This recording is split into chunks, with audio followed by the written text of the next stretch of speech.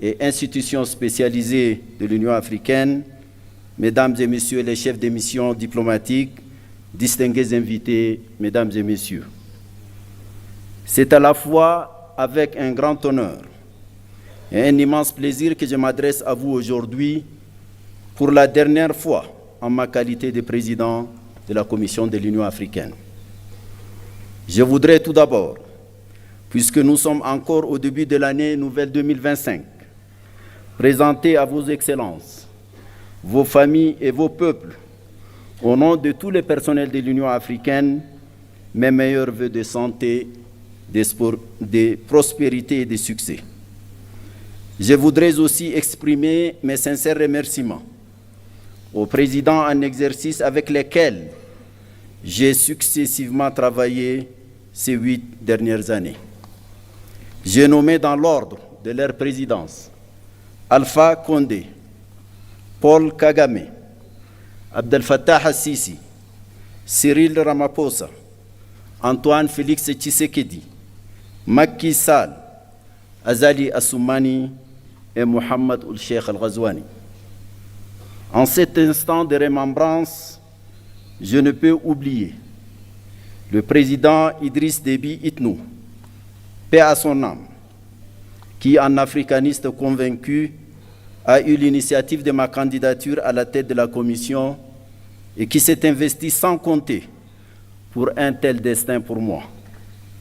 Sa mort tragique a été ma plus atroce douleur de ce double mandat.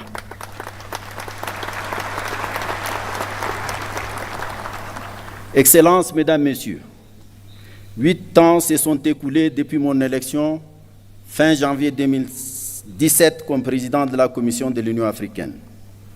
En ces moments chargés d'historicité, de signification et de symboles, je voudrais m'acquitter du devoir moral de vous présenter les grandes lignes du bilan de ce double mandat. Grâce à ces parcours, je me suis profondément imprégné à la fois de ce qui fait la grandeur et le rayonnement de notre continent, de notre organisation continentale, ainsi que des pesanteurs et limites diverses ayant entraîné le rythme de nos cadences. J'ai sillonné ce beau et fantastique continent. J'éprouve une profonde fierté d'avoir visité au moins une fois tous les 55 membres de notre Union. L'opportunité que m'offre ce moment est historique et unique.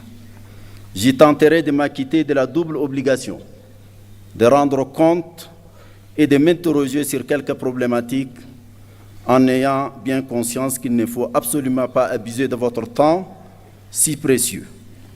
Un rapport consolidé de notre bilan et un rapport annuel vous ont été distribués conformément à notre réglementation. Monsieur le Président, Excellences, Mesdames et Messieurs, les rapides et intenses bouleversements géopolitiques qui ont caractérisé le contexte international durant mes 2 mandats ont eu des manifestations à la fois violentes et déstabilisatrices.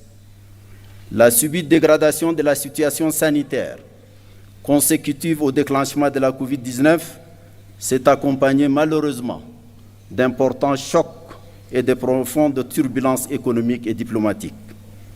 Pour l'Afrique, cela s'est traduit par une aggravation du poids de la dette, de la baisse des flux d'investissement publics et privés, de la violence et de la prégnance de certains conflits africains, de l'affaissement du panafricanisme et des chaînes de solidarité africaines, des manifestations d'obsolescence des institutions africaines, des appétits extérieurs en Afrique, des déficiences patentes en matière de gouvernance et de leadership en Afrique et même dans le monde, de la crise du multilatéralisme post-Seconde Guerre mondiale, etc., etc.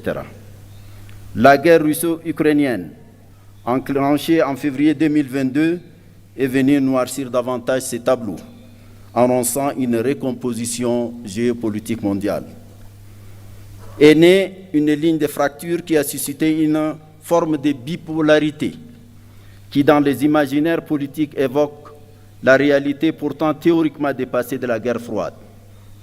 Des incertitudes profondes sur la soutenabilité de la paix et de la coopération internationale ont empoisonné les esprits, assombri les consciences et ont renforcé le pessimisme, les égoïsmes et le pragmatisme mercantile. Les conséquences de cette guerre ont profondément affecté l'Afrique, qui importait l'essentiel de sa consommation céréalière et ses intrants agricoles de ces deux pays, la Russie et l'Ukraine. Le spectre de l'insécurité alimentaire et sanitaire a plané sur bien de nos pays, dont un bon nombre continue de souffrir de leur fragilité structurelle. أصحاب الفخامة والمعالي السادة سيداتي وسادتي، وفي الشرق الأوسط فإن الشعب الفلسطيني الشقيق عانى ويعاني أبشع أنواع الظلم في التاريخ البشري. إن الحرب الفظيعة والجائرة التي دمرت كل شيء في فلسطين وخاصة في غزة، واستمرار حرمان هذا الشعب من حقوقه الأساسية في الاستقلال والسلام والوجود والحياة بكل بساطة، لا تشكل عاراً جسيماً لكل الإنسانية.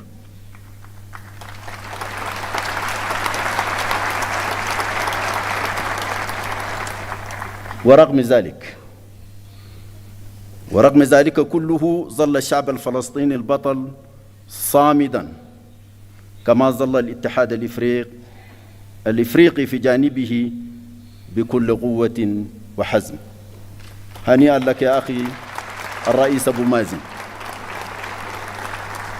Ces paysages d'apocalypse qu'offre aujourd'hui la Palestine, la bande et la population de Gaza en particulier, après plus d'une année de guerre destructrice de toute forme de vie et de biens, continue de se dérouler dans le silence presque total des puissances du monde, si ce n'est l'appel par certains à la déportation systématique des Palestiniens hors de leur terre. C'est le comble. C'est vraiment le comble. Ce drame inouï pèse aujourd'hui, malgré le cessez-le-feu et la libération des otages et prisonniers, facilités par le Qatar, l'Égypte et les États-Unis, sur la conscience universelle et questionne profondément sur notre humanité. Les taux de la mondialisation avancée, étouffante, déshumanisée, ne laisse point l'Afrique en dehors de l'élite hégémonique qui se déroule loin de sa terre. Bien au contraire, le continent en subit les débordements et fragmentations que traduisent les conflits par procuration, des soutiens des puissances extérieures à peine voilées aux parties belligérantes sur le continent, des expansions du terrorisme et de l'extrémisme violent, des poursuites de la guerre ravageuse au Soudan, à l'est de la République démocratique du Congo, des divisions de la Libye dont je salue l'adoption hier ici même de la charte de réconciliation. Félicitations à vous, Monsieur le Président Danou Sassou Nguesso.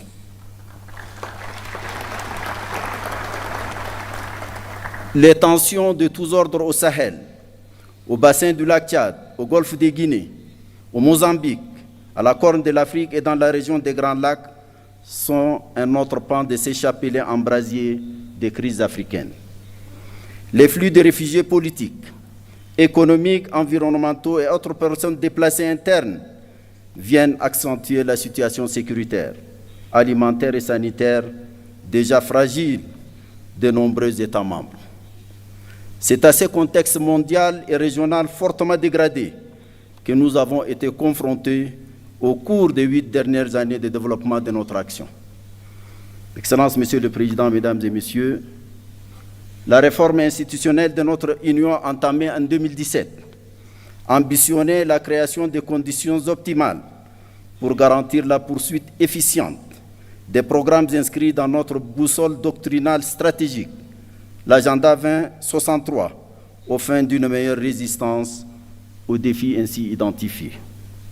À ce titre, la reconfiguration du leadership de la Commission, un processus d'évaluation des performances du personnel, des rapports de collaboration plus étroits entre l'Union africaine et les communautés économiques régionales et mécanismes régionaux acté par un nouveau protocole, l'institutionnalisation d'un sommet de coordination dédié à l'intégration, la mise en place des groupes techniques R10 et F15 chargés de veiller à la qualité des ressources humaines recrutées et au respect des règles d'or de la gestion budgétaire, financière et comptable de l'Union ont été les points saillants de cette réforme.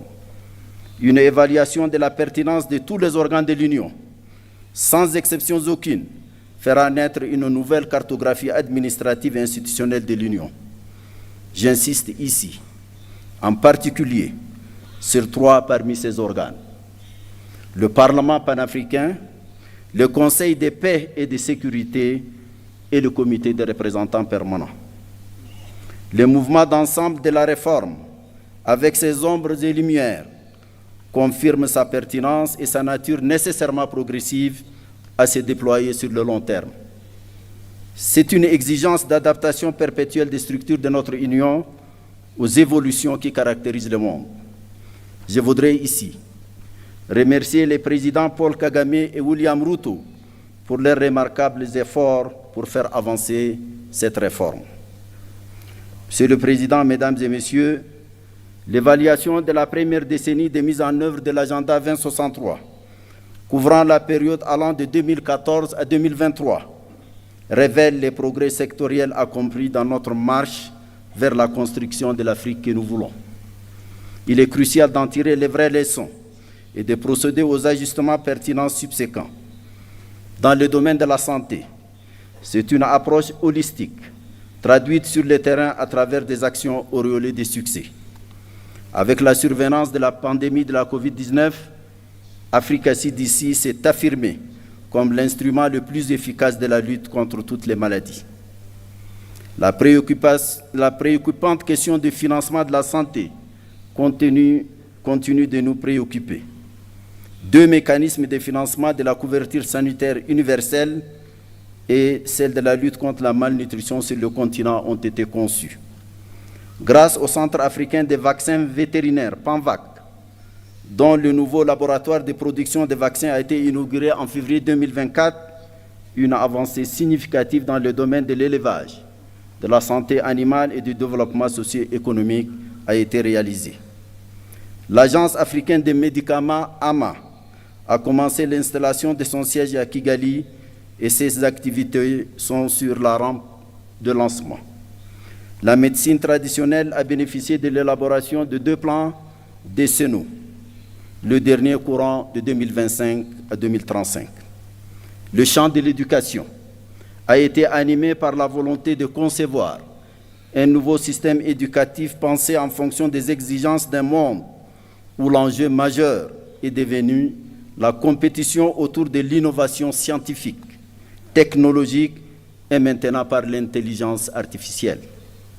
C'est en cohérence avec cette âme que des stratégies diverses et complémentaires ont été développées, notamment lors de la conférence de Nouakchott de l'année 2024, initiée par la présidence en exercice la Mauritanie, en collaboration avec la Commission de l'Union africaine et d'autres partenaires, dont l'UNICEF et l'UNESCO en particulier.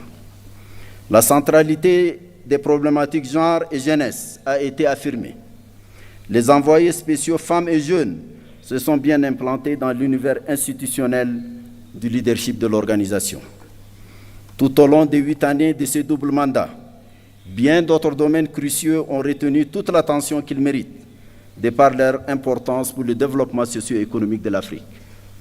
Qu'il s'agisse de notre vision sur les questions minières, du programme détaillé de l'agriculture et de l'économie bleue, du développement des infrastructures et de l'énergie, du changement climatique avec l'adaptation et la résilience climatique du continent, de l'intégration régionale à travers la mise en œuvre de la zone de libre-échange continentale africaine, de l'opérationnalisation effective du Fonds de la paix qui a dépassé l'objectif de 400 millions de dollars, du traitement des crises humanitaires dont l'Afrique est l'épicentre avec la mise en place de l'Agence africaine humanitaire, du renforcement de la visibilité de l'Union africaine à travers notre partenariat avec les Nations unies.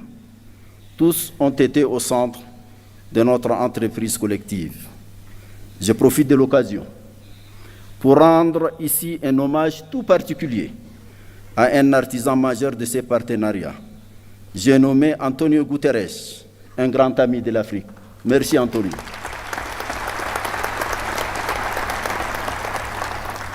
L'accession de l'Union africaine au G20 et les BRICS, dont plusieurs États africains sont membres, est venue couronner cette visibilité.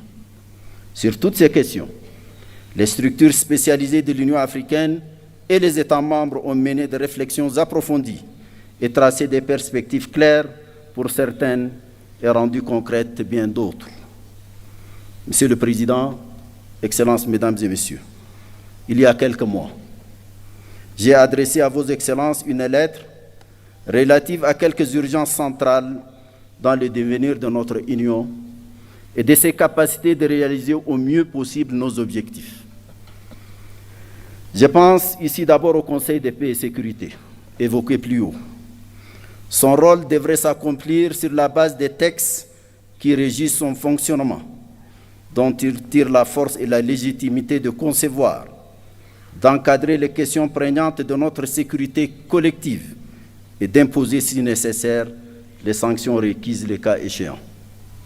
Il est fort regrettable que ces décisions soient parfois contraires à nos principes et lorsqu'elles ne le sont pas, restent souvent lettre morte.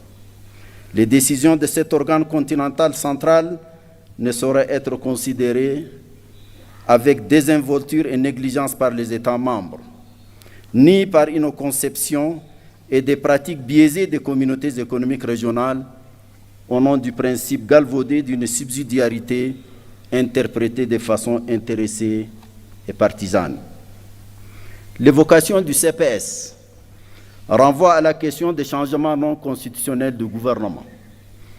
À cet égard, j'ai mentionné dans la dite lettre que nous n'avons plus désormais que deux options.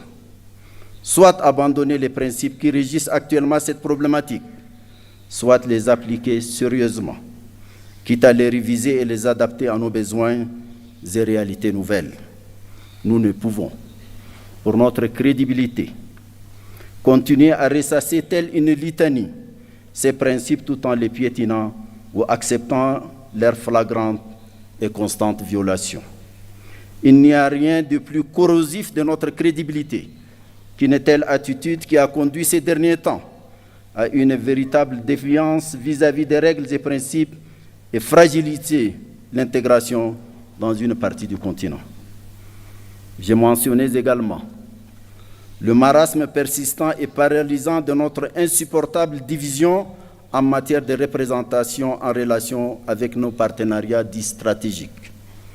J'appelais ici encore à choisir l'une des deux options qui s'y présentent pour nous et dont j'ai présenté clairement les termes dans ma lettre.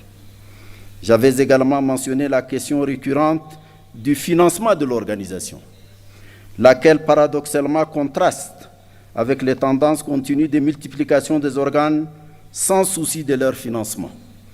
Une organisation indépendante et gardienne de notre liberté et de notre souveraineté ne saurait se construire par le financement d'autrui. J'avais également soulevé la réduction privative d'initiative du président de la Commission de l'Union africaine et appelé à son harmonisation avec les obligations légales et coutumières qui s'imposent désormais à lui.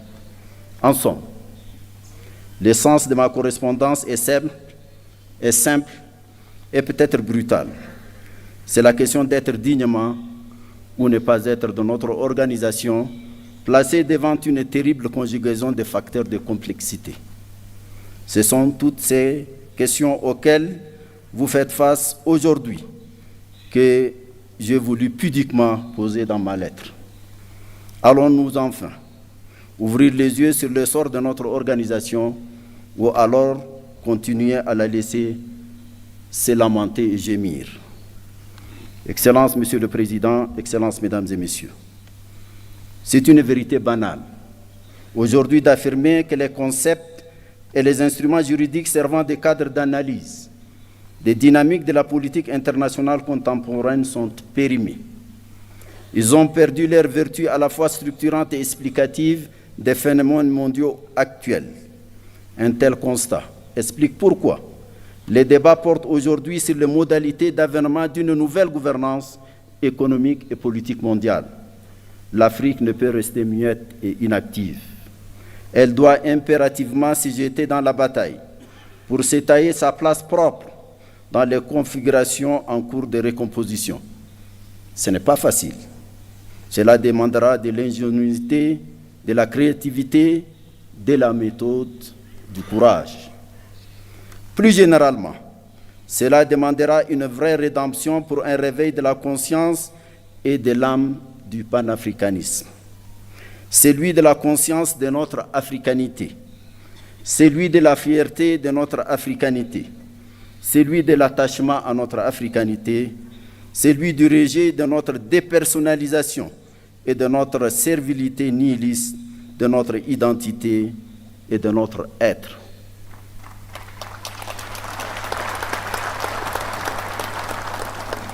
C'est à quoi nous appelle la jeunesse africaine. Celle-ci, majoritaire dans tous nos États, est de plus en plus exigeante. Sa voix résonne de plus en plus fort grâce aux nouvelles formes de communication qui amplifient toutes les expressions.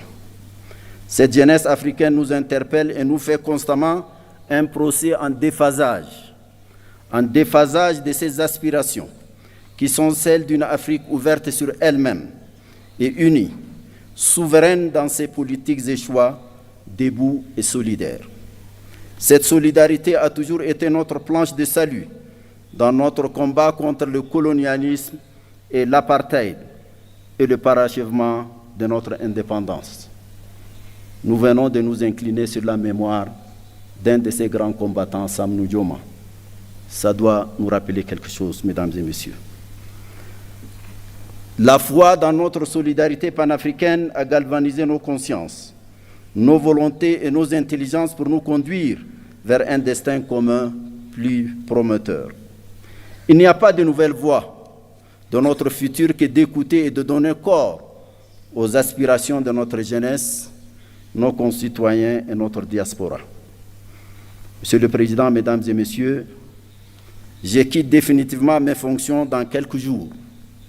J'avoue que je me sens envahi par un doux sentiment de liberté qui m'autorise ces quelques mots venant du cœur.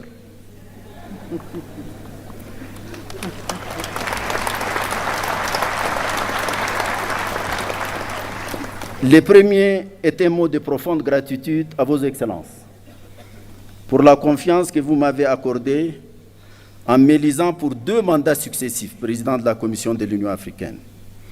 Soyez assurés que j'ai mesuré, et je mesure toujours, toutes les dimensions de cette confiance et du lourd poids de la gratitude et la reconnaissance subséquente. Le deuxième mot porte sur l'autre et moi. Dans cet autre, je pense d'abord à nos partenaires, surtout ceux qui nous ont offert une amitié sincère et une coopération mutuellement avantageuse. Je voudrais les remercier tous et leur exprimer notre gratitude. Je pense ensuite à vous ici présents, ainsi qu'à ceux qui nous ont quittés pour différentes raisons.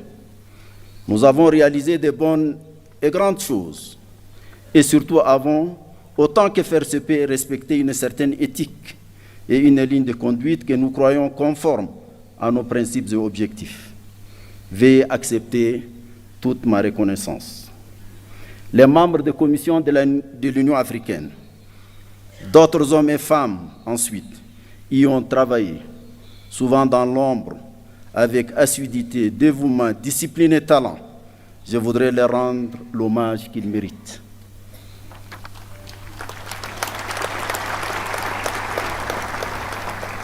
Le troisième mot est relatif à mes propres limites.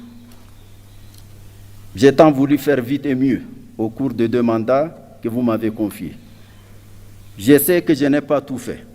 Peut-être ai-je sous-estimé la lourdeur de la tâche et le poids des pesanteurs. Je sais que j'ai peut-être commis des erreurs. Je ne devrais peut-être pas dire peut-être. J'ai certainement commis des erreurs. Peut-être ai-je ici ou là faibli ou m'étais trompé et manqué des occasions de faire mieux. Je voudrais m'en excuser et demander pardon. si mes manquements ont causé un quelconque tort individuel ou collectif.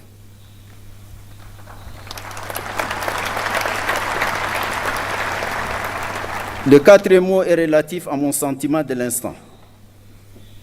Je suis heureux de reprendre ma liberté. Mais je sais que j'aurai aussi la nostalgie des lieux, des femmes et des hommes que j'y ai connus, du peuple éthiopien à la civilisation millénaire. À vous, mon cher Dr Abiy Ahmed, Betam Amesegnalem.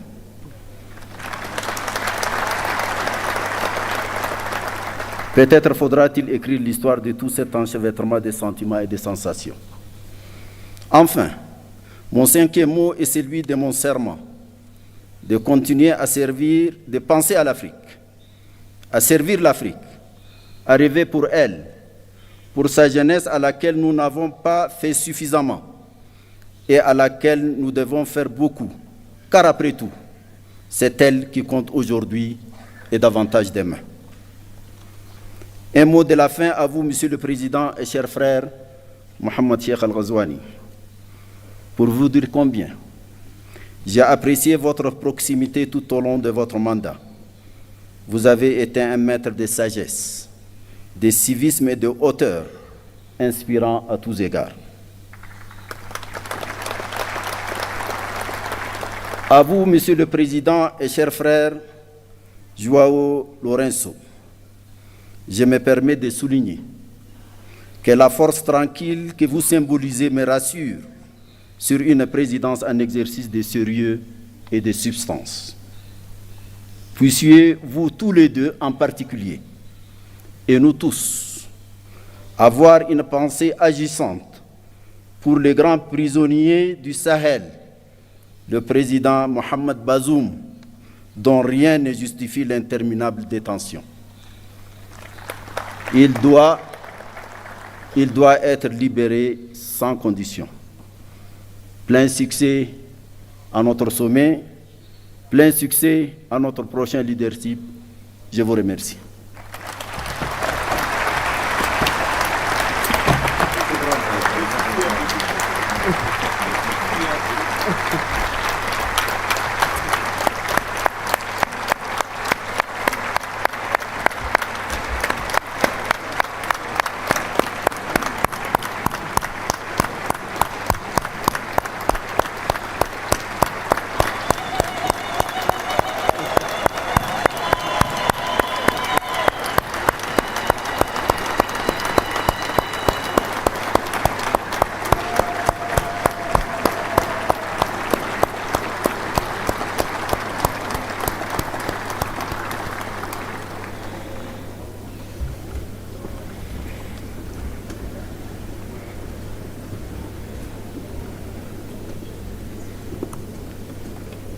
Thank you, Your Excellency. Thank you for your statement.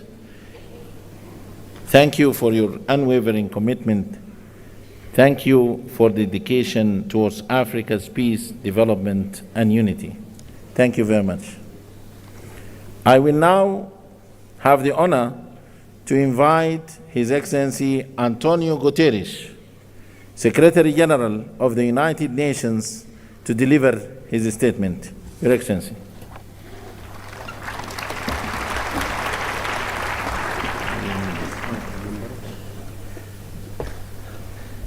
Monsieur le Président de l'Union africaine, Excellences, Excellencies, ladies and gentlemen, all protocol observed.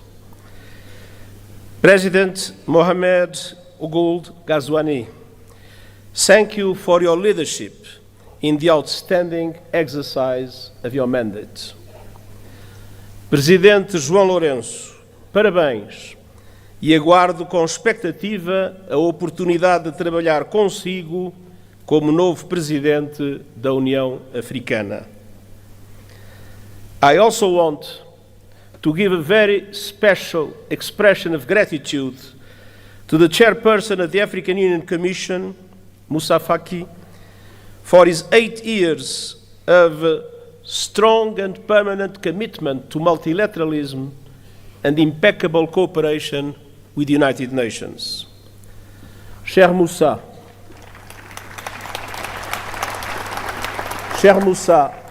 travailler avec toi est un privilège, un plaisir et un honneur.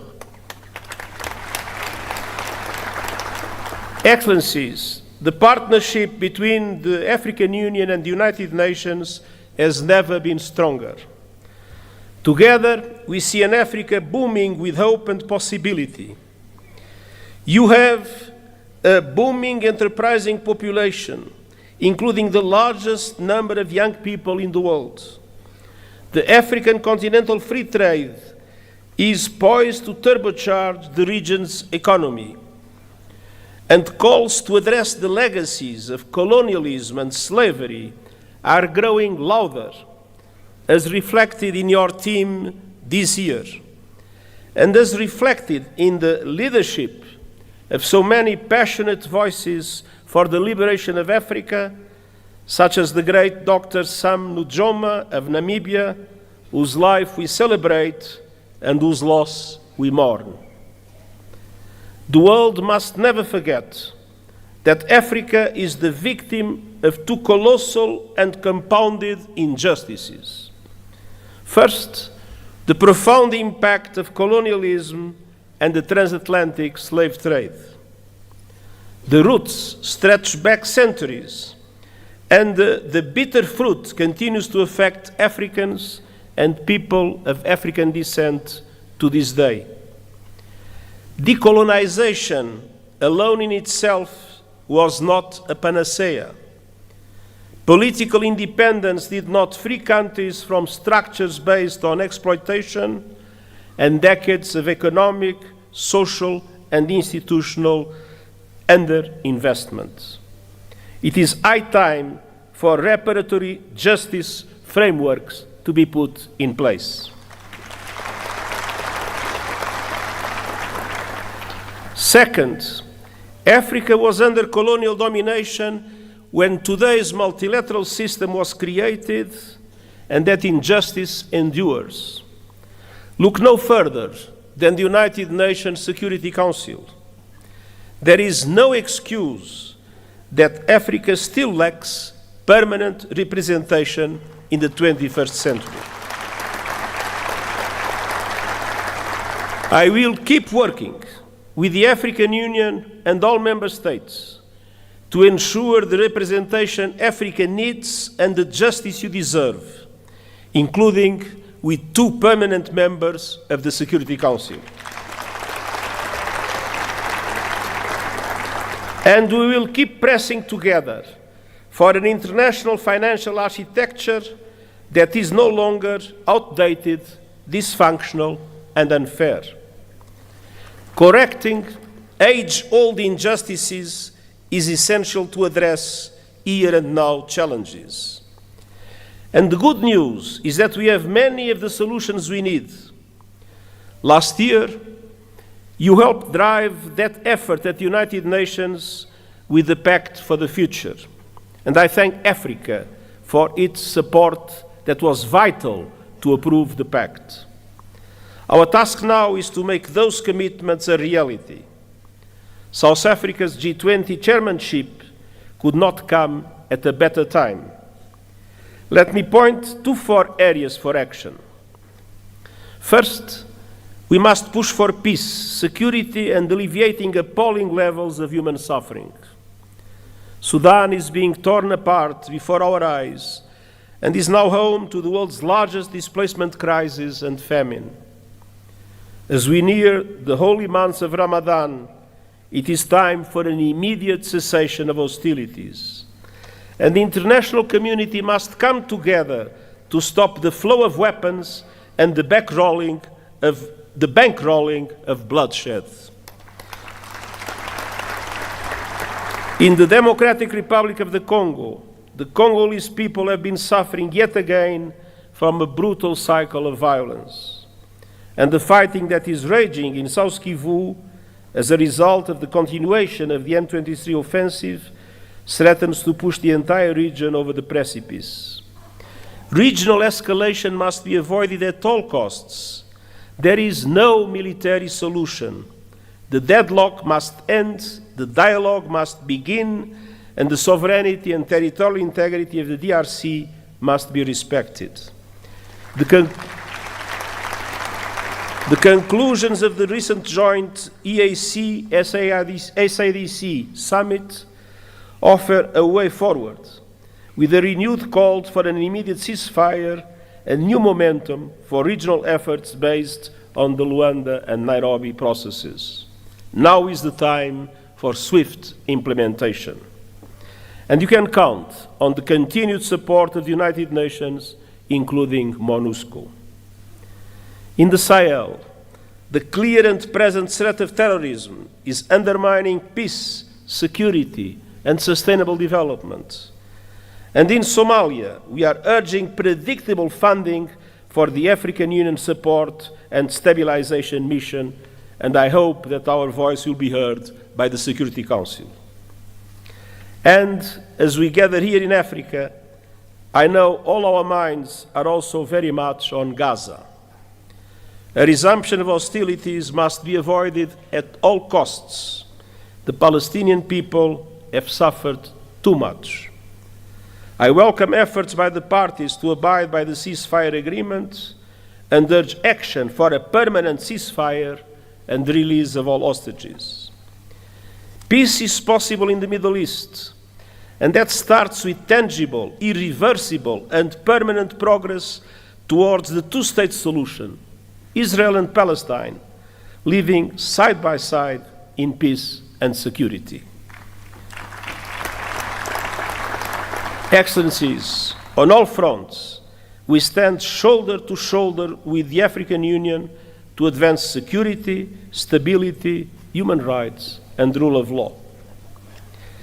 Excellencies, second, we must keep working together to deliver the AU 2063 agenda and the 2030 agenda for sustainable development and drive action on finance. African countries pay up to 8 times more to borrow than developed countries, and 20 are in or at risk of debt distress. The Pact for the Future supports an international financial architecture reform to reflect today's economy, ensuring fair representation and urging effective action on debt relief. And I will stand with Africa as a matter of justice and to right the historic wrongs. Excellencies, third, the climate crisis. Climate disasters are tearing across Africa, destroying lives, upending livelihoods, devastating economies, and inflaming conflict. At the same time, the renewables revolution is unstoppable, and Africa is poised to become a global clean energy powerhouse. Yet, today, Africa receives just 2% of global renewables investment. Realizing Africa's potential requires access to affordable finance, including by implementing the COP29 finance decision fully and on time, and supporting development of a roadmap to realize $1.3 trillion a year. Excellencies, Africa has contributed little to the climate crisis, yet is paying the price with record droughts, floods, and heat. Climate justice requires a massive investment in adaptation, with the international community bearing an enormous responsibility.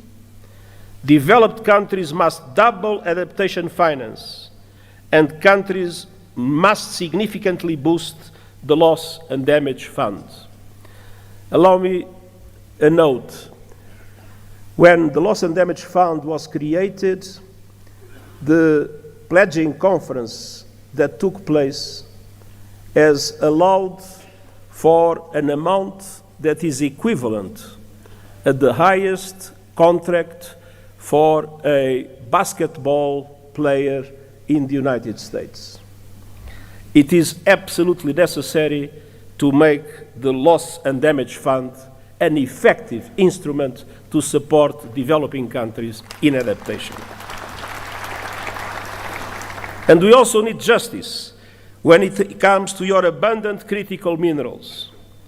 Too often, your countries are plundered, bound to the bottom of value chains as others grow rich on your resources. The work of the United Nations Panel on Critical Energy Transition Minerals is designed to help embed justice, sustainability, and human rights across the value chain. Africa's minerals must benefit Africa's people. Excellences, enfin, nous devons agir dans le domaine des nouvelles technologies, notamment l'intelligence artificielle. Près de 2/3 de la population africaine sont privés d'un accès fiable à l'Internet. Nous avons une responsabilité historique, faire en sorte que l'intelligence artificielle profite à l'humanité tout entière et pas seulement à quelques privilégiés, États et compagnie. Le pacte numérique mondial partage les ambitions du pacte numérique africain. Connectivité universelle, renforcement des capacités et une gouvernance responsable de l'intelligence artificielle. Je présenterai bientôt un rapport sur les modèles innovants de financement volontaire et les initiatives de renforcement des capacités afin d'aider les pays du Sud global à exploiter l'intelligence artificielle pour le bien commun. Ensemble, assurons-nous que les promesses seront tenues. Excellences, l'Union africaine et l'ONU sont unis et déterminés à rendre justice à votre continent sans laisser personne de côté. Nous disposons de bases solides pour aller de l'avant. Alors, ensemble, concrétisons ces engagements. Et permettez-moi de dire une dernière phrase dans ma langue maternelle. Digamos com uma só voz, viva África!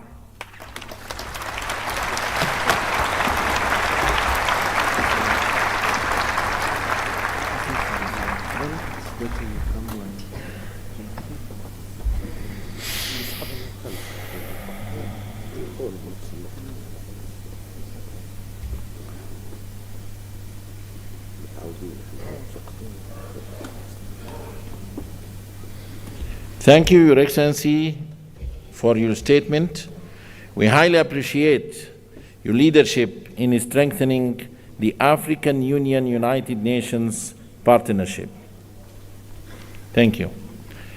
السيدات والسادة أصحاب الفخامة والمعالي، يسعدني ويشرفني أن أرحب اليوم بفخامة السيد الرئيس محمود عباس أبو مازن رئيس دولة فلسطين، فلتتفضلوا مشكورين بإلقاء كلمتكم.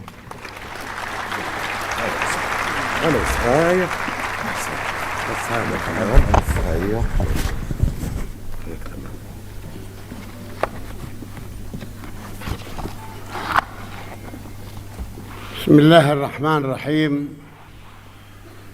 فخامة الرئيس محمد ولد الغزواني رئيس جمهورية موريتانيا، رئيس القمة الإفريقية،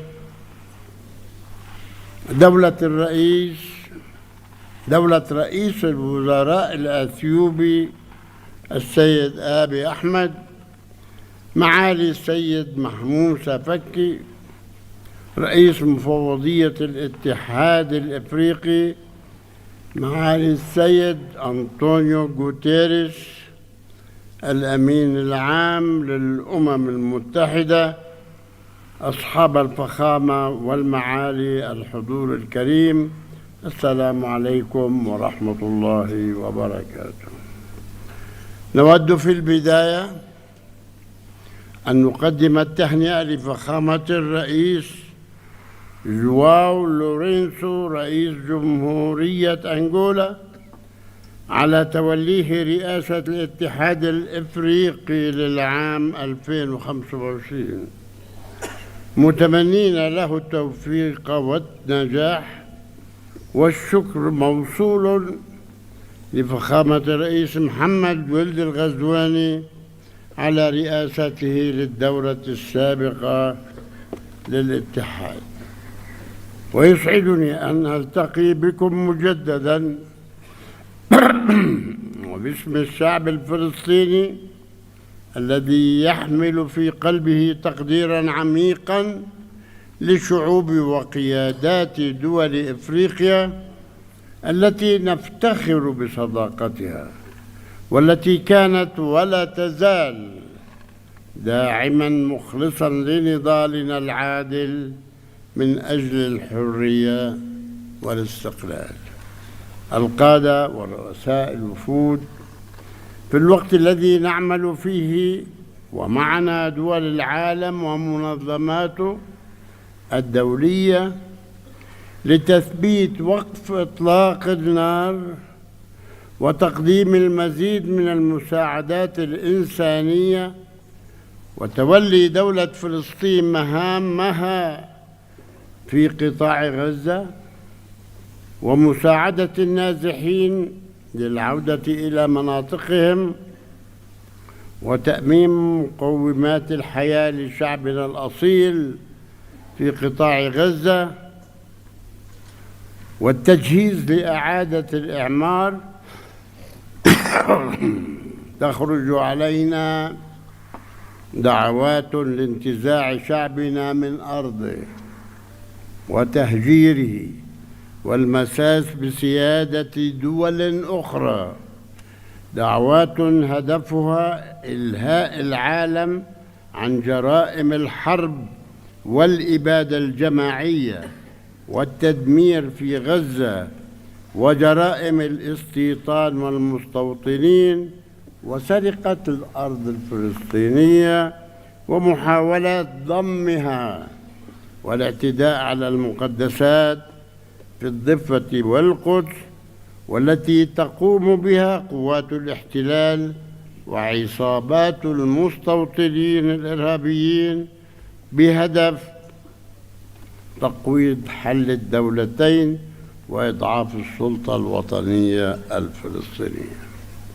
اليوم يعيش في قطاع غزة 2,300,000 فلسطيني، منهم 1,500,000 نصف المليون لاجئ، 1,500,000 لجأوا الذين طردوا من أرضهم في عام 48 وتعرضوا خلالها إلى أكثر من 50 مجزرة على أيدي العصابات الصهيونية الإرهابية. والمكان الوحيد إذا أراد الأمريكان حلاً، المكان الوحيد الذي يجب عودتهم إليه هو مدنهم وقراهم التي هجروا منها إبان النكبة تنفيذاً للقرار الأممي 194 الذي يدعو إلى عودة اللاجئين الفلسطينيين إلى مدنهم وقراهم التي هجروا منها وتعويضهم عن كامل الأضرار التي ألحقت بهم. إننا نؤكد على رفضنا الكامل والمطلق لأي دعوات تهدف لتهجير شعبنا الفلسطيني من وطنه، والتي من شأنها إبقاء المنطقة في دائرة العنف بدلاً من الذهاب لصنع السلام. وسيكون واهماً من يعتقد أنه بإمكانه فرض صفقة قرن جديدة التي أطلقت قبل سنوات أو تهجير شعبنا والاستيلاء على أي شبر من أرضنا. ونقدر في هذا الصدد مواقف كل الدول التي رفضت دعوات تهجير شعبنا من وطنه ووقفت إلى جانب حقه في أرضه، مثمنين عاليا موقف الاتحاد الإفريقي ودوله الأعضاء في هذا الشأن. إن هذه الممارسات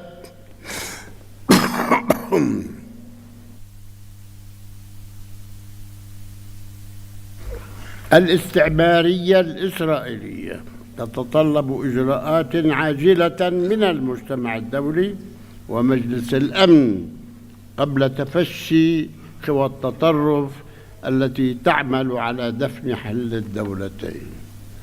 القادة ورؤساء الوفود، إن قضيتنا الفلسطينية هي قضية عدل لشعب يسعى للحرية والاستقلال، وإن التزامنا بالشرعية الدولية والاتفاقات الموقعة بما فيها تنفيذ الرؤية المبنية على حل الدولتين يقضي بإنهاء الاحتلال الإسرائيلي الذي يسيطر بالقوة العسكرية على أرض دولة فلسطين بعاصمتها القدس الشرقية على خطوط العام 67. هذا ما قررته الشرعية الدولية وقرار مجلس الأمن 242 و 338 وتنفيذ مبادرة السلام العربية لتعيش جميع شعوب المنطقة في أمن وسلام وحسن جوار، وهو الأمر الذي يأتي تنفيذاً للرؤية الاحتلال وضرورة إنهائه، وحدد الوقت في خلال 12 شهراً. المحكمة الدولية قررت 12 شهر يجب عليه أن ينتهي وفق قرار الجمعية العامة للأمم المتحدة وعقد مؤتمر الأطراف السامية المتعاقدة على اتفاقية جنيف الشهر المقبل. وندعو بهذه المناسبة دول الاتحاد الأفريقي للمشاركة في هذا المؤتمر الهام.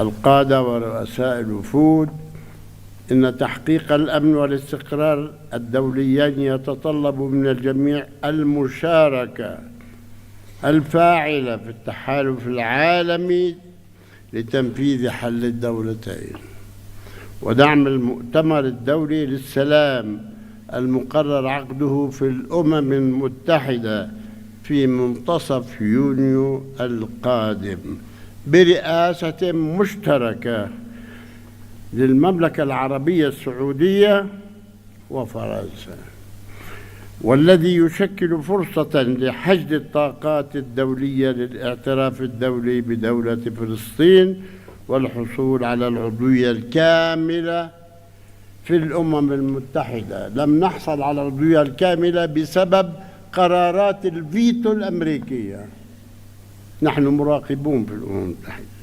وتنفيذ حل الدولتين المبني على الشرعية الدولية. إن انعقاد القمة الإفريقية تحت عنوان العدالة للأفارقة والأشخاص من أجل الإفريقي من خلال التعويضات يعكس التزامكم الأصيل بالعدالة كقيمة إنسانية عالمية، وهو التزام نرى صداه في دعمكم الدائم للشعب الفلسطيني الذي لا زال يرزح تحت الاستعمار الوحيد المتبقي من مخلفات الاستعمار البغيض. نحن وحدنا في كل العالم، وحدنا لازلنا تحت عاشته شعوبكم. أنتم وقعتم والحمد لله تحررتم وتحررتم منه. ختاما نجدد شكرنا للاتحاد الافريقي ودوله الاعضاء على دعمهم الثابت لنضال الشعب الفلسطيني لنيل حريته واستقلاله، متمنين النجاح والتوفيق لاعمال قمتكم ومستقبلا مشرقا للقاره الافريقيه وشعوبها الحره. والسلام عليكم ورحمة الله وبركاته.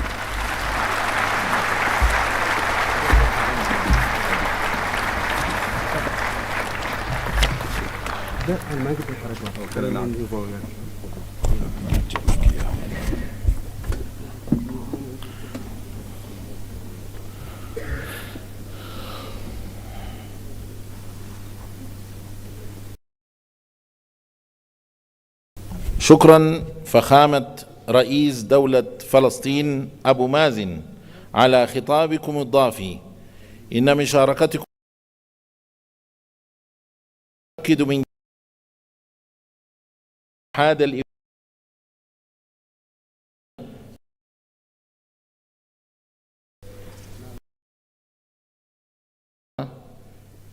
to invite His Excellency Mohammed Wil Sheikh Al-Ghazwani, President of the Islamic Republic of Mauritania and Chairperson of the African Union, to deliver his opening remarks.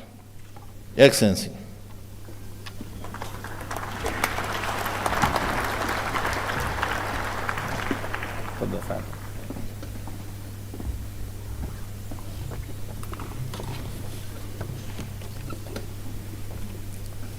بسم الله الرحمن الرحيم، والصلاة والسلام على سيدنا محمد. أصحاب الفخامة والمعالي رؤساء الدول والحكومات، صاحب الفخامة السيد أبي أحمد رئيس الوزراء لجمهورية إثيوبيا الاتحادية الديمقراطية، معالي السيد موسى فقي محمد معالي رئيس مفوضية الاتحاد الإفريقي، معالي السيد أنطونيو غوتيريش الأمين العام للأمم المتحدة، فخامة الرئيس محمود معالي السيدة ميا موتلي رئيسة الوزراء لجمهورية بربادوس، السادة والسيدات رؤساء الوفود، السادة والسيدات الوزراء، السادة والسيدات السفراء، السادة والسيدات ضيوفنا الكرام، أود بداية أن أتوجه بجزيل الشكر للحكومة والشعب الإثيوبيين على ما اتخذوه من إجراءات لتسهيل التنظيم لمحكم لقمتنا هذه، وعلى ما أحطنا به ونحاط به دائما من عناية فائقة وكرم ضيافة أصيل في هذه المدينة العريقة، موطن ميلاد المؤسسية الأسمى عن طموح وتطلعات إفريقيا موحدة آمنة مستقرة ومزدهرة. كما يطيب لي أن أجدد الشكر لإخوتي رؤساء الدول والحكومات الإفريقية على ما شرفوني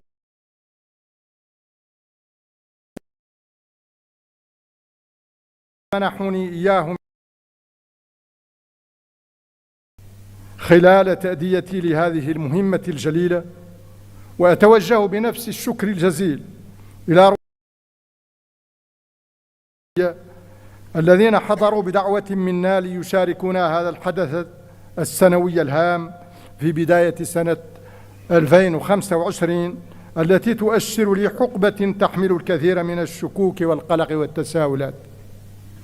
أصحاب الفخامة والمعالي، أيها السادة والسيدات، لقد صادف تشرفنا باستلام الرئاسة الدورية للاتحاد الإفريقي ظرفاً دولياً وقارياً بالغ الحساسية والصعوبة، لكنه في الوقت ذاته صادف اعتماد خطتنا العشرية الثانية في سياق تنفيذ أجندة 2063، والتي تمثل الإطار العام للخطط التنموية متوسطة المدى للدول الأعضاء والمجموعات الاقتصادية الإقليمية ومختلف أجهزة الاتحاد الإفريقي. وفي اعتماد هذه الخطة العشرية دلالة جلية على صلابة إرادتنا المشتركة في تحقيق تطلعات شعوبنا إلى قيام إفريقيا التي نريدها جميعا، مهما كثرت العوائق ومهما عظمت التحديات، وإنها بحق لعظيمة. وقد كنت أوان تسلم قيادة الاتحاد الإفريقي على أتم الوعي بحجم المهمة وحساسية الظرف. فعالمنا اليوم تتصاعد فيه الأزمات المتنوعة، وتتسع فيه فضاءات التنازع، وتتكاثر بؤار التوتر بشكل هز علاقات القيم والمبادئ التي تأسس عليها النظام الدولي منذ نهاية الحرب العالمية الثانية. فبعد فترة من الهدوء ومن انتعاش المنظمات الدولية ومن الإيمان بعالم أكثر سلاماً، تصدعت المرجعيات وتلاشت الآمال بعضها تلو البعض الآخر، وبدأت إعادة صياغة تدريجية للنظام الدولي بنحو لم تتضح بعد معالمه ولا مآلاته. ومنذ سنوات لم تتوقف مع الأسف إراقة الدماء، ووجد الكثير من الناس أنفسهم في وضع إنساني استعجالي. وعرف العالم مستوى من العنف والهمجية لم يشهد له نظيرا منذ الحرب العالمية الثانية، وفيما تعرضت وتتعرض له فلسطين المحتلة أوضح مصداق على ذلك. ويعقد هذا المشهد الدولي العام ويزيده قتامة ما فشى في قارتنا من حروب ونزاعات وعنف وتطرف وإرهاب. وإن لهذه الأزمات كلها القاري منها والدولي تأثيراً سلبياً عميقاً على الجهود الإنمائية لقارتنا الإفريقية، التي تتشابك فيها أصلاً تحديات جسيمة من قبيل الفقر والبطالة وضعف المنظومات الصحية والتعليمية وهشاشة البنية الاقتصادية عموماً، ناهيك عن الآثار المدمرة للتغيرات المناخية وتفشي الإرهاب والنزاعات المسلحة التي تنسف الأمن والاستقرار وتفكك الأنسجة الاجتماعية وتلحق بالغ الضرر بالظروف المعيشية للسكان. وقد التزمنا في خطاب اختتام الدورة 37 لمؤتمر رؤساء الدول وحكومات الاتحاد الإفريقي بالعمل بجد على رفع مختلف هذه التحديات. فعملنا طوال فترة ولايتنا في احترام تام لنظم الاتحاد ولتناسق تناغم مؤسساته، وكذلك في انسجام كلي مع المفوضية والجماعات الاقتصادية الإقليمية والآليات الإقليمية، على مواصلة وتعزيز جهود السلام وحل النزاعات بالطرق التفاوضية السليمة، بدعمنا مثلا الجهود القيمة التي يقوم بها صاحب الفخامة دينيس لجنة الاتحاد مستوى الاتصال المنتظم مع صاحبي الفخامة بول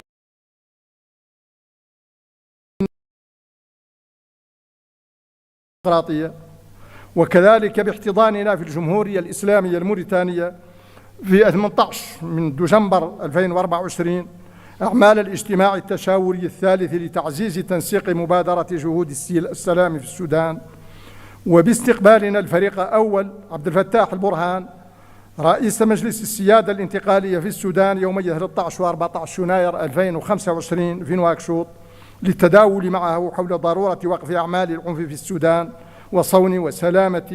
وصون سلامة شعبه وحوزته الترابية. وعلى الرغم من جهود الاتحاد والمجموعات الإقليمية وآحاد الدول الأعضاء، لا يزال قيام السلام الشامل والمستديم بقارتنا هدفاً ينتظر التحقق.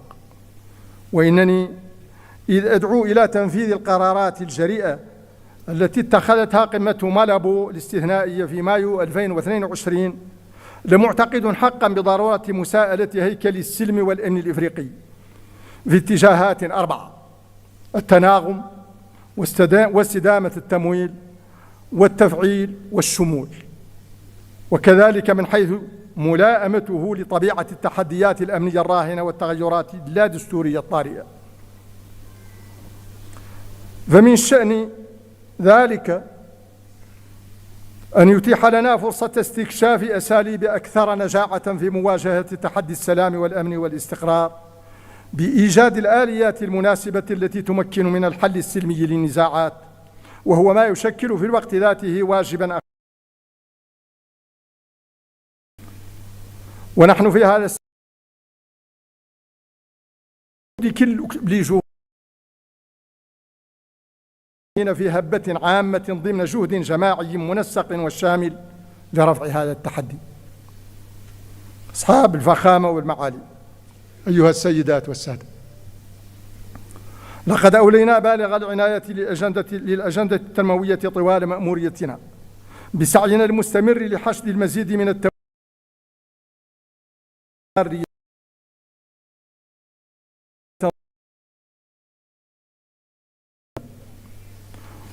فقد نظمنا مع صاحب الفخامة السيد ويليام صامويل روتو في إبريل 2024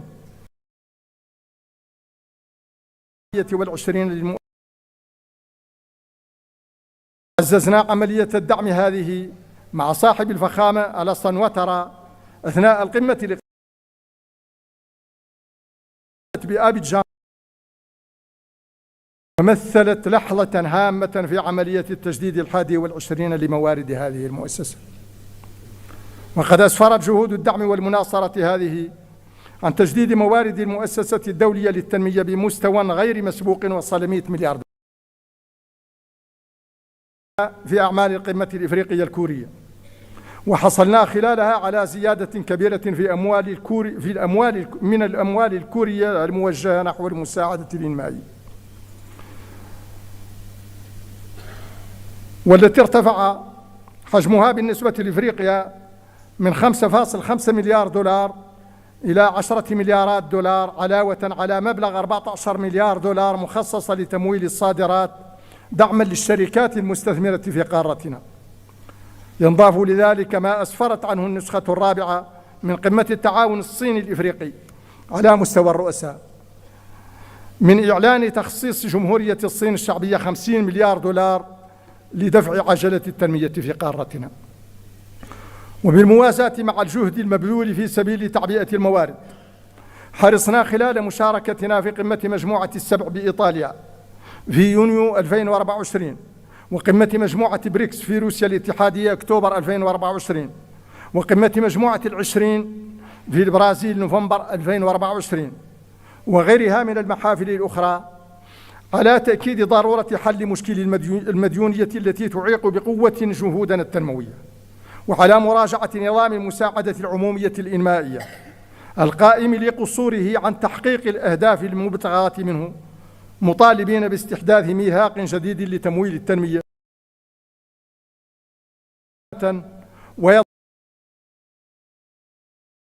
ومنصفا لتمويلات تناسب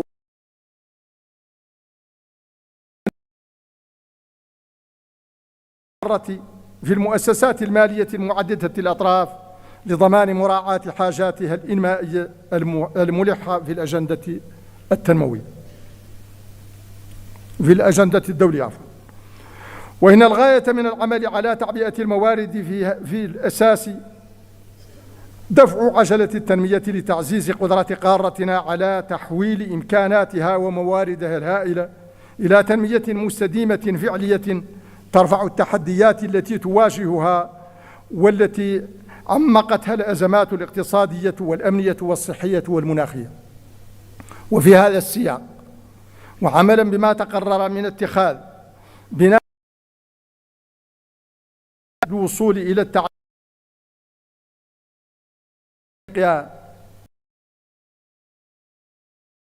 رسم السنة المنصرمة بريطانيا، وبالتعاون مع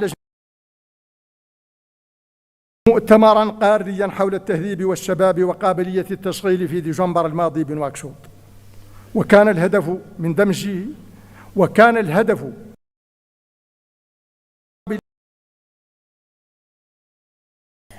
التركيز كان القارة فئة الشباب المعرضة لمخاطر البطالة وللهجرة غير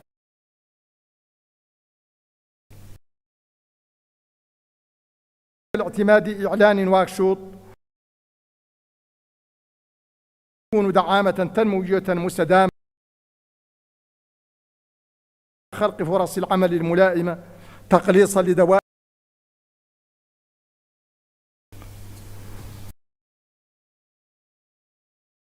إلى نظام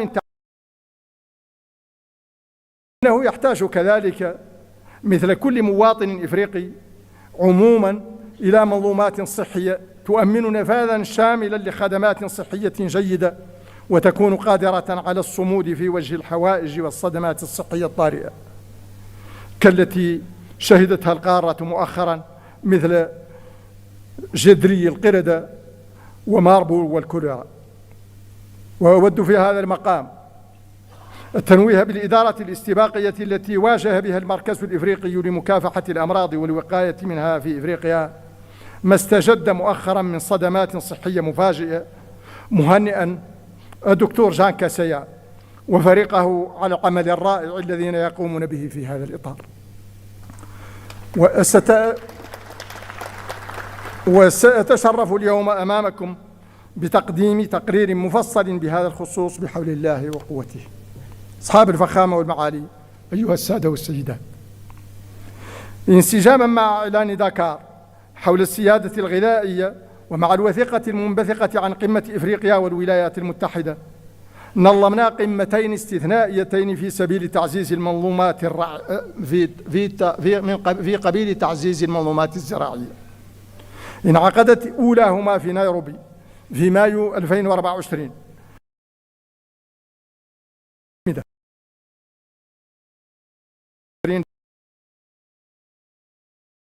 زراعية، واعتمدت خلالها استراتيجية وخطة عمل التنمية الزراعية الشاملة في إفريقيا للفترة 2026-2035. وإنني لأوصي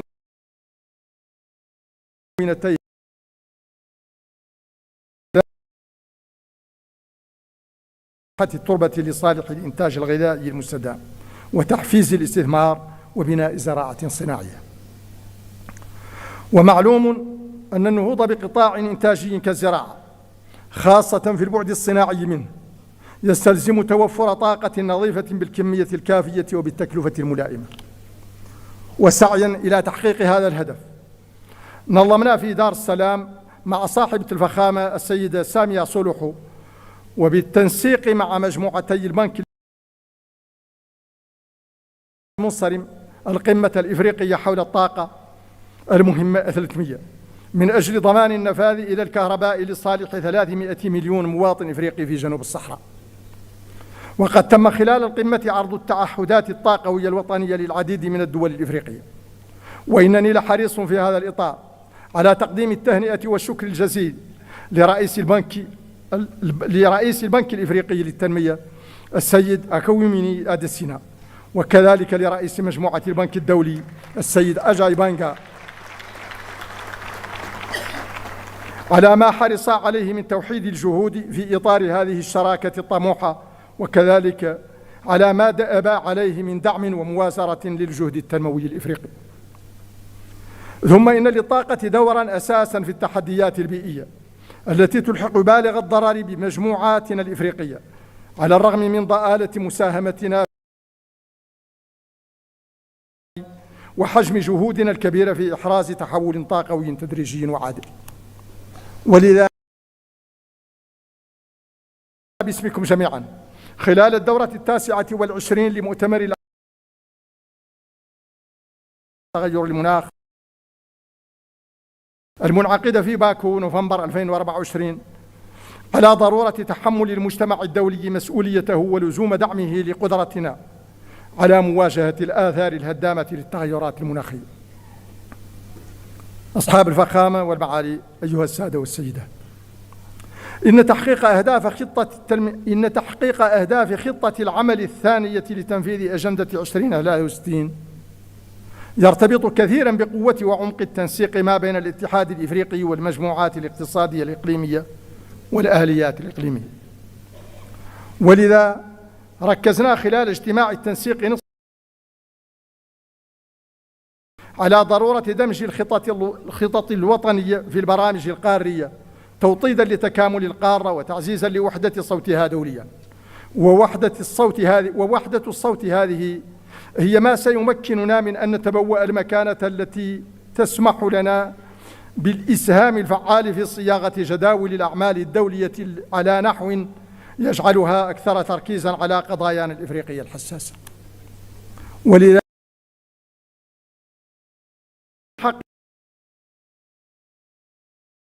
وفي المؤسسات المالية المتعددة الأطراف، وعن ضرورة إعادة الصياغة قواعد الحكامة الدولية وتعزيز التعاون المتعدد الأطراف. وقد لاقت جهود المناصرة هذه أصداء إيجابية والتزامات صريحة بالعمل بمقتضاها في مختلف القمم والمؤتمرات، غير أن النجاعة بل وفي العمل الإفريقي المشترك لإصلاح الهيئة. وأنتم تعلمون إصلاح الهيكلي في من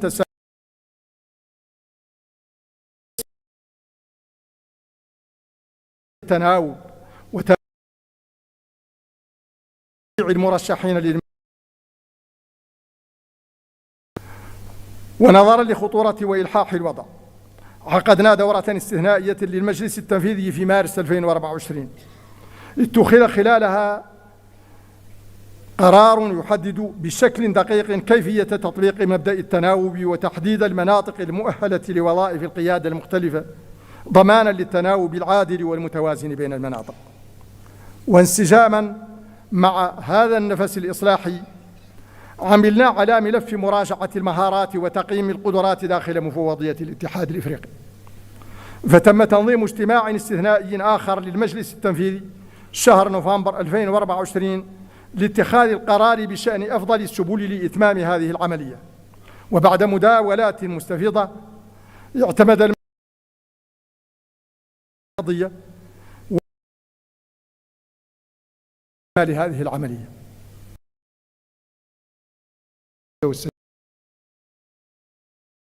في خطاب التسلم أن تجاوز العوائق ورفع التحديات لا يكون إلا بالاتحاد وصهر الجهود الذين تستوجبه تراكنا لوحدة المصير ويقضي به حجم الرهان ويستلزمه سمو الغاية التي نسعى إليها جميعا. الأمر الرئاسة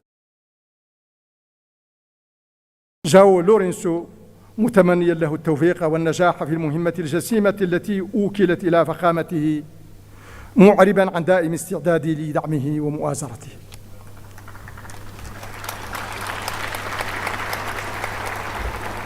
ولا يفوتني هنا أن محمد رئيس مفوضية الاتحاد الإفريقي مشيدا بخصاله القيادية وشاكرا له دعمه الدائم ومساندته القيمة طيلة هذه المأمورية، ومتوجها مفوضية ومختلف أجهزة الاتحاد. أنا معتز وفخور لما أتيح لي خلال هذه المأمورية من خدمة قارتنا الإفريقية للمنابر.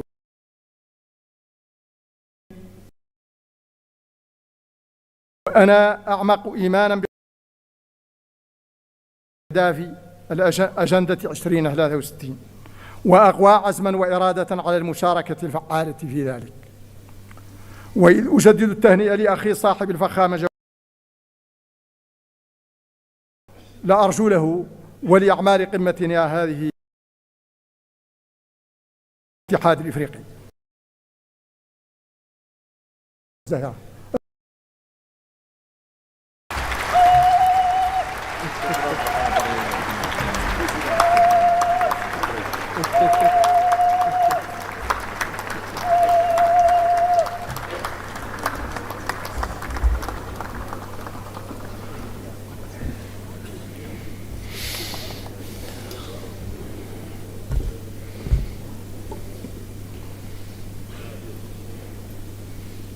شكرا فخامة الرئيس على كلمتكم. Excellencies, ladies and gentlemen, now allow me to invite Yusuf Mundoha Asumani to Ethiopia and Union, Dean of the African Ambassadors in Ethiopia, to introduce the new Bureau of the African Union Assembly for this session.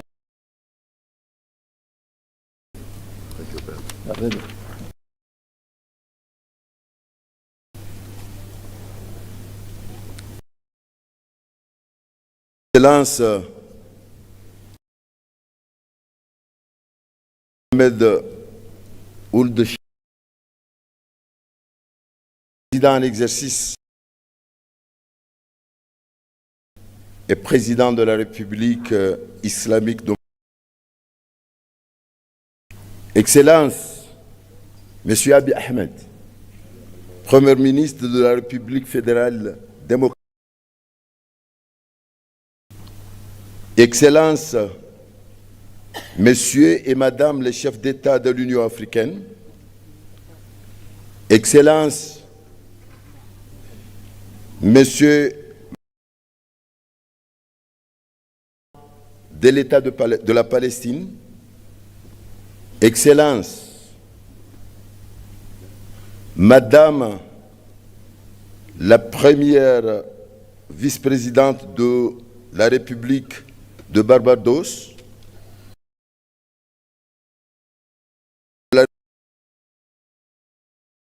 Excellence,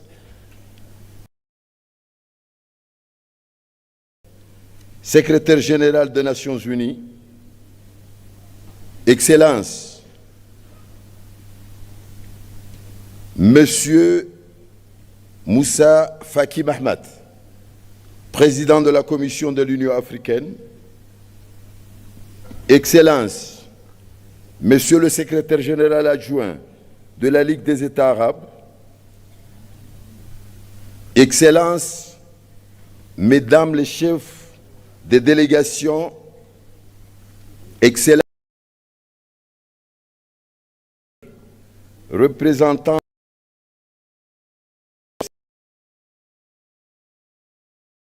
Excellences,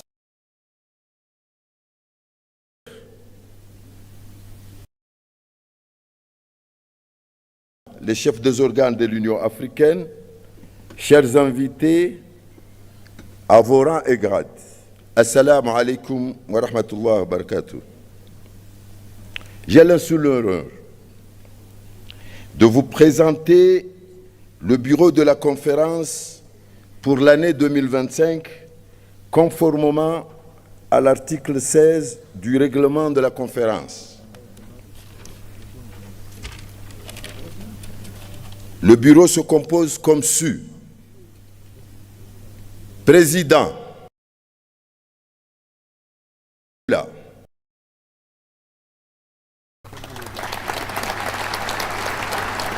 Premier vice-président,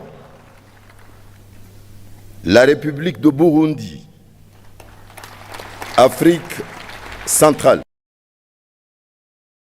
Deuxième vice-président, Afrique de l'Ouest. Troisième vice-président,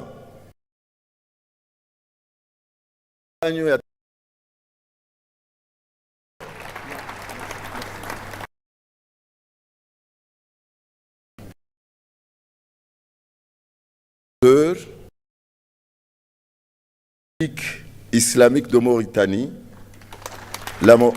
l'Afrique du Nord.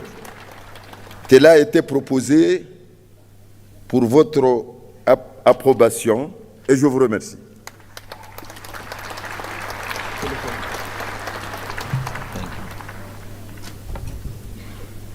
Thank you, Your Excellency, and congratulations for the new elected Bureau. I have the honor now to invite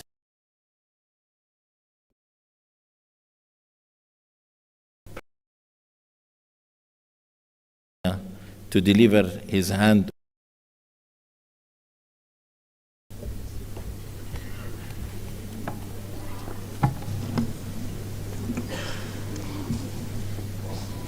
Je voudrais remercier mes chers collègues chefs d'État et de gouvernement, membres de la conférence,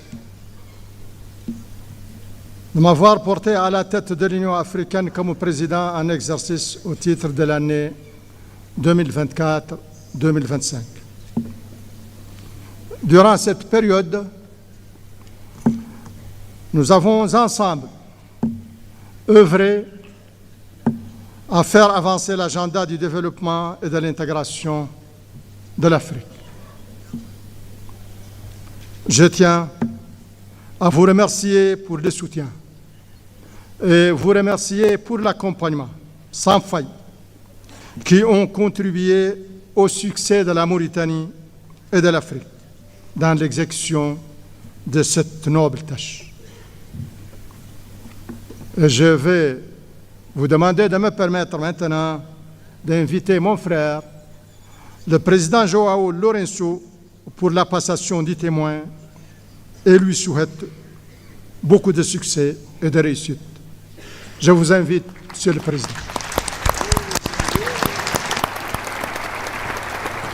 Thank you, Your Excellency. And now I have the honor to welcome His Excellency João Manuel Lourenço, President of the Republic of Angola, the new chairperson of the African Union, for the handover ceremony in the High Table. You are welcome, Your Excellency.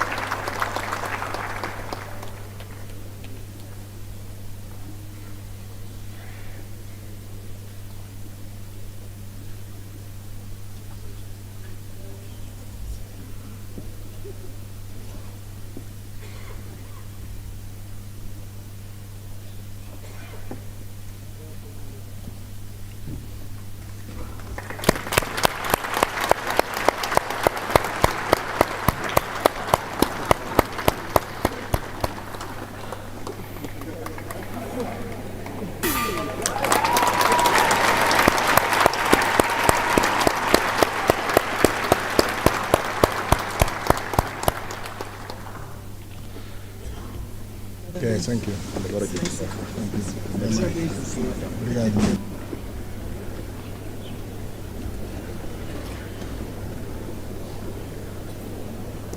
Congratulations, Your Excellency. Allow me now to call His Excellency João Manuel Lourenço, President of the Republic of Angola, Chairperson of the African Union, to deliver his acceptance speech. Your Excellency.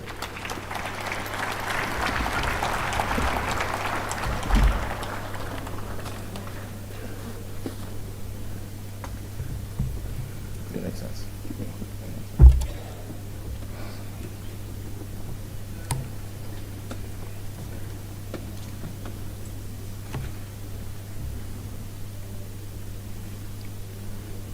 Sua Majestade Swati III do Reino de Swatini, Sua Majestade Letsi III do Reino do Lesoto, Sua Excelência Mohamed Ould Ghazouani, Presidente da República Islâmica da Mauritânia e Presidente cessante da União Africana, Suas Excelências Chefes de Estado e de Governo, Sua Excelência Abiy Ahmed Ali, Primeiro-Ministro da República Democrática Federal da Etiópia e anfitrião da conferência, Sua Excelência António Guterres, Secretário-Geral das Nações Unidas, Suas Excelências representantes dos chefes de Estado e do Governo, Sua Excelência Moussa Faki Mahamat, Presidente da Comissão da União Africana, membros, Sua Excelência Presidente Mahmoud Abbas, Presidente da Autoridade Palestina, nosso convidado de honra, excelentíssimos membros do corpo diplomático acreditado em Addis Abeba, excelências, minhas senhoras, meus senhores. Gostaria de manifestar a minha mais profunda gratidão à Sua Excelência Abiy Ahmed Ali, Primeiro-Ministro da República Democrática Federal da Etiópia, e ao povo etíope, por uma vez mais, tal como ocorre no mês de fevereiro de cada ano, albergarem a sessão ordinária da conferência da mais importante organização do continente africano, pela calorosa recepção e excepcional hospitalidade reservada a todas as delegações desde a nossa chegada a este belo país. Agradeço igualmente a Sua Excelência Mohamed Ould Ghazouani, Presidente da República Islâmica da Mauritânia e Presidente cessante da União Africana, pela forma notável, dinâmica e proativa com que dirigiu a nossa organização durante este último exercício. Foram desenvolvidas durante o seu mandato ações que contribuíram de forma apreciável para a realização dos principais objetivos definidos pela nossa organização para o ano que terminou, como o de se apostar na construção de sistemas educativos pujantes, de modo a permitir o acesso à educação de qualidade a todos os cidadãos africanos, tendo em vista a melhoria do desempenho do continente a nível global, em conformidade com os objetivos preconizados na Agenda 2063 da União Africana e com os da Agenda 2030 das Nações Unidas.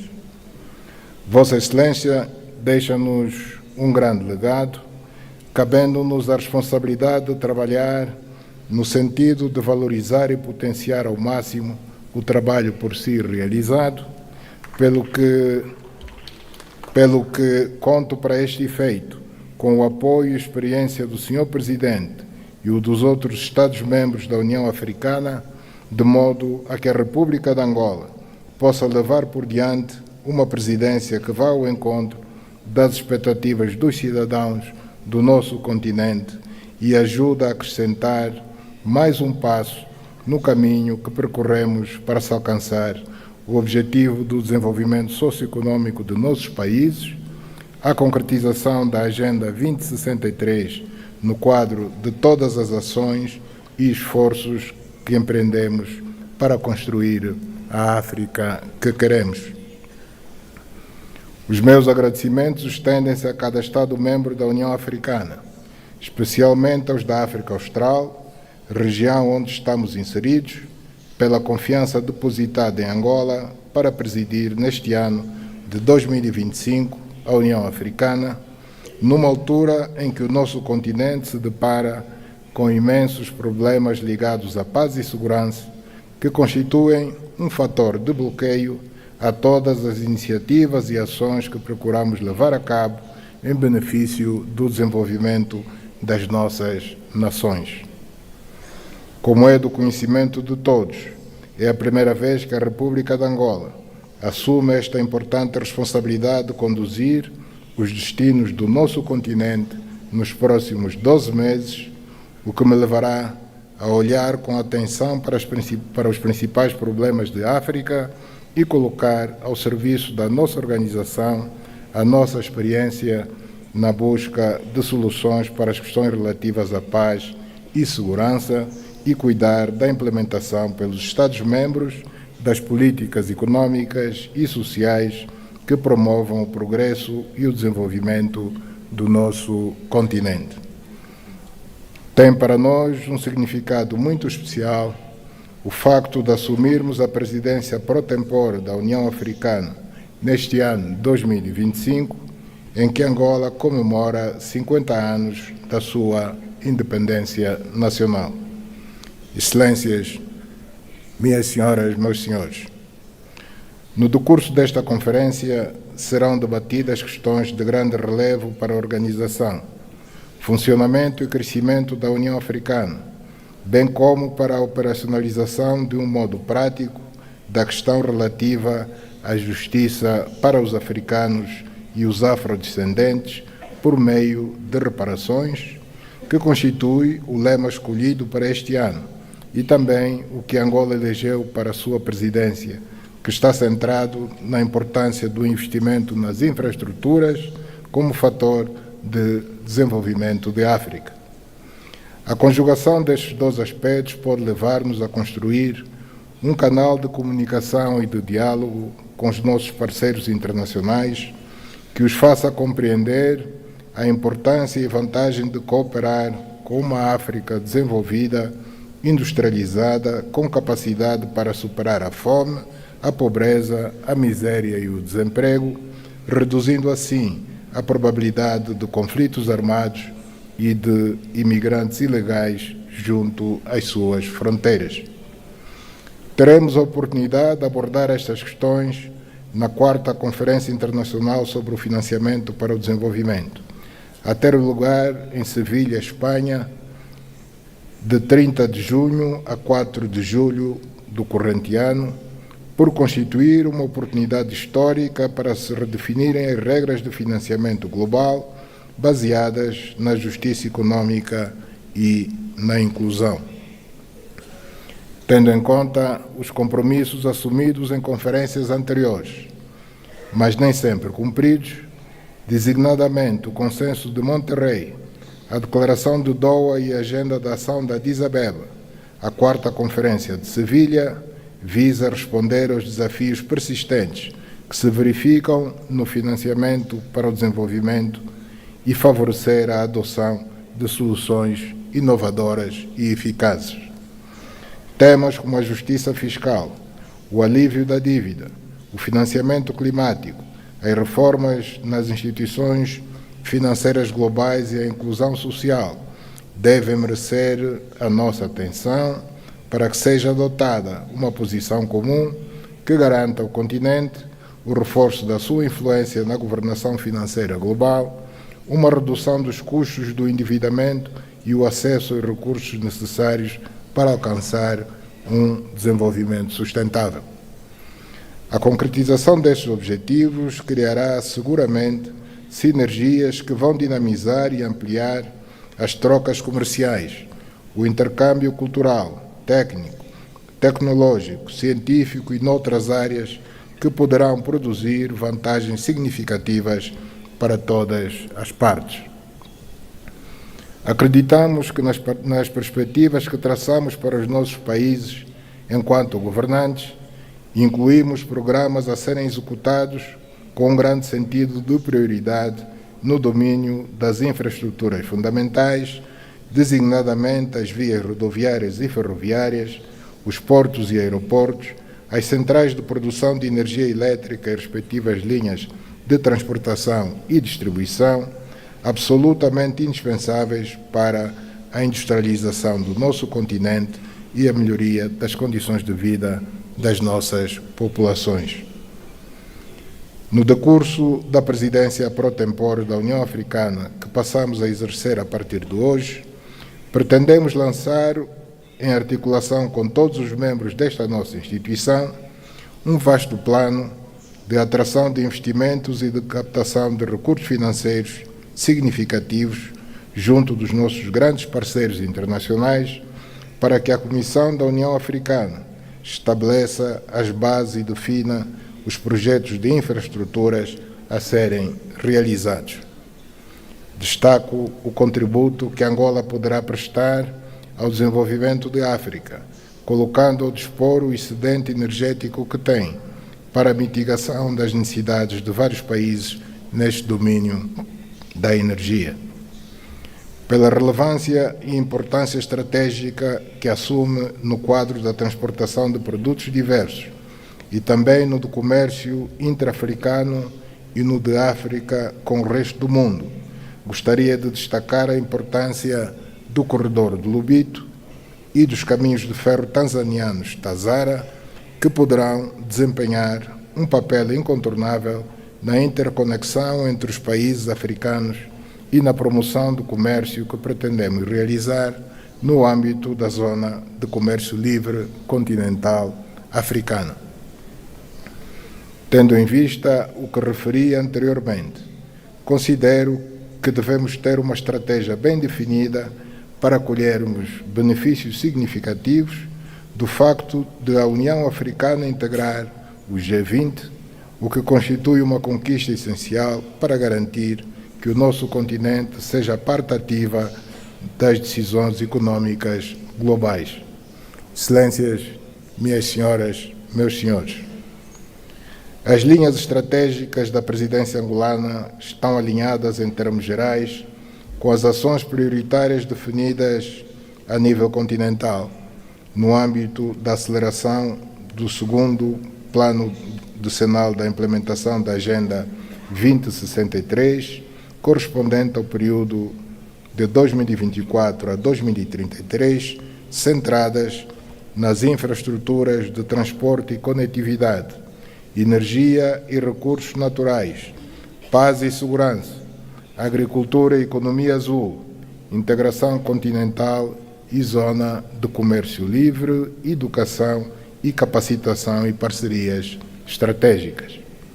Neste quadro, das grandes linhas da nossa atuação, adquire uma importância central a questão da paz e segurança, por se tratar de um dos principais pressupostos para se materializarem as aspirações contidas na Agenda 2063 da União Africana, em especial o programa que estabelece o silenciar das armas até 2030, que visa transformar a África numa região pacífica, segura e confiante num futuro promissor e de prosperidade para todos nós africanos, decididos a colocar o nosso continente na rota do desenvolvimento. No relatório sobre as ações que realizei no quadro das minhas atribuições como campeão da União Africana para a Paz e Reconciliação em África, apresentarei de forma mais detalhada as ações que empreendi para ajudar a restituir a paz ao nosso continente e, em especial, na região leste da República Democrática do Congo. Também vos falarei da minha visão sobre o que será essencial levarmos a cabo no futuro para que se consiga pôr um fim definitivo aos conflitos em África e fazer face aos desafios que as mudanças inconstitucionais de governo, o terrorismo e, mais recentemente, a invasão e ocupação de territórios de países vizinhos nos colocam. Temos ainda os desafios que se prendem com as catástrofes naturais resultantes das alterações climáticas e dos surtos de Marburgo, ébola, de varíola de origem animal e da cólera, que ciclicamente nos afeta e nos obriga a trabalhar de forma unida e solidária para que encontremos soluções coletivas para a sua superação. Nesta perspectiva, considero essencial que olhemos para a terceira Conferência dos Oceanos, agendada para o corrente ano em Nice, França, como uma oportunidade para se discutirem as principais preocupações que sobre esta matéria afligem o nosso continente. Tendo mais de 30 países costeiros, o continente deverá ter como objetivos a proteção dos ecossistemas marinhos, promover uma economia azul sustentável e intensificar as ações contra a pesca ilegal, a poluição marinha e as alterações climáticas, que são, na verdade, desafios gigantescos a que temos de fazer face permanentemente. Quero, desde já, manifestar a esperança de que esta conferência contribua para a segurança alimentar, para o reforço da resiliência costeira e crie condições para que se mobilize o financiamento internacional para projetos sustentáveis no quadro da economia azul. Excelências, neste ano da presidência angolana, vamos trabalhar em coordenação com a Comissão da União Africana para mobilizar maiores recursos financeiros por via do reforço da cotização de cada Estado-membro, para que possamos, assim, dotar-nos dos recursos necessários à realização de projetos e programas a nível continental, reduzindo assim a nossa dependência relativamente ao financiamento externo. Excelências, minhas senhoras, meus senhores, estamos a viver um ambiente internacional extremamente desafiante, em face dos nefastos efeitos dos conflitos que o continente enfrenta, bem como dos que vive o leste da Europa e a região do Médio Oriente. Apesar disso, temos a plena convicção de que, se conjugarmos esforços e unirmos as nossas forças, conseguiremos ultrapassar estes grandes desafios e construir a África com que sonhamos, e com uma voz cada vez mais ativa na abordagem dos grandes problemas que afligem a humanidade. É neste contexto que considero que devemos continuar a agir como um só corpo, no sentido de que as Nações Unidas se tornem mais inclusivas e alinhadas com os desafios e oportunidades de hoje, devendo a reforma do Conselho de Segurança continuar a ser uma prioridade fundamental para o nosso continente, pelo que é importante que reafirmemos o nosso compromisso com o consenso de Esuluini e a declaração de Sirte de 2005 a favor de 2 lugares de membros permanentes com o direito de veto e outros privilégios inerentes. Excelências,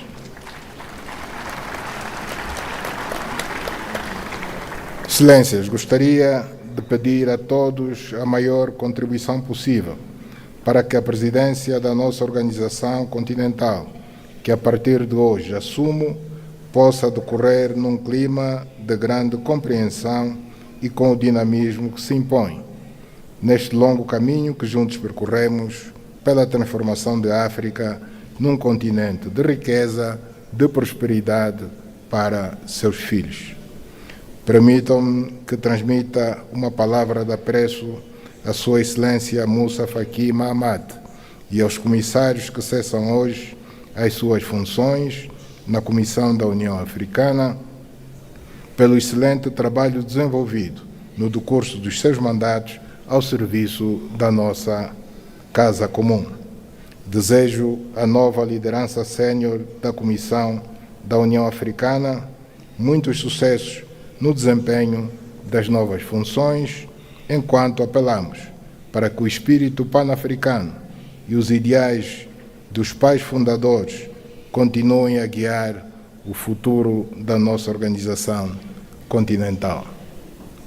Declaro que aceito passar a exercer, a partir de hoje, as funções de presidente pro tempore da União Africana e que as lágrimas que derramamos hoje pela perca do grande filho de África, Samu Yoma, se transformem na força que nos vai fazer superar todos os desafios que temos pela frente. Muito obrigado pela atenção.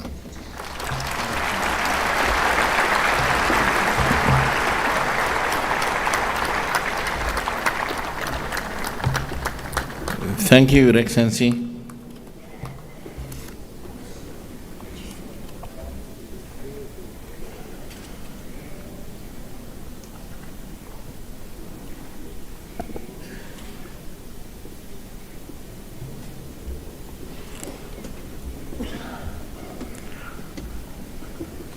Excellencies, ladies and gentlemen, in introducing the theme of the year 2025, Justice for Africans and people of African descent through reparations, it is now with great honor that I welcome Her Excellency Dr. Monique Nzanza Baganwa, the Deputy Chairperson of the African Union Commission, who will share her introductory remarks.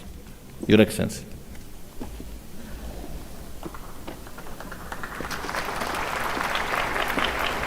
Then we will introduce Barbados.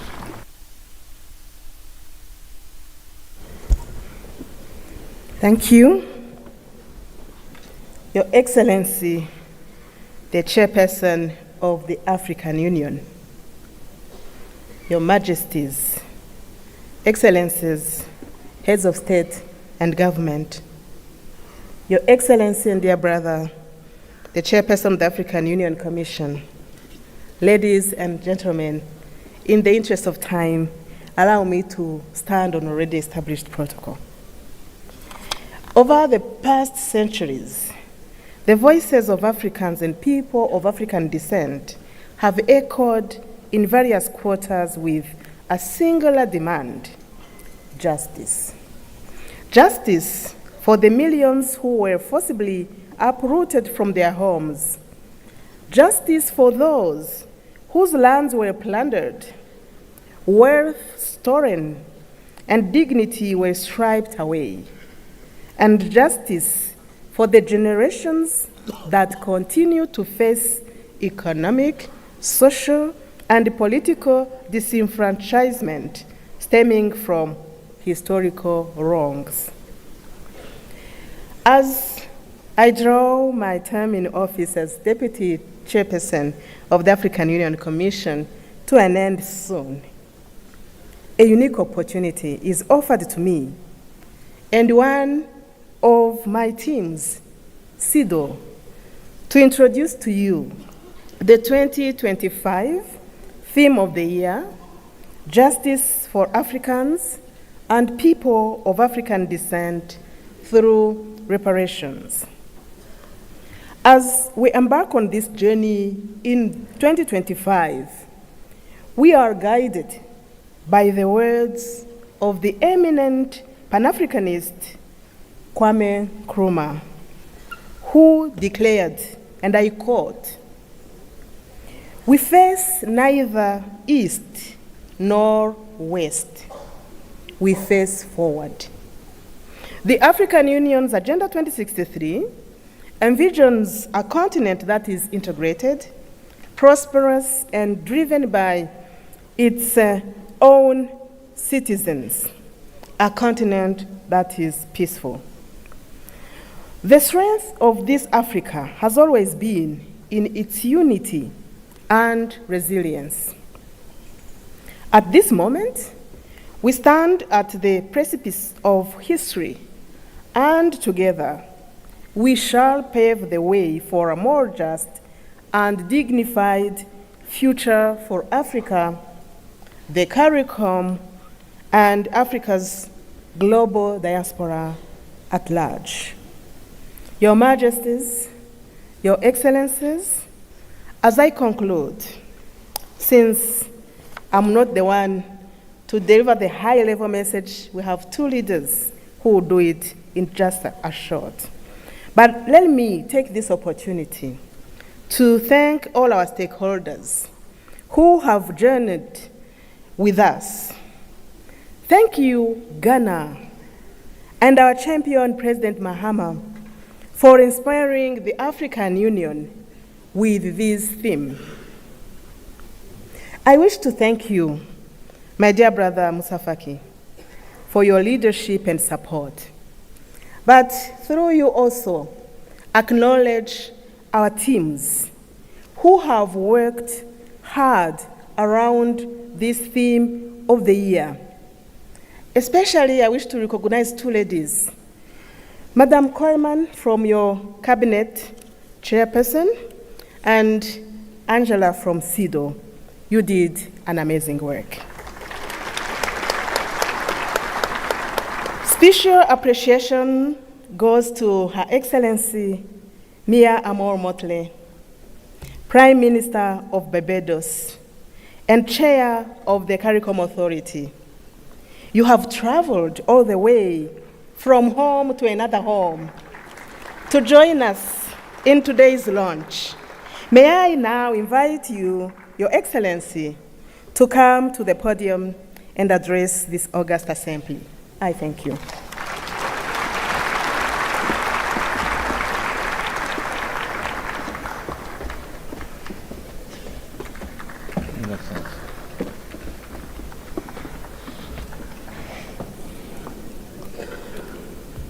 Thank you very much, Madam Chairperson.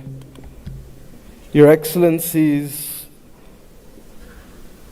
and may I start, Chairperson of the African Union, President of Angola, Your Excellency, Prime Minister of the Federal Democratic Republic of Ethiopia, and our host, Dr. Abiy Ahmed, Your Excellency, outgoing Chairperson of the African Union and President of the Islamic Republic of Mauritania, Your Majesties, Your Excellencies, Heads of State and Government of the African Union, and First Ladies present, Your Excellency, the President of the Palestinian Authority, Your Excellency Antonio Guterres, Secretary General of the United Nations, Your Excellency Musa Faki Mohammed, Chairperson of the African Union Commission, Your Excellencies, former heads of state and heads of government of the African Union, distinguished delegates, ambassadors, and guests all.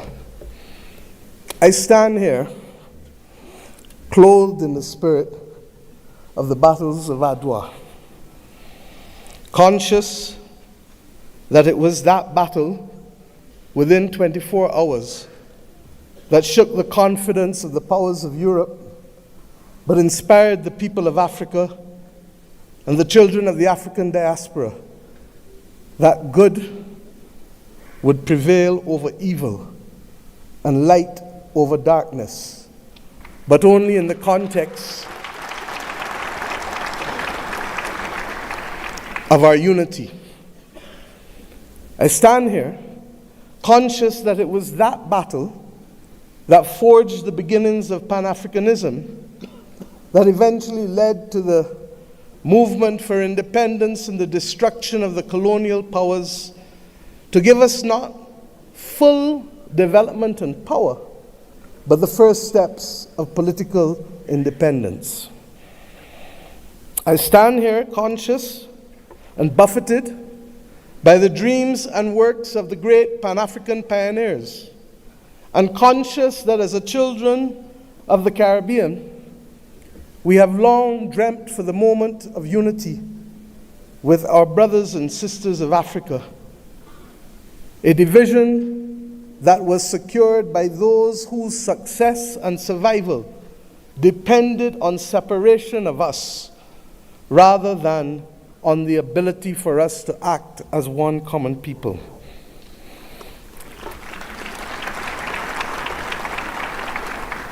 Our relationship, you can say, was embryonic, but regrettably, as long as it has been and as related as we have been, it has been sporadic.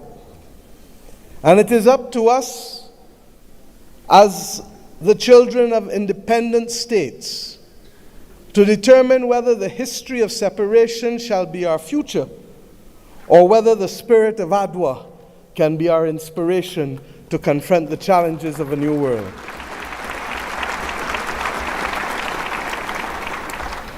Yes, I stand here as a daughter of Africa. I stand here equally as a proud Prime Minister of Barbados, a country which is the first landmass that you reach after you leave this great continent of Africa, a country which became a hub for the wrong reasons. But today I come to Ethiopia to share with you in the Africa Union that we can be a hub now for the right reasons between our two peoples.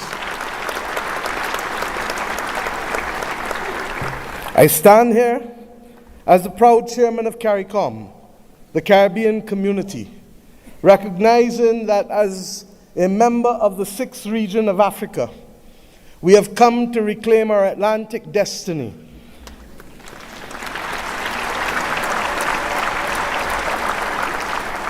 We have come to ensure that the very futures of our people are different and will not once again be determined by a middleman who will ensure that the Middle Passage is one that sees our people at the bottom of the ocean's floor of the Atlantic or in the fields of the plantations of the Caribbean, but instead that it will be a future that sees our people, hears our people, feels our people, and that will determine in future that it is we who shall forge the manner in which we cooperate, integrate, and invest, rather than simply being victims of a past history. I stand here equally as the chair of the V20, 70 countries across the world that are climate vulnerable, 40% of whom come from this great continent of Africa, recognizing that it is only through unity that we can confront the existential crisis of our generation, that of the climate crisis. The Secretary General of the United Nations has already laid out, ably so, many of the iniquities that we continue to face in spite of political independence. It was His Majesty Haile Selassie who popularized and told us that there shall be no first-class or second-class citizens, words popularized by Bob Marley, learned by all of our people without appropriately recognizing the context in which he spoke and the mission which must be ours for generations until it is achieved.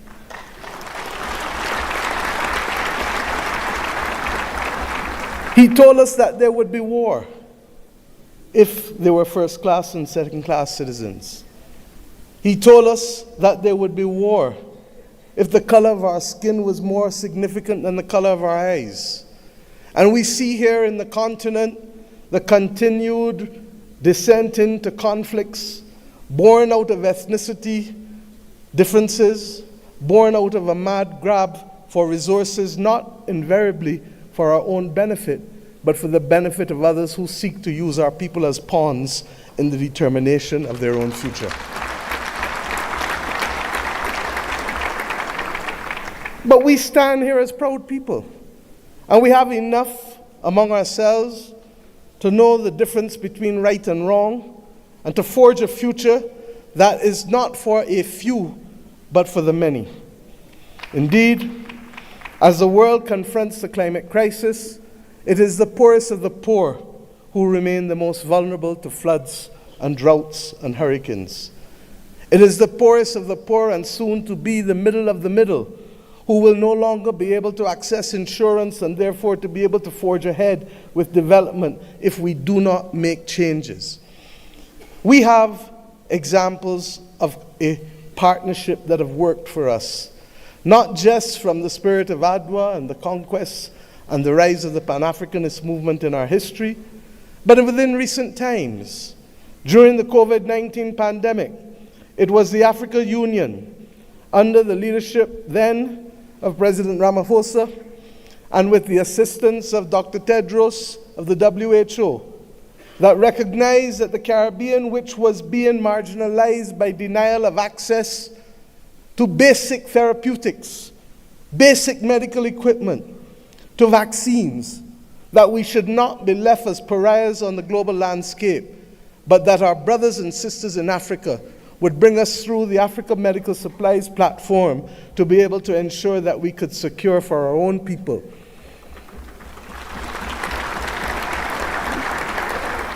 It was with the solidarity of many of you in the African Union that the Bridgetown Initiative has been able to take root and to make a case for a more modern and a fairer system that allows us to be able to access finance and to be able to put in place measures that allow us to be able to pause our repayment of debt during the period of necessity for rebuilding after horrific climatic events.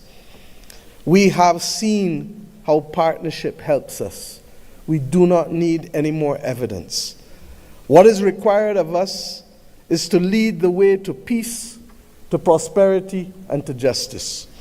And the reparations which we call for the international community to be able to recognize, first and foremost, with that which we ask from each of our children. Say sorry. Say sorry. And mean it.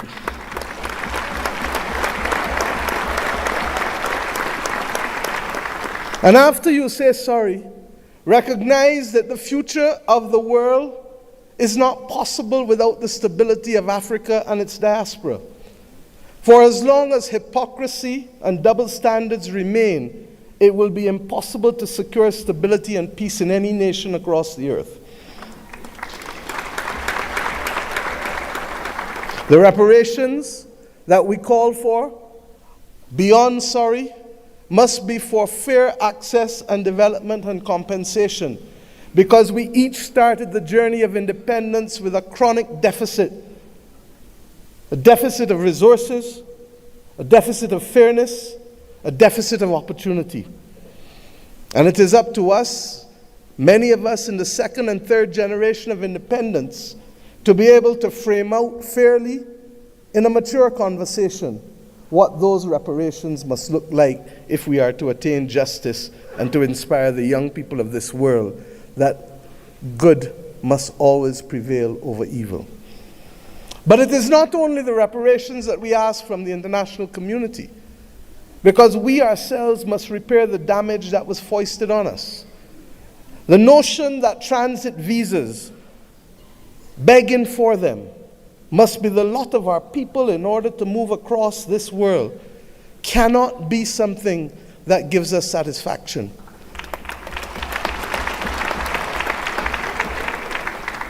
To go east and to go west, we are first forced to go north.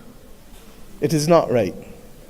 And it is not beyond the heads of government and heads of state of the region, of the Caribbean community, and of the continent of Africa to determine that we must stop talking about, but simply do what is necessary to build the air bridges and sea bridges to guarantee that we control our destiny. I ask us to reflect on this because it is this simple act, apart from our music and our culture and our food, that will guarantee that it is not simply heads of government and heads of state that will meet in Accra or Bridgetown, but it is ordinary people who will be able to trade and to move from the closest point of Dakar to the closest point of Bridgetown, to be able to open up the opportunities that technically ought to be available not just simply through the Africa Free Trade Area or the CARICOM single market and economy, but through the combined opportunities provided by both.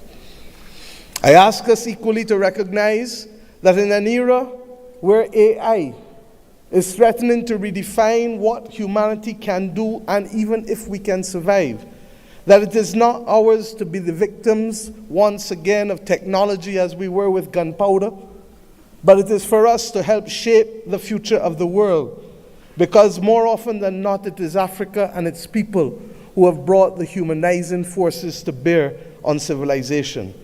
And if we are to be the cradle of civilization, then we are to be the protectors of people and planet, of humanity, as we go forward. And some watching on may say, how? And I say, how not? How not does a continent that has 40% of the world's minerals not be in charge of helping to secure the destiny and stability of the planet? How not does the numbers of our two communities, who constitute a third of the world's states, not act in singular purpose to forge the kind of world that we want and to be able to ensure that the institutions that deny access to us to hear our voices as reflective of the continent and of the small island developing states of the world? How do we not secure that admission, which is not only just, but a moral imperative if the world is to have stability in this 21st century?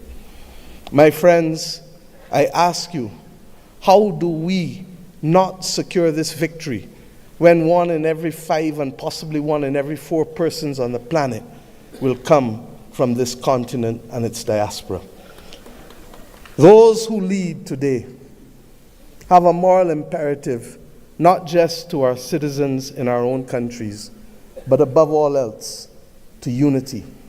The spirit of Adwa demands of us that we recognize that even in the face of the greatest technology being foisted upon us, that we can rise and win if we act in unity. This has been a message not given by our generation alone, but by previous generations of African and Caribbean leaders. But we ask ourselves, why does it elude us? And the answer comes not from outside, but only from within. When I speak of the USA with affection, I do not only want to speak of that which is known in the Americas. I want to speak about that which ought to have been possible if the 1884 Berlin talks did not take place.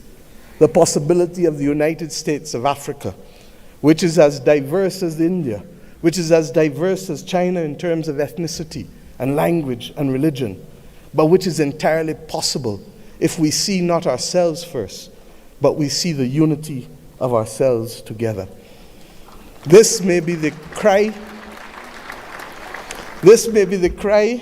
of a naive and romantic daughter of Africa.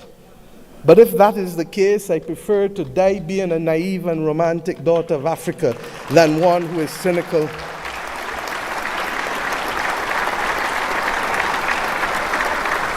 and one who is daunted by the actions and power of others. We know what it is to stand in unity with you to fight apartheid and to fight for the liberation of the peoples of Africa. For when President Castro stood to send people from his own country to Southern Africa to free your people, it was in my own country that the planes refueled, ensuring that that battle was possible.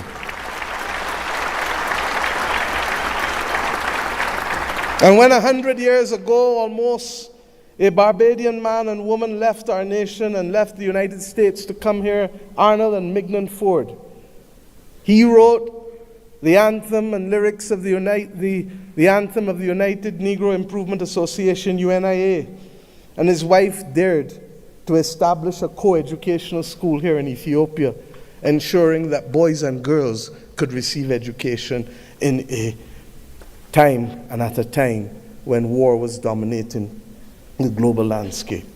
They chose to see light rather than darkness. I ask us today in tangible terms that will allow our people to travel, that will allow us to pool our investments to ensure that the people of Africa not be denied the electricity that is so necessary as a platform for participation in the new world. I ask us not only to pool that investment, but to also ensure that we pool our voices, because there is too much division in this world today. There is too much war and there is too much conflict. And we know what precipitates and causes that. If we leave Addis Ababa with the commitment that the world is not going to be safe without a prosperous and stable Africa, then we understand what is the moral imperatives we must undertake in each of our countries to secure that unity of purpose and to secure ultimately the saving of the people and planet. I ask you today to recognize that, and I thank Prime Minister Abiy Ahmed for agreeing that the first in-face summit of CARICOM and the Africa Union should take place here in Addis Ababa on the 7th of September of this year of our Lord.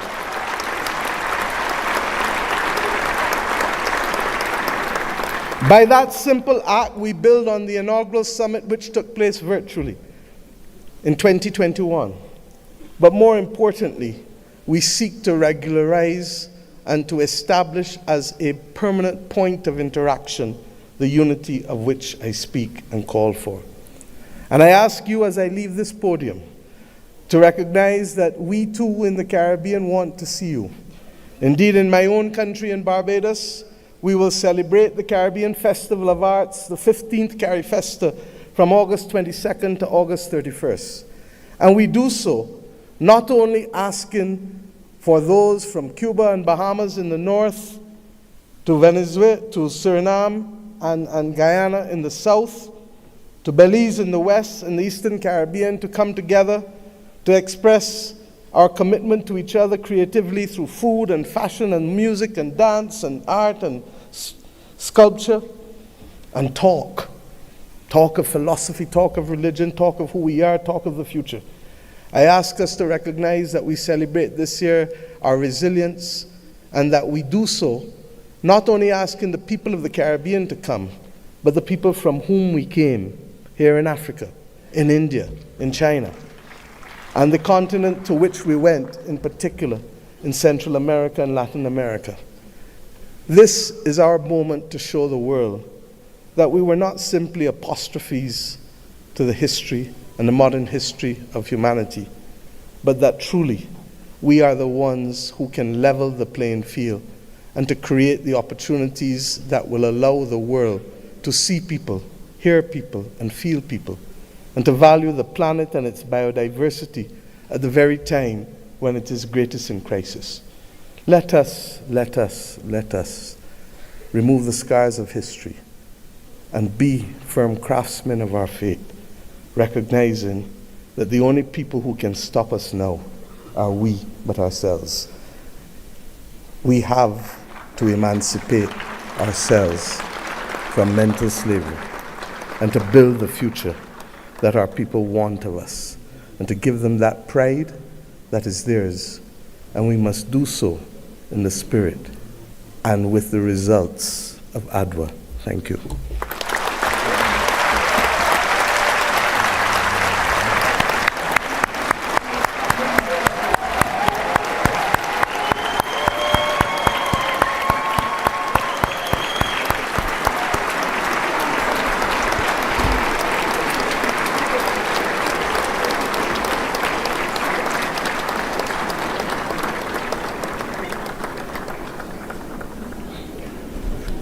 Thank you, Your Excellency, Prime Minister of Barbados, Chair of the Caribbean Community, CARICOM, for a global call for the African Union theme of year 2025.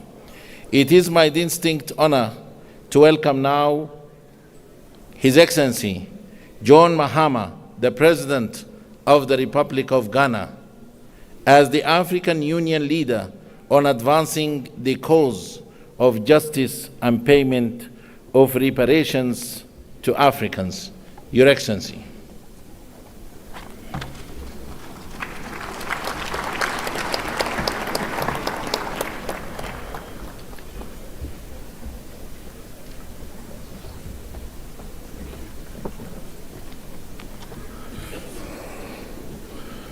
Thank you. Your Excellency, Chairman, President of Angola, Your Excellency, Prime Minister Abiy Ahmed of the Federal Democratic Republic of Ethiopia, Your Excellency, Chairperson of the African Union, and in the interest of time, may I just proceed on established protocol and say, Your Excellencies, my colleague, heads of state, distinguished citizens. It's a privilege to address this historic launch of the African Union theme of the year 2025, and I quote, "Justice for Africans and the people of African descent through reparations," unquote. This moment marks a significant milestone in our collective pursuit of justice, equity, and the long overdue recognition of the historical injustices that continue to shape the lives of Africans and the people of African descent worldwide. At the 37th Ordinary Session of the Assembly of the African Union in February 2024, our heads of state and government made a landmark decision to dedicate the year 2025 to the cause of reparatory justice. This decision underscores our collective commitment to addressing the historical injustices and their lingering consequences that have impacted generations of Africans and people of African descent. It aligns with our broader struggle for liberation, unity, and socioeconomic empowerment as enshrined in Agenda 2063, the Africa we want, a vision for an integrated, peaceful, and prosperous continent. Your Excellencies, the transatlantic slave trade was one of the most heinous crimes against humanity, spanning about 400 years and forcibly displacing more than 12.5 million Africans, it is estimated that at least 2 million of our compatriots perished during the Middle Passage alone. The legacy of this brutal system, along with colonialism, apartheid, genocide, and neo-colonial exploitation, have left deep and enduring scars on the fabric of our societies. Today, the descendants of enslaved Africans continue to face economic disparities, social inequality, systemic discrimination, and racial prejudices. Addressing these challenges require more than just acknowledging them. It demands action. The economic impact of colonialism on Africa has been profound. Historical estimates suggest that the continent lost trillions of dollars in both human and material resources due to colonial exploitation. The forced extraction of wealth, which included minerals, cash crops, and labor, deprived African nations of the capital and infrastructure necessary for sustainable development. Colonial policies intentionally stifled industrial growth, leading to a dependency on foreign economies that persists even till today. The systemic plundering of Africa's natural resources, coupled with the disruption of traditional governance structures, has resulted in lasting consequences, worsening poverty, underdevelopment, and inequality throughout the continent. In November 2023, Ghana hosted the Accra Reparations Conference, a historic gathering that brought together African heads of state, scholars, and representatives of the global African diaspora to advance the reparations movement. This conference reaffirmed the urgent need for comprehensive reparatory justice and laid the foundation for stronger advocacy and policy frameworks. It provided a platform for dialogue on the financial, cultural, and social restitution necessary to address the enduring effects of slavery and colonialism. The outcomes of this conference served as a guiding pillar for our collective efforts moving forward. The 2025 AU theme of the year is therefore a call to galvanize efforts towards reparatory justice. It is an appeal to ensure that the dignity, rights, and well-being of Africans and their descendants are fully restored. Reparations involves not only financial compensation, but also restitution, rehabilitation, and guarantees of non-repetition for the abuse of fellow human beings. It is also about truth-telling, historical accountability, and the restoration of agency to those who have been marginalized for centuries. Your Excellencies, ladies and gentlemen, the call for reparations, while including, extends beyond financial redress to encompass addressing structural inequalities, ensuring educational and economic opportunities, reclaiming cultural heritage, and amplifying the voice of Africa and the diaspora communities on the global stage. Achieving justice requires multi-stakeholder collaboration. Today's pre-launch event serves as a crucial platform for concertedly rolling out constructive consultation, dialogue, and partnership. We welcome the participation of AU member states, regional economic communities, the global African diaspora, civil society organizations, academia, the private sector, and international partners in this transformative endeavor. The African Union Commission, in collaboration with key partners, have developed a concept note and revised the roadmap to guide the implementation of the reparations agenda. This initiative will further the aspirations of Agenda 2063, fostering an Africa that is self-reliant, just, and inclusive. Through this launch, we seek to, among other things, mobilize political will and commitment towards reparatory justice and racial healing, present and discuss the roadmap for implementing the 2025 theme of the year, foster partnerships among AU member states, diaspora communities, and like-minded international allies. Engage stakeholders in resource mobilization efforts to support reparations initiatives across Africa. Elevate awareness and advocacy to ensure sustained engagement beyond 2025. Encourage dialogue and knowledge sharing among experts, policymakers, historians, and affected communities. And finally, to ensure an end to the culture of silence and denial on racism and colonialism. Your Excellency, the work ahead requires a unified voice, a clear strategy, and unyielding commitment.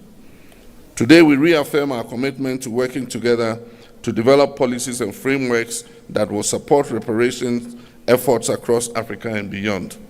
We must continue to advocate for stronger legal and institutional mechanisms at the national, regional, and international levels to ensure that reparatory justice for the historical trauma inflicted on global Africa is not just a conversation, but a reality. Your Excellencies, ladies and gentlemen, to conclude, I wish to express Ghana's unwavering support for this critical initiative. Let us seize this moment with the determination it deserves as we work together towards a future that is fair, that is just and equitable for all Africans and people of African descent, and by natural extension, the uplifting of all humanity. I thank you.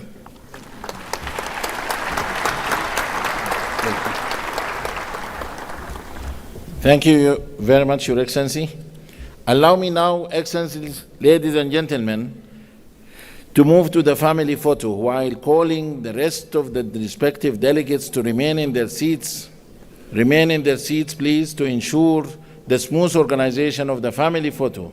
Allow me this time to call Excellencies and Honorable Heads of States and delegates in an organized manner to proceed to the photo session location. Allow me now to start by calling distinguished presidents from Liberia, Libya, Madagascar, and Malawi. Please follow our protocol team to the family photo. There is only one door open for the family photo, which is gate number 5. Please, protocol teams, lead our leaders to the family photo. And then the second row, please, distinguished presidents and heads of states from Cape Verde, Cameroon, Central African Republic, Chad, Comoros, Congo, Cote d'Ivoire, Democratic Republic of Congo, Djibouti, Egypt, Equatorial Guinea, Eritrea, Swatini, the Gambia, Ghana, Guinea-Bissau, Kenya, and Lesotho. Please follow our protocol team to the family photo. Excellencies, presidents and heads of delegations from Sierra Leone, Somalia, South Africa, South Sudan, Tanzania, Togo, Tunisia, Uganda, Zambia, Zimbabwe, Algeria, Benin, Botswana, and Burundi. Please follow our protocol team to the photo session location. Honorable presidents and heads of delegations from Mauritania, Mauritius, Morocco, Mozambique, Namibia, Nigeria,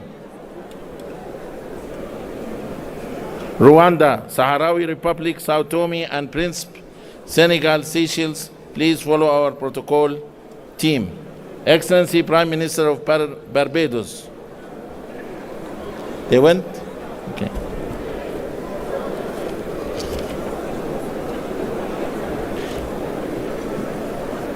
Okay, with that, I thank you all for your time and I wish you fruitful deliberations. They didn't wait.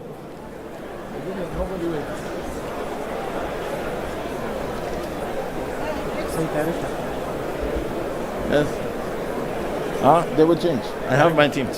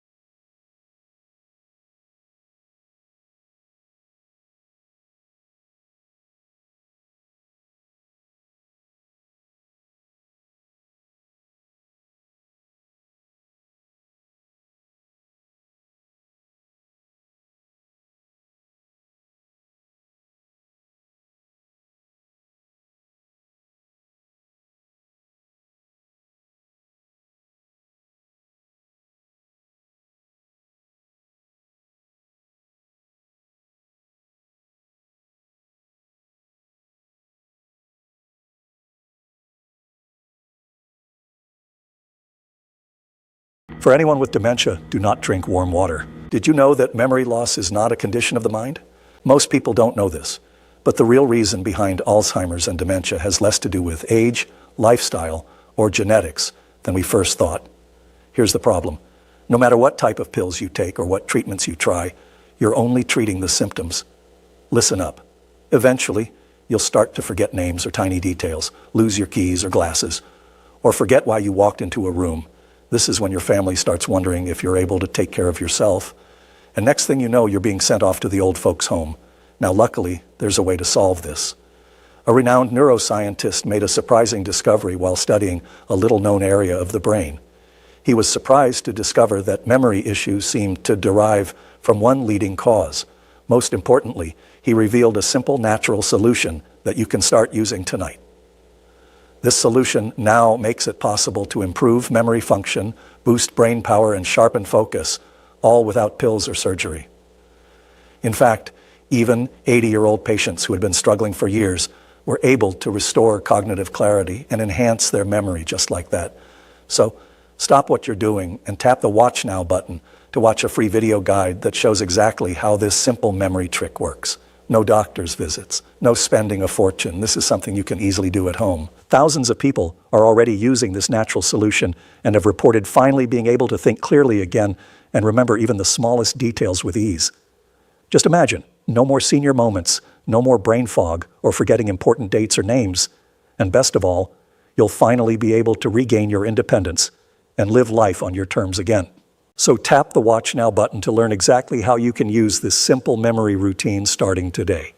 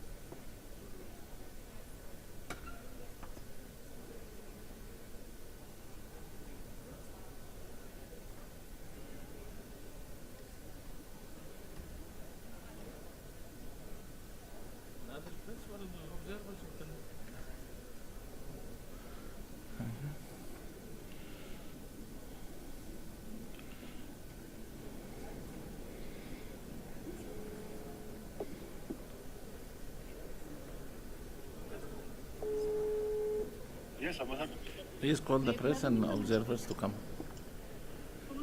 Yes, please. Press and observers to come. Hello? The press and the observers to come. Open the doors and press. Call the press to the Nelson Mandela Hall. For closing. For closing, yeah. Okay, I'm in the store.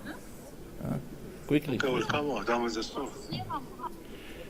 Excellencies, ladies and gentlemen, may I call press and observers who are waiting outside, please security protocol to assist in bringing them in the room so that we can start the closing session. Thank you.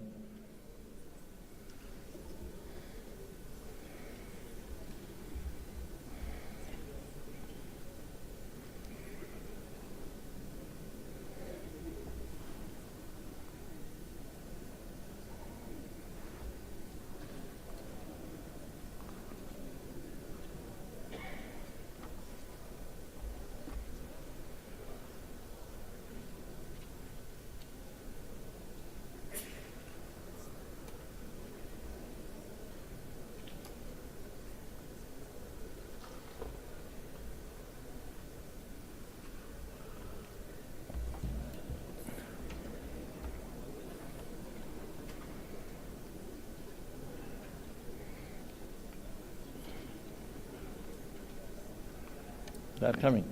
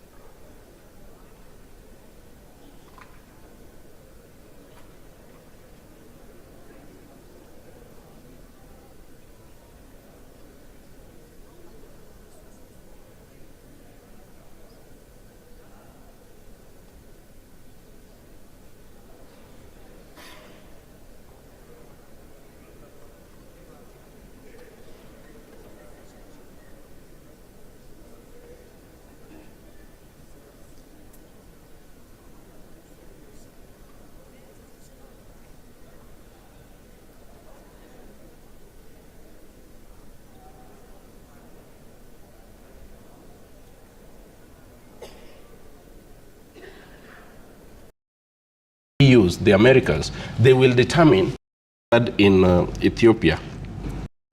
Change on matters of financial architecture within the global system that has disadvantaged Africa in one way or another. At this level, Africa and all the people gathered in Ethiopia have only one thing to take home. We either get it right this time round, or we never get it right. And why must they get it right this time round? Because when we talk of critical minerals, today we have the Critical Minerals Club formed by the big boys, the EUs, the Americans. They will determine what the process of extraction, the prices at the market, whereas they are not the primary owners of these critical minerals. Mm-hmm. So at this time, Africa has reawakened from its slumber. And it is very important to note that at the end of this session, which of course I was a light moment sharing outside here, was telling colleagues here that, look, there's a possibility of even a consensus before we go to the vote. Yeah. Mm-hmm. There's a possibility of consensus. In that closed-door meeting, Africa must come out in more united position than ever. Okay, Ahmed, there is also a general observation here made by our viewers. We had seen a changeover from the president of the Islamic Republic of Mauritania, Mohamed Ould Sheikh Al Ghazouani, who was handed over to Joao Lourenço of the Republic of Angola. The difference between, just to draw the attention for our viewers, between the African Union Commission and the African Union, I mean, here for an understanding for our viewers as well, to understand the difference. The novelist, the African-American novelist Zora Neale Hurston said that if you're silent about your pain, they will kill you and you'll enjoy it.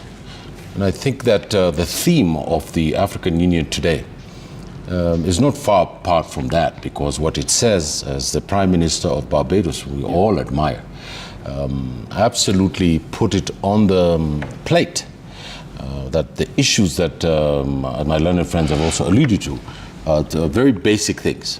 I want to suggest a much more maybe nuanced way of looking at how our economics and our politics will work, by saying that we should not let the African Union be a talking club.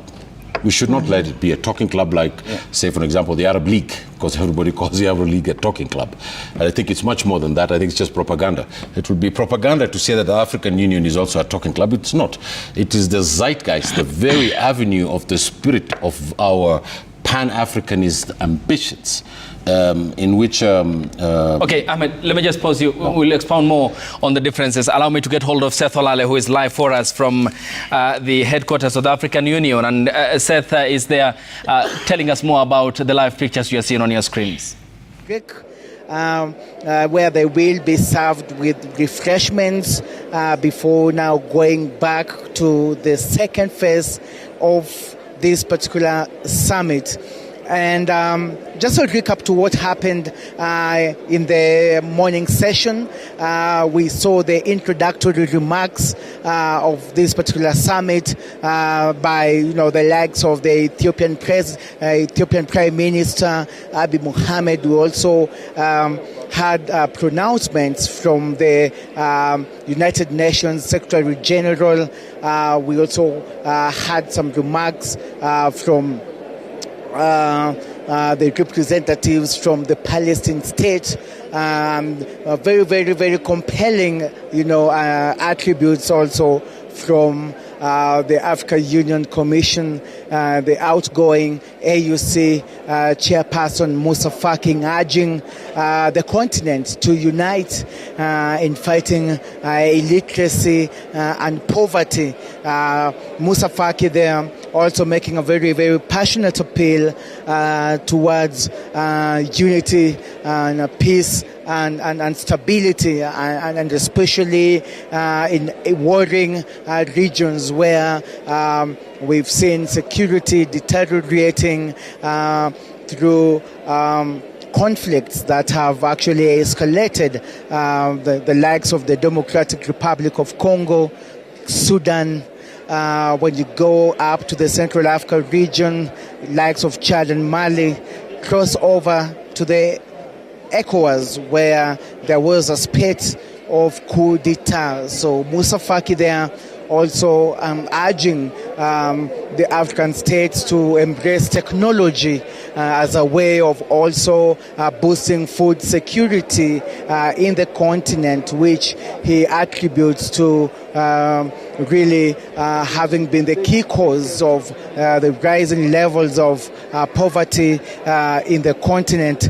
And so that was part one agenda of the program. You saw there the adoption of the agenda, the official launch of the Africa Union theme of the year 2025, and right now that particular morning event culminated in a family. They call it the presidential family photo session. So it's not just an ordinary group photo session, it is the presidential family session. What happens from here? Like I mentioned before, from here they've taken a quick break, 15-20 minutes break. They're going to take some refreshments before heading back to the closed session.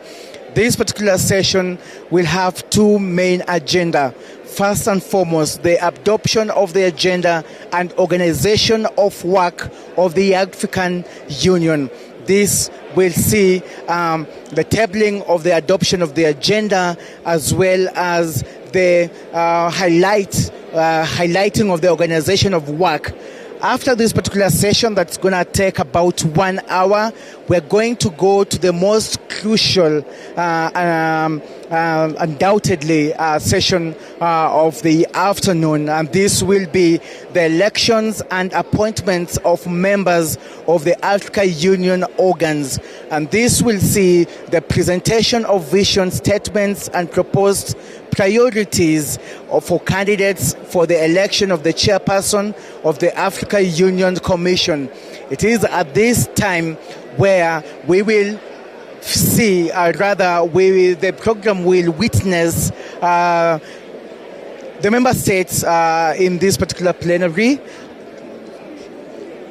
The member states of this particular summit will have an opportunity to hear from the candidates vying for the position of the chairperson of the Africa Union Commission, Raila Odinga from Kenya, Richard Yamandrato from Madagascar, and Djibouti's Mohamed Yusuf Ali. They will have a brief presentation of their vision statements and proposed priorities, that just like they did during the Mjadala Africa that was held at this particular venue end of last year. So after that particular presentation of their agenda and of their priorities, they're going to go into an election period, and this will be the second phase of the elections and appointment of members of the AUC organ. Remember that we have 6 commissioners who were already elected by the Inter-Ministerial Executive Council of the Africa Union. So what is pending are 2 positions, that of the chairperson of the Africa Union Commission and the deputy chairperson of the Africa Union Commission. What follows next is the election of the chairperson and that of the deputy. After this particular exercise, the election and appointment of the deputy chairperson of the AU Commission and the chair, then the results will be officially announced to all the sitting heads of states and heads of government present here. After that, all right, Seth Olale there live for us from the Ethiopian capital, Addis, where he is keeping an eye on the flock of personnel present there on your screens at the headquarters of the African Union, where they have just walked out of the plenary session for lunch before the closed door session begins, and we'll be getting hold of Stephen Leto and Olive Barros as well, who are outside the headquarters, to give us also an assessment of what so far is transpiring there and how crucial the next stage will be. Ahmed, I was still on you. Yes. Given the understanding the line between, of course, the AU, that is where now will be chaired for the next 1 year by Joao Lourenco, and the AUC that will be chaired by whoever becomes the chairperson. And then the commission, yes, which is does the daily secretariat work of the definition or the orders of the assembly. You know, there's the assembly which is the president, and then there's the day-to-day running of the thing, which is done by the African the Commission. And this is done precisely because they want the states and the presidents to have final say. You know, there's the Peace and Security Council, which does the necessary military political issues that surround the African Union. And one of the things that is pushing and pulling at the African Union is this idea of regionalism versus unity. And remember, since 1960, there was the Casablanca Group, in which people like Julius Nyerere wanted regional cooperation first before they went into the Union.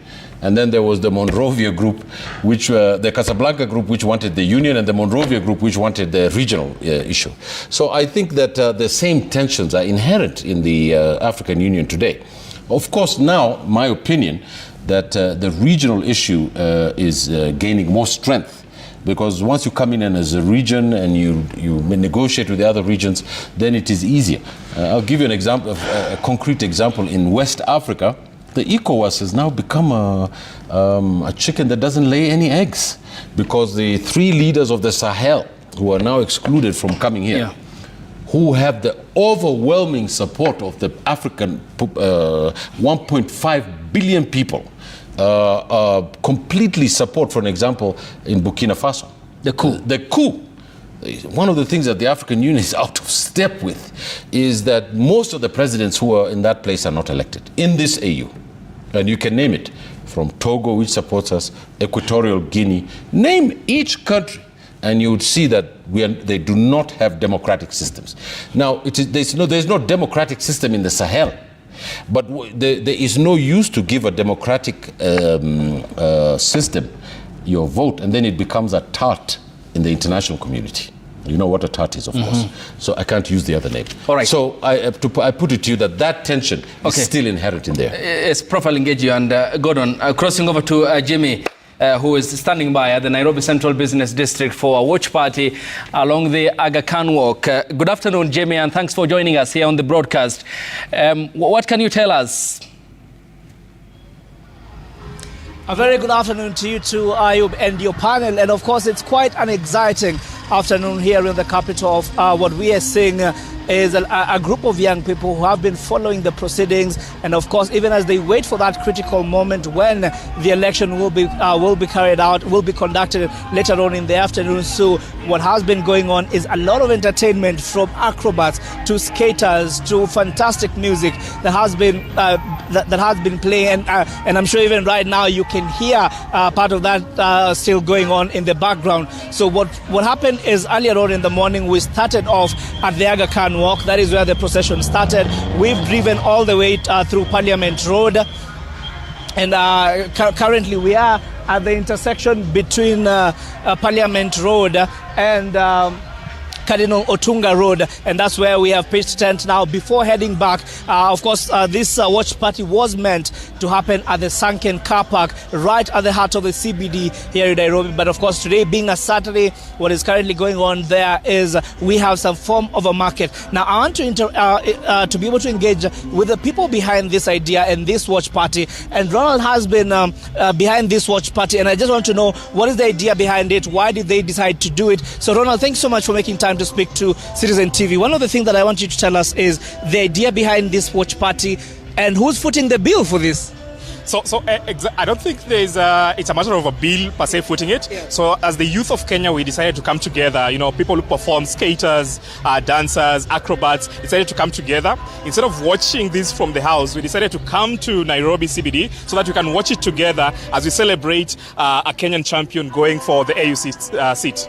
And of course, there's there are a lot of implications in terms of what then this it portends for the country's political scene. And of course, we've seen over the last couple of months, a lot of Kenyan youth are becoming politically active, and we're seeing them voicing their concerns in terms of the direction that the country should be heading. And of course, the AUC position being a critical one in terms of just fostering that Pan-Africanism. And I just want to know, what are your expectations as young people, even as we wait for the outcome of these results? So it is true that, the young people have had a bit of issues with what is going on in the country, but if there's something that can bring us together, and this is one thing that can bring us together as a country, then we take the opportunity to be able to celebrate a big Kenyan brand going for a big continental seat as well. So that is one thing that it brings us together. We are happy to do that. We can go back to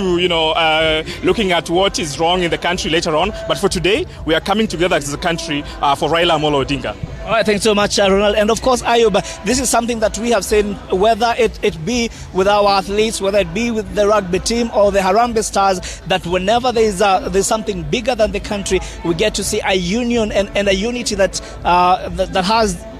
the country has always wished for. And of course, the AUC position being a critical one. We know that now Kenyans are putting away their political sides and their political views of what's going on in the country to just say Raila Odinga is a Kenyan, and we all are rallying behind him. I just want to engage with a gentleman here. He's very famous from Bunge la Mwananchi, and I just want to know what the expectation is. Kindly, sir, tell us your good name na utuambie matarajio yako ni yapi? Kwa majina anaitwa Robert Kiberenge. Na I'm a die-hard Raila supporter. For very many years I voted for him in every election, and I believe in Raila. And I'm very much delighted and excited today that the man whom I have believed in for very many years is going to become the AU chair for Africa. And I'm very much happy about that. Kenyans support him. Raila is one of our own. Africa must tap in Raila's brains, in Raila's talent, in Raila's academia and experience. Africa must tap in him, because this man is very experienced. We have never given him a chance to be a president in Kenya, but I believe this man deserves to be the AUC chair. All right, Bwana Kiberenge, what do you see that Raila is going to likely bring to the Africa Union, and also at a time when we continue to see a lot of countries opening their borders? What is the vision that you believe Raila brings to the AUC? Raila brings enormous experience. Raila has got rich experience, particularly in infrastructure. You know, Raila himself is a mechanical engineer from Magdeburg University, Germany. And when he was the AU special envoy for infrastructure development, he came up with a Marshall Plan to develop infrastructure in Africa. And that Marshall Plan, he gave it a vision of 2060. So there is Jimmy engaging members of the public at the Aga Khan Walk in Nairobi Central Business District, where the watch party is at the moment ongoing.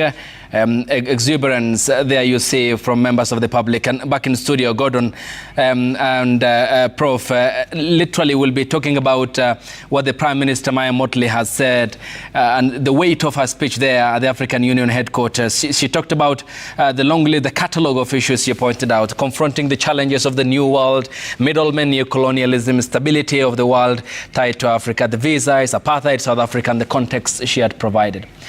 Over to the headquarters of the African Union, Addis, and where my colleagues are standing by, the trio of Olive Barrows, Stephen Letoa, and Seth Olale, and to get more pictures from there.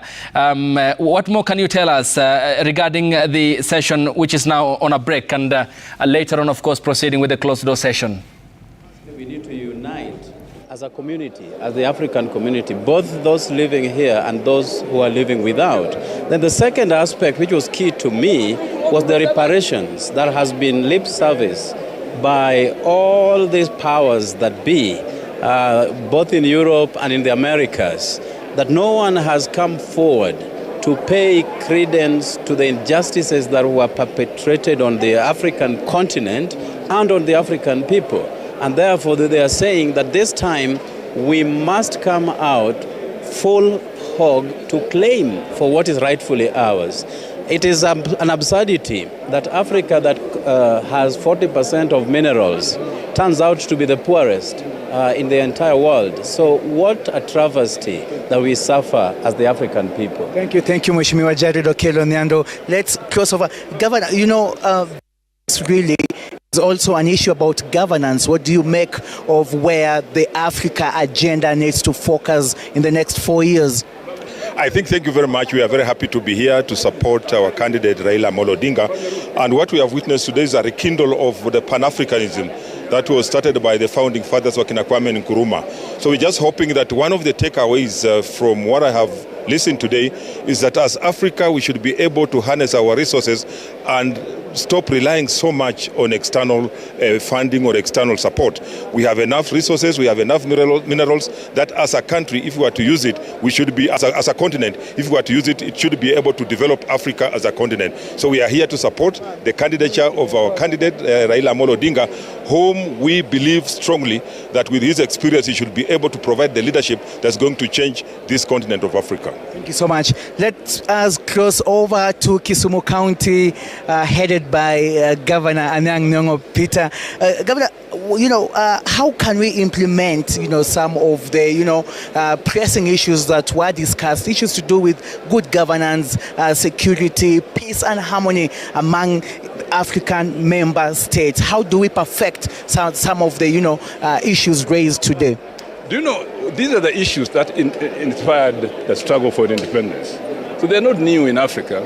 They're as old as the struggle for independence. How can we implement them? You can see in Addis Ababa, if you have got good leadership, good policy, and commitment to change, things can happen very rapidly.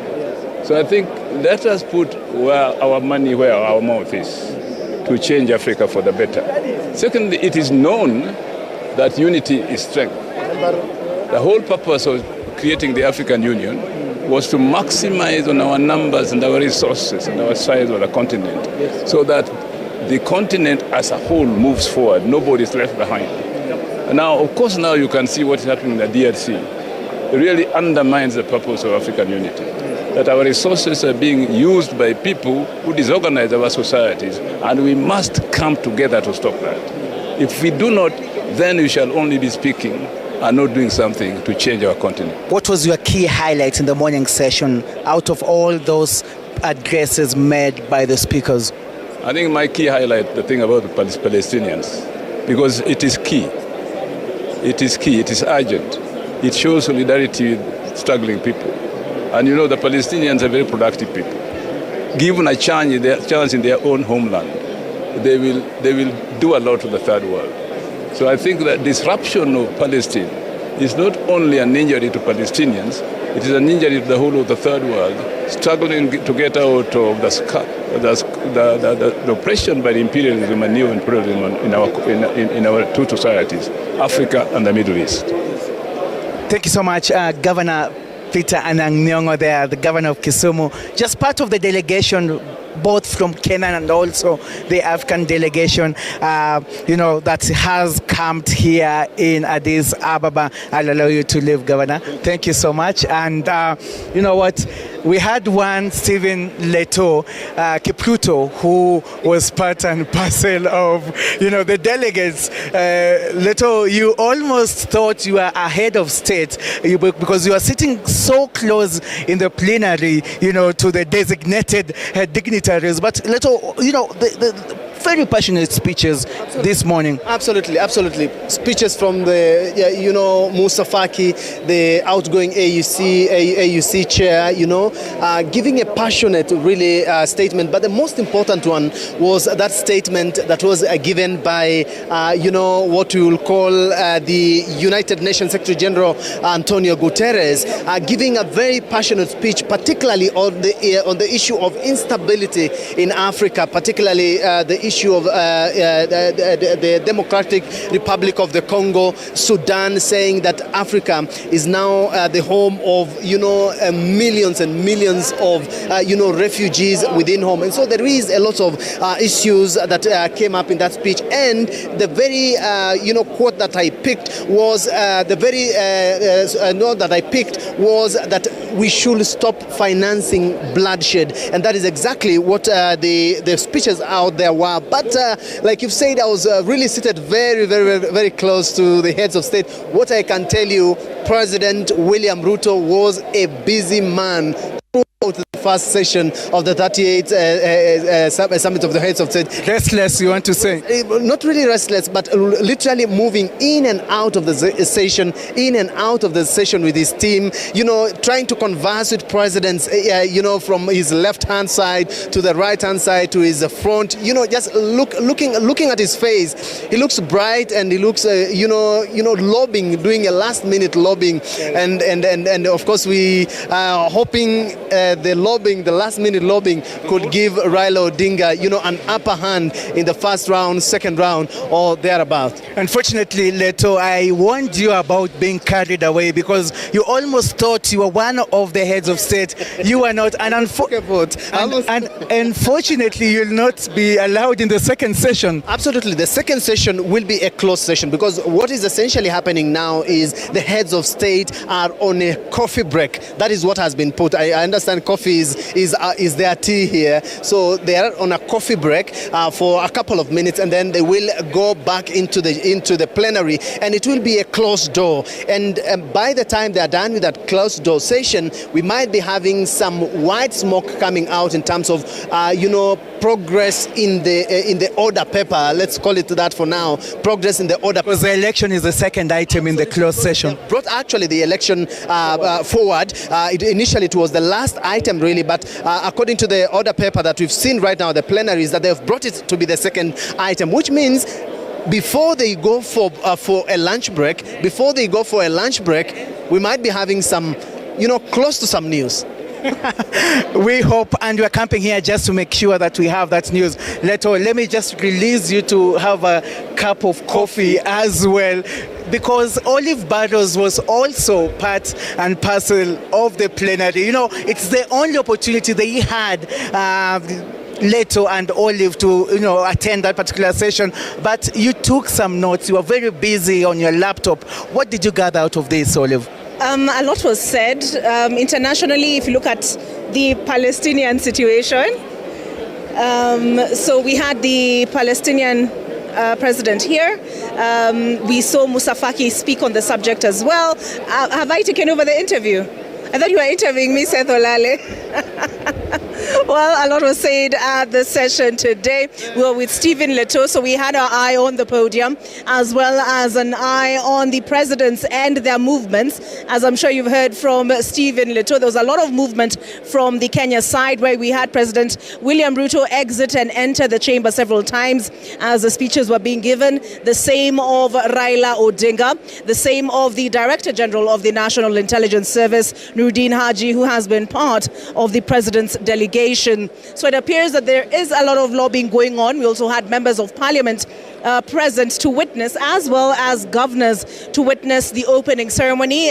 Standing not too far away from me right now is the Kisumu governor. We had the Homa Bay governor, Gladys Wanga, as well in the precincts. And we had several members of parliament, Beatrice Elachi, Millie Odhiambo, and they were here to catch what was being said during the opening ceremony. As far as the speeches go, there was a wide breadth of speeches. Notable was Moussa Faki's exit speech, as it were, and he listed the challenges that the African Union continues to face, and he says. And there we go, the trio of Stephen Leto, Olive Barrows and Seth Olale giving us an assessment of what will happen next in the course of the closed-door session that will be held at the headquarters of the African Union, where they will be, also part of the agenda will be the voting for the chairperson and the deputy chairperson of the African Union Commission. Just a clarification between the differences between the African Union chairperson and the African Union Commission chairperson.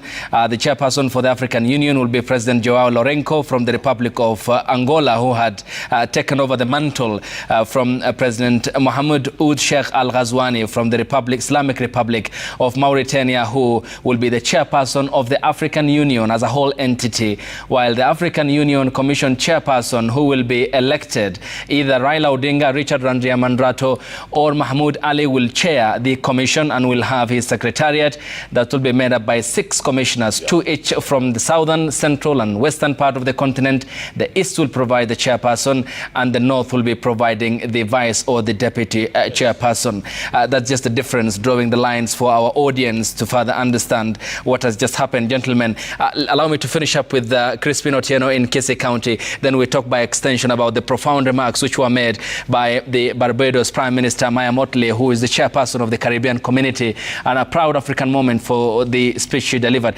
Crispin, good afternoon. Thank you so much for joining us again. This morning was a whole affair of cocktail feedback from the members of the public. Tell us more about where you are and their feeling as to the excitement around the elections in Addis. Very good afternoon, Ayub, from our communication center. Indeed, it has been an interesting moment, and during the morning session, we could see what is happening across social joints, where we've witnessed an influx of members of the public going to the social joints just to follow the proceedings as they happen in Addis Ababa. And where I am right now is at a place called Diplos within Kisii town center. Members of the public have been following the proceedings at Mandela Hall, and I just want to just to interact with quite a number of them here, just to share with us what they make with regards to what is happening at Addis. You'll just start by introducing yourself, then tell us so far what's your expectation. My name is Charles Mugaka. I'm the chairman for the Kenya Kisii County and acting regional. So I'm wishing Baba well, and whichever way it will go, Raila is still the supreme. Raila now has gone to international. Now I will be making decision from AU to Kenya. So we cannot underrate Raila at any given point. Whether he will win AU and become the African president, he will be the first African president. And if he loses, still we need him home back here. So Raila is still ours. Raila is Raila and he is remain to be Raila. So we wish him well from Kisii County and the entire Kenya. Thank you very much. Thank you so much. Thank you so much. You've also been following keenly what is happening at Addis. What do you have to make so far during this critical time? Number one, I want to say that Africa is grieving because of poverty, because of poor economic policies, and because of insecurity across Africa. And I want to say this position is just a skunk for Kenyans. Why am I saying is because the incumbent chair from Chad has done his 8 years straight, and Chad is actually the 191 country which is poorest in the country. And so I want to say that as we continue to wait for the election, there is nothing completely that we are waiting for if Raila Odinga wins. If he wins, we're only waiting for maandamano across Africa, because that is exactly what he specialized in. All right. Thank you. Thank you so much. Let's get to hear what are some of your sentiments with regards to what is happening in Addis Ababa today. Thank you. My name is Elijah Bogita, a citizen of this country. Raila Odinga, like any other leader, we wish him well. But personally, I wish him to fail, so that he remembers that the blood of Gen Zs who died on the streets, the hotspot of Kenya, where leaders like Kizza Besigye. Crispin Otieno there, giving us the feedback from the public. We'll be getting back to him, as well as the watch party from Kondele, where Laura Otieno is keeping an eye on what's happening there, a place that had shown the president on equal measure, loathing and loving, the last time he was there in the company of the former Prime Minister Raila Odinga when he visited the counties of Migori, Homa Bay, Kisumu and Siaya counties. Back here, Ahmed, hang on, Prof. Barbados Prime Minister Maya Motley pointed out her speech very solid. She said, confronting the challenges of the new world, Africa is required, the need for the end of middlemen and neocolonialism, the stability of the world, she pointed out, without Africa is not tenable. She talked about visas and how it's becoming a colonial aspect. She also, in that again, confounded the importance of African unity in ending apartheid in South Africa. Such a solid remarks, is it? And Africa seems to be speaking about a topic or a subject that in Europe, for example, today is seen as anathema. For example, the constant support for Israel, despite the bombardments of Gaza and America's support for it militarily and politically, the immunity at the UN. I mean, Africa seems to be a voice of reason, is it, regarding these speeches that were made? Yes. Having watched very keenly the speech of the Prime Minister of Barbados, it tells you something, that she does understand the context, you know. She has contextualized the Africa's position in the global imperatives or the imperatives of the global institutional order. One of such imperatives, of course, you'll find power and economic differentials. Of course, latter day, you are finding much more of economic rationalism or strategic interests of different countries dictating global politics. And I think the Prime Minister there is actually making a special appeal. And this is an appeal that goes far beyond Pan-Africanism. She is actually appealing to Africans or African leadership to rise to the occasion and to be more cosmopolitan, you know, to recognize that other realities do exist, and these realities far exceed the African context, much as they shape the Africa's destiny, Africa's today's social and political status. Now, the Prime Minister of Barbados really is challenging Africans. How do you therefore challenge both the economic and also the political power differentials? With what tools, whether ideological, political, diplomatic, do we confront the world? And I think Joao, the president of Joao Lorenzo Manuel also talked about it, things like collective solutions, talked about Africa's prosperity and so forth. In my view, I think to face contemporary challenges, you know, as I said earlier, we need new norms, new rules, new institutions. But above all, we need somebody who will go far beyond Africa's Pan-Africanism. We need a global cosmopolitan. One who understands that in the context of global and contemporary challenges, such as terrorism, you know, climate change, ethnic conflict or regional conflict, you need to bring the world to help us solve some of these challenges. Because, for example, the problem of migration, whether into Europe, into Americas, cannot be solved by a rabid, you know, immigration policy, by arresting people, putting them on the plane and getting them back to their own countries. That cannot solve the global problem. The global problem can only be solved collectively. And but Prof, can we then have a voice from Africa in this sense? Because when you talk about migration in the context of, for example, net migration birthing far-right politicians, Marine Le Pen in France, Viktor Orban in Hungary, Matteo Salvini in Italy, and then now there's the talk of the Brexit party, which is midwifed by Nigel Farage. Wasn't it the blatant failure by the West through NATO, who bombarded Gaddafi and Libya, thereby creating an avenue for migration over the Mediterranean into Europe? Can they also look back at their hawkish foreign policy? And who is the African leader? And can Africa then stand up and point these issues to the Europeans, that your hawkish foreign policy is why we have these disruptions in the movement of people, and especially into Europe?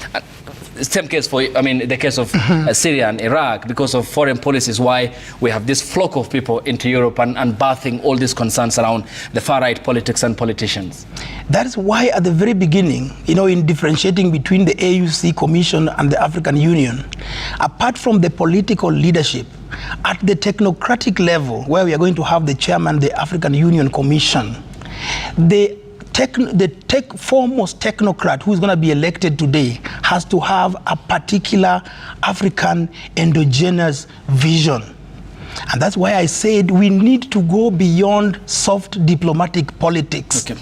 We need a top technocrat at the AUC Commission who is going to write resistance in international law, to write resistance into international and global politics. That needs somebody who's not subservient to any state, to any country, to any diplomatic endeavors. That's why I said at the very beginning, Kenya stands tall. The narrative or the discourse was first created by President William Ruto himself, who went to France. He has gone before the World Bank and IMF and challenged them at their own doorsteps. Okay. We need a politician or a strong African leader who is not politically tethered, who is also not subservient or has got or serving certain state interests.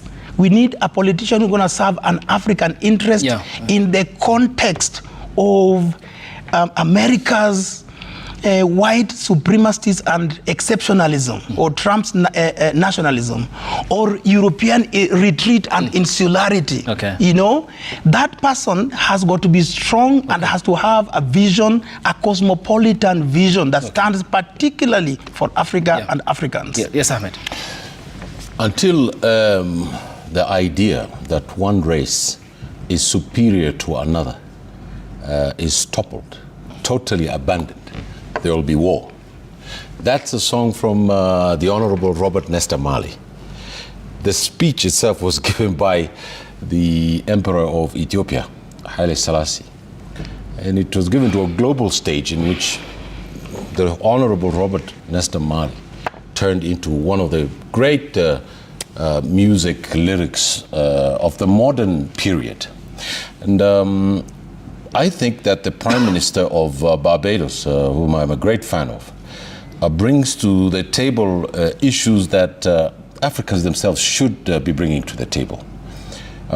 Because of the particular experience of the African diaspora, in which the issues of racial slavery, plantation economies, and the rise of the independence movements across the third world, in which Professor, my senior and teacher, Professor Nyang just mentioned, is this idea that even our president has said something about, that the world economic, political, social, and cultural system is structured in a way by those who had won the First and the Second World War, the people who had established colonialism, who are a global minority.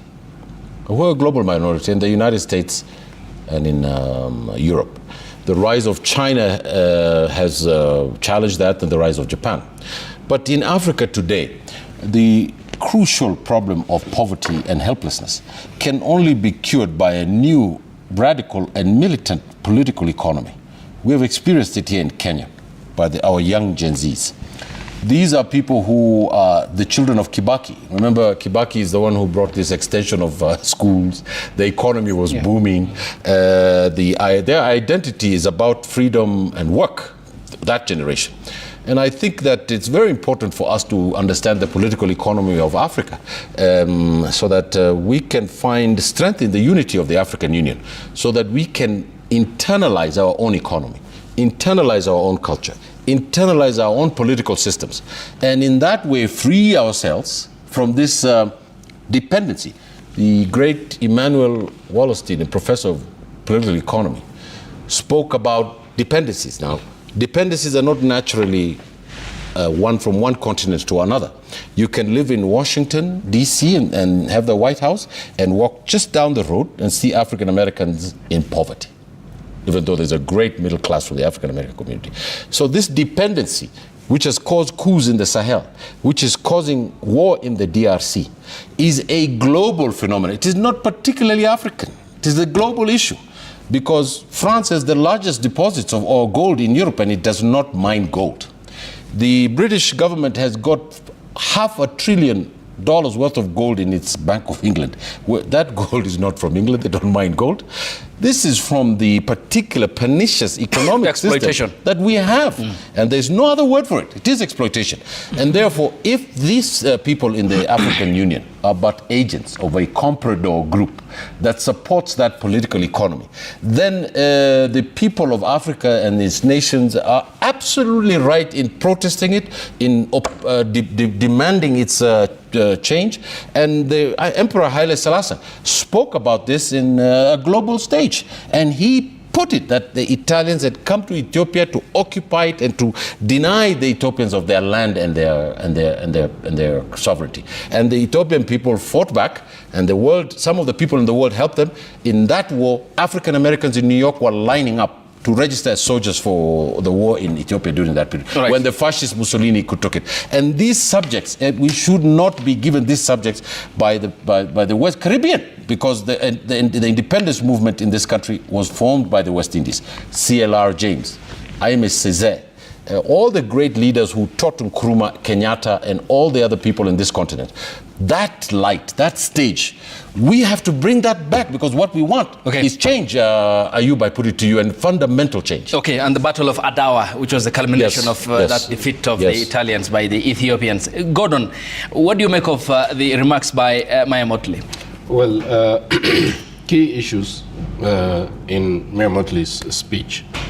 We must come out from the post-colonial mentality and stand out. Two, we must maximize on our numbers. And when she's talking about our numbers, she's not talking about Africans' numbers living in Africa. The Africans who are not living in Africa. So Africans within and without Africa, those are African numbers that must be maximized. Then Africa is a voice of reason. And this is not the first time Africa is becoming a voice of reason, to just echo what you're saying earlier on. As far as Palestine is concerned, you remember Africa tried even to mediate when there was invasion in Ukraine. African heads of state went there to try and do some mediation. So Mia Motley is reflecting on the Bridgetown Initiative paper. The Bridgetown Initiative paper was a paper that was originally generated from her own country. Actually, she is the brain behind the Bridgetown Initiative paper. This paper had fundamental issues that it was dealing with. It was dealing with debt management. It was dealing with the poor infrastructure, financial infrastructure, the global financial infrastructure. It was dealing with everything around money and resources to countries that have been disadvantaged in one way or another. So in our speech today, I look at our speech as a reflection of the Bridgetown Initiative, which of course Africa has been championing all along, as Ashi here had mentioned, that from the beginning they had we had President Ruto even telling it right in front of the European Union, the Americans.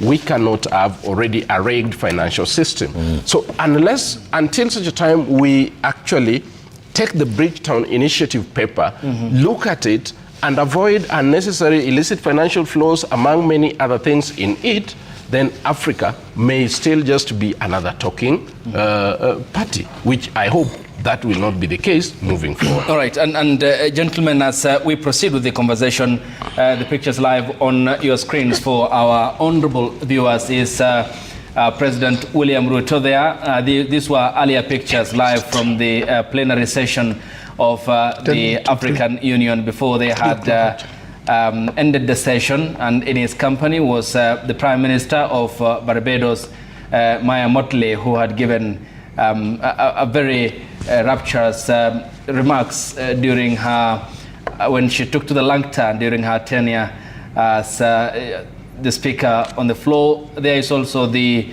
Djibouti Foreign Affairs Minister and a candidate who will be battling it out with Raila Odinga, Mahmoud Ali Yusuf, who has been a long-serving Foreign Affairs Minister for Djibouti. They are also sitting next to the Egyptian delegation that will be led by President Abdel Fattah al-Sisi. On your pictures also, Nelson Koech, Belgut MP, the chair of the Defense, Intelligence and Foreign Relations Committee. Rosa Buyu also is in his company, a lawmaker from the county of Kisumu, and they are just but part of the Kenyan delegation, the lawmakers who had traveled to Addis to support the former Prime Minister, or put in that much needed support, though the vote is only one, and that will be by President William Ruto, who has already expressed his intention to vote for his candidate Raila Odinga. And this was the session that had gone out for the coffee session,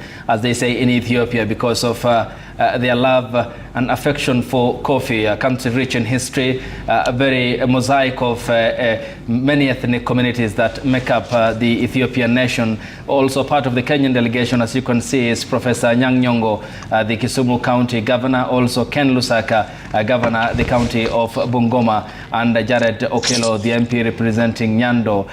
Also Mishi Mboko is in the company of the lawmakers who were also in Addis, and there we had also seen or spotted the presence of Dagoretti MP Beatrice Elachi and Homa Bay County Governor Gladys Wanga, just part of the delegation that had traveled to Addis to support Raila Odinga, though they wouldn't be voting. That's the responsibility of the Assembly of Heads of State, who will be picking the next chairperson and the deputy chairperson. Prof, coming to you, Maya Motley also talked about apartheid South Africa, how her country provided the refueling support for ending apartheid in South Africa, that culminated with the release of President Nelson Mandela from prison after 27 years. And that is the talk about Palestine also coming, and much talked about.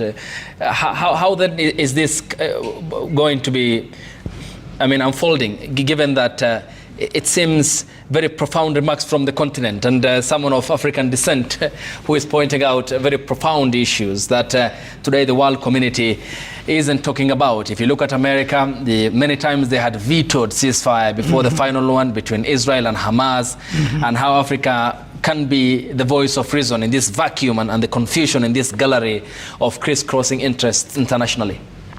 The Prime Minister's message there is what I can call the politics of solidarity.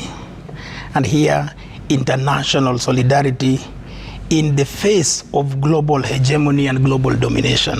And of course, hegemony essentially means domination, both in terms of ideas, both in terms of knowledges, including power. The politics of solidarity, and I think she gave a historical context of how Cuba rescued South Africa. Her country was the fueling station. And of course, how Cuba exported that solidarity to help fight for the liberation of people of Africa. Today, and because she was giving context to that international solidarity, her message rings loud and clear, and she's actually telling the world that the kind of international diplomacy that you are running, including the international politics of power of brutalization of the weak and the vulnerable, of course, with the Americans superintendents, will not avail you. That other people are watching. Of course, we know the injustices, the vicious excesses of the state of Israel in the Gaza or in Palestine, and all these things are happening at a time when, despite the UN's resistance, the World Health Organization has spoken against these things, and nobody seems to be listening. She's actually telling Africa and Africans that the international institutional order, both in its rules, norms, and standards, is so normatively weak that it will not protect you. Okay. You have to generate your own protection.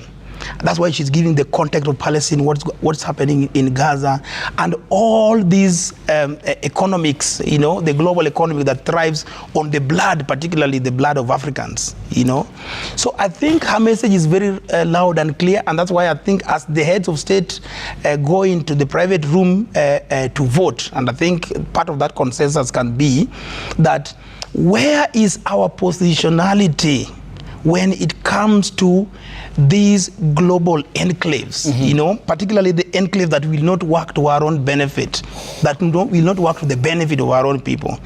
If what can happen in Gaza can happen despite the watch of the global community with the American superintendents, even what is happening in Ukraine, you know, the kind of unilateralism or American hegemony that particularly is emerging now is what these leaders are speaking to. And that's why we want to have a strong diplomatic African Union that can not only speak with a diplomatic voice, but has got to speak with what I call the voice of resistance. Resistance essentially means alternative ideas, of course, which of course is tempered with a strong political language in much the same way that the European Union is doing it, the way the Americans are doing it, and even the way the Chinese are doing it. Ahmed, tell me this, because earlier on in the outgoing chairperson, Musa Faki Mahamat, had labeled Africa's young population, and growing by that, a gold mine, a reserve for the continent. How will this then lift Africa to the next stage of development, to first class, or the status of uplifting the people at the end of the pyramid down there? You look at Europe now, they are leveraging on AI because of the declining population, and the white supremacists in America is largely funded by the fact that the whites would be a minority in the next half a century. I mean, how can Africa leverage on this very reserve it has at its disposal? I think it should follow the path of Indonesia. Indonesia, in 10 years, will have a greater economy than Japan. Indonesia will be in the top 5 economies in the world in 10 years. Indonesia has shown that a political class that has a vision for its people and has some kind of resources together can overcome these substantial kind of bulwarks that we have. Why do I say Indonesia? Indonesia suffered from a great Dutch colonialism. We cannot lament about the colonial past only. We have to be optimists about our continent. And I think the most important thing that we need to grapple with in this continent, first of all, is our mindset. Because if our mindset changes about how we can change things, then we can get change. 80% of the population of Africa is under 25. Under 25. And the Gen Zs here in Kenya stood up against taxation because they couldn't see the future. They didn't have hope about the future. They saw the country was going in the wrong direction, and that configuration is across the African continent, and it is going to stand up. And the African Union, or whoever gets the African Union, has to know that it is not the presidents of these countries that they serve. It is not the governments of these countries that they serve, it's the people that they serve. And unless the people become powerful, can get jobs, can get education, can get hope, then the fires of that were lit by the great Kwame Nkrumah will have some kind of light. He said that Africans are not poor. Africa is rich. It is Africans who are poor. And he was alluding to this fact that the Prime Minister of Barbados has been talking about, that we all have, in the words of Amos Sese, a seat at the rendezvous of victory for this continent. Okay, and Gordon, I'll come to the next aspect, because there's also another pertinent matter that we need to put across here. And now this seems to be the factors before even we head and get the outcome of the elections of the vice chairperson and the deputy chairperson, because the agenda is also made up by these very critical factors that we are talking about. And is there a general renaissance across the African continent by young voices? For example, if you look at beyond the suspension, how there was tacit support for the military coups across the western belt of the continent. What does this tell us about the people now yearning for governance and proper leadership with a vision for the continent? We must first agree that the days of diplomacy of reciprocity is long gone. We must also agree that the theory of liberalism in the world politics today and world diplomacy is long gone. What we are facing and what we are faced with is realism as a theory and as a matter of action. So in realism as it is, the people themselves have already known what they want. You realized the other day when the Burkinabe president wanted to step down, the population rose up and said, hey, Agai, wait a minute, you're not going anywhere. It is our country, we know what we want, you are already taking us towards that direction. So there is that renaissance among young Africans across the continent. It did not begin today. It's something that began way back in 2011 by Abdelaziz there in Tunisia. Mohamed Bouazizi. Bouazizi, yes, who decided to set himself on fire, and you saw what it did across the Arab world. It's what even went down to actually haunt the Libyan president, Muammar Gaddafi. That spirit is not dead. The African young spirit that was there with Sankara is not dead.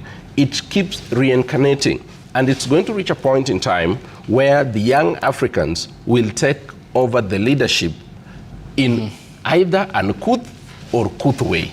But that is the trajectory Africa is taking. So it is also time for the leaders within African setup to realize that, wait a minute, this population is a ticking time bomb for us. Okay. Lest we stop the Mediterranean sinks that we see every day. Lest we stop the Suez Canal sinks we witness every day as people go to look for greener pastures outside, which end up not being actually greener pastures, but end up being disastrous to their own lives. So African Renaissance is not beginning today, it's a continuation. It's happening in piecemeal, but that piecemeal may end up becoming an elaborate and a continental thing sooner than later. Yeah, and Prof, also one pertinent matter that was outlined by Musa Faki Mahamat was finance for critical sectors. But isn't it then an egg on the face of the leadership of the continent there in Addis, when, for example, one of the biggest peacekeeping mission in Somalia under the African Union Transition Mission, ATMIS, is funded by the European Union? Yes. I mean, how can this then happen? If you look at the Democratic Republic of the Congo, the UN has its biggest peacekeeping mission there. And therefore, what can be done? I mean, Africa certainly isn't short of resources, but how can that be mobilized better and converge to the point of direction and the critical sectors that require the African finances? Yeah, I think the louder message there is actually a castigation on the culture of dependency. Actually, the much normalized and the routinized culture of dependency of Africa over a longer period of time. And this is actually not a unique African problem. It is actually a legacy that comes out of the very nature of global politics. By the way, there is a scholar, I think in the old days, in the 1980s, who talked about the poverty of the international system and the international system of poverty. That's Mohamed Bedjawi, I think a Moroccan. The dynamics of global politics is that of subjugation of a particular people, including how ideas cascades into African leadership, African officials, African institutions. I can tell you today, Africa is self-sufficient. We can take care of our global peace. We can take care of our poverty. We can take care of our resources and development. But we have been made to believe, that's why I talk about the politics of routinization and normalization of a culture of poverty, including in our mindset, that if it comes from the West, it is libertarian, it's egalitarian, it liberates our people. From us, it's bad. For the avoidance of doubt, global aid is what has caused much of the politics of the culture of dependence, including the poverty in Africa. Because there is actually no aid in aid. There is much more the impoverization of our people. The immiseration of our people. In fact, some of us have really studied the global political order, and I know what I'm talking about. The politics of dependence is that while these resources come, but what they take away is far much greater than what comes. True. I can mention some of, and this is why Trump actually does not really know what he's doing. The aid that comes to Africa, whether through US aid, whatever it comes UK aid. It goes to Mudaida, where they live. It goes, first of all, to paying those high-end diplomats who earn over millions of shillings, and that money is repatriated back. They over-exaggerate the prices of pharmaceuticals. 75% of what they finance, first of all, go back because we buy those things from them. The 25% that we top up goes back to them in US dollars. The culture and dependence on aid, that's why, in fact, I'm so disappointed that Musa Faki can talk about such, that we need more resources. We can be self-dependent, and we can create our own African sense of dignity with our own immense resources. Thank you. Gordon Ahmed and Professor Maxwell, we proceed because also President Joao Lourenço, the new chairperson of the African Union, talked about a three-point agenda: silence in the guns, peace and stability. Also talked about resources. Also Antonio Guterres, there is the question of Palestine, Ukraine, Russia, and also the death distress, climate change. We'll be talking more about that and the reflections of the 2-year tenure, that is since 2007, 8-year tenure of Musa Faki Mahamat, the outgoing chairperson of the African Union Commission. But first, here is a profile of Raila Odinga and the journey to the African Union Commission as its Kenya's candidate since his launch by President William Ruto on the 27th of August 2024 at State House in Nairobi. The secretariat team that was put together thereafter embarked on diplomatic shuttle campaigns across the continent, seeking the support of heads of state and governments for Raila Odinga's candidature. We'll be battling it out with Djibouti's Mahmoud Yusuf Ali and Madagascar's Richard Randria Mandrato. Here's Seth Olale with the journey to the African Union Commission of Raila Odinga, Kenya's candidate.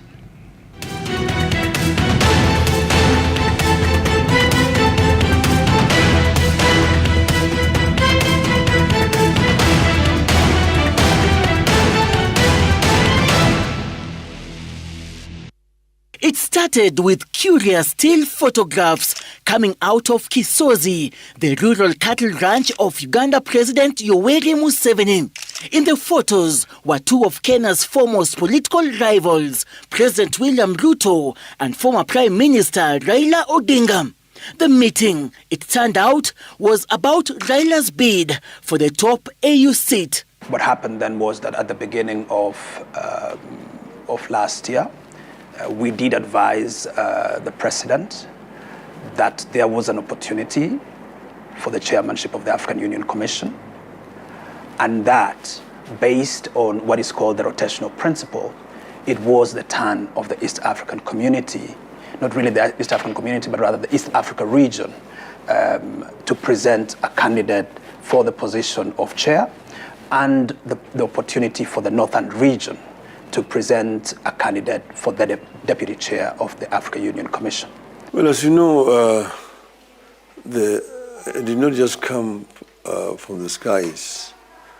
I was actually petitioned by a number of elders of the continent that I should offer myself for this position, which should become vacant next year. They have been concerned about the slow pace of progress towards unification of the continent and toward achieving certain benchmarks. On the basis of that advice, His Excellency the President then began a process of consulting with his colleagues within the region, because at that point in time, he felt very strongly that Kenya should be allowed by, the rest of the region to nominate a candidate. And so he carried out quite some consultation, and it reached a level where the conversation then centered on who Kenya's candidate was. And it is at that point that, based on consultations between the President and Prime Minister Raila Odinga, a decision was then taken that he would be the best candidate for that position.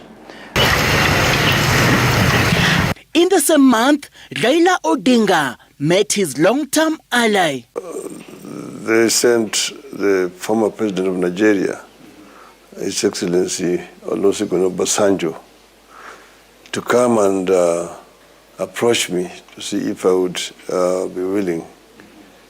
And after soul searching, I agreed that I could offer myself. That's why I presented myself as a candidate for this position. But when I do something, I don't go halfway, say I want to succeed. Definitely there are also other candidates. So it is now a competition. There are 4 candidates originally. One from Madagascar, Mauritius, Djibouti, and myself. The Mauritian candidate has actually dropped out because his party lost in the last elections. The new government has said they're not supporting him. They would support me. So, yeah, but then you have to meet with the voters. And in this case, unfortunately, or fortunately, the voters are just the heads of states who vote at the General Assembly through secret ballot. With the AUC chairmanship seat this time falling on the East African bloc through a rotational diplomatic formula, it was now upon Kenya to persuade her neighbors in the region to support Raila's candidature. President Yoweri Museveni had not been persuaded or asked to vote for Amina, our neighbor, among other Pan-Africanists. This time you've seen Yoweri Museveni has come out with all what it takes to support the candidature of Right Honorable Raila Odinga. And President William Ruto has done a lot to convince especially the home bloc, where everyone has come out that we're going to vote for the Kenyan candidate, the Pan-Africanist, the enigma Raila Odinga. So there are other issues in the Amina campaign which were taken for granted. The field was left open, and there are staunch Orthodox Muslim countries which regarded our sister Amina Mohammed not to be Muslim enough. For instance, the argument when I was in Addis was, she doesn't wear a veil, I think. And then Morocco had also been admitted the AUC, and the Francophone aspect that time heavily played. But this time, the advantage Kenya has, and for Raila Odinga, is that this seat is for this region.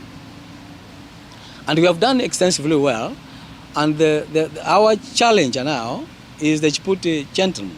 Some of them really wanted to disabuse the public with regard to certain perceptions that had formed.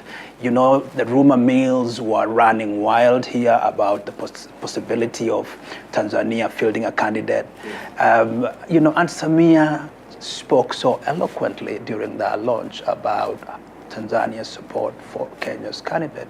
You recall President Museveni speaking with regard to what kind of leader the AU requires to be able to drive its agenda. And at that point, it is when President Museveni also was addressing another rumor or another perception about this particular candidate. And President Museveni essentially said that the region was not looking for someone who is looking for a job, that the region was looking for somebody who is seasoned, somebody who is ready, somebody who can galvanize the leadership of Africa around a common agenda. And he did not see any other candidate with the gravitas and with the experience that Prime Minister Odinga had for this job. And so it took a lot to be able to get there, but I think there was already quite some willingness on the part of these leaders to be able to speak without any equivocation on their support. The only dissenting voice at that point, and I wouldn't really call it a dissenting voice, we live in a region that's really complex, with very I would say very delicate relationships, and you can understand why.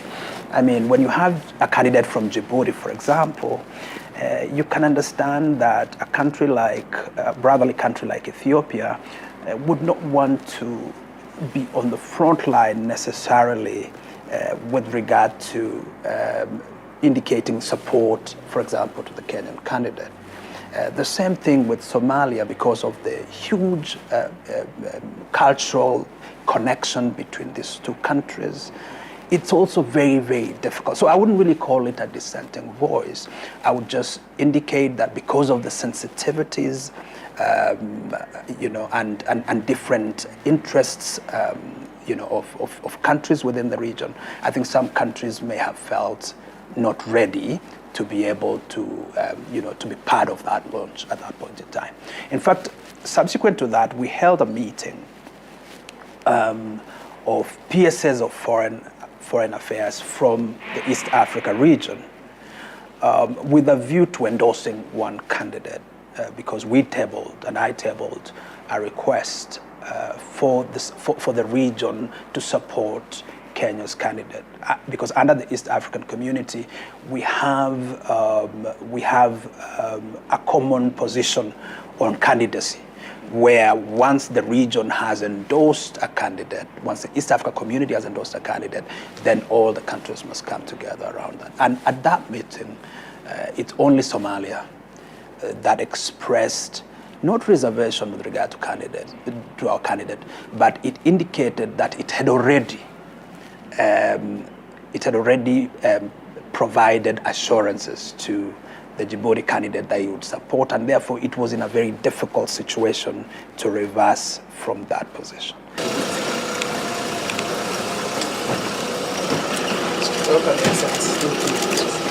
Really, Prime Minister Odinga's candidacy was embraced. It's been a very, very easy sell on the part of the region, actually. Of course, the major concern has been around his involvement in domestic politics within that period, and so that's something that has been discussed and negotiated, I'm sure, at the highest political level. And that is the launch of the Raila Odinga for AUC chairmanship. Raila was formally unveiled as a candidate at a ceremony held at State House, Nairobi, attended by 5 presidents from the East Africa community. I know that Honorable Raila not only possesses the requisite credentials, but he is also the ideal candidate to lead the Africa Union Commission. Kenya's candidate stands shoulder above probably anybody else in the country to fill the shoes of the chair of the African Union Commission. This candidacy stands on its own merit. All that the president has done is to endorse an idea whose time has come. He's not trying to create something that doesn't exist. Mr. Odinga had already projected himself as a Pan-Africanist who is known the continent, throughout the continent, as a leader who's fought for democratic credentials, not just in his own country, in other, in other countries as well. A leader who has negotiated peace in places, as far as Côte d'Ivoire and Burundi and in other places. He's been the leader of Africa with regard to connectivity, particularly particularly infrastructure. As the champion for infrastructure of the AU over several years now, he's negotiated very big deals that have benefited the continent. So you're really talking about someone who has the credentials and the capability and enjoys the respect of many. And so it is my view then that as the president considered the possibility of who might fit this bill, it was very, very easy to say, Honorable Odinga, please do step up on this, and take up this role. Okay. For his campaign, Raila needed a formidable team. First and foremost, I think we were very clear that we would run a campaign that is professional, that is focused, and that is targeted. To run a professional campaign, we understood that we needed the right people and the right teams. And so we set up a Stratcom committee to deal with communications. We set up a team to focus on analysis and research to understand the different interests of countries, the nuances of positions that have been taken, what it would take for Kenya to be able to engender the support of these countries, and then we set up a committee that is focused on high level strategy and and negotiation, because at the end of the day there are elements of this that involve negotiations and outreach. That infrastructure was then populated by very good teams, such as Professor Makamoto, extremely experienced, Ambassador Mahbub, Ambassador Odinga himself. We have technical teams that support the leadership of those committees. So already, just based on the infrastructure that we set up and the fact that that infrastructure enjoys the support of the president, the prime cabinet secretary, the candidate himself, that already resolved a lot of issues. But along the way, the Odinga campaign encountered challenges. The key challenges have really revolved around the politics, what I would consider to be toxic politics that are at play in our country. Sadly, it has become a very disconcerting sort of situation where a good number of Kenyans online and shadowy figures online have sought to really decampaign our candidate. And they have deployed all sorts of tactics, including disinformation and misinformation. They have even gone to an extent of trying to suggest that the Djiboutian candidate enjoys the support of Kenyans as opposed to our own candidate. That has been a huge disservice for us. But nevertheless, I think because of the strength of the strategic communication unit that we set up, I think we have put out very, very strong messages to a level where even those who have been opposed to this candidacy are increasingly coming to embrace the view that here is really a formidable candidate. There are those, for example, who are like, that the candidate is, is old. But the reality of the way he has campaigned, the outreach to over 30 countries at the present, out of the 54 African countries, the energy he has exuded at high-level forums, including the continental unveiling, in Addis Ababa at the beginning of November, his high-energy performance at the Mjadala Forum, in December. All of those have gone to indicate that this is a candidate who's ready for this job, who understands the job, who has the vision, that the continent actually needs. And so despite the investment on trying to disinform the continent about this candidate, I think there are many who truly believe that our candidate has what it takes to be able to succeed.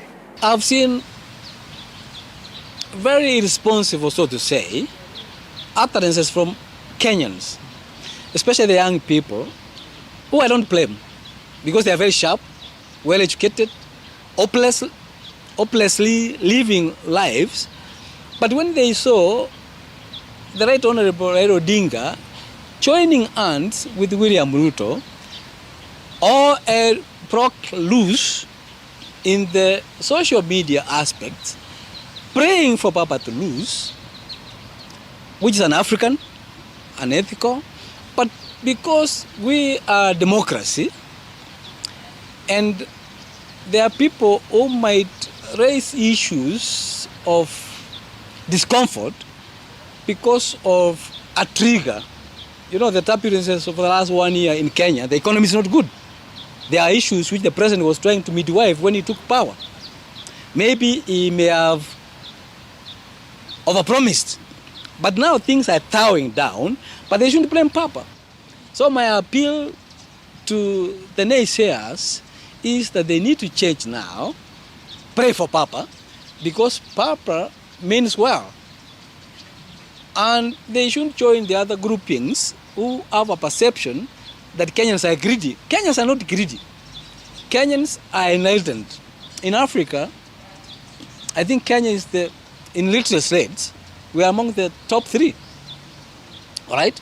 So the hopelessness in our youth, the Gen Zs, millennials, can be reduced to some level if Papa is the chairman of AUC, because there are other recommendations some of us we want to have at the AUC when Papa is there. I am begging and pleading with our citizenry to be a bit African, and you know, the information superhighway is not a license for immorality. To the naysayers, you have been able to see that ours is just not a candidate. Ours is a leader. He is seasoned. He is knowledgeable. He is astute. He is fearless. He is bold, and will be able to sort the problems of Africa without a second thought. In order to effectively campaign across the continent, Raila needed a well-crafted manifesto that would display his CV. Husband of one that I know of, and a lifelong servant of Africa, but you may call me also Baba. I have been moving around talking to various heads of state of the continent. I've actually managed a large number, and there are few which are still remaining. But I'm optimistic, but they say it is not done until it is done. And that's why I'm saying that there's still work to do. It is the intention of Kenya to secure the support of, if possible, 100% of support. Our focus is not the 32 that you mentioned. It's not just to get the 2/3. Our focus is to get overwhelming support. When I mentioned the number 30, I'm mentioning the countries that the candidate in person has visited. That is not to say the rest of the countries have not been engaged. They have been engaged directly, for example, by His Excellency the President himself. To each country, the President has addressed a letter to their heads of state seeking support. There's been phone calls, there's been specific outreaches, including using envoys, using messengers. There's been huge outreach that has been rolled out, by the president, by the prime cabinet, cabinet secretary, by the candidate himself, by the friends of the candidate, by the friends of Kenya, and by the friends of Africa who really believe that the African Union needs to take its place. And the way the African Union takes its place is to have at its core a very strong leadership, a visionary leadership, and a leadership that can galvanize the continent around Agenda 2063 and around a common position with regard to critical issues that the continent faces, at the moment. All the other blocs are supported Papa. The SADC, where Papa was recently, as convincingly said they are bidding for Papa. Because on those regions where he was in Angola, Malawi, South Africa, Namibia, he went personally. A very tedious job, but Papa is an enigma. He's a man who never says die. We've gotten assurances. Me as an observer, I'm not very deeply in, but in my observations, we are heading, because it requires, especially for round one, it requires like 32 countries. So far, we're almost hitting that number on the presentations which has been given and on my observations from the back door. We're doing well. Yes.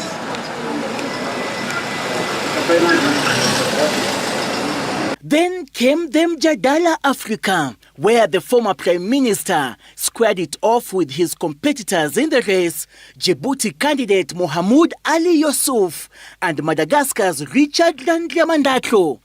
We are very grateful the support that we've received from our neighbors, specific President Museveni, President Kagame, President Suluhu, President Salva Kiir, even the President of Somalia, and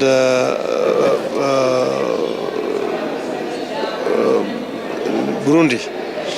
Have all talked to me personally and have all assured me of their support. So we have been very grateful for the kind of punch they gave me. They gave me a good kickstart, and they have continued to support me morally. And therefore, this will be, if we succeed, it will be a victory for East Africa, but in general, it will be a victory for the whole of Africa. Where we've been able to showcase to Africa and mostly to our voters, the heads of state, the caliber of candidate that Kenya is presenting to Africa, a candidate whose breadth of knowledge and depth of information is just admirable. He started off by painting a picture of the Africa that was seen by the forefathers, and he also was able to detail how he's able to plug in and ensure that those dreams are brought to fruition. So it's been an exciting evening to listen to our candidate. All of them are good, I must say, but ours stood out as the best of the three. Our analytics team, and I mentioned it earlier, of course has this map of the continent whose it's an iterative map that changes color almost every day in terms of which country is supporting us, etc., etc. We see the central region becoming very, very important, for us as a swing vote. The northern region as well is a complex region for us. We have the least footprint in that region in terms of our embassies. We have an embassy in Algiers, and we have an embassy in Egypt, as well as an embassy now in Rabat in Morocco. But our footprint across North Africa is the thinnest, and so is our footprint in Central Africa, or rather Central region. Those two regions are quite a challenge, and we are investing quite some outreach and some resources to ensure that we get clarity about their support to our candidate. Papa's League now mentioned is going to take him to the northern part, the Maghreb region. Morocco has already endorsed him. He will have to go to Tripoli, then he passes through those countries, and maybe Egypt. All right? And if you look at all these aspects, I don't think whether you have seen the fairly closest rival traversing anywhere in the continent, our country from Djibouti. So we are not badly off, but we are not taking any chances on this journey. Raila ended up his campaign for the AUC chairmanship slot a week to the polls and ready for any outcome. Of course, there's a win and a loser. And if we win, very good for us. If we lose, so what? We are basically here in Kenya. There will be other things for us to do. So we're not worried about losing. They say that asiyekubali kushindwa sio mshindani. But we are not competing to lose. Okay. We're competing to win. It will be devastating, yes. It will be very difficult for us to countenance a situation where we do not succeed. But of course, always in a process like this, one would need to ask themselves the question, have you done your best? Have you put your best foot forward? Is there something you ought to have done to succeed, which you haven't done? As we look at our roadmap, from when we started in July last year to the present, I feel very strongly that there is nothing we have not done. We're cracking our heads about what else we could do to increase the margin, to expand the gap. I would feel that we have put out our best, and that if we were not successful, which is something we do not want to countenance, it would not be on account of our recklessness, our negligence, or or our assumption of anybody. I think success has many fathers, but the candidate himself, I think he's been tremendous on the campaign field. I think he's stepped up. He has projected himself in a way that he's increasingly becoming irresistible, and he's, to my mind, I think, if it were national politics, I think he's beginning to create an air of inevitability, and I think that's really important. I think the support of the president, of course, has been huge and really important, as is the support of the Prime Cabinet Secretary. My team and the rest of us within the State Department, are working around the clock in this regard. There are many sort of unsung heroes in any struggle, but I think to the candidate shall we really attribute this victory. Seth Olale, Citizen TV.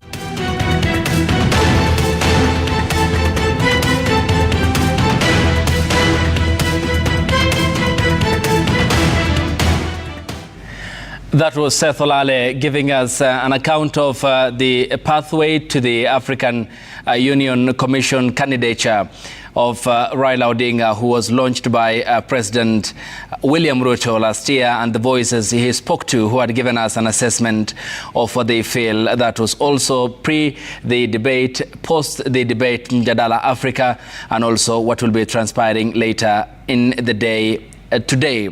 Also, this report on the profile of Raila Odinga, Kenya's former Prime Minister, and alongside his friends who had spoken at length about his contributions to the struggle for the second liberation of Kenya, which led to the repeal of Section 2A of the Constitution. His dotted political career and from the voices of the people, Stephen Leto spoke in the following report, detailed an account of who the former Prime Minister is, what credentials he's taking to the African continent, and the consequences the bearing this could have if he wins the AUC chairpersonship position later in the day, when the vote will be taken by the Assembly of the Heads of State in Addis Ababa, Ethiopia.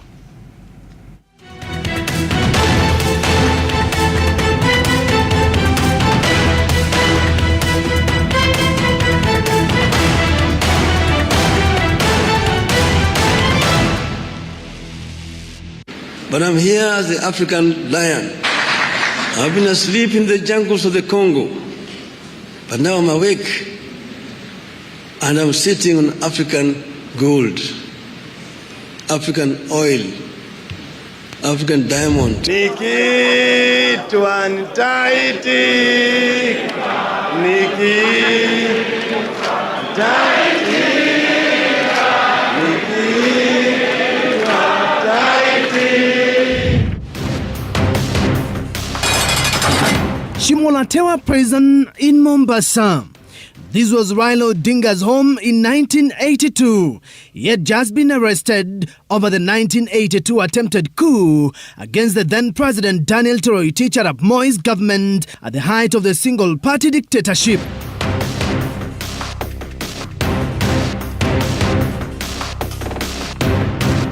Raila was locked up alongside George Anyona, Martin Chikuku and John Mary Seronei. Another detainee, Koigi Wamwere, had just been transferred from Manyani prison. I was taken to Shimolatewa. I found a team, people who had gone into detention before me. And Raila was among them.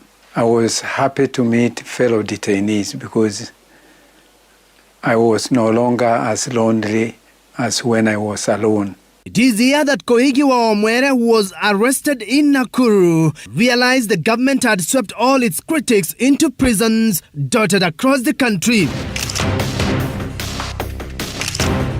Back home, Raila's family was in panic. Jaramogi quickly contacted a team of young lawyers that included Kiraitu Murungi to rush to Shimolatewa and see if Raila was alive. His father, Jaramogi Odinga, approached our law firm and to try and, find out about the welfare of his son and all that. So at the moment we met him at Shimolatewa, Raila was on hunger strike. I think he had not eaten for a few days. He was a bit emaciated. And he had said, you'd rather die rather than eat the insect-infected food. With Raila on hunger strike, his health was increasingly deteriorating. I remember asking him, what do you think Moi will think if you die? Are you not giving yourself as a present, and you better alive so that you can continue the struggle.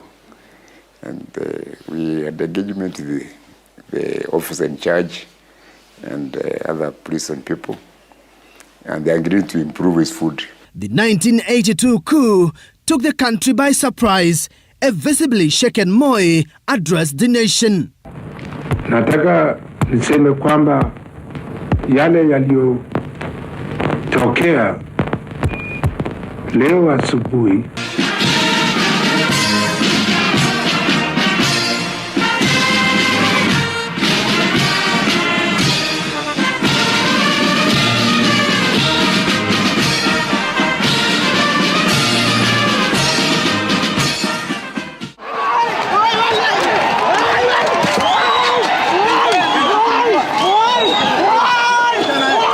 The attempted coup turned Moi into a ruthless ruler, adopting harsh measures that included detention without trial.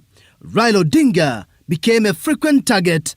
Raila was also subjected sometimes to worse torture than the rest of us. Like when he was kept at the GSU headquarters, and he was thoroughly tortured. And I have heard it said that he was hit. If you looked at Raila, you would see sometimes his eyes would be watering. And I understand that that came from being hit in the face with a chair by one of the people who were perpetrating torture against him. Raila was a very determined person, and he's not a person to give up. Even from detention, you'd have expected somebody to be cowed by those harsh detention conditions. But Raila still came out fighting. Certainly he was not an armchair politician.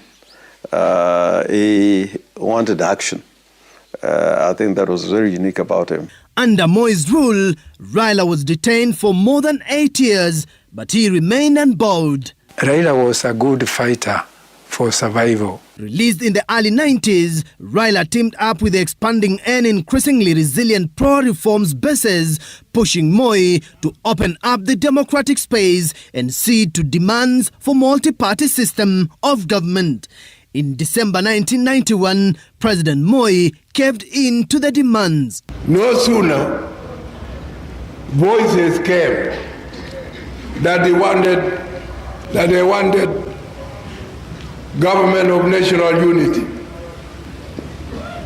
Then I asked myself, why did we not remain in one party?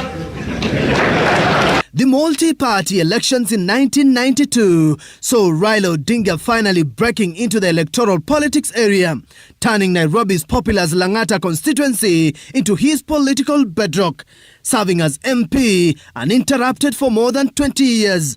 As MP, Raila used Parliament as a platform to push for reforms. In Parliament, I think what is unique about Raila was that he was able to continue with his reform credentials, very progressive politics, but at the same time, undertake developmental issues in a very difficult constituency. In an ironic twist, Odinga dissolved his own party and joined the KANU party in what his insiders termed a change of strategy. The very foundation of our social fabric upon which we as a nation is woven together was under immense threat of being torn apart. Division, injustice, and despair were the fruits of politics of confrontation, and sadly, the loser was king. He kicked out J.J. Kamodo, who was the Secretary General of KANU from KANU, and he became the Secretary General of the new KANU. And that's when there was the story of the cock swallowing the tractor. So they destabilized KANU quite a bit. And then you remember 2020, the elections of 2002, he walked out with Akina Saitoti, Kalonzo, and then joined Kibaki. Then came the National Rainbow Coalition.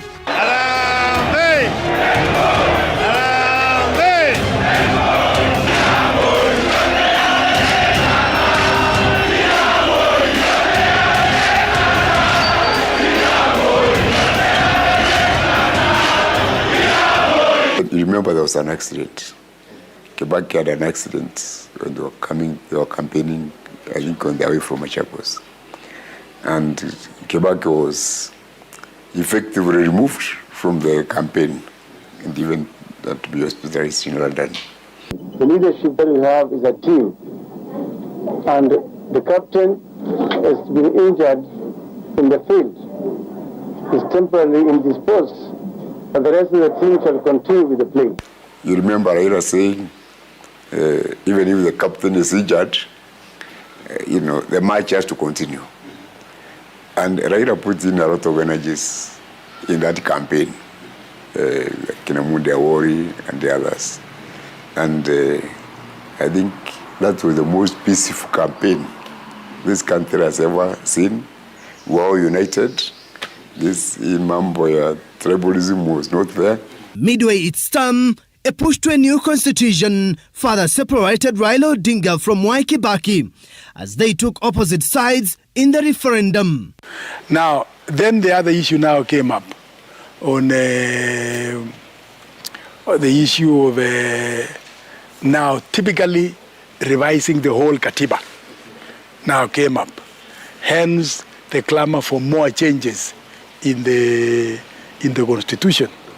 That went on up to now, what happened in 2005. Raila combined with Kinaruto and the Kano team then, and they waged a very serious campaign against us who are now in the same government, and they defeated us in the referendum of 2005. Defeated the referendum, a weakened President Mwai Kibaki then dissolved his cabinet.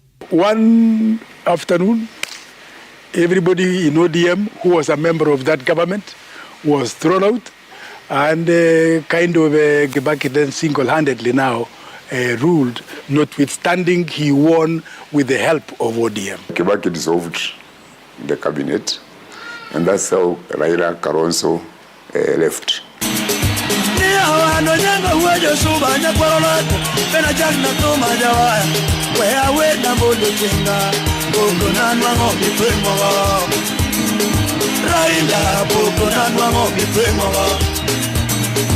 In 2007, a concerted campaign to unseat President Mwai Kibaki was mounted by Pentagon that included Raila Odinga as their presidential candidate, William Ruto, now Kenya's 5th president, Musalia Mudavadi, Joe Nyaga, and Najib Balala.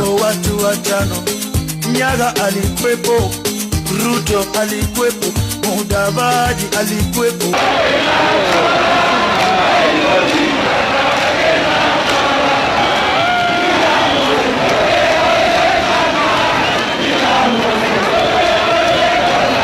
This election placed Kenya at the brink. I know that the chairman of the Electoral Commission is under a lot of pressure to do this, but he would do a great justice to this nation by standing firm and for righteousness, and if need be, resign rather than try to pronounce what is fraudulent for this country. The consequences are too grave to contemplate. So we do not want to plunge this country into chaos. On reaching Pentagon House came the announcement. How it came out, the winner is Mwai Kibaki. We asked ourselves, how?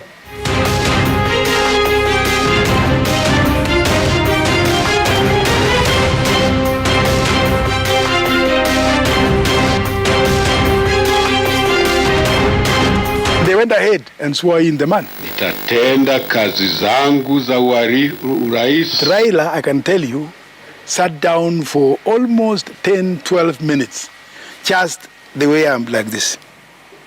The way you can see me, he sat down like this for close to 10 minutes.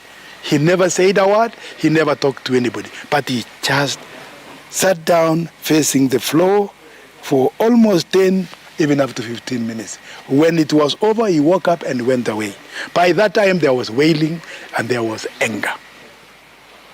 William Ruto, Henry Koskei, in fury, walked away.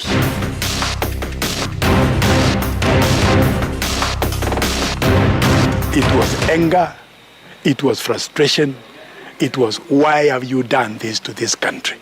Why have you stolen the vote? And we left after a while. When I got to my residence, then came the bad news. The country was up in flames.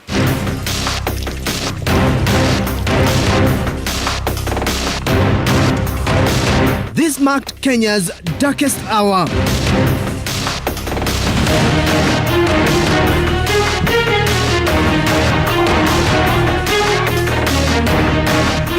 Raila Odinga expressed his displeasure. He expressed his disagreement with the result. And he didn't mince word about it. This election was stolen. I call upon Honorable Emilio Mwai Kibaki to exit from State House tomorrow.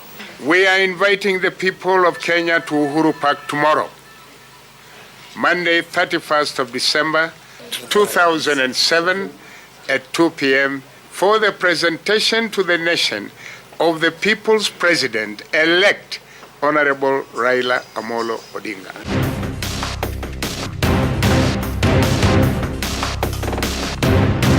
With the help of the international community, peace talks were convened in Nairobi with Martha Karua, Sam Ongeri, Mutula Kilonzo and Moses Wetangula selected to represent the Party of National Unity, PNU, while ODM picked Musalia Mudavadi, William Ruto, Sally Kosgei and James Orengo. If we are going to resolve this issue, time is of the essence. And I want to join my brothers in appealing for calm and an immediate end to the violence.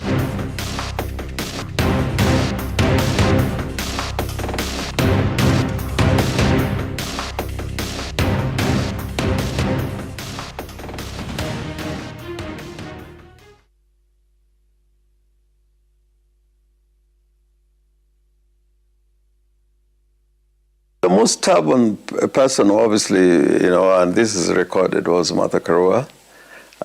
She was the team leader. And on her side, I think, I don't want to talk about myself, but I think, and the jury is out there, but I think it's on record that President Ruto, at that time, who was part of the team, was quite, also had nut to crack in our team. Raila Odinga and Mwai Kibaki formed the Grand Coalition government with Odinga as Prime Minister. Subsequent events finally led to the promulgation of the new constitution.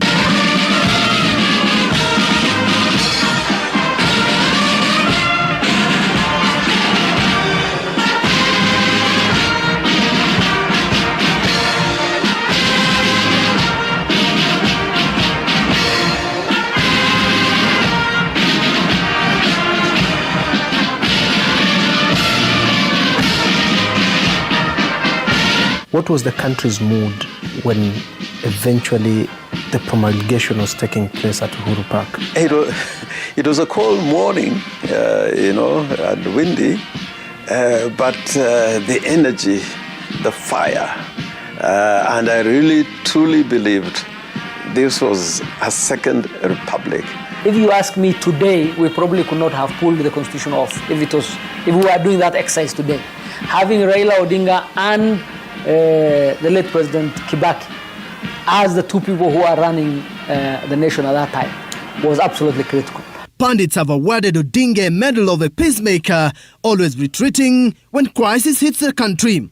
From the 1997 truce with Moi to the 2007 retreat, and now the recent handshakes with Uhuru Kenyatta and Dr. William Ruto. Odinga's long struggle for reforms earned him a name across the world, even as he puts forward his case to become African Union Commission chairperson.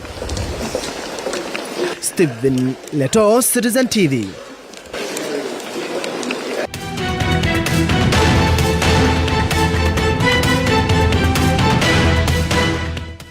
Stephen Leto, they are tracing back the history of Raila Odinga, the detention time in prison, some of the people who represented him in courts at the time, and also the second liberation, his input in the repeal of Section 2A of the Constitution, the multi-party democracy and the environment that set in thereafter, the 1997 elections, what happened in 2002, and also the ugly spectre of 2007-8 post-election skirmishes which engulfed the country, and the peace talks that were midwifed by, amongst others, Kofi Annan, the then UN Secretary General, now deceased, and former Tanzanian President Benjamin Mkapa, also deceased, who had also written a book about the negotiations at the Serena hotels, where he talked about the extent to which they had to kick out then Martha Karua and William Ruto, Eldoret North Member of Parliament, then Anne Gishugu for Martha Karua, for the streamlining of the talks which led to the birth of the Grand Coalition government, the new constitution, and then thereafter the presidential contest in 2013 and also in 2017.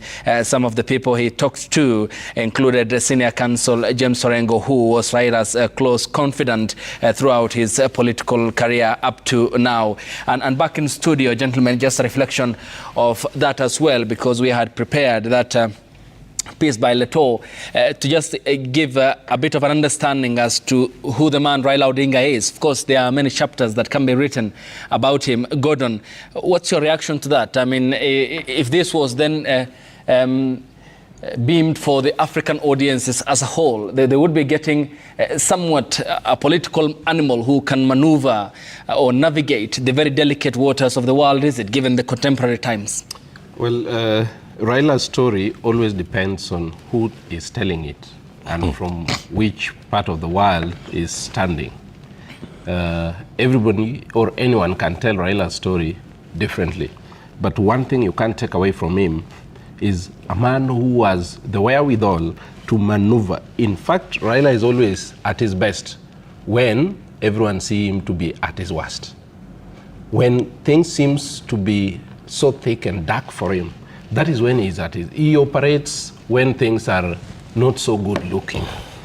I think because this will be on YouTube and in the internet, yes, the world will look at some of these things. Young people who might have not known Raila Odinga will look at this and they will see a man who has surmounted every kind of challenge to be where he is today, and a man who is capable of having political, diplomatic maneuvers within the region and across the African continent to get what is best for the people.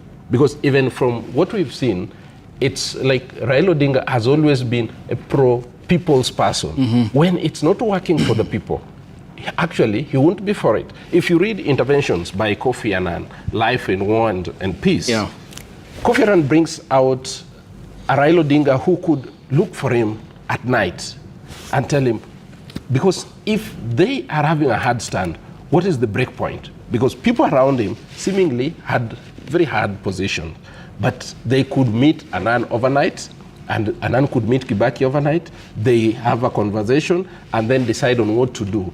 Even at the point of signing that deal, Annan clearly puts in his book that he had to summon, he had to call White House and tell Condoleezza Rice, the then Secretary of State, Condoleezza, I want you to help me. Please issue this statement so that people who are not aligning to what we are doing here in Kenya can be sanctioned.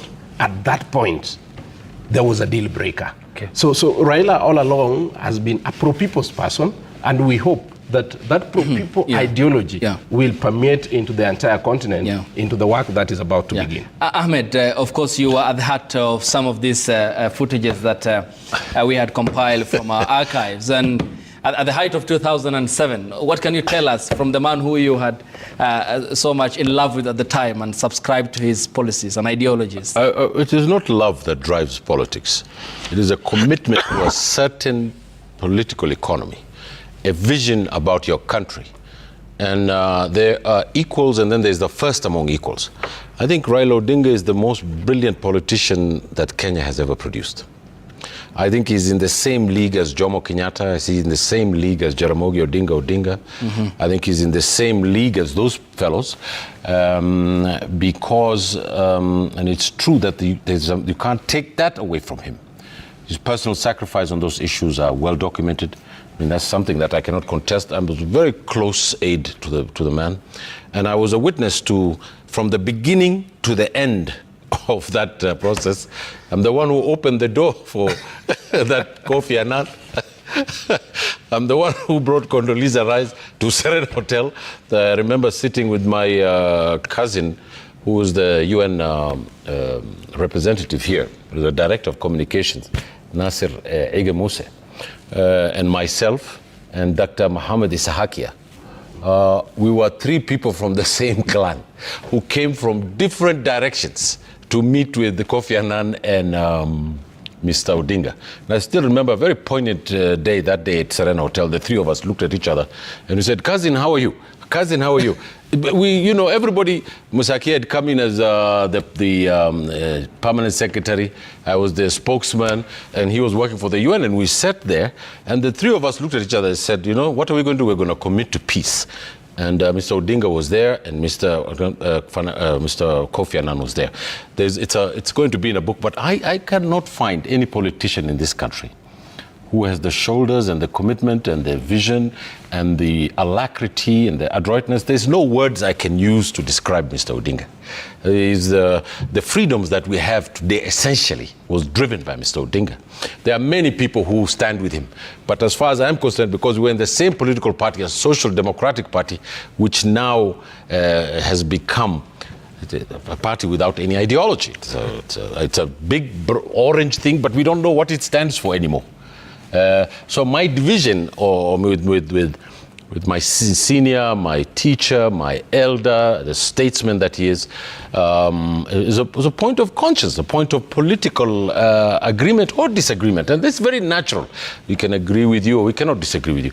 But that his record, no one can take his record. You'll not be a man if you're not able to accept another man's clear record. Secondly, I think that the vision of a Kenya, of a constitutional state with the rule of law and an economy that is prosperous. Remember, we can't eat the constitution. When you go to lunch, you can't say, "Give me the constitution for lunch."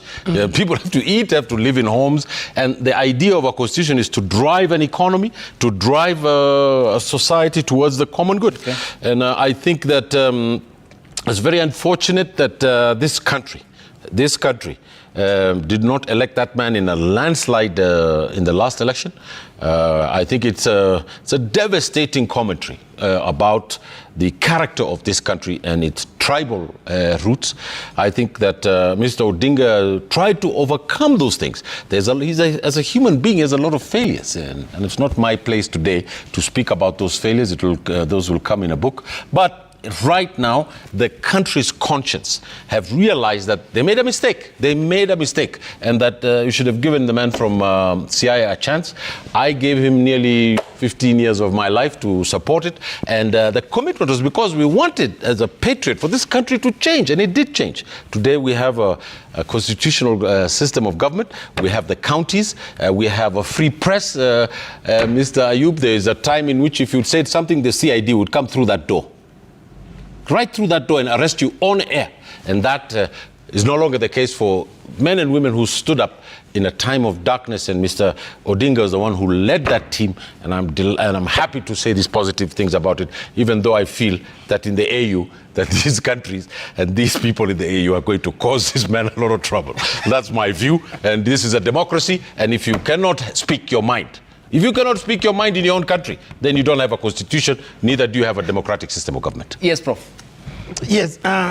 First of all, we have to acknowledge how far Raila has come up to this point when he's going for the continental kind of politics. I must say that Raila has really overcome the vagaries of Kenyan politics. Yeah. Of course, in one way, in certain contexts, certain circumstances, with cruelty, political cruelty, yeah, and brutality, perhaps, of the previous regimes. That one, particularly that one of Moi.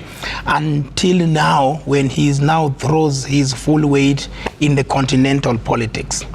Ahmed has used a very good word, patriotism. And I think the patriotism is visible, at least highly visible, in Raila's early years of struggle, liberation struggle in this country from 1992. And other than that patriotism, I think Raila Odinga in all that we have watched, brings the image of a selfless, person who has engaged a great deal of his life, including personal life, his destiny, in the emancipatory struggle for egalitarianism in this country, the struggle for equity, equality, despite, of course, our complex ethnic arrangements that perhaps can puncture the vision or however vibrant. In fact, Raila Odinga is one person who has overcome, the negativities of our ethnic politics. And that's why you can see he was able to galvanize, a great deal of African leaders. Raila Odinga is one person who went to the doorstep of a majority of African leaders compared perhaps to his opponents. And I think deep down his heart, he does understand that whatever the outcome of today, he still has a role in championing and stewarding Kenya into destiny. All of us really want a better future for our country, better constitutional and political governance. Wherever he is, Raila does deeply understand, he has actually internalized that vision that Kenya will be far much a better country, even as he leads and stewards us in the African continental sphere. Perhaps other character nature of Africa is that, of Raila is that, really, Raila has got both versatile and volatile political persona. And I think that's why, some people gravitate towards him. Others also, it's a point of, it's a turn of point because of his political nature. And I also think Raila is also one person who's very quick to take his opponent's magnanimity. Yes. And we saw this the first time he folded NDP and worked with Moi, and after that, of course, there was a very short bromance with Kibaki. Again, worked with Kibaki in the Nusu Mkate government. And despite what happened in Uhuru's first term and part of second term, there was a handshake. So this is somebody who is always very quick in the interest of the country to accept the magnanimity of the opponent, for the better and for the betterment of our country. That's all I can say about Raila. His forgiving nature, and we wish him well this time round. Okay. So, gentlemen, let's take a look at what had transpired since morning at the headquarters of the African Union to just get a brief synopsis of what we had since morning, where the session had gone underway in the morning of the heads of states plenary at the African Union headquarters, and the pictures rolling on your screens of President William Ruto in the morning when he led the Kenyan delegation to take their designated positions where they had been sitting before the break, and the closed door session thereafter is now underway and will be getting the statements out first, as that will be communicated from our Addis Ababa team, the trio of Stephen Leto, Olive Barrows and Seth Olale, who will be giving us the assessment from there. So in the morning we had the statements issued by Musa Faki Mahamat, the outgoing African Union Commission chairperson, who outlined very significant key talking points, including Palestine, Gaza, and the crisis there, saying that the African Union is keeping an eye there and has expressed concerns as the unit, the body, the polity of it, saying that statements such as that of what came out of the White House since Trump took over power 2.0 was not welcome, and the unison nature in which Africa had responded to that. The question of financial resources, which he said is critical to fund education, healthcare, and other critical sectors in the continent. Talked about Africa's gold mine, Africa's youth, who he said will turbocharge the continent's next move to stratospheric heights, and the reflections of his past 8 years of his term since he was first elected to the office in 2000.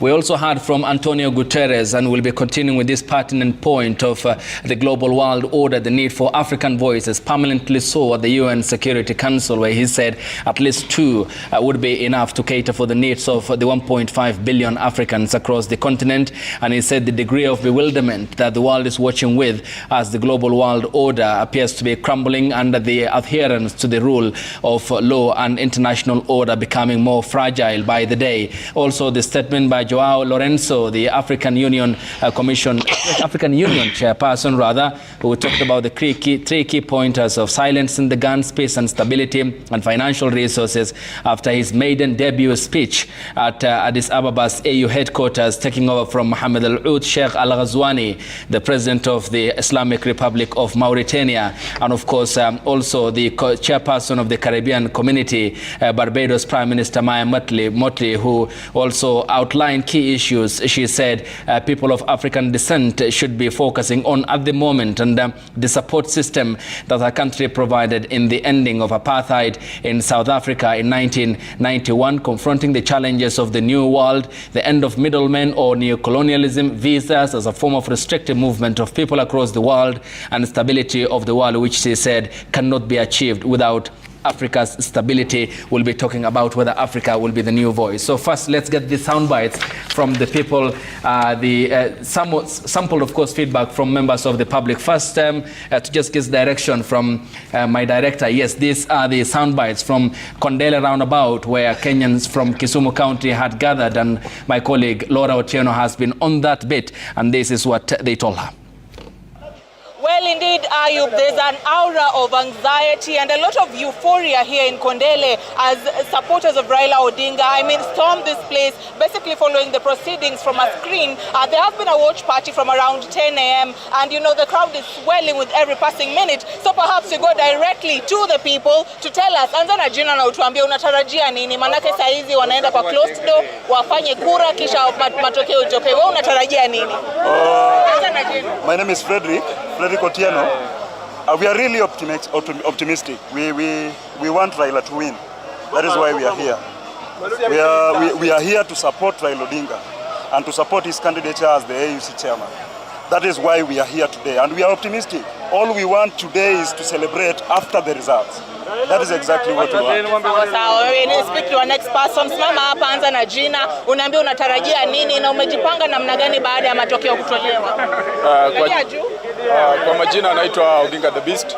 Kenyewa natarajia siku ya leo natarajia baba kwa mshindi sisi kama wa Kenya, sababu tushamwombea baba kama mpiganizi wa Kenya na Afrika nzima. So kwa hivyo salamu njema kwake baba, wapige kura ashinde, basi tunangojea kucelebrate sisi kama wa Kenya. Hiyo ndio Kenya tumetweka hapa Kisumu leo siku ya leo. Sawa, asante sana. Niambie unaitwa nani? Unatarajia nini matokeo ya AU? Mimi naitwa Omondi Anunga. Tuko hapa Kisumu. Tunatarajia ili tupate matokeo mzuri. Tumeomba na tunajua hii Raila shachukua, tunangoja tu matokeo. Sisi tuko na imani kama sisi wa Kondele Kisumu, tuko na imani Raila Amolo Odinga Tinga Ruadwa baba wa Uzalendo ameshachukua. Haya, shukrani sana. Pengine manake ya muda nichukue nani? Mimi wawili wa mwisho nitachukua huyu kisha mimi sawa. Raila power! Raila power! Baba power! Isama power! Round hii, round hii. Baba lazima tangazwe. Baba lazima tangazwe. AU tunaenda. Leo lazima baba tangazwe. Kama hajatangazwa, maandamano. Haya, shukrani sana. Kwa kifupi tuanze na jina.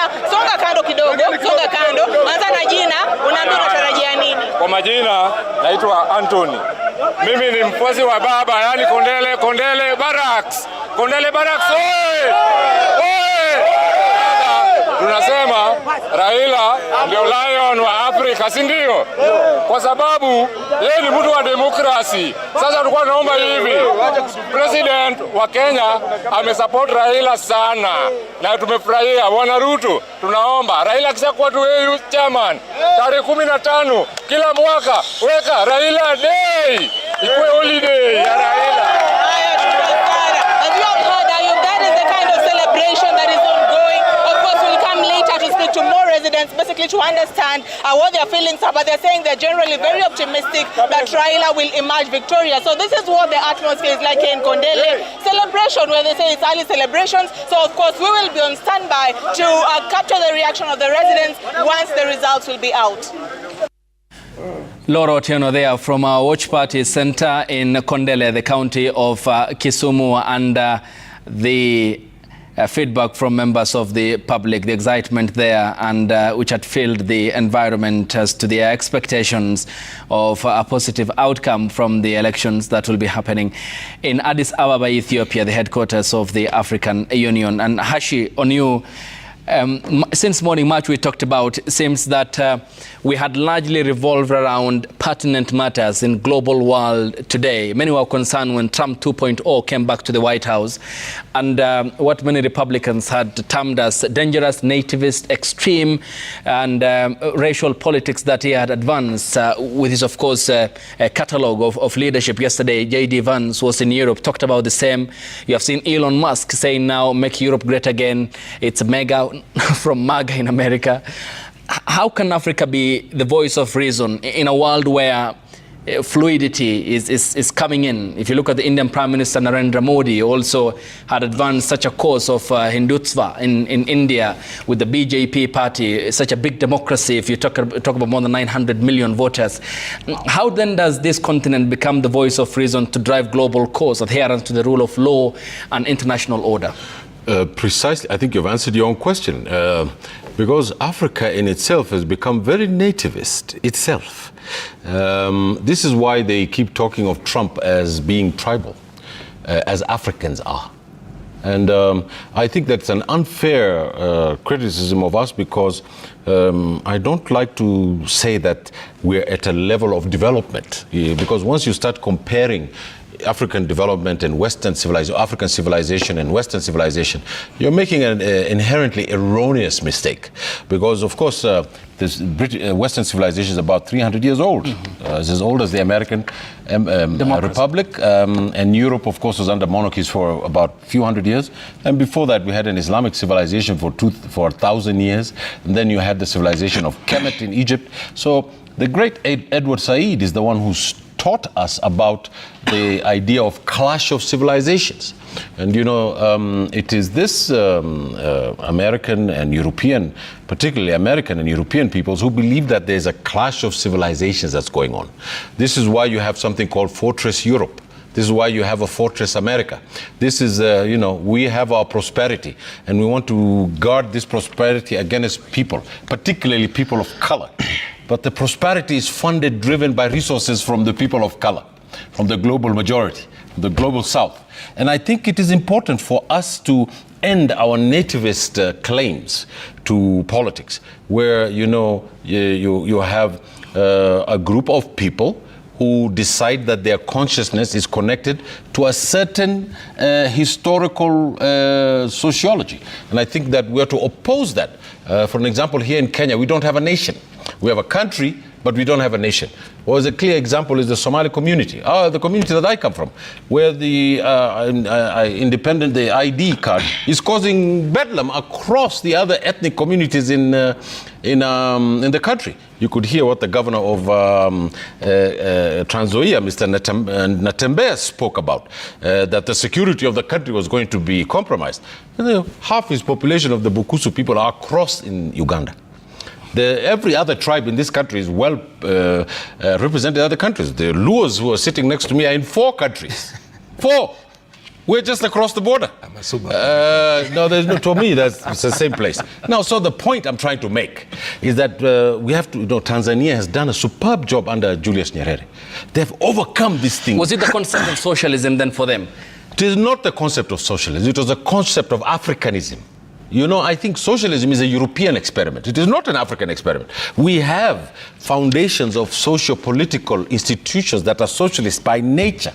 It is not the Europeans who invented socialism. Socialism has been in the communities of Africans for a long time. You know that about our community, where our resources are not just ours, where we spread the resources to the ones who are not well off. And I think that what we need to do is, first of all, grow our economies. In the reality of this world, our manufacturing, our resources, our making sure that our products are sent with a value added on top of it, that we build the East Africa that we want, that we settle the Somali Republic forever. It's pathetic for the Ethiopians and the Kenyans and all these other people to have peacekeeping in Somalia.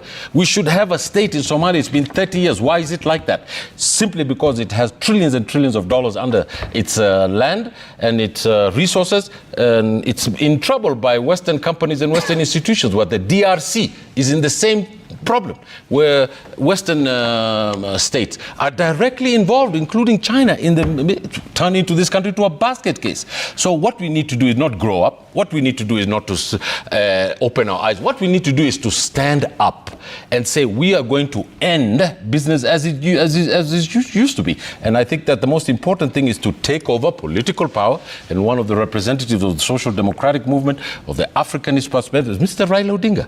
Problem is he's now in bed with the ultra-wing conservatives in this country, like our president, Mr. Ruto, who has never signed for any one progressive thing in this country's history. Just a fact. Should be able to speak. We fought for a constitution. It's our right to speak about what's going on in this country because it affects our children, it affects our homes, it affects our communities that we come from. So it's important through peaceful democratic means for us to change the governors if the governors are not doing the right thing by the people of their country, their region and the continent, Africa. And Gordon, what do you make of the 3-point outlined by President Joao Lourenço, the Republic of Angola, now the new African Union chairperson? In hindsight, the conflict in the DRC and the instability in western part of the continent and the Horn? Well, Africa generally is a laboratory of civil war, a laboratory of armed conflict, a laboratory of terrorism. Every other bad thing is tested within Africa, and most of the Great Lakes region and the Sahel region today. The conflict within the DRC and the eastern DRC now spreading towards Bukavu, you will realize that there's too much noise around this. But when this noise dies down, I can assure you that a country like Kenya is playing a very significant role that may not be realized today. Like many other East African countries, they're playing that significant role. One thing that the region and African continent must do is to ensure that they have enough resources to ensure that they don't just quell the wars when they begin, but prevent them. We must work towards prevention rather than peacekeeping. In working towards prevention, many leaders who spoke, including the Angolan president, did mention that the architecture of United Nations Security Council does not serve Africa as it is, because we are there just for a year or so as individual countries that at times may also want to serve their personal interests. But look at the population of Africa. Look at the land of Africa. Population alone of Africa doubles nearly the population of America and Europe combined. But how many members of the permanent are in the permanent 5 are within Europe alone? So it is time that we have a UN resolution from the United Nations Security Council that will ensure that money that ought to be coming for this peacekeeping and everything is channeled way before to the African continent to ensure that it can work on its security architecture, to ensure that it can quell tensions, it can avert some of these wars before they erupt. Because why must we wait for UN to bring the blue helmet, whereas we have soldiers within African continent that only need facilitation to ensure they carry out some of these duties? So we must relook at the security architecture of the AU, but tie it along with the UN Security Council so that the resources that member states within AU channel to UN comes back to us for way ahead preparation for some of these things. And peace and stability, Prof, also one of the other aspects outlined by President Joao, who takes over from President Al-Ghazouani of the Islamic Republic of Mauritania. What do you make of this? How will the Security Council of the continent be, with keen observation, find remedial measures to the instability cases in the continent?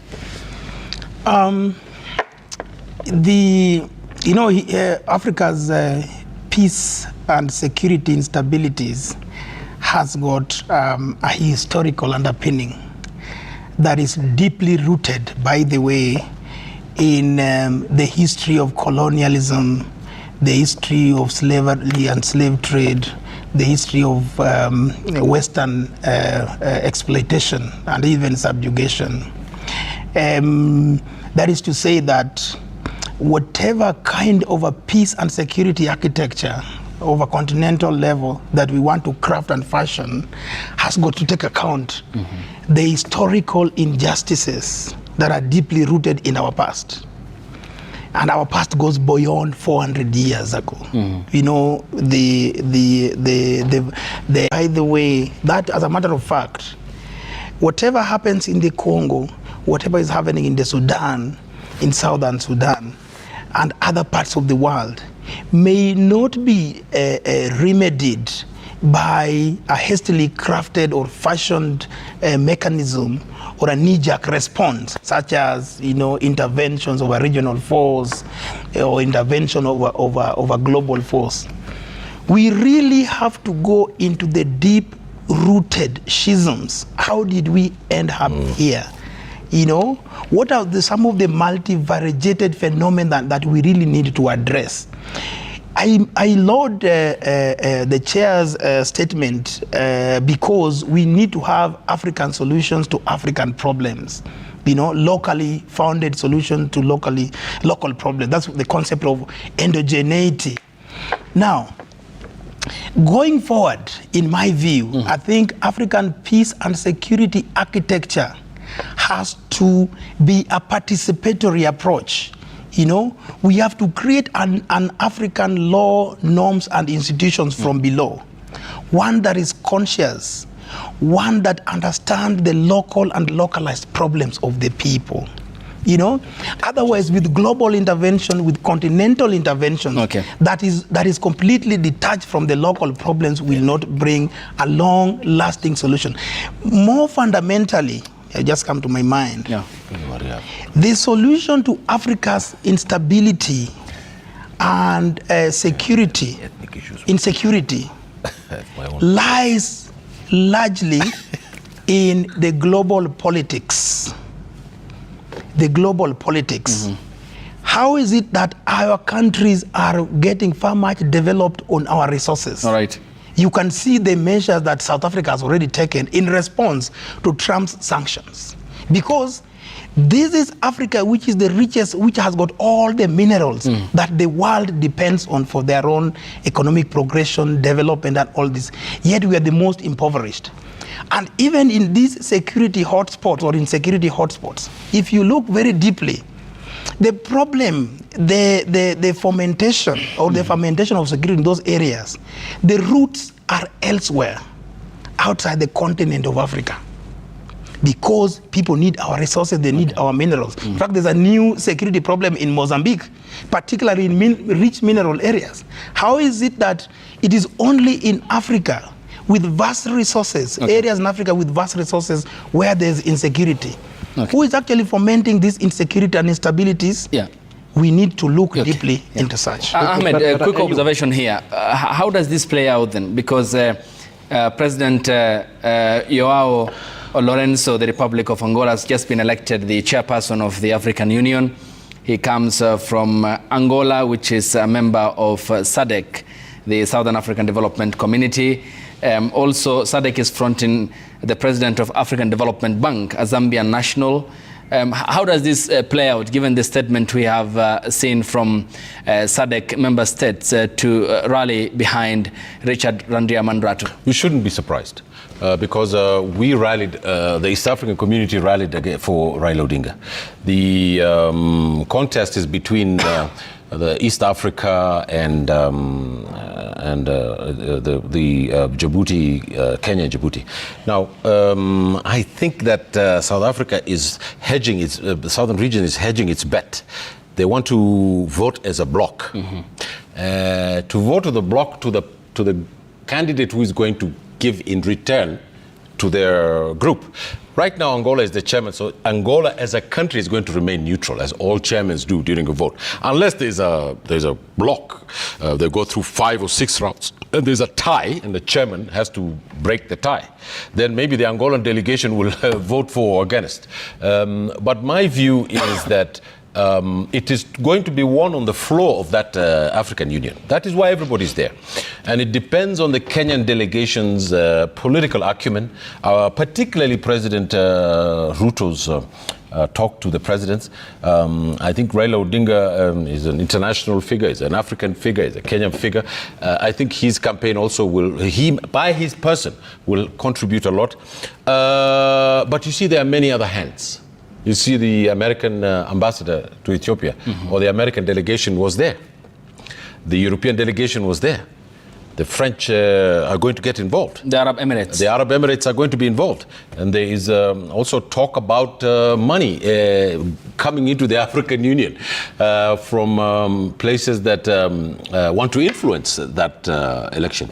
So it is a very complicated election for 55 countries to make an election to create that chairman. Though 5 will not be voting. 5 will not be voting. And that 5, I think, will be deducted from the candidate from Djibouti, I believe so. Because 3 of them are in the Sahel, they would have precisely voted against Mr. Odinga, because they're very militant about it. And I think it's important for us to understand one very careful thing. And I think this, I've repeated this over and over and over again. There'll be international hands in our election, in the African Union. And until we stand up and say, you're not going to influence our elections just as much as we don't influence the EU elections, then we will be able to have a proper election and proper situation about our African Union, and in the coming generations that union should become what it should be, a union of African states represented by one government, which has been the dream of billions of Africans for ages. Is it at the moment living its purpose? You know, the late Muammar Gaddafi at this, the CERTE declaration, whatever you want to pronounce it, was the one that helped fund the AU. And they toppled his government. The French Republic toppled that fellow under the President Sarkozy. Precisely because of his input towards Africa. And Gaddafi's influence has led to these coups in the Sahel, because many of the people who are there followed his ideology of trying to create this Afrocentrism, the ideology of Afrocentrism, so that people can have independence, some form of true independence. I think that we will still have agents of foreign powers there, working for them and working against the African Union. And it is our responsibility to stand up and say, like Martin Luther King said a long time ago, that we have come to the top of the mountain, that he could see across the valleys, and he could see that there will be a day in which Africa will be liberated from these problems that we have. Yeah, Gordon, you had a point.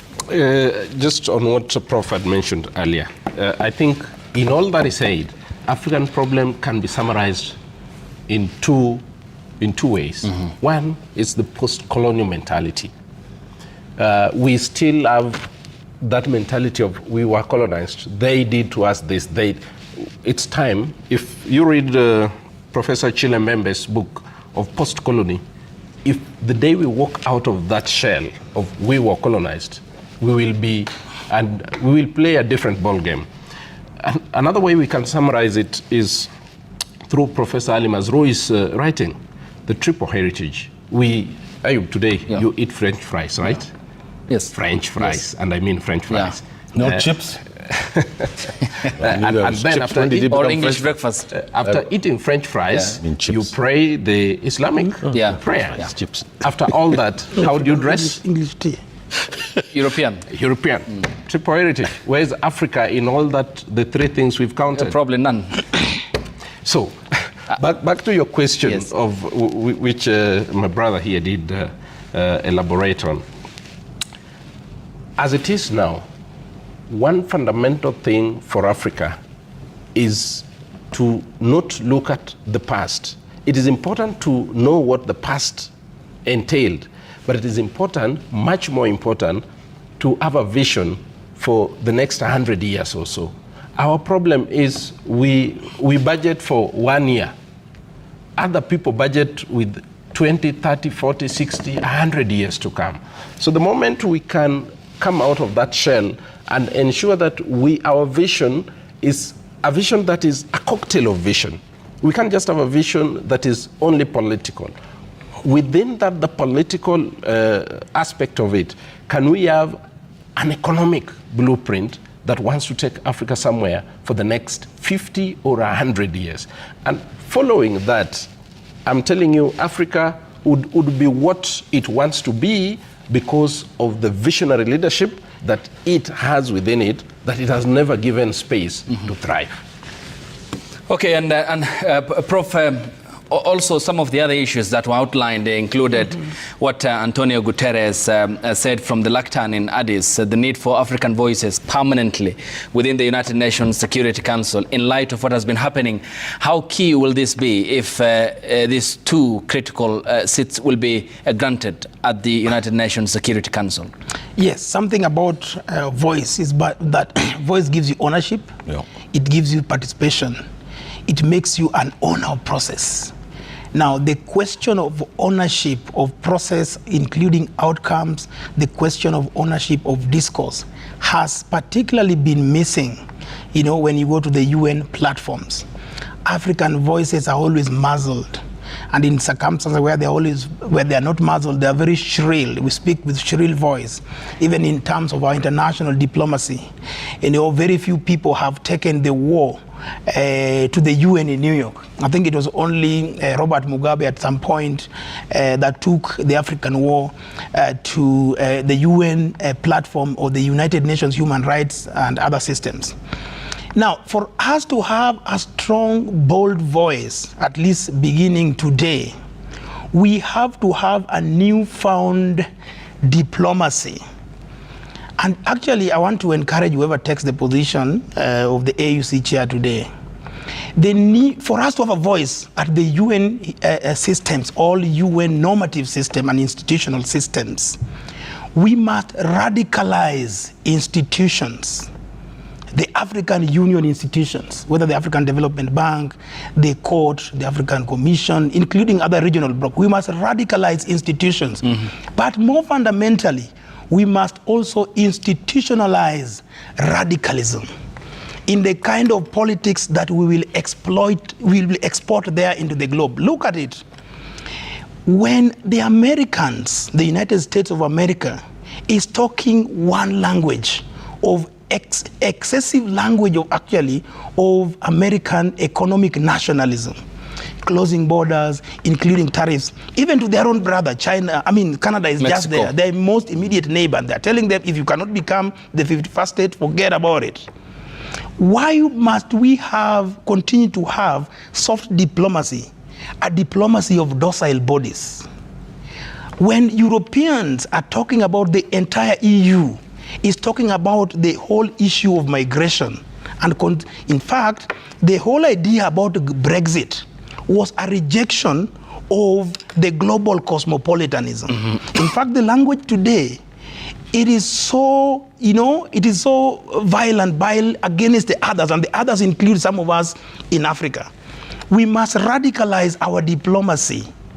We must institutionalize radicalism, both in the language of the diplomats that we will practice there. If Americans are doing it, the Europeans are doing it, why would Africans not? Why not then become the voice of reason in a world of chaos? If you have Donald Trump and and the circus at the White House, Trump 2.0. I'll come to you, Ahmed. And you have seen what's happening in Europe largely. You talked about Brexit and how it was driven even on propaganda basis. And you're seeing the AfD in Germany. And we have seen what's happening in Hungary with Viktor Orban. And also Marine Le Pen in France and Matteo Salvini in Italy. How then Africa becomes the voice of reason in this chaotic world? The voice of reason will not overcome particularly the trammels of of global politics in which we are today. The politics in which we are today is the politics of both economic and political power domination and hegemony. Okay? If it has not worked for Americans, that's why all of a sudden it has completely shifted into a global politics of radicalism. Yes. If we continue with the voice of reason, the traditional notion of global diplomacy, we will continue to be docile bodies, to be dominated, controlled, brutalized, hegemonized by the global forces. It cannot work, particularly for as long as Donald Trump is still the president of the United States, at least for the next 4 years. I mean, how different can the script be? I think if there's a hegemony, and I think that we have to build a counter-hegemony.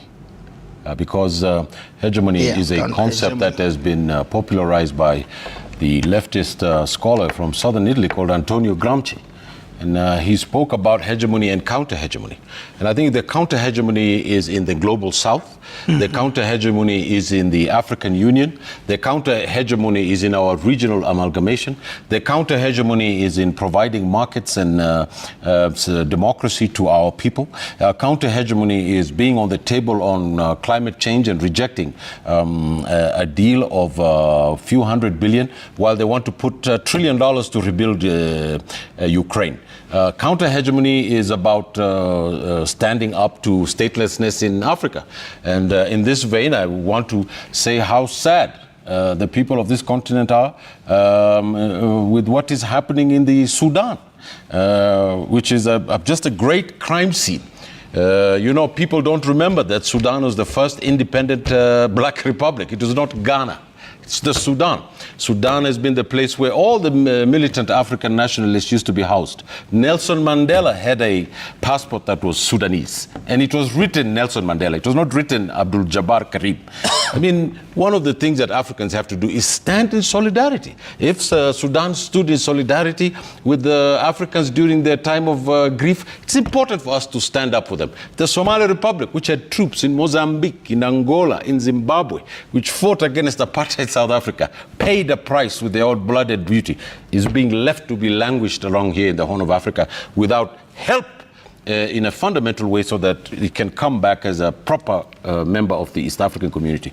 It is really shameful that the cynical political class in this region have decided that everybody is for himself and nobody is for anybody else, and everybody is running to the very bottom of the barrel to scrap the leftovers that are over there. People go to these international communities and give these grand speeches. But the practical counter-hegemony that needs to be built to confront these things is not being built. No appeal to power is going to make any concession. You must make a demand to power for things to change, my dear friend. And for example, how can the concept of African leaders trooping to summits that are either convened in Europe or in America be changed here? If you look at what transpired in the past few years, you had the US-Africa Summit in December 2022 when President Ruto came to power that year, which he attended in Washington, D.C. You also had Italy convene one. You also had the Russians convene one in St. Petersburg when President Putin did the same. Also one convened by Japan, the other convened by China. Can that script flip? That script can only flip if Africa become intentional about flipping the script. But as far as we still have the ball in our hands and we go to beg, the script may not flip. But then how can the script begin to flip? The script can only flip if within us we have easy resource rotations. You know, Africa, we do not have a common currency. We still have to depend on other currencies, and that's why the financial systems is automatically rigged. We do not have, if you live here today, Ayub, without a dollar, you go to Uganda, you get a different currency. Rwanda, within East Africa, how many currencies do we have? As many as almost 9 or 8. Is it good for business? It's not, because you have to keep looking for other foreign currencies here and there, keep changing money in order to do that. So one thing that Africa must be very intentional about is to make Africa work for itself. One, make traveling around be very easy. Two, interconnectedness of Africa will make African trade blossom. Three, open up our airspaces.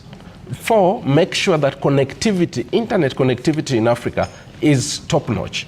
Five, make sure that our security system within the African security architecture work for Africa. In that order, we will have no reason absolutely to be trooped into a room where you walk, shake hands with one president, over 40 of you. It doesn't make a lot of sense. It portrays us the bad way. If at all they have something to share with Africa, it only makes sense that Africa then organizes for summits. That is Africa-US summit. US brings the delegation to Africa. Okay. Africa-Russia summit. Russia brings delegation to Africa. It will make more sense to Africa than what we are seeing today. Yeah, and Prof, you mentioned the need for a change of the stance at the moment, calling for more radicalization of Africa's diplomacy. But how can that work? Because if you look at the flip side also, to just but give this example, also in the world where America was seen as largely as the global policeman with moral authority, the Obama years is when we saw Libya collapse with NATO's no-fly zone imposition, which had denied Gaddafi the much-needed response to the protests. And later on, the regret Obama had expressed with the collapse of Libya. Also, Nicolas Sarkozy, as mentioned by Ahmed there, and also the British Prime Minister then, David Cameron. If that did not work, and this isn't working, then what position can Africa take in this very fluid and tense environment? Ayub, one thing that you should make no doubt is that America's decline is so rapid. It's a rapid decline. It is a race to the bottom at a time. In fact, that's what worries them. That is what making Trump to behave the way he's behaving. In fact, the vote in the United States for Donald J. Trump was a vote against self-decline. And this is both in Europe and in the Americas. How, therefore, can Africa flip the page? That is the fundamental question. Of course, we are not yet at a position where financially, economically, we can fight with the US. But we can take advantage of it through our own indigenous voices. Common championship of African values, African visions, African desires, African development needs. We can do it at a continental level. One of the institutional normative frameworks of doing so is the African Free Continental Free Trade Area. That could be one of them. But then also, another thing is also at this particular time, where America is becoming more and more, is retreating more and more inwardly, we can also find our alliances and allegiances elsewhere. And those alliances and allegiances, we can find them in Russia, we can find them in China, through other global forces. The BRICS, for instance, are coming. They are coming so forcefully, including with their own currency. You can be sure that America will not be where they are today in the next 50 years. All the projections are out there. In fact, the narrative, the discourse, the progressivist discourse of make America great again is actually an implicit and an explicit acknowledgement of self-decline of former colonial empires. And of course, that explains also what happened in the United Kingdom, the Brexit. Why are people retreating in themselves? Because there are other giants. If at one point you are the land or the empire where the sun never sets, in this day and age, you are the empire where the sun never rises.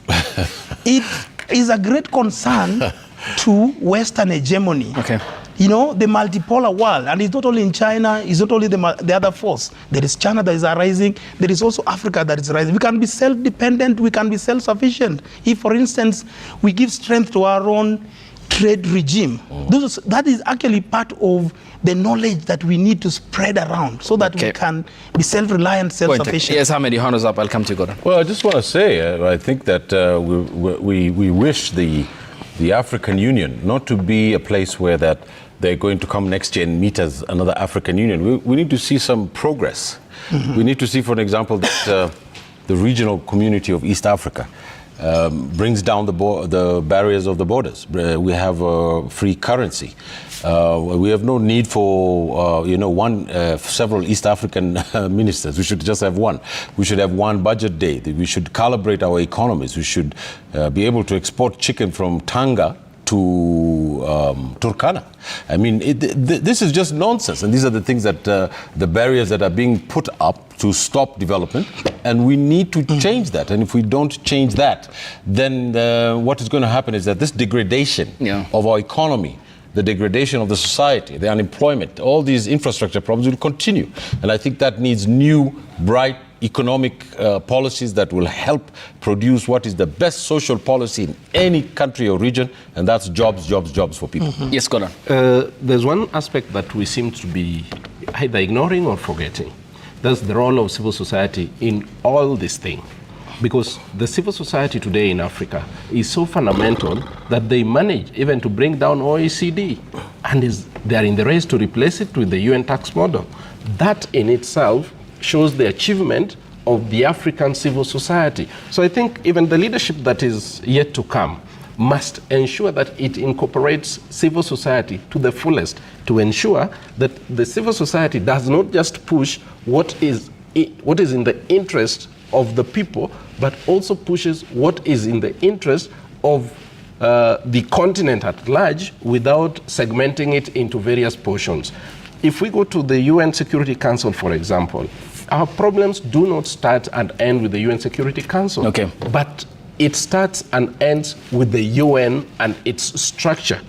UN, in the manner with which it is structured today, disadvantages Africa in all forms. So if we are to do anything at the UN level, then Africa must champion fully for the reform of UN. And that cannot just come from heads of states alone. That must have a concerted effort from the heads of state and the civil society that will ensure the reforms that we yearn to see are achieved. Yeah, and can that happen? Professor, finish up here. We have some 4 minutes before. For the there's a scholar in development economics, actually post-development economics, that says to change the world, we have to have a pluriverse, a pluriverse of ideas. Once we have multiple ideas with which we can experiment, we will live in a better country, in a better continent. But once we surrender our visions, our thought processes, our knowledges to one moral force, to one unipolar force, we lose it. Let Africa come up with their own endogenous ideas.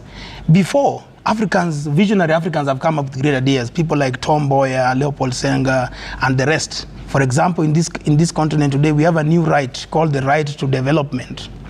That right to development was an indigenous African idea, in the minds of Keba Mbaye. It is that right that has been used, by the way, since 1981 to challenge the global international economic system.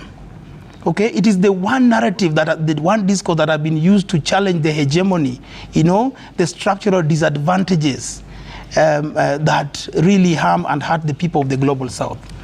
We can come up with multiple ideas, and the person who takes over African leadership can create another ism. It can be African nationalism, it can be Ubuntuism, it can be anything else that is African-born, African. And by the way, there is a power in ideas. The world in which we live today is controlled by knowledge practice. It doesn't have to be action all the time. It's knowledge practice. All the neoliberalisms, the isms, communism, human rights ideas, all these are just ideas that are practiced. Okay. If an African leader can come up with one discourse in form of an idea, we can revolutionize Africa, we can change the world, the world will actually follow our visions. Yes, Ahmed, final comment. The great Bessie Head, the novelist from Botswana, said that Africans wear their poverty with dignity because they know that this poverty is not theirs, it's man-made. I think it's time we threw out the wearing of this kind of poverty and replace it with a sovereign Africa that is in charge of its continent, that we can march into the stage of history and we can do what our forefathers have fought for and not rest, because right now what we are doing is just politicking and not having a cause. The cause of Africa is still alive. Okay, yes, Gordon. Finally, from my end, I want to sincerely wish Kenyan candidate Raila Odinga the very best in this race.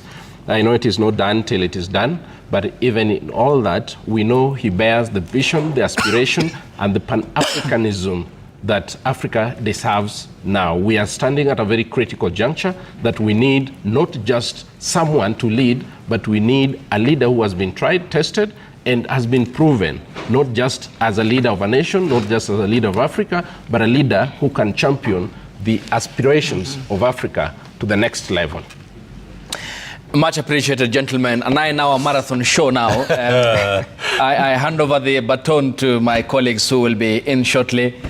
Just a summary of the events we had since morning here on the broadcast from Addis. The trio of Seth Olale, Olive Barros, and Stephen Leto gave us an account of the event-filled day at the headquarters of the African Union, and the last and the final address from Musa Faki Mahamat, the outgoing chairperson of the African Union, outlining the continent's position on Palestine and the people of Gaza, talking about finances for critical sectors and Africa's youth, which he had labeled as a gold mine for the continent to leverage on.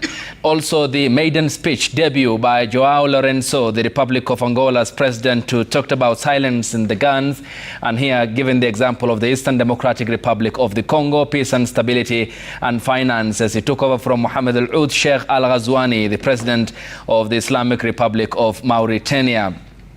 Maya Motley, the chairperson of the Caribbean Community countries, also gave a speech, a moving one, gripping to that effect, confronting the challenges of the new world, ending the middlemen and the concept of new colonialism. Stability of the world depends on the stability of the Africa, she said, talking about the apartheid and its end in South Africa. Visa policies she also talked about. Antonio Guterres also said there is need for African positions, permanently so, at the United Nations Security Council, when he expressed his own concerns regarding how the world had failed to settle globally, demanding attention activities, including the wars in Europe and the situation in Gaza. For now, though, my colleagues are here to hand over the baton. Lulu Hassan and Rashid Abdallah are here with us. They will be taking over this live broadcast from now till the conclusion, where we'll be having a winner of the African Union Commission chairperson. Rashid, karibu. I'm being challenged to speak Swahili. Yes, I can. Clearly you Wage can. tunawaambia wananchi, wakaribisha wananchi katika sehemu ya Kiswahili. If you do your English. Welcome, salam. Naam, lakini bado ni timu anglophone, kwa usiwe na wasiwasi. Shukrani sana. Kiongozi. Good to see you. Much appreciated. Wow. Okay, thank you. This is handing over to you, ladies and gentlemen. A long day. We'll be looking at the outcome. Wakenya wanatarajia mengi kutoka Addis Ababa, Ethiopia. Tuna wenzetu Seth Olale, Olive Barros na Stephen Leto ambao watatupatia taarifa kamili kutoka Ethiopia, kule ambapo marais wamejumuika katika hafla iliyowaleta pamoja viongozi kutoka bara la Afrika kuweza kuzingatia mambo muhimu yakiwemo mambo ya shida ambazo bado bara linakabidhi bara kabisa. Say the least, yeah. Kwa hivyo sana, lakini pia sisi shukrani sana kwa kazi umeweza kuifanya kuanzia asubuhi. Tumekuwa tukifuatilia hatua kwa hatua.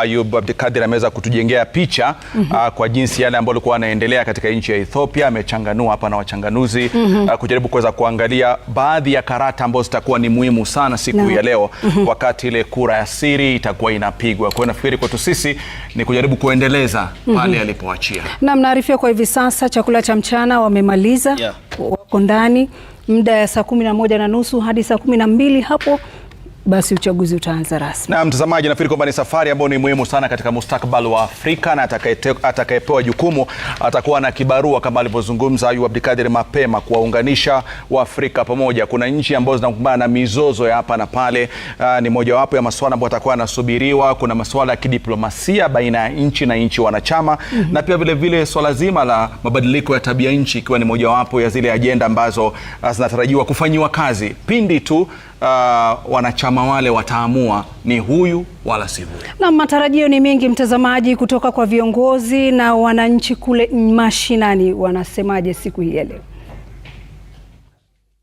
Nipo katika eneo la Mpeketoni ambapo hii leo ikiwa ile siku kuu ya uchaguzi Addis Ababa nchini Ethiopia, ili kumchagua mwenyekiti wa tume ya Umoja wa Afrika AUC.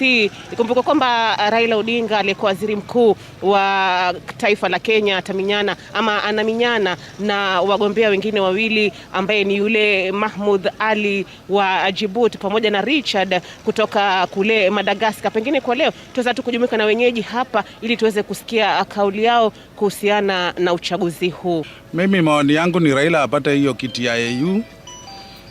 Nafikiri katika Afrika itakuwa ni faida kubwa sana kwetu, na baba kwa viti amezitafuta sana hapa Kenya na hajawahi kupata kiti, so akipata hiyo itakuwa ni mzuri sana kwa wana Kenya wote. Na hivi sasa tunaongea, Kenya iko katika shida nyingi sana. Hizi shida ambazo tuko nazo za abduction, shida za economy na shida nyingi ambazo zinapeleka sisi wananchi ambao ni wa kawaida kupata kuumia. Huu mzee amekuwa mstari wa mbele. Kwa nini? Yeye anapoongea mara moja hivi, zile nchi za mataifa za kule nje huwa zinamsikiza. Ikiwezekana ninaomba kwamba aanguke ili kwamba arudi hapa katika nchi yetu. Tunamhitaji, tuna matatizo mengi sana ambayo kwa sasa tunafaa kuwa anatusuluhishia katika ile nafasi aliyoko nayo. Mimi nasema hivi, baba pale kushinda, mimi naona ni win-win. Akishinda sawa, ni Mkenya, Kenya hajaipata ile nafasi. Lakini akishindwa pia ni win, manake tunamhitaji hapa. Maana tumeona kuna court ruling ambayo imefanyika juzi. Hii mambo ya majority party. Na sisi tumeona vile imekorogwa pale bungeni.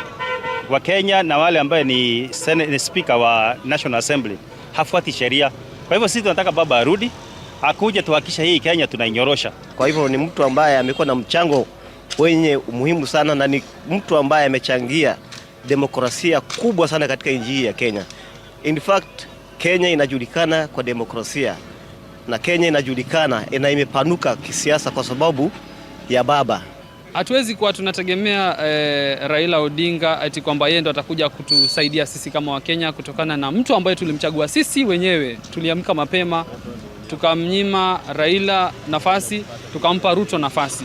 Tena sisi tena tuweke msalaba ule tumbebeshe mtu kwamba wewe tunataka uketi pale utusaidie. Hapana. Na siungani nao kusema kwamba tunamtakia Raila kuanguka.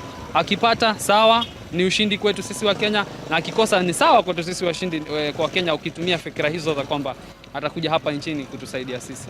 Na kama vile ambavyo tumeweza kusikia sehemi baadhi ya wenyeji wakiunga mkono hatua kwamba Raila Odinga aweze kushinda nafasi hii, kwani itaweka Kenya katika ramani, huku wengi pia wakionekana kwamba kupinga uamuzi huu, wakisema wanatamani ama wanadai kwamba uchaguzi huu Raila aweze kushindwa ili arudi nyumbani, kwa kile ambacho wametaja taifa la Kenya kuna changamoto mbalimbali ikiwemo masuala ya utekaji nyara, kuna masuala ya hali ngumu za maisha, wakisema ni baba Raila peke yake ambaye ataweza kutetea taifa hili, mwananchi wa kawaida aweze kunufaika. Rahma Rashid, Runinga Citizen, kaunti ya Lamu. Ujumbe wangu katika jamhuri ya AU nasema ya kwamba naomba marais wote watusaidie, watujagulie rais wetu aliyewania kiti katika nchi ya Kenya, Mheshimiwa Raila Amolo Odinga aweze kupita kiti cha AU, ili pia sisi wa Kenya tujivunie kuwa na Mkenya ambaye anawakilisha kule AU. Mungu atakaposaidia Mheshimiwa wetu Raila Amolo Odinga kwa kupita, wa Kenya tunafuraha na tutapenda nchi zote ambazo zimeweza kuketi na kumchagua Raila kama msimamizi wa AU. Kama sisi wakazi wa Kenya tutashukuru sana wakati Mheshimiwa Raila atachaguliwa. itaweza kuleta manufaa makubwa sana katika nchi yetu. Pia itaweza kupanua uchumi wa Afrika kwa sababu tutakuwa pia tunajivunia rais wetu wa Afrika mzima. Kwa hivyo nataka tu nishukuru, naomba ya kwamba kura zitakapoendelea kupigwa, Mungu akaweze kutusaidia, Mheshimiwa wetu Raila akaweze kuebuka na ushindi wa ajabu. Nataka tu nishukuru Mwenyezi Mungu na nataka nishukuru rais wetu wa Kenya kwa kusimama pamoja na baba wetu Raila Amolo Odinga kwa kuwania kiti cha AU. Na mimi hapa kama mkazi wa Kenya na mtu wa baba damu, nataka nishukuru kwamba iwapo tunangoja tu siku ya leo imefika tu, tunangoja masaa tuweze kusikia kwamba Raila Amolo Odinga amepata hiyo kiti. Na mimi kama mkazi wa Kenya nitashukuru sana Raila Amolo Odinga akipata hiyo nafasi ya AU. Mimi naona kwamba haswa Kenya tutapata mabadiliko. Tunaona kwamba miundo msingi itabadilishwa, na vile mambo na elimu tunaona kwamba elimu ambayo inaenda kuwa Kenya itakuwa elimu ya manufaa. Mimi naona kwamba Raila ni mtu ampenda amani. Yeye wakati wa uchaguzi yeye alikuwa analeta amani, anatuliza viongozi, hata wananchi pia walikuwa wanatulia kwa sababu ya amani yake. Hata yeye akipita ataleta amani Afrika, na Afrika pia itapata amani. Hata hizi vita ambayo inaendelea hapa Afrika pia amani itapatikana kwa sababu yeye ni mpenda amani. Langu tu ni kutakia Mheshimiwa Raila Odinga kila laheri anapoelekea katika uchaguzi siku hii ya leo. Atakapoibuka mshindi tutashukuru sana kama Wakenya. Hasa kwamba ile madiliko taona, kitu ya kwanza najua Mheshimiwa Raila kitu cha kwanza atapigania corruption. Kiangalia Afrika corruption ni mingi sana. Tunaamini ya kwamba yale mabadiliko, mambo infrastructure, ukiangalia mambo ya ujenzi, ukiangalia ni mambo mengi, mabadiliko mengi tunatarajia kutoka kwake. Kwa majina naitwa Vincent Kibrono Mutai Pilato wa Lalakin Litein, eneo la Pureti sub county. Hii ni tarehe 15 siku ya leo mwezi wa pili, na kuna uchaguzi ambayo inaendelea huko Addis Ababa. Na kitu naomba ya kwamba Raila, nauliza huyu Raila mpendwa ambaye ni baba wa wengi wa Kenya, unatuachia nani baba? Unatuachia nani? Unajua baba, hata paka akiondoka kwa nyumba, panya watakuwa wengi, watatuuma usiku, watatuuma mchana. Sasa unatuachia ni nani? Sikumaanisha wewe ni paka, hii ni mfano tu. Sasa baba, ningependa niseme ya kwamba nikimaliza, mbona wabunge wengi wameenda huko Addis Ababa kufanyia Raila campaign, watakuwa eche na manini? Sasa Raila, usituache Raila baba, utusiwache baba, kwa sababu tuwacha kuna ujue ya kwamba hata rais mwenyewe akisema tufanyie Raila aende ngambo zile. Sasa ujue ya kwamba anakushikilia pale ili usiombe kiti ya 2027 hapa Kenya. Lakini Raila, maombi yangu usipate katika jina la Yesu. Usipate Raila kabisa kuja Kenya. Tuwajia ndani walemavu na wasiojiweza wote, usipate katika jina la Yesu Raila. Utapata ya Kenya. Asante. Thank you. I'm Mr. Kipkemoi Kiri Vincent. I come from Kericho County, Pureti Sub-County. On the onset, I want to say Papa Raila Odinga has been struggling for this nation. The constitution we have now, it was the brainchild of Raila Odinga. So it is time Raila to head Africa. And we trust Raila to lead Africa and the entire world. So tunaombea Raila achukue kiti ya AU, na for the first time in Kenya, the first African leader to come from Kenya. And I want to congratulate our President William Ruto for supporting Raila. We are behind Papa and William Ruto. Sina mengi. Kwa majina naitwa Raia, mkazi wa Litein, na kulingana na maoni yangu kuhusu uchaguzi wa AU, nilikuwa naonelea kweli Raila ameng'ang'ana, lakini mbona maimbizi wengi wameenda huko AU watumalizie pesa yetu? Wangewachia Raila aenda ang'ang'ane aombe kiti hiyo, kwa sababu kama iko na manufaa kwetu, ingekuwa Raila mwenyewe ndo angeenda atung'ang'anie huko. Lakini tunaona maimbizi wako na njama zao, mbona waende wao huko kweli kwa kwetu hatungetarajia maimbizi waende huko. Tulikuwa tunataka Raila peke yake na president waende. Kabisa. Lakini saa hii tunaomba tu Raila arudi nyumbani. Asipate hiyo AU. Hiyo ni maoni yangu na imeisha. Kwa sababu tunaona analazimishwa, si eti ni yeye mwenyewe ndiye anapenda kwenda kuomba hiyo kiti. Ni kama amelazimishwa. Kwake hana nia ya kuomba hiyo kiti. Ni kama alilazimishwa. Asante. Pole. Kwa majina naitwa Cyrus Arap Tarus. Nilikuwa naonelea kwamba tupe Raila alafu atuondolee ile shida tuko kwa inji, kwa sababu ametusumbua sana. So akienda huko tuonelee kwamba Ruto akiwa rais wa inji tutapata manufaa, kwa sababu hakuna mwingine atapingana na yeye come 2027. Na Raila asipochukua unaonaje? Raila asipochukua, Raila ameng'ang'ana sana. Raila ameng'ang'ana sana bwana. Wacha achukue tu hii. Hiyo ni maoni yangu. Na bila shaka mtazamaji wa Kenya wanapaza sauti zao, maoni yao na kile ambacho wanahisi wakati tunasubiri ile kura ya siri ambayo itakuwa inapigwa kule Ethiopia. Na hapa studioni ukiangalia tuko peke yetu, Daktari Edgar Githua shafika hapa, mtaalamu masuala ya kigeni na diplomasia. Karibu sana katika studio zetu.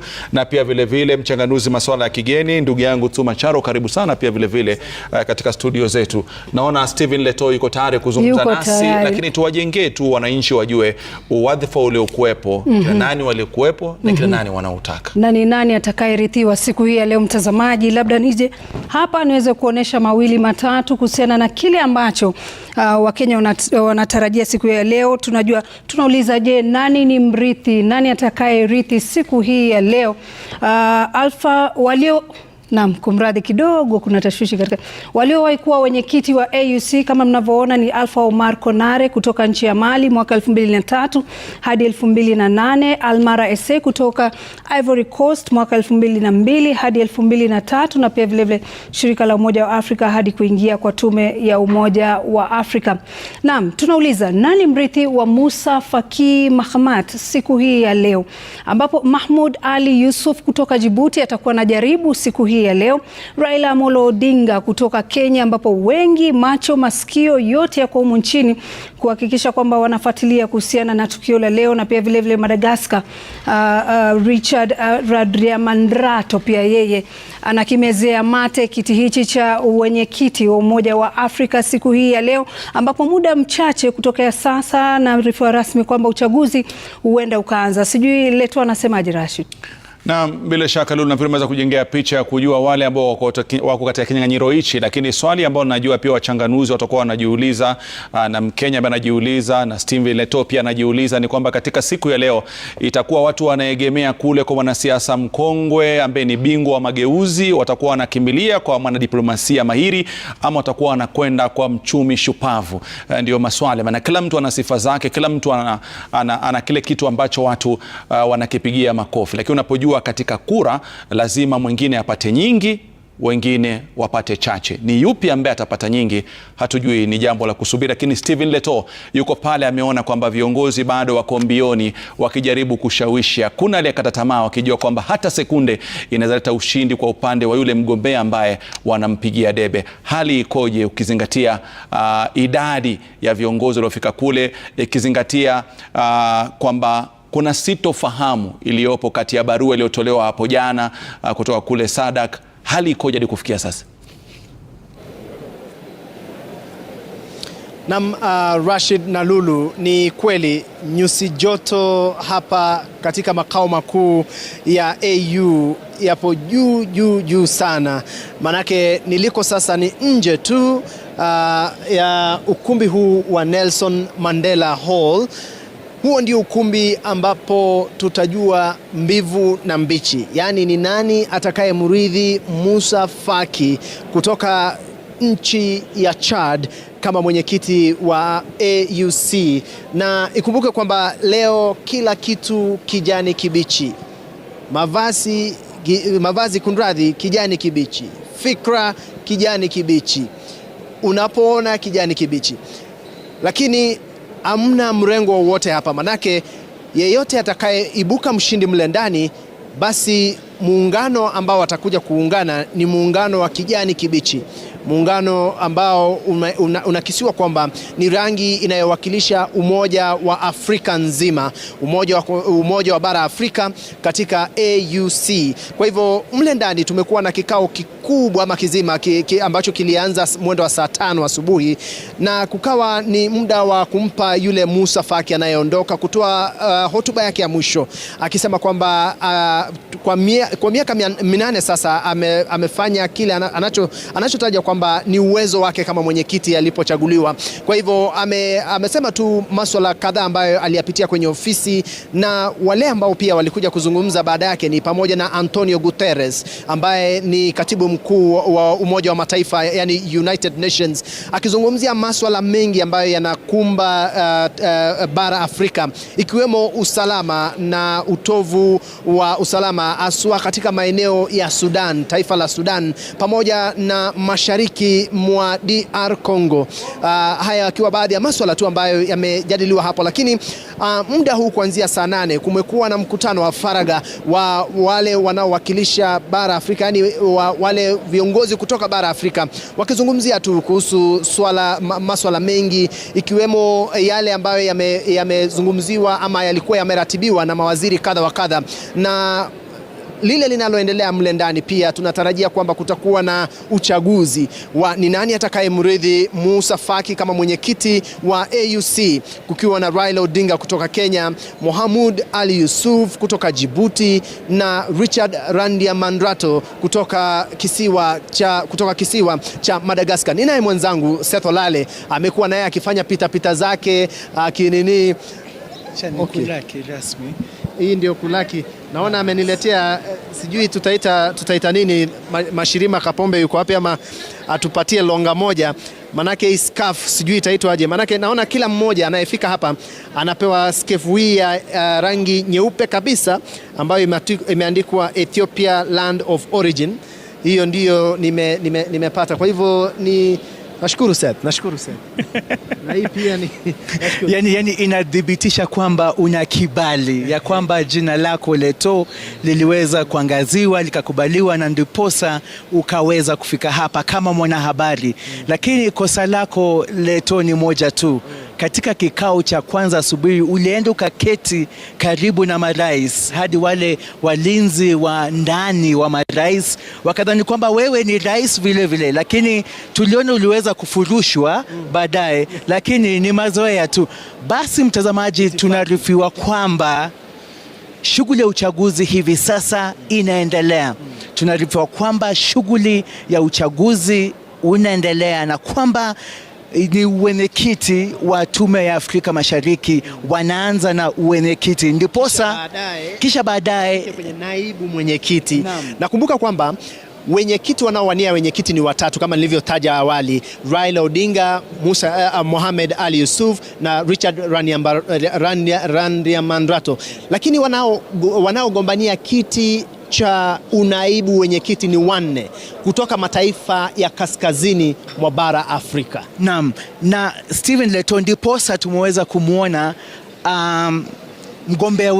mgombeaji mwenyekiti kutoka Djibouti yuko katika jumba hili, na ni ishara kwamba tayari wameambiwa watoke mle ndani katika ukumbi wa Nelson Mandela plenary. Maana yake ni kwamba wakati uchaguzi unaendelea, basi wagombea wote wanatakiwa kuwa nje kutokana na sheria za uchaguzi hapa katika Tume ya Afrika. Basi hiyo inamaanisha nini Leto? Ya kwamba pengine itapofikia saa 11 hivi ama itapofika saa 11:30, basi mshindi ama mbivu na mbichi tutajua kwa kina. Je, ni nani atakayechukua wadhifa wake Musa Faki, mwenyekiti anayeondoka? Kule Vatican wanaita white smoke. White smoke. Lakini mtazamaji, kumbuka kwamba mbali na ni wengi tu ambao wameweza kufika hapa na kuangazia maswala ya shughuli ya uchaguzi, hasa makala ya 38 ya Tume ya Afrika ya AU. Ni uchaguzi ambao umekuwa ukifuatiliwa kwa kina, na hivi sasa tu niweze kumkaribisha mbunge kutoka kule eneo la Pokot ambaye ni David Kosing ambaye ameweza kufika hapa. Wewe tu ni mmoja wa wajumbe, naona umeandikwa kwamba delegate, kumaanisha wewe ni mjumbe na umepata kibali ya kushuhudia shughuli ya uchaguzi wa leo. Lakini tueleze tu kufikia sasa matarajio yako ni yepi na umepata nini ama umeweza kuelimika kivipi kutokana na yale ambayo yanaendelea hapa katika Tume ya Afrika? Ya kwanza ndugu yangu ni maombi. Hiyo ni ya kwanza. Kwa sababu sasa nafikiri tukiona madakika na masaa nafikiri wameanza kupiga kura. Na tumearifiwa kura kupiga, shughuli hiyo inaendelea. Yes. So hata roho yangu inaanza kuchamuka kidogo na kwenda juu kwa sababu nimejawa na zile maombi za baba kupita. Because sisi tumeona yale yalifanywa kama campaign.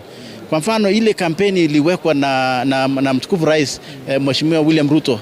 Aliweka kampeni ambayo sisi kama Wakenya, kwa sababu hii ushindi sio ya Mheshimiwa Raila Odinga, hii ni ushindi ya Kenya. Na tumeona ile juhudi ambazo zimewekwa na rais wetu ni juhudi ambazo ni za juu, ambazo zimetupatia sisi ile inaitwa hopes ama matumaini kubwa. Na kwa hivyo sisi saizi roho zetu zinadunda. Namba 2, tuko na candidate mzuri sana. Tuko na candidate ambaye tunaweza kusema katika historia ya Kenya kupeana candidate ambaye anatakana kutafuta hii kiti cha Africa Union. Tuko na candidate number 1. Profile yake ni juu, ni Mheshimiwa Raila. Ako na profile nzuri sana. Kwa mambo ya Afrika anajulikana kila mahali Afrika. Mambo ya Pan-Africanism, he is number 1. So sisi sasa hii nafikiri hata hakuna haja kuongea mambo mengi ndugu yangu. Tunasema tu labda saa moja ambayo imebaki kwa sahihi. Only 1 hour. Tunataka tujue results. Na kwa maoni yangu na roho zangu na maombi yangu nataka Raila atangazwe kama mshindi bwana. Alafu tuende nyumbani na raha. Unaona wabunge hapa tuko wengi, tuko karibu 80. Wabunge, governors, MCAs ambao wamekuja kushuhudia historia, na mimi niko na furaha. Asante sana Citizen kunipatia time ya kuongea na kuungana na Wakenya katika historia ambayo itakuwa ni ya kwanza katika Kenya. Anaitwa David Kosing ambaye ni mbunge wa Pokot Magharibi. Ananiambia kwamba yeye tu ndio mwenyeji kutoka Pokot katika eneo. Hii ni Pokot peke yake katika Addis Ababa. Lakini nimeambiwa hakuna ng'ombe hapa, so hakuna shida. Mimi niko sawa. Hakuna ng'ombe. Hakuna ng'ombe, na vile kuna amani na utulivu. Na nilipokuuliza kwamba ni yepi ambaye tumeweza kusoma ama kushuhudia uchaguzi huu wa mwenyekiti wa Tume ya Afrika, ni uchaguzi wa kidiplomasia. Yes. Na ndiposa umeweza kuona hakuna vurugu, hakuna chuki. Basi ni jambo wanasiasa kama nini wafaa wanasema kuimitate. Na sisi ndio tumeleta hiyo utulivu. So hata sisi wanasiasa pia mheshimiwa umeleta utulivu aje hapa AU. Umesikia mtu yote kweli? Mimi ni mwanasiasa nimekuja, umenisikia kweli? Hii ni wakati ya kwanza tu wewe umeniuliza kuongelesha wa Kenya na pengine kuna ulinzi mkali hapa, mkileta ile ya Kenya mnafurushwa. Nasema hii ni diplomatic. Okay, wacha nikwambie basi. Hii ni diplomatic campaign. Hata sisi pia I'm also a diplomat. Yeah, I'm a diplomat now. Look at my name. Look. Delegate, I'm a diplomat, yeah. You're a diplomat, you're not an ambassador. But the most important thing ama cha muhimu ni kwamba uchaguzi wa Tume ya Afrika ya wenyekiti wa Tume ya Afrika na naibu wenyekiti unaendelea katika ukumbi wa Nelson Mandela, na hapa nje kumekuwa tuna shughuli. Ni wengi ambao wanasubiri kwa kina matokeo ya uchaguzi ambao unaendelea. Bendera hizi hapa zina ashiria ama zinawakilisha mataifa ambayo yanashiriki makala ya 38 ya mkutano mkuu mkutano wa kilele cha marais ambao unaendelea hivi sasa. Kumbuka kwamba uchaguzi tu ni agenda kwenye mkutano wa kilele wa marais. Bendera ya kwanza hapa ni bendera inayowakilisha Tume ya Afrika yani AU. Alafu kuna bendera tu mengi hapa. Kumbuka kwamba kuna jumla ya mataifa 49 ambayo yanashiriki katika mkutano wa leo. mkutano ama kongamano kuu la kilele ambacho kinajumuisha mataifa 49, na kati ya mataifa hayo tayari kuna marais 35 ambao wameweza kuhudhuria kikao cha leo. Basi tumekita kambi hapa, tunasubiri kwa hamu na gamu kutazama na kusikiza matokeo ambayo yanasubiriwa kwa kina na wengi. Basi hii ni ishara ya kwamba mambo yako shwari. Ni shughuli ambayo iliweza kuanza mwendo wa asubuhi na ni shughuli ambayo inakaribia tamati. Na kumbuka kwamba shughuli yote iko nyuma yangu katika ukumbi wa Nelson Mandela, na ni marais peke yake na maejenti wanaoendeleza shughuli ya uchaguzi ambao wa sasa wanakubaliwa tu kuingia mle ndani. Hapa nje kuna wengi tunawaita, yani wale election observers, wale ambao wamekuja wameteuliwa tu kuhakikisha kwamba shughuli ya leo inaelekea shwari, na tuko hapa nje vile mamia ya wanahabari kutoka vituo tofauti. Na kumbuka kwamba uchaguzi huu ama mkutano huu wa kilele wa marais kinaletwa kwako moja kwa moja kupitia runinga ya Citizen, runinga ya Ramogi, runinga ya Inoro, View Sasa na mengine. Yani tuko kote. Yani bara Afrika nzima tumeteka runinga ya Citizen, runinga ya Ramogi, runinga ya Inoro, Citizen Digital na View Sasa. Na hapa pita zangu leo nimeona kuna watu wanasema ati leo Djibouti na Madagascar wataonea AUC View Sasa. Kwa hivyo nikajua kumbe wao pia huona View Sasa huku Addis Ababa Ethiopia. Lakini sasa tunavyoarifiwa kwamba yani kuna joto jingi humu ndani kwenye Nelson Mandela Hall, joto jingi yani hawezi karibia mle ndani. Rashid ataita jeke na ndivyo hivyo ilivyo, manake nyusi joto mle ndani.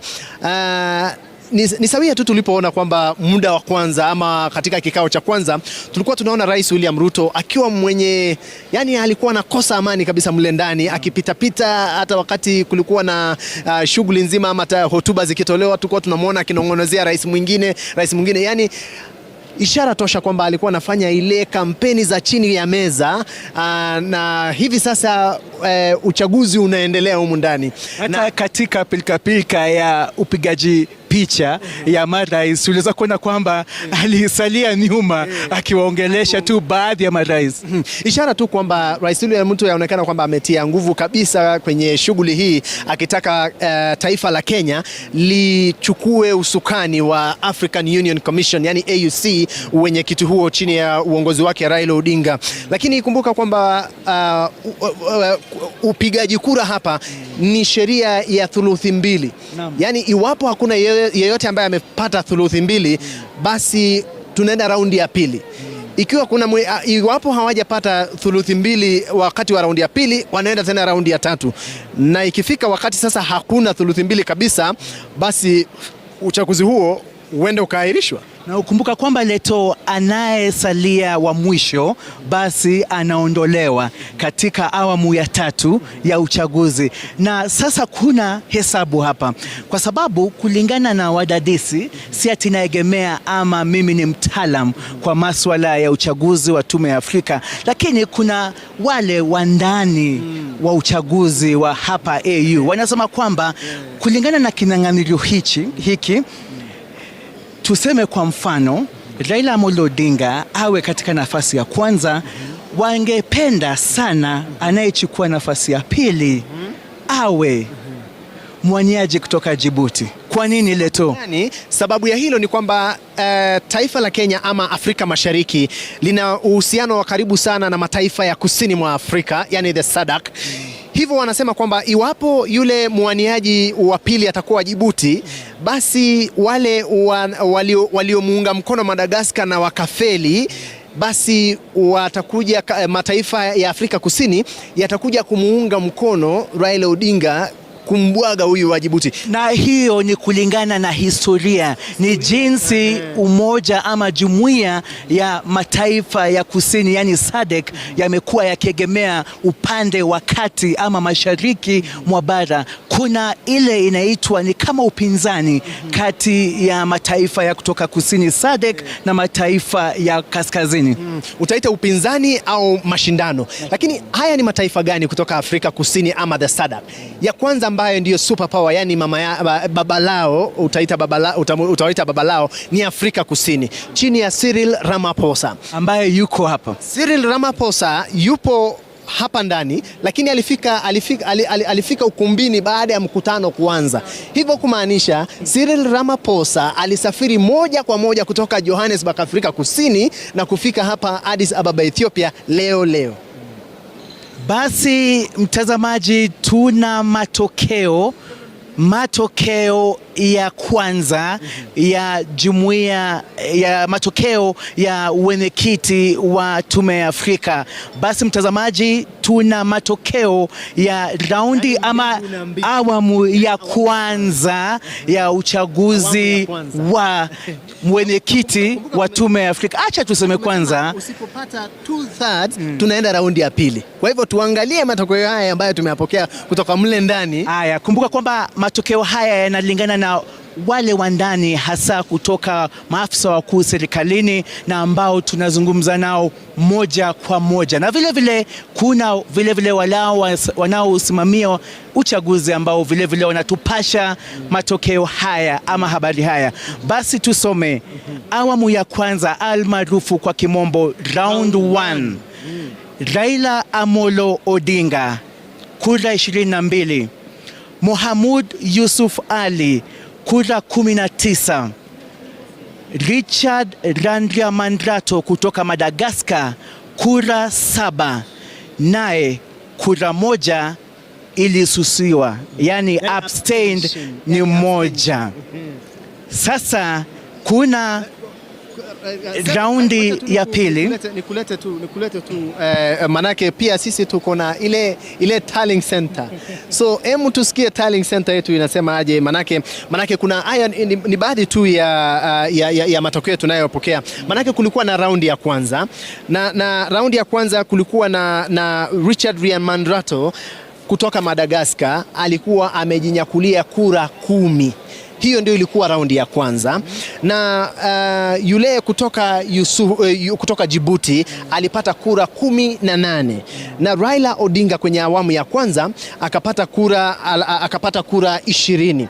Sasa raundi ya pili ndio hapa ndio tumesema raundi ya pili kwamba Raila Odinga bado anaongoza kwa kura 22. Mohamud kura 19, na wa Madagascar ameshuka kutoka kura 10 hadi kura 7. Na Raila Odinga ukitizama hapo amepanda na kura 2 kutoka 20 hadi 22.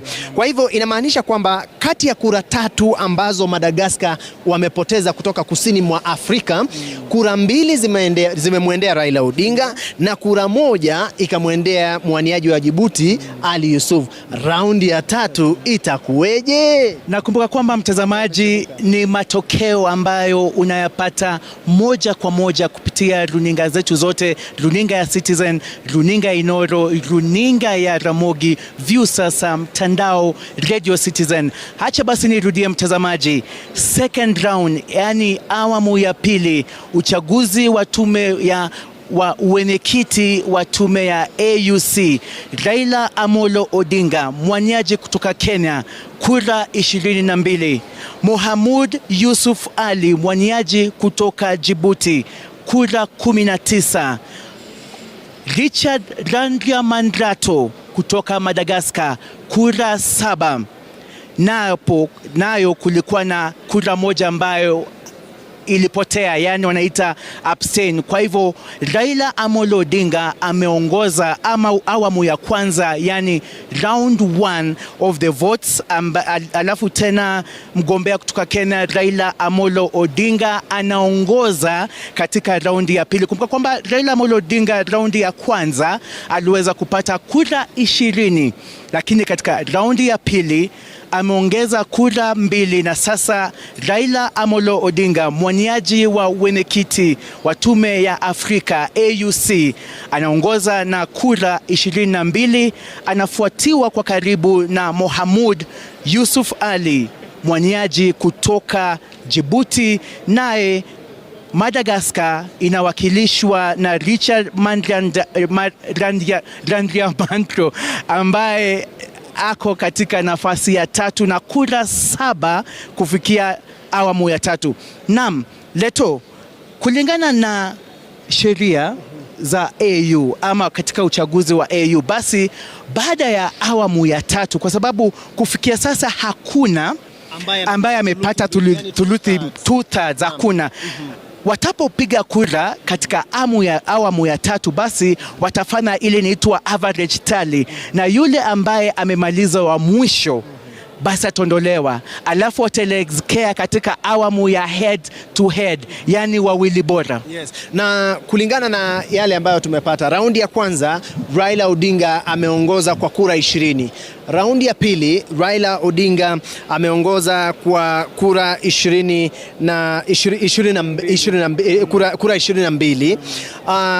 Kisha tuna sasa raundi ya 3 ambayo tunangoja, tushapokea matokeo, lakini tunangoja verification, yani manake sisi tunataka kwamba matokeo ambayo tunakudondolea hapa kutoka makao makuu ya AUC hapa nje ya ukumbi wa Nelson Mandela Plenary ni matokeo ambayo yamepitiwa si mara moja, si mara 2, si mara 3, bali yamepitiwa na asasi tofauti kuhakikisha kwamba tumepata ile tunaita the correct, sijui kwa sababu Ramogi pia wanatutizama, sijui kwa Ramogi utaitaje the correct information. Unaita kaka Otimore. Yani tunataka kaka Otimore. Sijui Gitonga yuko wapi pia atuelezee kwa kule kwenye county za kati. Gitonga ni mpiga picha sasa. The correct information kwa county za kati wataita aje Gitonga? Basi mtazamaji, tuna matokeo ya awamu ya 3. Tumepokea matokeo ya awamu ya 3, lakini hatuwezi tangaza. Kwa nini? Kwa sababu kuna ile verification process. Basi tuna wale wa ndani wanaongozwa na Olive Barrows na Robert Karanja ambao ndo makarani hivi sasa. Na sasa makarani wananielezea makarani sasa wananiambia kwamba awamu ya 3 ya kura imetoka. Sasa third round of voting, here it goes. Mambo yameanza kuchemka hapa Lulu na Rashid. Manake Raila Odinga sasa ameondoka kutoka nafasi ya kwanza, sasa yupo nafasi ya pili. Manake Mohamed Ali Yusuf sasa kwenye round ya 3 ya kura amepata kura 23. Raila Odinga kwenye raundi ya 3 ya kura amerejea kwenye kura 20. Kisha Richard Randriamandrato amerudi chini tena zaidi na kupata kura 5. Kwa hivyo kufikia sasa raundi ya 3 kulingana na sheria za AUC, mwaniaji wa Madagascar Richard Randriamandrato sasa ataondoka kwenye kinyang'anyiro rasmi. Sivyo, ndivyo. Na kumbuka kwamba ni sheria tu, kwa sababu hakuna aliyepata thuluthi 2. Kwa hivyo inamaanisha kwamba kufikia sasa basi Richard Randriamandrato, mwaniaji kutoka Madagascar na ambaye alipigiwa upato na Jumuiya ya Afrika Kusini yani SADC, ameondoka katika kinyang'anyiro cha wenyekiti wa tume ya AUC. Mtazamaji, labda tukusomee tu tena awamu ya 3, round 3 of the Africa Union Chairperson contest of the Africa Union. Mohamud Ali Yusuf 23 votes. Right Honorable Raila Odinga from Kenya, 20 votes. Richard Randiamandrato, 5 votes. Abstention 1. Kwa mara ya kwanza tunamwona Leto, mgombea kutoka Djibouti ambaye ni Mohamed Ali Yusuf, anachukua uongozi baada ya Raila Amolo Odinga kuongoza katika awamu ya kwanza na awamu ya pili. Ni kweli kwamba tukitizama tu matokeo haya ni kwamba tuangalie yule ambaye ameondoka kwenye kinyang'anyiro ambaye ni Richard Randiamandrato kutoka taifa la Madagascar ama kisiwa cha Madagascar. Alianza na kura 10. Ameshuka akaingia kura 7 na sasa amefika kura 5. Na kura 5 hizo zikawa zimemuondoa sasa kwenye kinyang'anyiro rasmi. Lakini ukitizama kwamba kwenye raundi ya pili ya kura Raila Odinga alizua kura nyingi kutoka kwa the SADC, yani mataifa ya Afrika Kusini, akapata kati ya kura 3 zilizoondoka kutoka kwa Randiamandrato, kura 2 zilimwendea Raila Odinga na kura 1 ikamwendea Mohamed Ali Yusuf. Sasa tuje kwenye raundi ya 3 ya kura ambapo Raila Odinga ameshuka tena kutoka kura 20, kumaanisha kwamba yale mataifa mawili huenda ndio yameshuka tena kutoka kwa idadi ya 22 na kurejea kwenye idadi ya 20.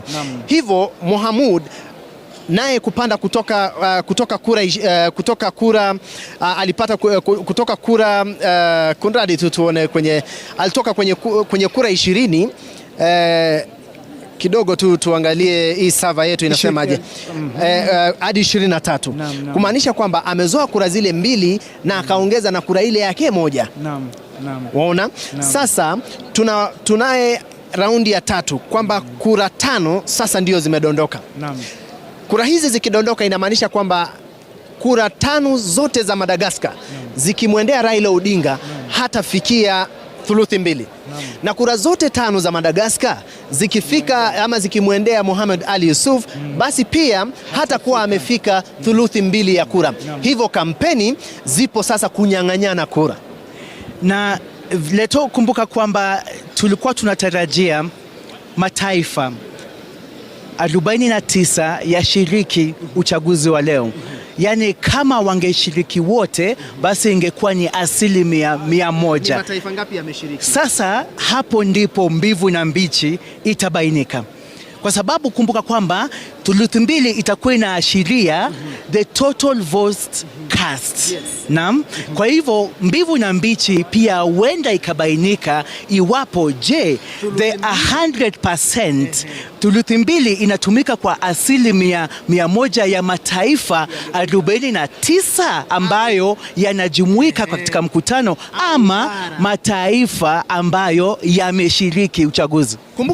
Kumbuka kwamba kuna mataifa 6 ambayo yani yamepigwa marufuku kwa kinyang'anyiro hichi. Ni pamoja na taifa la Mali, taifa la Sudan, taifa la Burkina Faso, taifa la Niger, taifa la Guinea. Yani manake wana mzozano wa kisiasa na wa kiuongozi. Hivyo kuna mataifa 6. Je, mataifa 6 hayo yatajumuishwa kwenye thuluthi 2 ama ni mataifa tu ambayo yameshiriki? Naam. Basi ni wandani wa uchaguzi wana diplomasia ambao wanaandaa uchaguzi wa uwenyekiti na naibu wenyekiti wa Tume ya Afrika, watatueleza kwa kina. Lakini Leto, Jumuiya ya Afrika Kusini iliashiriwa mbeleni kwamba huenda ikawa kwa kimombo tunaita swing region ama swing area, na ndiposa ile barua ambayo iliandikwa na katibu mkuu wa kutoka Jumuiya ya Afrika Kusini ilileta tumbo joto. Manake kwa mara ya kwanza usimamizi wa Jumuiya ya Afrika Kusini yani SADC ilijitokeza wazi na kusema ama kuwataka wanachama 16 kutoka eneo hilo kumpigia kura mgombea kutoka Madagascar Richard Randiamandrato. Kwa nini? Madagascar ni mojawapo wa mwanachama wa Afrika Kusini. Na ndiposa hiyo jana kabla hata hujasema hiyo jana, nina matokeo ya raundi ya 4 tena. Yani wale makarani wetu Olive Barrows na Robert Karanja tuna matokeo ya raundi ya 4 ambayo tulikuwa tumesema kwamba hii ni ile tunaita raundi ya head to head. Yani hakuna hatuna yule ambaye yuko upande mwingine. Yani tuna matokeo ya head to head. Na matokeo ya head to head round 4 ni kama yafuatayo. Djibouti imepata kura 25. Kenya imepata kura 21. Kura moja ikaharibika. Sijui aliyoandika Adrian Manrato ama nini, akaambiwa kwamba huyu alishadondoka kwenye kinyang'anyiro. Kisha wawili wakasusia uchaguzi huo. Kwa hivyo tunavyotizama sasa, Djibouti ipo mbele na kura 25. Mohamed Ali Yusuf 25 votes, Raila Odinga of Kenya 21 votes, spoiled votes 1, abstainers votes 2. So 2 countries abstain. Ukitizama nambari hizi, sijui kama tumenusia ama tumekaribia thuluthi mbili, manake uchaguzi huu upo kwenye njia panda. Tunaweza sema manake kule ndani ni kama hamna yule anayetaka kulegeza kamba, hamna yule anayetaka kuvuka sakafu. Lakini kulingana na jinsi ilivyo, kura 5 zilidondoka. Tuangazie kura hizi 5 zimeelekea upande gani? Manake tunaona kwamba Djibouti imepanda ngazi kutoka 23 hadi 25. Hivyo kumaanisha kura 2 kati ya zile 5 zilifanya nini? Zilipanda ngazi ya Djibouti. Kisha Kenya ikapanda kutoka kutoka kura 20 ikapanda moja kwa moja hadi 21. Ishara kwamba kati ya zile kura moja ndio imewaendea Raila Odinga. Na kisha mataifa mawili yakasusia. Hivyo kusema mataifa mawili, hivyo mataifa yote matano yamechukua msimamo. Na kama unavyoona kwamba katika awamu ya 4 ama raundi ya 4, basi kama tu tulivyosema leto ni kwamba mwaniaji kutoka Madagascar aliondolewa. Ndiposa raundi ya 4 hayupo katika kinyang'anyiro round 4. Leto kufikia sasa ni 2 against 2. Mawili kwa mawili. Raila Amolo Odinga alishinda raundi ya kwanza na ya pili. Mwaniaji kutoka Djibouti alishinda raundi ya 3 na 4. Basi ngoma inaendelea na ngoma imeanza na ngoma hii inapigwa mle ndani katika ukumbi wa Nelson Mandela kule. Lakini leto Leto, labda tu mtazamaji tuweze tu kuelewa taratibu za uchaguzi wa AU. Kumbuka kwamba wawili hawa kufikia sasa hakuna ambaye amepata thuluthi mbili. Na kumbuka kwamba kuna kipengee katika taratibu za uchaguzi wa AU ambao unaweza kuidhinishwa ya kwamba iwapo kuna vuta ni kuvute katika wale wagombea wawili na hawapati thuluthi mbili, anayesimamia uchaguzi huu anaweza kutoa uamuzi mara mbili, kwamba anaweza waambia wale wanaopiga kura tuende katika head to head decider, ama kulingana na ratiba ya leo vile anaweza sema kwamba basi upigaji kura wa wenyekiti utahairishwa hadi katika kikao maalum, yani tunaita kwamba special session. Nakumbuka atakayekuwa anakalia kiti hicho basi atakuwa naibu ambaye atakuwa amechaguliwa pia. Kwa hivyo ngoma bado inazidi kusakatwa mle ndani. Lakini tukijaribu tu kuchanganua ni kwamba hii leo hatukumuona rais wa taifa la Uganda Yoweri Kaguta Museveni. Yoweri Kaguta Museveni hakufika hapa katika kwenye uchaguzi huu wa AUC. Lakini kwenye kiti cha sehemu ya Uganda alikuwa amekalia anayemwakilisha Museveni. Kwa hivyo sijui kwamba kulingana na wachanganuzi wa kidiplomasia watakuwa wametaja aje kutokuwepo kwa rais wa taifa la Uganda Yoweri Kaguta Museveni, ambaye ndiye alifika Nairobi na kusema kwamba mimi nitakuwa kule Addis Ababa Ethiopia, na nitakuwa pia yule ambaye atakuwa anafanya kile wanaita nita second, yani nitakuwa. Lakini kufika leo hatujamuona Museveni, tumemwona naye mwakilisha akikaa kwenye nafasi yake Yoweri Kaguta Museveni. Na leto unajua kwa kura ama uchaguzi wa kidiplomasia, wanasemanga kwa lugha ya Kimombo on a very light note that when it comes to serious business, yani diplomacy, it is the biggest lie. Kwa sababu diplomasia ina utaratibu wake na kuna maswala mengi ambayo huwa yanazingatiwa. Lakini kumbuka mtazamaji, mbivu na mbichi bado, kwa sababu tumefika katika awamu ya 4 na kulingana kufikia sasa ni kwamba Raila Amolo Odinga, mgombea kutoka Kenya, aliweza kushinda ama kupata kura mingi zaidi katika awamu ya kwanza na ya pili. Naye mgombea kutoka Djibouti, Mohamud Yusuf Ali, aliweza tu kujikakamua na kupata kura na kuongoza katika awamu ya 3 na ya 4. Basi tunasubiri kwa kina,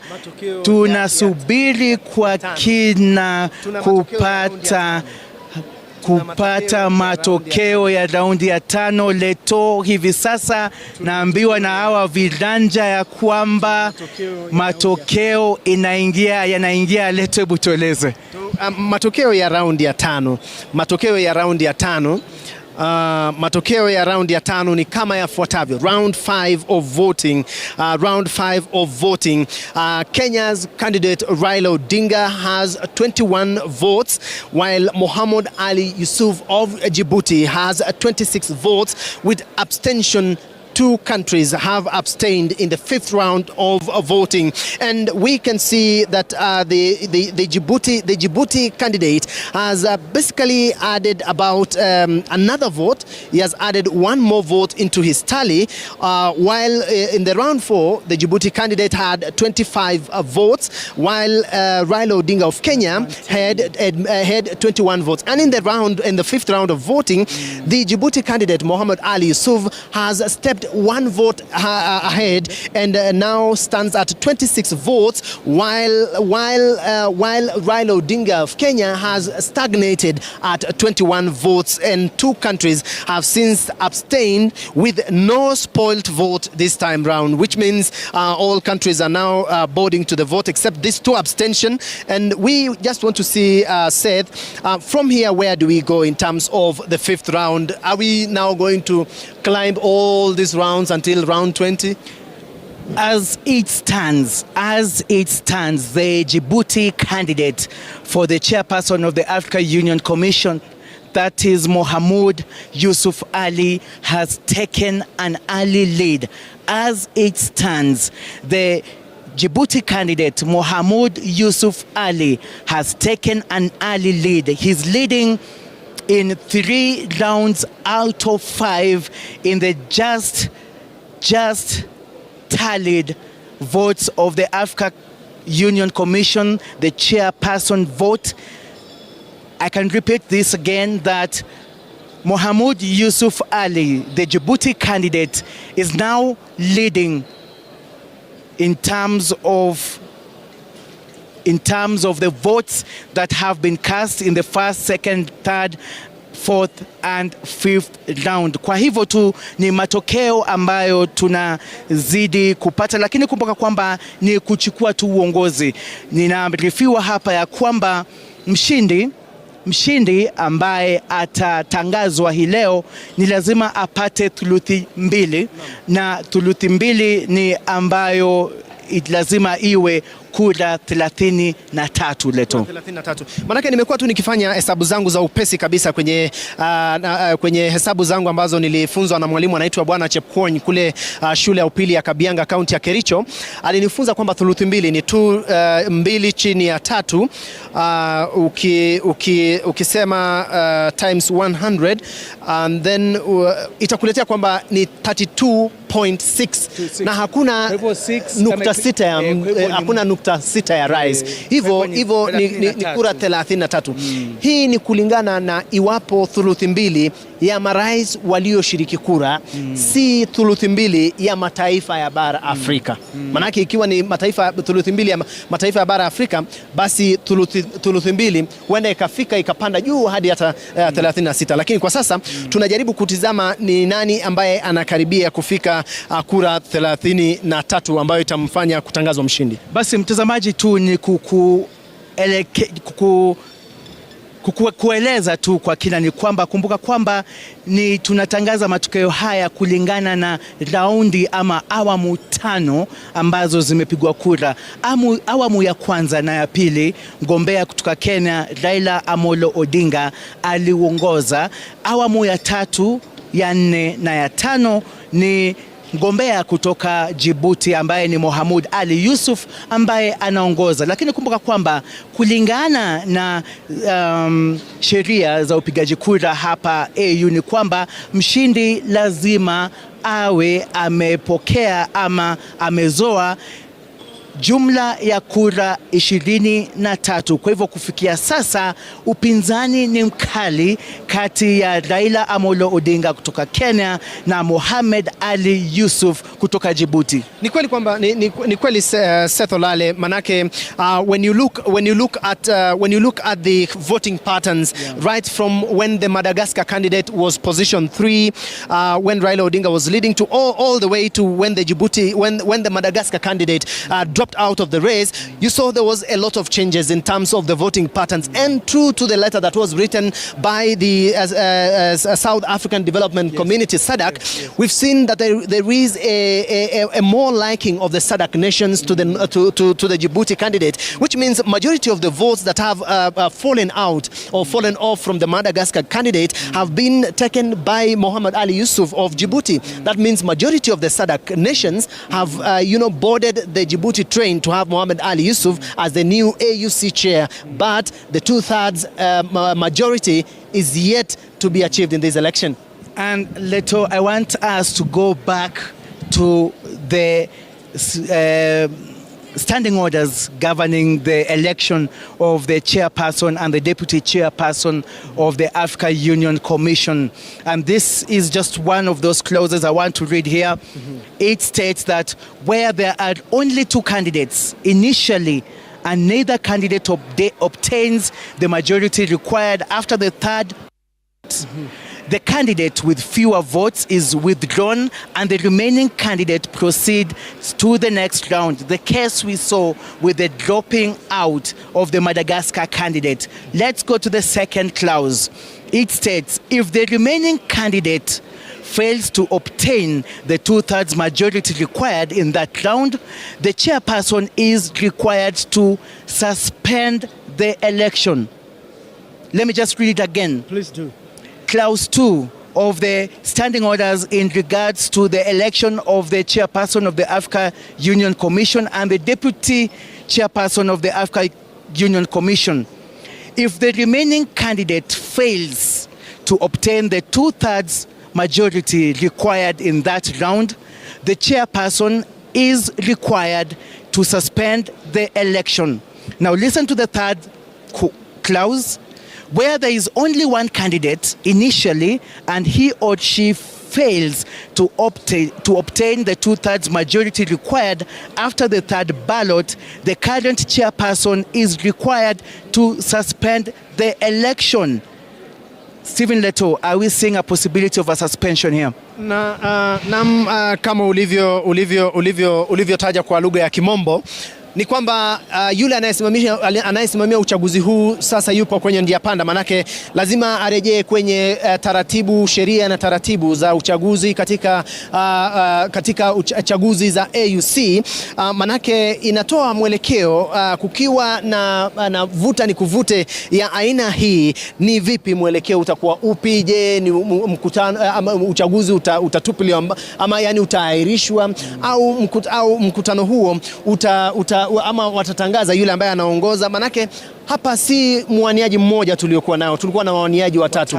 Kwa hivyo hatutaki kuandika kwa mate ilhali wino upo. Tutasubiri kuona uamuzi utakaotolewa mle ndani kwenye Nelson Mandela Plenary Hall, ambapo ndiyo mambo yamechemka mle ndani, Raila Odinga akiongoza kwa raundi ya kwanza na raundi ya pili, huku Mohamed Ali Yusuf wa Djibouti akiongoza kwa raundi ya 3, raundi ya 4 na raundi ya 5. Kuna habari za hivi sasa. Raundi ya 6 ya matokeo ya uchaguzi wa Tume ya Afrika ya Uwenyekiti. Raundi ya 6, Mohamed Ali Yusuf mgombea kutoka Djibouti, kura 26. Raila Amolo Odinga kutoka Kenya kura 22 na kura iliyosusia ni kura moja. Hii inamaanisha nini, Stephen Leto? Ya kwamba Raila Amolo Odinga ameondolewa ama ameondoka kwenye kinyang'anyiro, kwa sababu kumbuka kwamba ni kinyang'anyiro ni raundi ya 6 na sasa Mohamud Yusuf Ali anaelekea katika awamu ya 7 na lazima apate kura zaidi ya thuluthi mbili ambayo ni kura 33. Ni kweli Seth, manake hapo ndipo kuna kizungumkuti. Je, mataifa ambayo yamempigia kura Raila Odinga ambayo ni mataifa 22, je, mataifa hayo pia sasa yatatangaza kususia uchaguzi, kuendelea na uchaguzi huu, au mataifa hayo 22 yataamua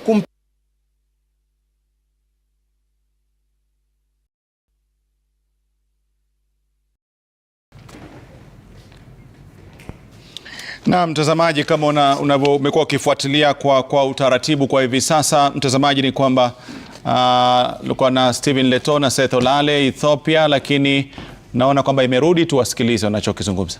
Kwa hivyo hebu tuangalie makarani wetu wanasemaje, manake makarani wamekuwa very busy kwa sababu tunaona tulichokuwa tukielezewa ni kwamba lazima kuwe na thuluthi mbili. Yani hii hamna lile wanasema simple majority. Yani lazima kuwe hivyo. Kuondoka kwa Raila kwa kinyang'anyiro hichi, kujiondoa baada ya kupata mataifa 22, je, kuna maanisha nini? Mataifa haya yataungana na kusema sasa sisi tunaondoka na mwaniaji wetu? Basi mtazamaji, ni taarifa ambayo inakukujia hivi sasa ni kwamba Raila Amolo Odinga amepoteza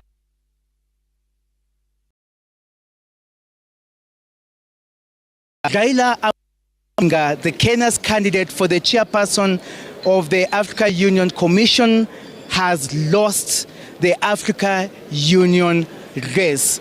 Basi ni kuelekea katika awamu ambayo inaendelea hivi sasa, na tunamsubiri sana kumsikiza mwenyekiti Musa Faki iwapo atahairisha uchaguzi ama iwapo kufuatia sasa kuondolewa ama kujitoa ama yani him dropping out the candidates iwapo Musa Faki mwenyekiti wa Tume ya Afrika ambaye anaondoka atahairisha uchaguzi ambao unaendelea, ama wale ambao walikuwa wamempigia Raila kura na sasa Raila hayupo tena, iwapo wataelekeza kura hiyo kwa Mohamed Yusuf Ali. Ni kweli, manake mataifa ambayo yamempigia Raila tayari yameonekana kuwa yameungana kuanzia kura 20 hadi 22 kwa muda mrefu. Hivyo kumaanisha kwamba ilikuwa ni block yake, na ikiwa hivyo basi block hii itazidi ama itajiondoa kwenye kinyang'anyiro. Manake watu wakijiondoa, basi inamaanisha wale watakampigia Mohamed Ali Yusuf wa Djibouti atahitaji takriban kura 7. Atahitaji kura 7. Manake 26 atahitaji kura atahitaji ili aweze kutangazwa kuwa ndiye ameshinda. Lakini if as is now, yani ilivyo sasa, ni kwamba hakuna ambaye amefikisha thuluthi mbili. Lakini sasa yule ambaye ameachwa kwenye kinyang'anyiro ni Mohamed Ali Yusuf wa Djibouti.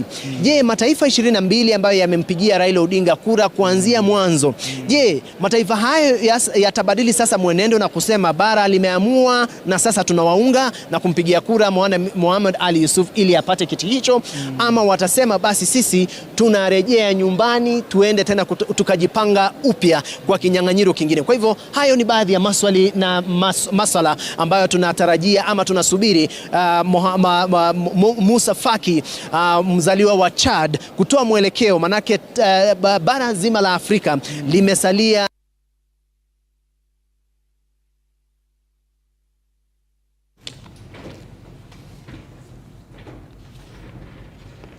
itifaki atoe tu uongozi kuhusu kinachosalia. Lakini kwa hivi sasa, mtazamaji, na kuhakikishia kwamba Mohamed Yusuf Ali ndiye mpinzani pekee kwa sasa, na anahitaji tu sasa kupata kura nane zaidi ili aweze kutangazwa rasmi mwenyekiti mpya wa tume ya Afrika. Hapo awali, kumbuka kwamba leto tulipotuanzisha taarifa yetu hapa, tuliweza kuzungumza naye. Tulikuwa tunataka azungumze nasi, lakini Mohamed Yusuf alitueleza kwamba, alituhakikisha kwamba nitazungumza nani, runinga ya Citizen, runinga ya Inoro, runinga ya Ramogi, Radio Citizen na View. Sasa nitazungumza nani punde tu shughuli ya leo itakamilika. Basi tunamtarajia vile vile Raila Amolo Odinga azungumze kuhusu kampeni yake, jinsi alivyopanga kampeni yake na kufikia sasa, kutoka hapa nini gani itafanyika kutokea hapa. Na kumbuka kwamba vile vile Richard Ramandriato na Leto, mimi kulingana na wadadisi, pengine watasema kwamba ni Jumuiya ya Afrika Kusini imeamua matokeo ya leo. Ni kweli, kwa sababu ukitizama jinsi matokeo haya yamekuwa, mwaniaji wa Djibouti amepanda kwa haraka kutoka nafasi ya pili hadi nafasi ya kwanza akiwa anaongoza na kura 26 hadi kufikia sasa. Lakini kizungumkuti ni kwamba wawaniaji wawili ambao walikuwa ndio front runners, yani wale wababe wa kwanza wawili, ambaye alikuwa Raila Odinga na Mohamed Ali Yusuf wa Djibouti, walikuwa na uungwaji mkono mkubwa kutoka mataifa mbalimbali. Ndio maana kuwania ama kupata thuluthi mbili inaonekana sasa kuwa ni sawia na kupanda mlima.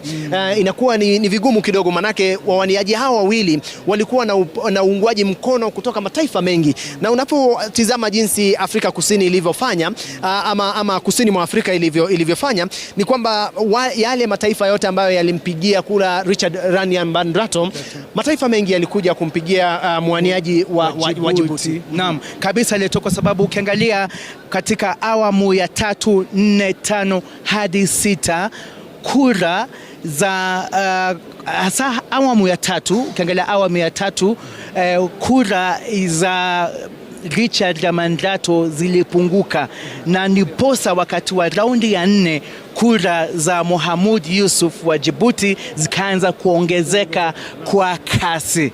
Kumbuka kwamba si uchaguzi pekee, ni mkutano ama kongamano cha kilele cha marais. Uchaguzi tu ilikuwa tu ni mojawapo ya masuala ya kuzungumziwa hapa, lakini kuna masuala mengi kuhusu uendeshaji bora ama usimamizi bora wa uongozi barani Afrika. Kuna masuala vile vile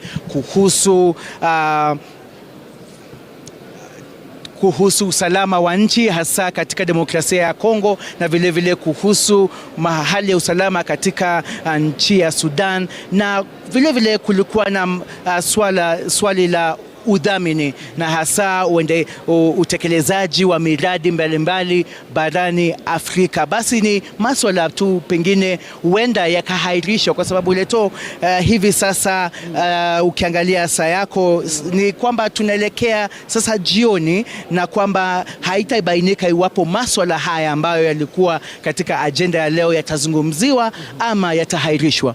Ni kweli, manake kumbuka, kando na uchaguzi wa wenyekiti wa bara Afrika ama tume ya bara Afrika, pia kulikuwa na uchaguzi wa naibu wa atakayeshinda kinyang'anyiro hichi. Kwa hivyo kumekuwa pia na hiyo kusubiri tu kuona yule ambaye atakuwa naibu ni nani, manake mataifa manne yametoa wale ambao wanagombea kiti hicho, na bado hatujajua kwamba iwapo wameanza kuangazia masuala ya unaibu wa mwenyekiti wa AUC.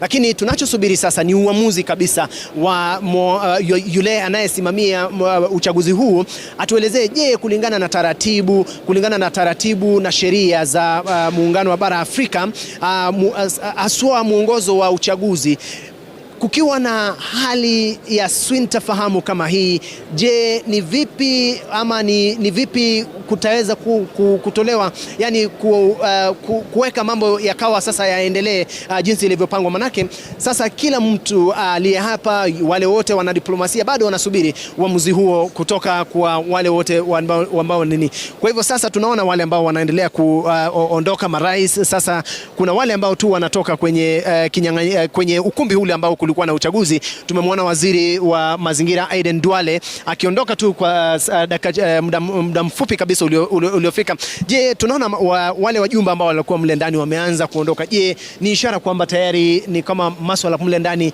yamekamilika na ni uamuzi tunasubiri?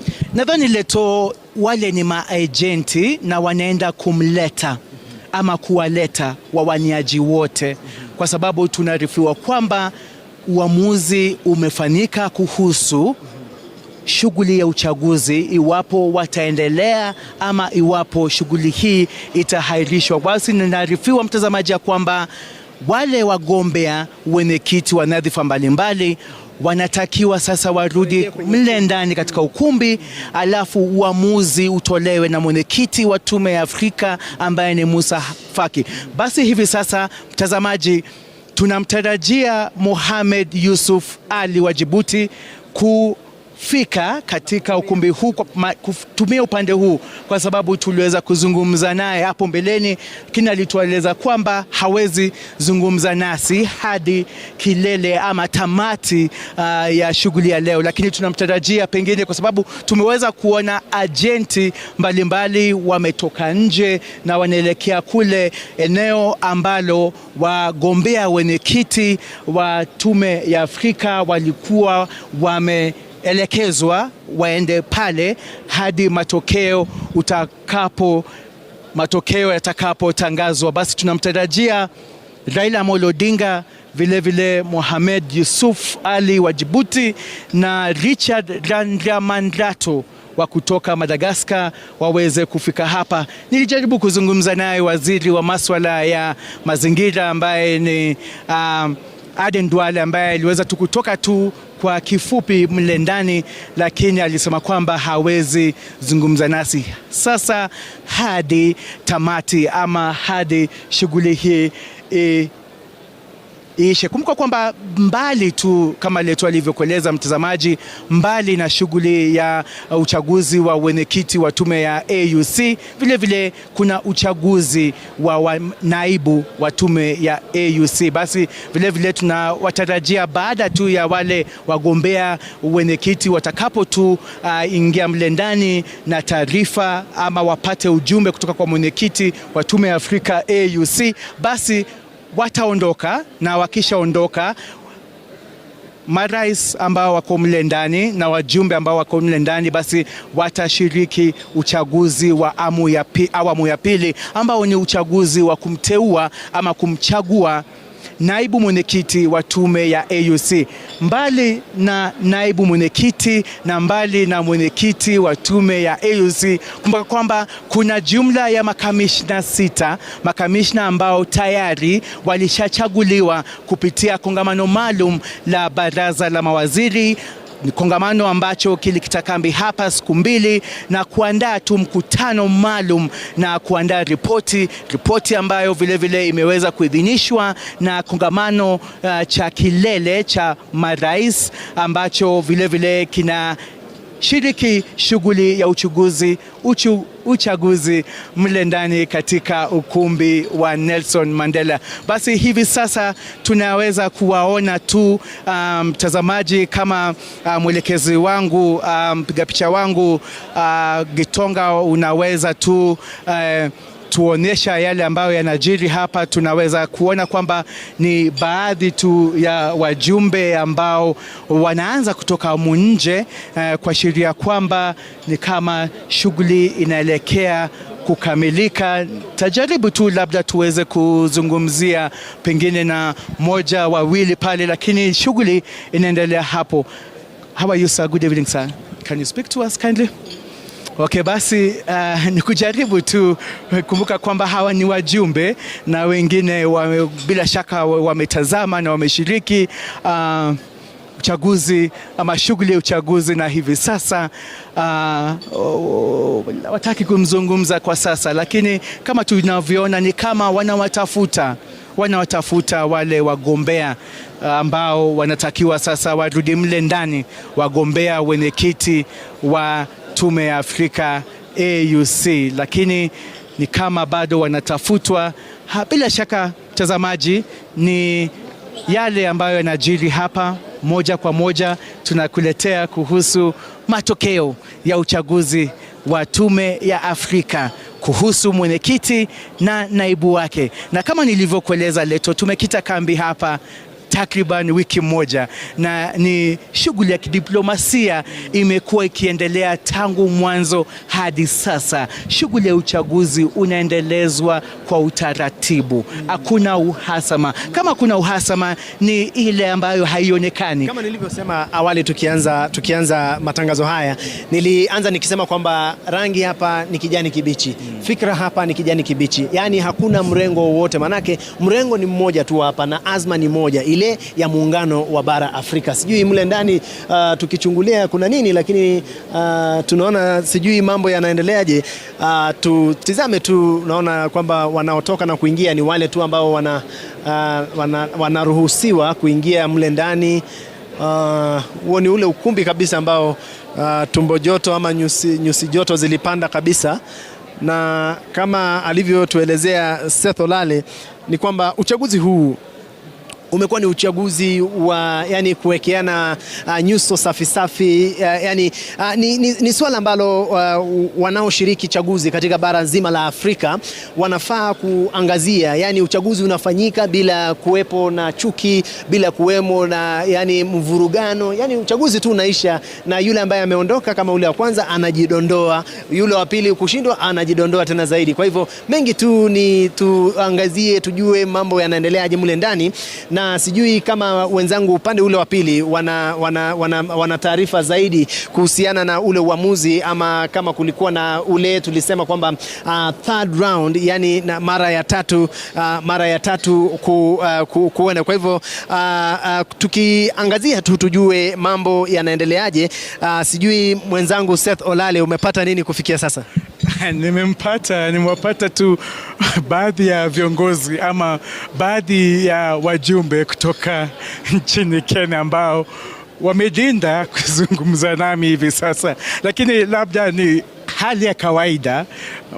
Wamesema kwamba watazungumza baadaye, na inaeleweka, manake kumbuka kwamba vile nimeweza kuwatafuta wale wajumbe kutoka mle ndani, na wengi wao wanasema kwamba hamna, tutazungumza hivi sasa, tutazungumza baadaye. Wanasema kwamba kulingana na itikadi zinazosimamia uchaguzi ya wanachama wa tume ya AUC hawafai kuzungumza. Basi ni kusubiri tu yale ambayo yatajiri ama yale ambayo yanafanyika mle ndani, lakini kwa hivi sasa bila shaka tunajua kwamba mwenyekiti wa tume ya AUC ambaye ni Musa Faki anatoa mwelekeo kuhusu jinsi mambo yatakavyoendelea baada ya awamu hizo 6 za kupiga kura kumchagua mwenyekiti wa tume hiyo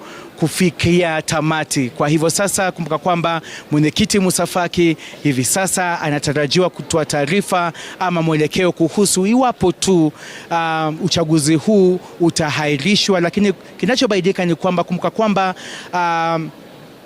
mgombea kutoka Djibouti ambaye ni Mohamud Yusuf Ali ameweza kuongoza, na ni jambo ambalo lilisababisha Raila Amolo Odinga kutoka Kenya kuondoka ama kujiondoa kwenye kinyang'anyiro hicho kulingana na itikadi ama taratibu za tume ya AUC.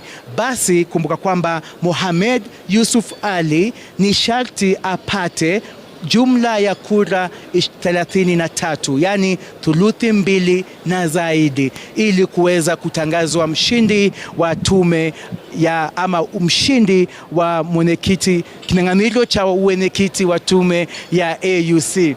Ni hapa ndipo shughuli yote inafanyika, na ni hapa ndipo tunawatarajia viongozi na wajumbe kutoka mataifa mbalimbali, si Kenya pekee bali ni mataifa mbalimbali ambao wameweza kufika hapa. Tunawatarajia waweze tu kutuelezea shughuli hiyo iliendelezwa vipi, na je, kutoka hapa matokeo ya Tume ya Afrika, uchaguzi huo utazidi kuleta pamoja wanachama 49 wa tume ya AU ama italeta uhasama? Basi ni swala ambalo tu tutaweza kuwauliza wale ambao walishiriki shughuli hiyo, na ni wale ambao vile vile bado wako mle ndani. Lakini kumbuka kwamba ni shughuli tu ambayo imekuwa ikifanyika tangu mwanzoni mwa wiki hii. Ni shughuli ama kongamano ambalo kongamano ambacho kilianza na baraza la mawaziri kutoka Tume ya Afrika. Tuliweza kumwona mwakilishi wa Kenya ambaye ni mkuu wa mawaziri na vile vile waziri wa masuala ya kigeni Musalia Mudavadi akihudhuria kongamano la baraza la mawaziri, na ni kongamano ama ni mkutano ambao vile vile uliweza kutoa ratiba na kutoa ripoti maalum kuhusu yale ambayo yatazungumziwa hapa, na tayari baadhi ya masuala yaliyojumuishwa katika kongamano la baraza la mawaziri, masuala hayo yamezungumziwa. Tunaongea masuala kuhusu usalama wa bara. Walizungumzia swala la usalama nchini Demokrasia ya Kongo, hasa eneo la mashariki, ambapo tunaarifiwa kwamba vita vinaendelea kati ya waasi wa March 23 movement, yani M23, na wale wanajeshi kutoka jeshi la taifa ama jeshi la serikali la DRC. Vile vile walizungumzia masuala kuhusu udhamini wa bara Afrika. Kumbuka kwamba Rais William Ruto vile vile alihudhuria kongamano hicho ambacho kilikuwa kiamshakinywa hapa, the African Credit Agency agenda. Na mbali na hayo, rais vile vile hiyo jana jioni alizungumzia kikao maalum cha kudadisi ama kuangazia usalama nchini Demokrasia ya Kongo letu. Ni kweli Seth, ni kuelezea tu kwamba uamuzi ambao tulikuwa tukiusubiria mle ndani ni kana kwamba marais wa mataifa bara Afrika, kuna uamuzi ambao umefanyika, manake uchaguzi umeenda hadi mwisho, na tunavyozungumza sasa yule mwaniaji kutoka Djibouti ndio huenda sasa wakati wote akatangazwa kuwa ndiye mwenyekiti mpya wa bara wa Tume ya Afrika Mashariki, yani AUC. Manake baada ya kupata kura 26 katika raundi ya 6, raundi ya 7 ilimpa kura takriban 33, hivyo kupata kura thuluthi mbili na kumpa nafasi murwa kabisa ya kuchukua afisi ya 17 kwenye ukumbi huu tulioko, ambapo ndio afisi ya yule atakaye kuwa mwenyekiti na kuchukua usukani kutoka kwa mzaliwa wa Chad Mohamed Moussa Faki Mahamat. Na ikumbuke kwamba tulivyoanza matangazo haya, Rashid na Lulu, ni kama kwamba tulisema kwamba kila mtu ni mfalme kwao, na akifika hapa tulikuwa tunamtafuta mfalme wa Afrika, na hii leo tumempata mfalme wa Afrika. Ni Mohamed Ali Yusuf kutoka Djibouti, taifa lililo kaskazini mwa taifa mashariki mwa bara Afrika, kaskazini mwa mataifa la Kenya. Na sasa hapa ndipo mambo yatakuwa yakifanyika, masuala mengi yakizungumziwa pale, ndio yeye atakayetekeleza. Kumbuka kwamba pia tunasubiria apate naibu wake ni nani kutoka kaskazini mwa bara Afrika. Kwa hivyo hatuna mengi, tutazidi kukuletea mengi marais wakitoka kwenye ukumbi, lakini kwa sasa Rashid na Lulu tunawarejesha kwenu studioni, manake tunaona kuna mkono hisia tofauti kote nchini, na sasa kwenu, chukweni usukani, na kisha baadaye tutawaletea mbivu na mbichi katika kile tutaita post election analysis. Naam, shukran sana Seth Olale. Stephen Leto akiwa katika nje pale wa ukumbi wa kikao almaarufu Nelson Mandela. Mengi yamejiri pale ndani, si siri tena kwamba kufikia raundi ya 6 ikawa bado yule mgombea kutoka Djibouti anaongoza kwa idadi ya wale walikuwa wanampigia kura za siri, na raundi ile nyingine aliyokuwa ametolewa Raila Amolo Odinga ameweza kupata thuluthi mbili ya wale waliopiga kura. Hivyo basi sasa hivi tunasubiri tu akabidhiwe virago vyake rasmi, lakini yeye ndiye mwenyekiti wa tume ya ya Umoja wa Afrika. Lulu, inamaanisha kwamba ile safari ile ya kampeni ya kuanzia shilingi hadi noti, kuanzia muhundi hadi ndege, kuanzia nahau hadi methali, kuanzia diplomasia hadi kukazia, imeishia hapo. Kama unavyojua ni kwamba unapanga lako na Mwenyezi Mungu anapana. Katika diplomasia huwa hakuna kupeana uhakika. Ni kwamba nitaangalia, nitaona, tutaangalia. Kwa hiyo yote ni maswala kwamba unatia mkono gizani, ujue utokota kitu gani. Kwa wale bahatika kuokota ni wa kutoka Djibouti. Kwa ufupi ni kwamba tinga limeshindwa kuingia katika ardhi ya bara la Afrika. Na mnaikumbuke kwamba ameweza kutembea mataifa takriban 29 kuweza kuwatongoza viongozi mbalimbali. Lakini mtazamaji, hisia ni mseto kutoka maeneo tofauti, na kwa hivi sasa naungana naye Jimmy Mbogo atueleze. Jimmy, inakuwaje ni kwamba vijana wameweza kupenda ama kufuatilizia ama kuvutiwa sana na uchaguzi huu? Naam, shukran sana Lulu na Rashid pale studioni. Ni kweli kuwa tumekuwa na kundi hili la vijana kutoka mida ya asubuhi hapo, wameweza kuzunguka. Walikuwa na gari ambalo lilikuwa likileta matangazo haya moja kwa moja kupitia runinga hii yetu waipendayo ya Citizen TV.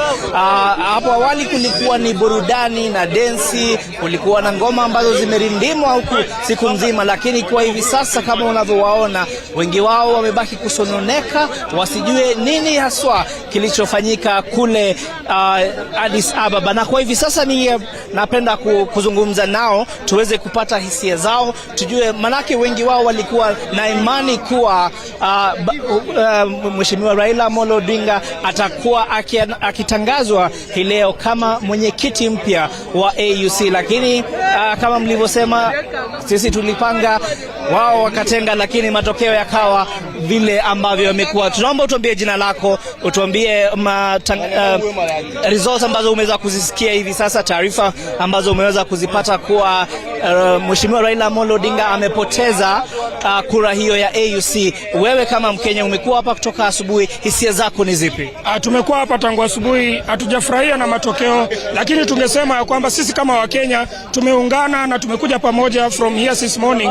We have been here supporting the AU ambition. Tumekuwa na ambition ya president ya Raila Amolo Odinga pale AU. Tulikuwa tunamwombea mazuri, lakini ameshindwa. Tunamwomba arudi nyumbani, tuungane, tutengeneze Kenya isonge mbele. Na kwa hiyo tunasema anapokuja huku Kenya, tunataka amani, nataka pia tusupport Kenya iende mbele kwa Rais Ruto. Asanteni sana, na tunaombea Raila kwamba kirudi asupport Ruto 10 bila break. Hatutaki maneno mengi. Hayo ni maoni yako, tungeomba pia na wewe utueleze jina lako na uweze kutupa maoni yako. Kushikia hili. Mimi naitwa Bwana Joel Obengo. Mimi nasema naunga mkono Raila Odinga hata kama Rashid, kwa sasa na Lulu, hizo ni hisia za Wakenya. Iwapo mtaendelea kunipata, naomba dakika moja ili tuweze kuzungumza. Mzee, tueleze jina lako na uweze kutupa hisia zako. Mimi naitwa Joel Obengo. Mimi we be supporting Raila Odinga for the longest time. We support him even in his loss of AUC chairman. We support him. He come back and he help us to build this country. Hapo awali kuna wale ambao walikuwa wanasema iwapo hatapata kuwa mwenyekiti wa AUC ni vyema aje hapa nchini ili aweze kusaidia kuhakikisha kuwa demokrasia ya Kenya inaendelea kuwa. Na pia kuna wale ambao wamekuwa wakisema na wakisisitiza kwamba iwapo hatapata mwenyekiti huu ni vyema ajiondoe na aende retire kwa kutumia kimombo. Wewe hisia zako ni zipi? Mimi nasema Raila asiretire. We still need him. Kenya needs him. He has a lot to offer to this country. Therefore, he should not retire. The issue of political retribution, Raila should not be available for political retribution. Raila should be available to help us build the country. Naam, kwa sasa hisia ni nyingi, Lulu na Rashid. Ningependa kuweza kupokea maoni ya Wakenya wengi zaidi, lakini kuna mama ambaye yuko hapa, tunaomba utueleze jina lako na maoni yako ni yapi? Kwa majina naitwa Elizabeth Aumoduola, I come from Siaya, huko penye Raila anatoka. Mimi haki nimeona uchungu sana vile Raila ameanguka. Nimeona uchungu sana. Hata hata sijafanya kazi, lakini tunasema baba arudi, arudi Kenya, arudi. Tunampenda na bado tunampenda sana, lakini tumeumia mbaya sana. Baba fanya nini? Arudi, tunampenda arudi. 2027 tunamrudisha. Haya, ndio maoni yao hayo, na kama unavyoona hisia ni nyingi, hisia za Wakenya hawa ambao kwa kila mmoja wao ana maoni tofauti, na kwa sasa ningependa kurudishieni studioni ili tuweze kuzungumza nao hata baada ya this live broadcast. Kwa sasa kwenye Lulu na Rashid. Bye. Jenzi na baba. Bye. Naam, shukran sana Jimmy Mbogu ukitoka katikati mwa jiji la Nairobi. Na Rashid, kama umeweza kusikia, unasema sawa, baba arudi, tufanye kazi pamoja, wajenge nchi sasa. Na bila shaka na ni eneo moja hapa mjini kwa tunataka kuchukua maoni, lakini kama unavyoangalia, endapo utapata hii picha ambayo alipo Crispin Otieno, ni kwamba zile nyuso tu zinakuonesha jinsi ambavyo matokeo haya kura za siri zilizopigwa ambao yameweza kuwashangaza. Kwa hiyo nataka nizungumze naye Crispin Otieno atuambie wakazi wa Kisii wamechukuliaje ama wamepokelea vipi kura hizi kutokuja nyingi Kenya na kule kwenda nyingi kule Djibouti. Crispin Otieno.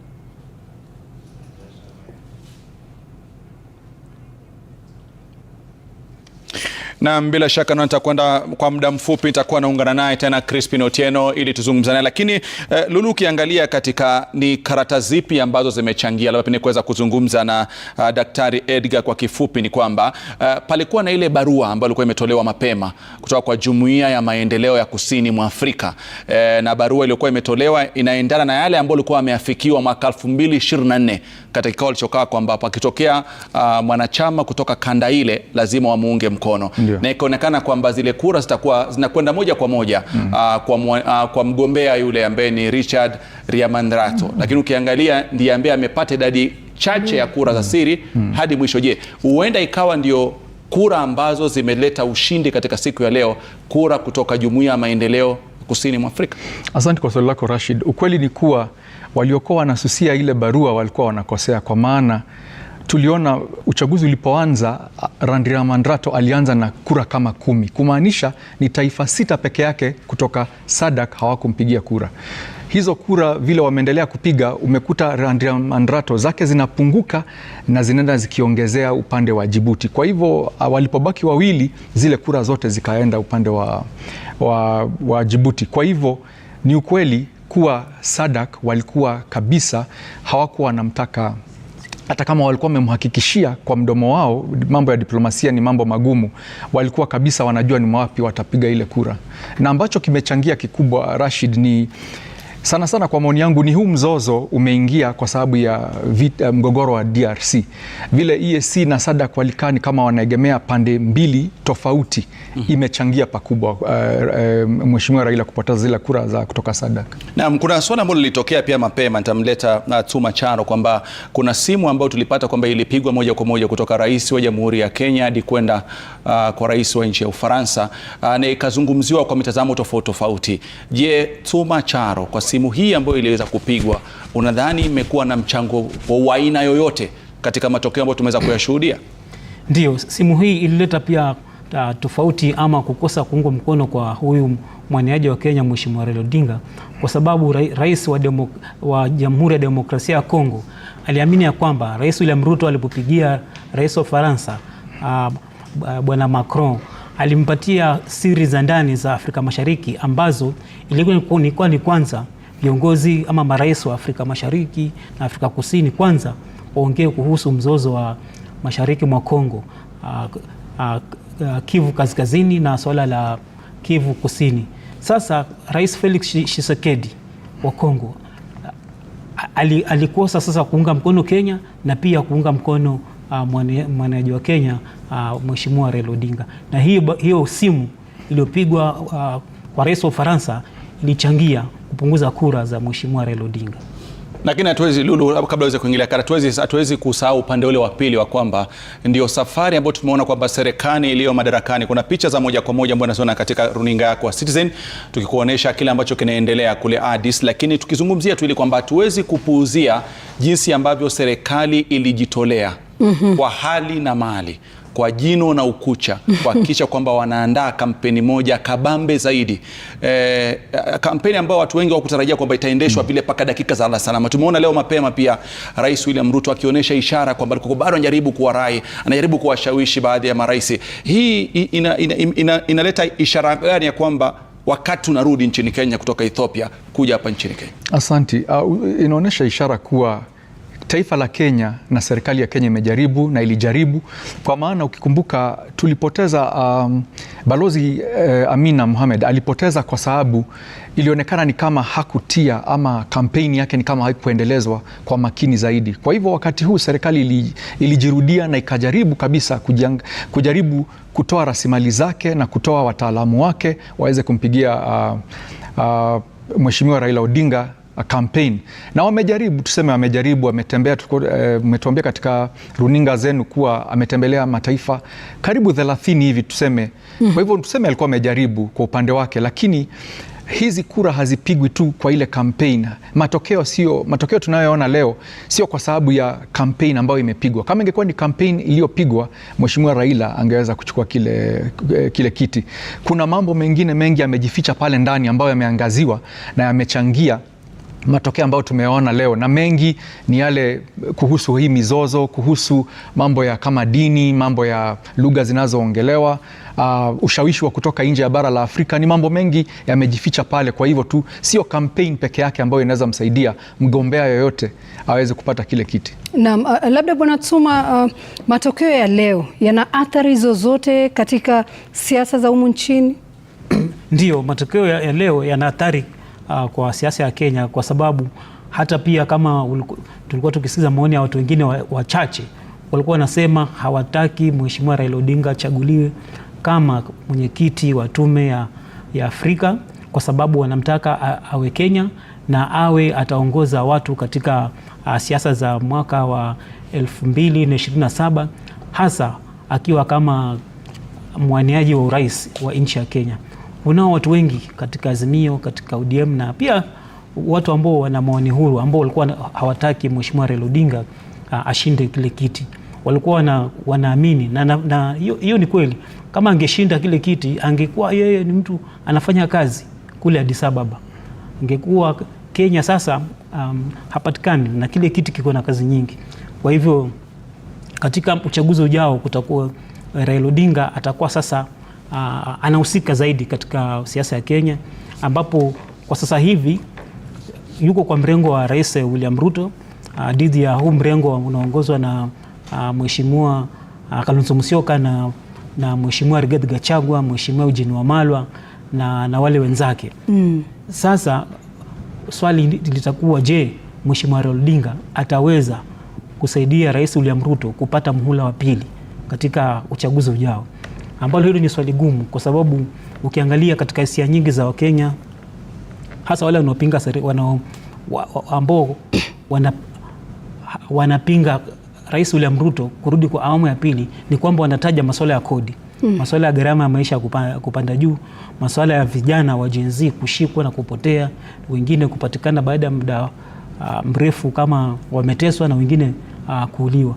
Kuna masuala mazito ambayo maaskofu wa Katoliki walikuwa wameeleza kwa ufasaha ambayo watakuwa mzigo mzito kwa Rais William Ruto kama mwaniaji wa urais ili arudi kwa awamu ya pili. Na kama Mheshimiwa Raila Odinga atakuwa na ushawishi hasa kwa hizi sehemu zake za ambazo zinamfuata zaidi kama za Nyanza na kule pwani na sehemu zingine za Kenya. Na ishara ni kwamba ikiwa Mheshimiwa Raila Odinga atakuwa upande wa Rais William Ruto, ushawishi wake utapungua.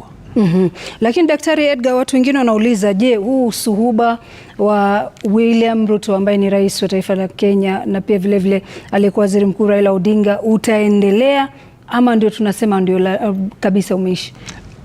Ni swali ngumu Lulu, kwa sababu katika siasa, mambo ya kisiasa, mambo hubadilika wakati wote. Haujui walikuwa na mkataba upi ama walikuwa wameelewana vipi alipomsaidia katika hizi kampeni zake. Huenda ikawa Mheshimiwa Raila atarudi nyumbani, aketi kidogo, aamue kuwa atarudi katika uwanja wa siasa, ama aamue atarudisha mkono, aseme serikali ya Kenya ilijaribu kunisaidia, kwa hivyo nitarudisha mkono niweze kumsaidia rais. Na pia anaweza rudi na ashawishiwe na umati wa watu ambao wanasema bado tunaamini, bado unaweza tuongoza, na ajipate kuwa katika ule msisimuko amerudi katika uwanja wa kisiasa, na akirudi pale tena atakuwa mpinzani wake rais. Kwa hivyo itabidi tuangalie vile kutaendelea, bado wacha tuangalie vile atakavyojisikiza, asikiza wafuasi wake, marafiki wake wa karibu, ajue kama atajiuzulu katika siasa ama atazidi kuwa na ushawishi mkubwa katika siasa za Kenya.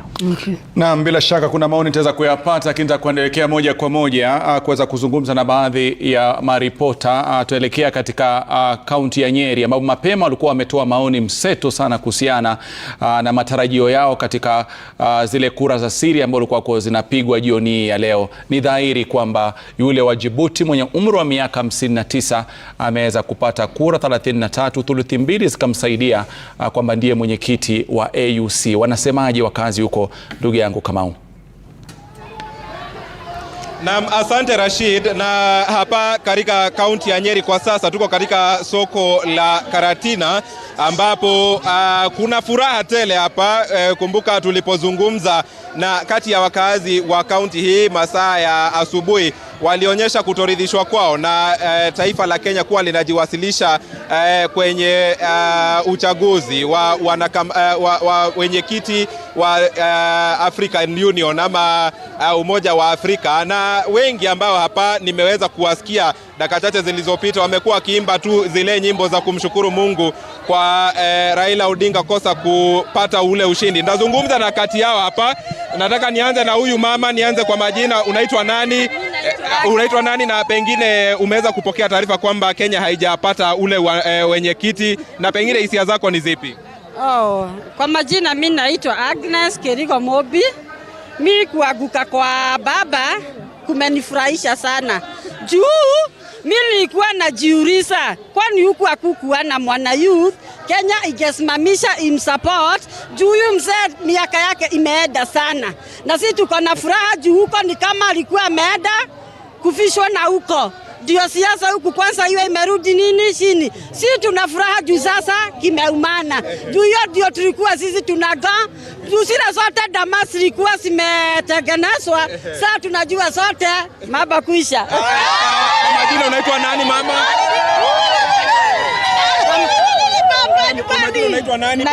Kwa majina naitwa Wanjiro wa Geshero. Na mimi ni mama mboga hapa soko ya Karatina. Mimi ninasema tumefurahi sana, na ndio unasikia tunapiga sababu Mungu ameturudishia baba. Sasa tunataka baba akuje aingie parliament, sababu wao ndio wako wengi. Sasa tunataka akuje asimame kama vile alikuwa anasimama. Yeye ndiye alikuwa anaona watu yeye atatoboa asili vile kule watoto wetu wanaenda. Kwa hivyo tunamkaribisha sana na tunamtaka sana. Karibu nyumbani baba. Wewe mama, kwani hujivunii kuwa Kenya ilikuwa imejiwasilisha kwa ule uchaguzi? Walituambia tuache ukabila, na ndio hata sisi hatukumsupport. Juu hatutaki ukabila. Baba kuja nyumbani, karibu nyumbani, tunakungojea sana. Asante sana mama, asante sana mama. Karibia kwenye runinga ya Citizen TV. Kwa majina unaitwa nani? Kwa majina naitwa Aris kutoka soko ya Karatina. Mimi nikisema Raila akuje hapa atusaidie na aingie huko kwa bunge, kwa sababu tunafinyiliwa sana na mambo yote. Tunataka washikane wote na washikane na Wamonyolo, tujenge Kenya yetu, kwa sababu huyu alifukuza wa Monyolo huko. Na sasa tunataka washikane Uhuru, wa Monyolo, Raila, na tutawachika na tuwe pamoja. Asante sana, wacha tusikie sauti ya mama mwingine hapa kwa majina. Sasa sisi tumefurahia juu baba atakuja Kenya. Tunamgoja hapa Kenya juu tumehangaika, watoto wetu wametekwa nyara. Sasa baba akirudi hapa Kenya, waungane na Monyolo, Kenya isonge mbele. Na pengine mmefurahia Kenya kupoteza kwa nini? Tumefurahia Kenya kupoteza juu baba akiwa huko bari atakuwa anasaidia watu wa bari, lakini tunamtaka hapa Kenya tuwe na imani juu atakuwa wakipambana na wale wengine hapa na majenzi. Asante sana, wacha tusikie sauti ya mzee hapa. Sauti ya mzee, kwa majina unaitwa nani? Naitwa William Kariuki. Umekuwa ukifuata ule uchaguzi umekuwako kule Addis Ababa, pengine maoni yako? Maoni yangu ni arudi hapa atuondolee hii Raila mto, kwa sababu pesa yote yetu wametupeleka huko, na tunataka wa mobi wakome hiyo siasa. Kwa sababu wafanyi kazi, wanaenda kufanyia Raila na Ruto. Sasa pesa yetu waturudishie. Kwa hivyo pesa yetu waturudishie, na tunataka baba akuje pande hii ndio tuondoe, washikane na Legacy, waondoe Ruto. Asante sana. Na Rashid, ni kati tu ya semi za wakazi wa hapa Karatina na ambao ni wanaoashiria kati ya hisia za Wananyeri na ambao wengi hawajakuwa wamefurahia kuwepo kwa Kenya katika ule uchaguzi wa Afrika Union. Kwako Rashid.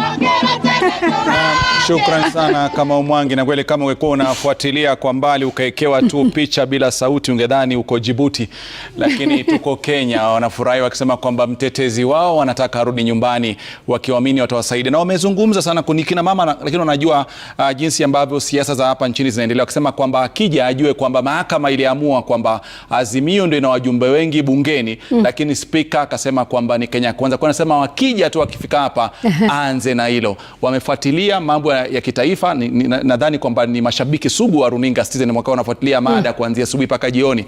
Wanasema mtetezi njoo, ndoto yao, dua yao, wako hawataki ashinde ule. Lakini umemsikia ule mama mmoja amesema ni jambo ambalo limenifurahisha, anasema si nyinyi mmesema tusikuwe na ukabila. Naam. Kwa hivyo tumemwambia arudi, tunamkaribisha. Semi kitu. Huko Nyeri watu wanafurahi, lakini huku upande wa Mtalaki County 001 jijini Mombasa, hali ikoje Mtalaki kuhusiana na taifa la Kenya kuweza kupoteza nafasi hiyo ya AUC? Lulu na Rashid, hisia ni mseto hasa katika kisiwa hiki cha Mombasa, ikizingatia kwamba pia hapa ni ngome ya Raila Odinga, na ningependa kupata maoni moja kwa moja kutoka kwa wakazi ambao pia wamekuwa kifuatilia matukio haya siku kutwa. Labda nianze na nani? Wacha nianze na kijana wewe. Labda tueleze, umekuwa ukifuatilia na Kenya kushindwa ama Raila Odinga kushindwa, labda ni sababu zipi zilizochangia? Maana tumeona katika raundi ya kwanza na ya pili alikuwa anaongoza, lakini 3, 4 na 5 amekwisha kukosa ushindi. Naam, maoni yangu kulingana na takwimu zile ambazo tumeweza kushuhudia ni kwamba zile nchi za South Africa ama SADC ama zile nchi ambazo zinatoka katika eneo la SADC zilikuwa na ungwaji mkono ambao wangemuunga Raila Odinga mkono vizuri, angeweza kushinda.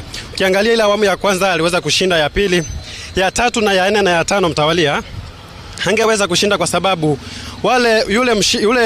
yule ambaye pia alikuwa ni mgombea mwenza ametoka Madagascar, yule alikuwa ana nafasi ama zile kura zake 5 zingekuwa ni kura ambazo zingeenda kwa Raila Odinga, lakini kwa sababu pia ni masuala ya kidini pia yako pale, hakuna vile wale wangeacha kumpigia mwenzao wakampigia kiongozi wetu hapa Raila Odinga. Kwa hivyo zile kura 5 zimeenda kwa yule ambaye ni Mohamed wa Djibouti. Kwa hivyo kumalizia ni kwamba pia ameonyesha ishara nzuri, ameonyesha picha nzuri, kwa sababu ameonyesha kwamba yeye ni mwana Pan African statesman, kuachilia mwenzake aweze kushinda, kwa sababu iwapo wangeshinda wangepata mshindi, tungeenda awamu ya pili. Raila Odinga narudi nyumbani sasa, unatarajia nini? Mwelekeo wake achukue mwelekeo gani? Kwanza kabisa wacha niseme ni siku ya huzuni sana, si kwetu tu kama Wakenya bali Afrika mzima. Tumepoteza nafasi ya kuchagua kiongozi mchapakazi, kiongozi mwenye anafahamu shida za Kiafrika. Na pia niseme ni jambo la kusikitisha sana kuona kwamba kuna wenzetu hapa Kenya tunasherekea mwenzetu anapoanguka ama anapokosa kupata kiti kama hicho. Inahuzunisha na si tabia mzuri, si mfano mzuri tunaweza kuonesha hata nchi zingine. Na baba, kama ishafanyika, sisi tumekubali, ni uchungu, tutazidi kuibeba, lakini kuna wakati mzee wacha arudi, tuendelee kujenga taifa, lakini tusiendelee kugawa taifa letu. Leo hii kwa sababu mtu mwingine ameanguka na unaona ni kwamba si mtu kutoka kwa maeneo yako unasherekea. Sisi ambao tumekuwa tukimsupport, tumekuwa tukimunga mkono, tuko na ile huzuni. Kuna wakati mtatuhitaji sisi pia tuangalie hii kitu kama Kenya na tuache hii mambo ya kusherekea kwa sababu mtu mwingine ameanguka. Asante. Labda baba, narudi nyumbani, unatarajia matarajio yako ni yapi? Matarajio kama mtetezi sisi ni kuwa tayari Raila arudi, kwa maana kuteleza sio kuanguka. Raila amejaribu kama Raila, kama mzalendo, lakini sisi kitu ambao yani tunakosoa ni wale ambao yani walikuwa wameweka hii kitu. Ninaona ni kama hii ni kama ilikuwa siasa.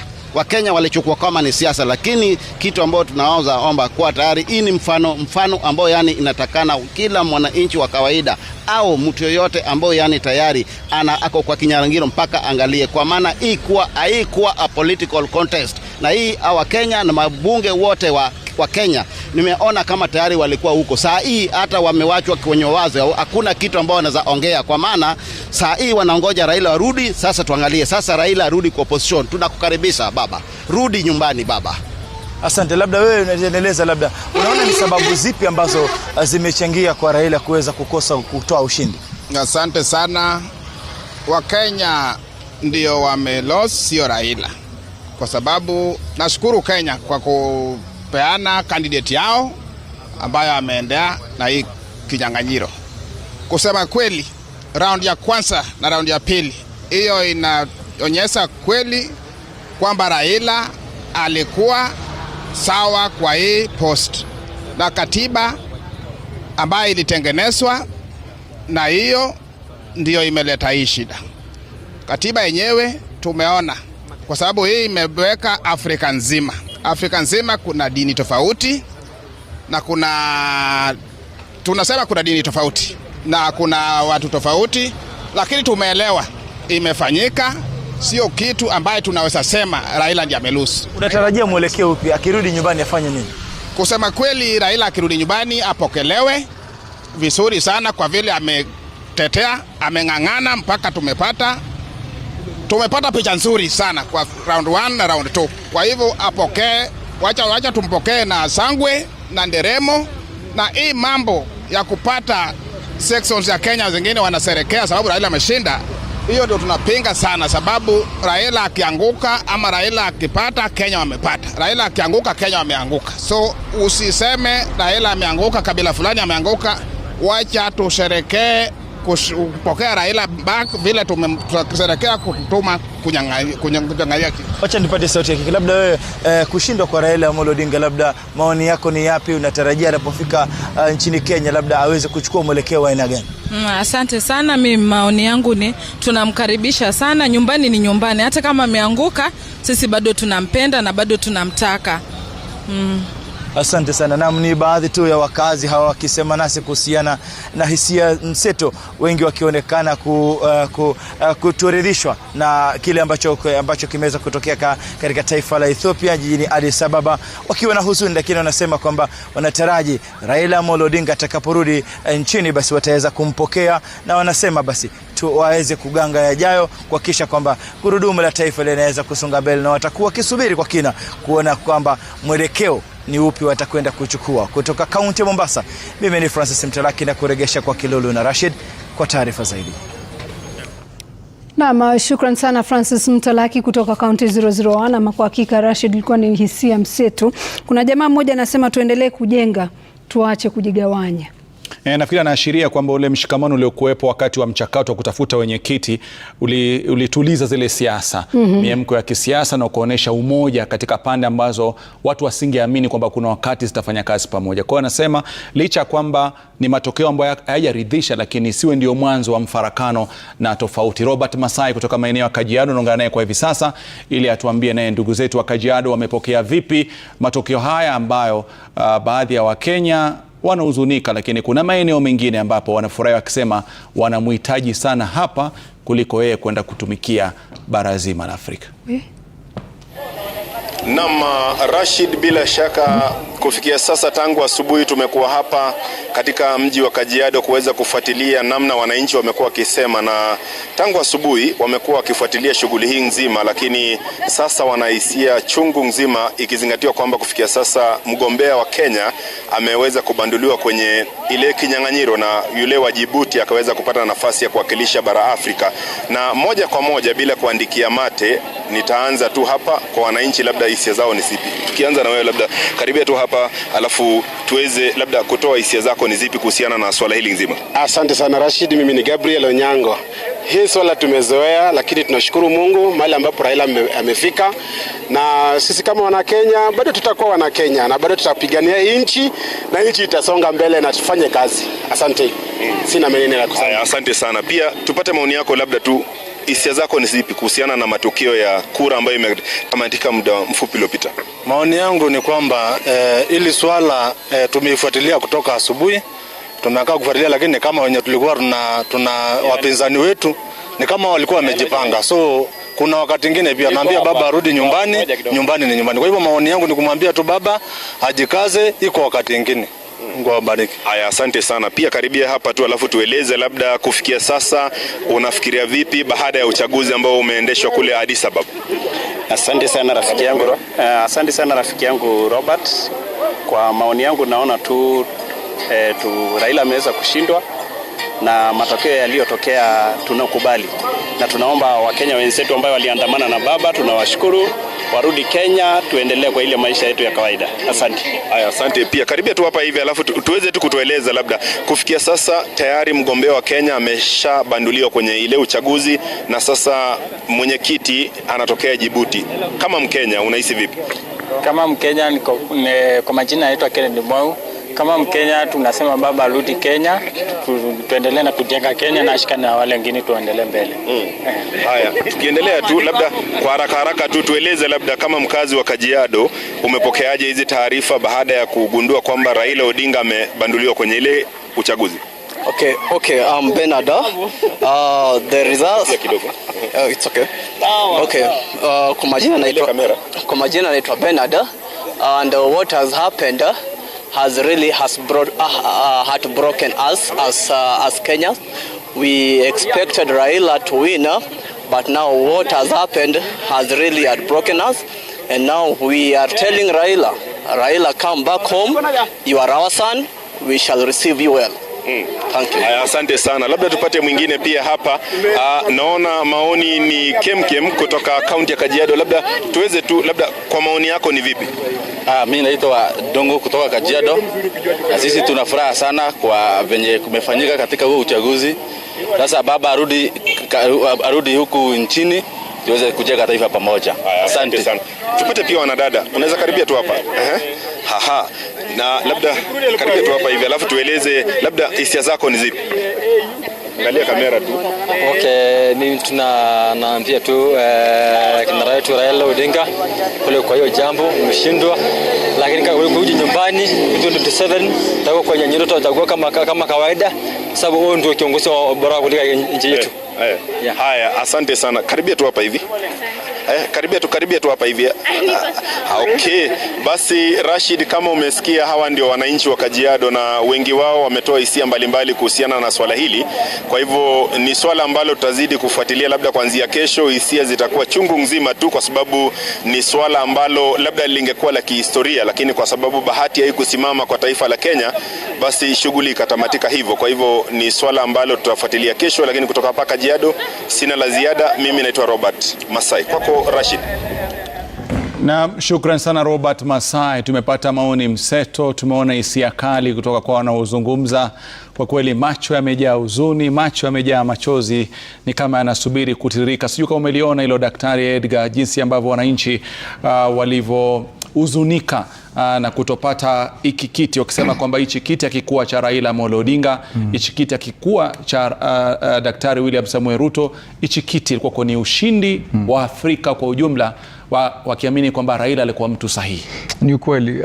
Jambo ambalo tumeona katika limedhihirika ni kuwa kwenda kwake Raila ni kama kuligawanya taifa, na hata kurudi kwake ni kama bado kuna taifa itagawanywa. Kwa hivyo itabidi watu pia aje pia aongee na wafuasi wake, aweze kuwatuliza, aweze kueleza kuwa alikuwa anaenda kufanyia bara la Afrika kazi na atapata nafasi nyingine, na azidi kuponya wafuasi wake, kwa maana kupitia runinga na hizo interviews tumeona kuna watu wengi sana wamekuwa na huzuni. Na mweza kuzunguni kwa kuna swala pale la wale watu ama zile nchi ama jumuiya ambayo inatumia Kifaransa kama lugha asilia ya mawasiliano, na pia zile nchi jumuiya ambazo zinatumia lugha ya Kiingereza kama lugha asilia.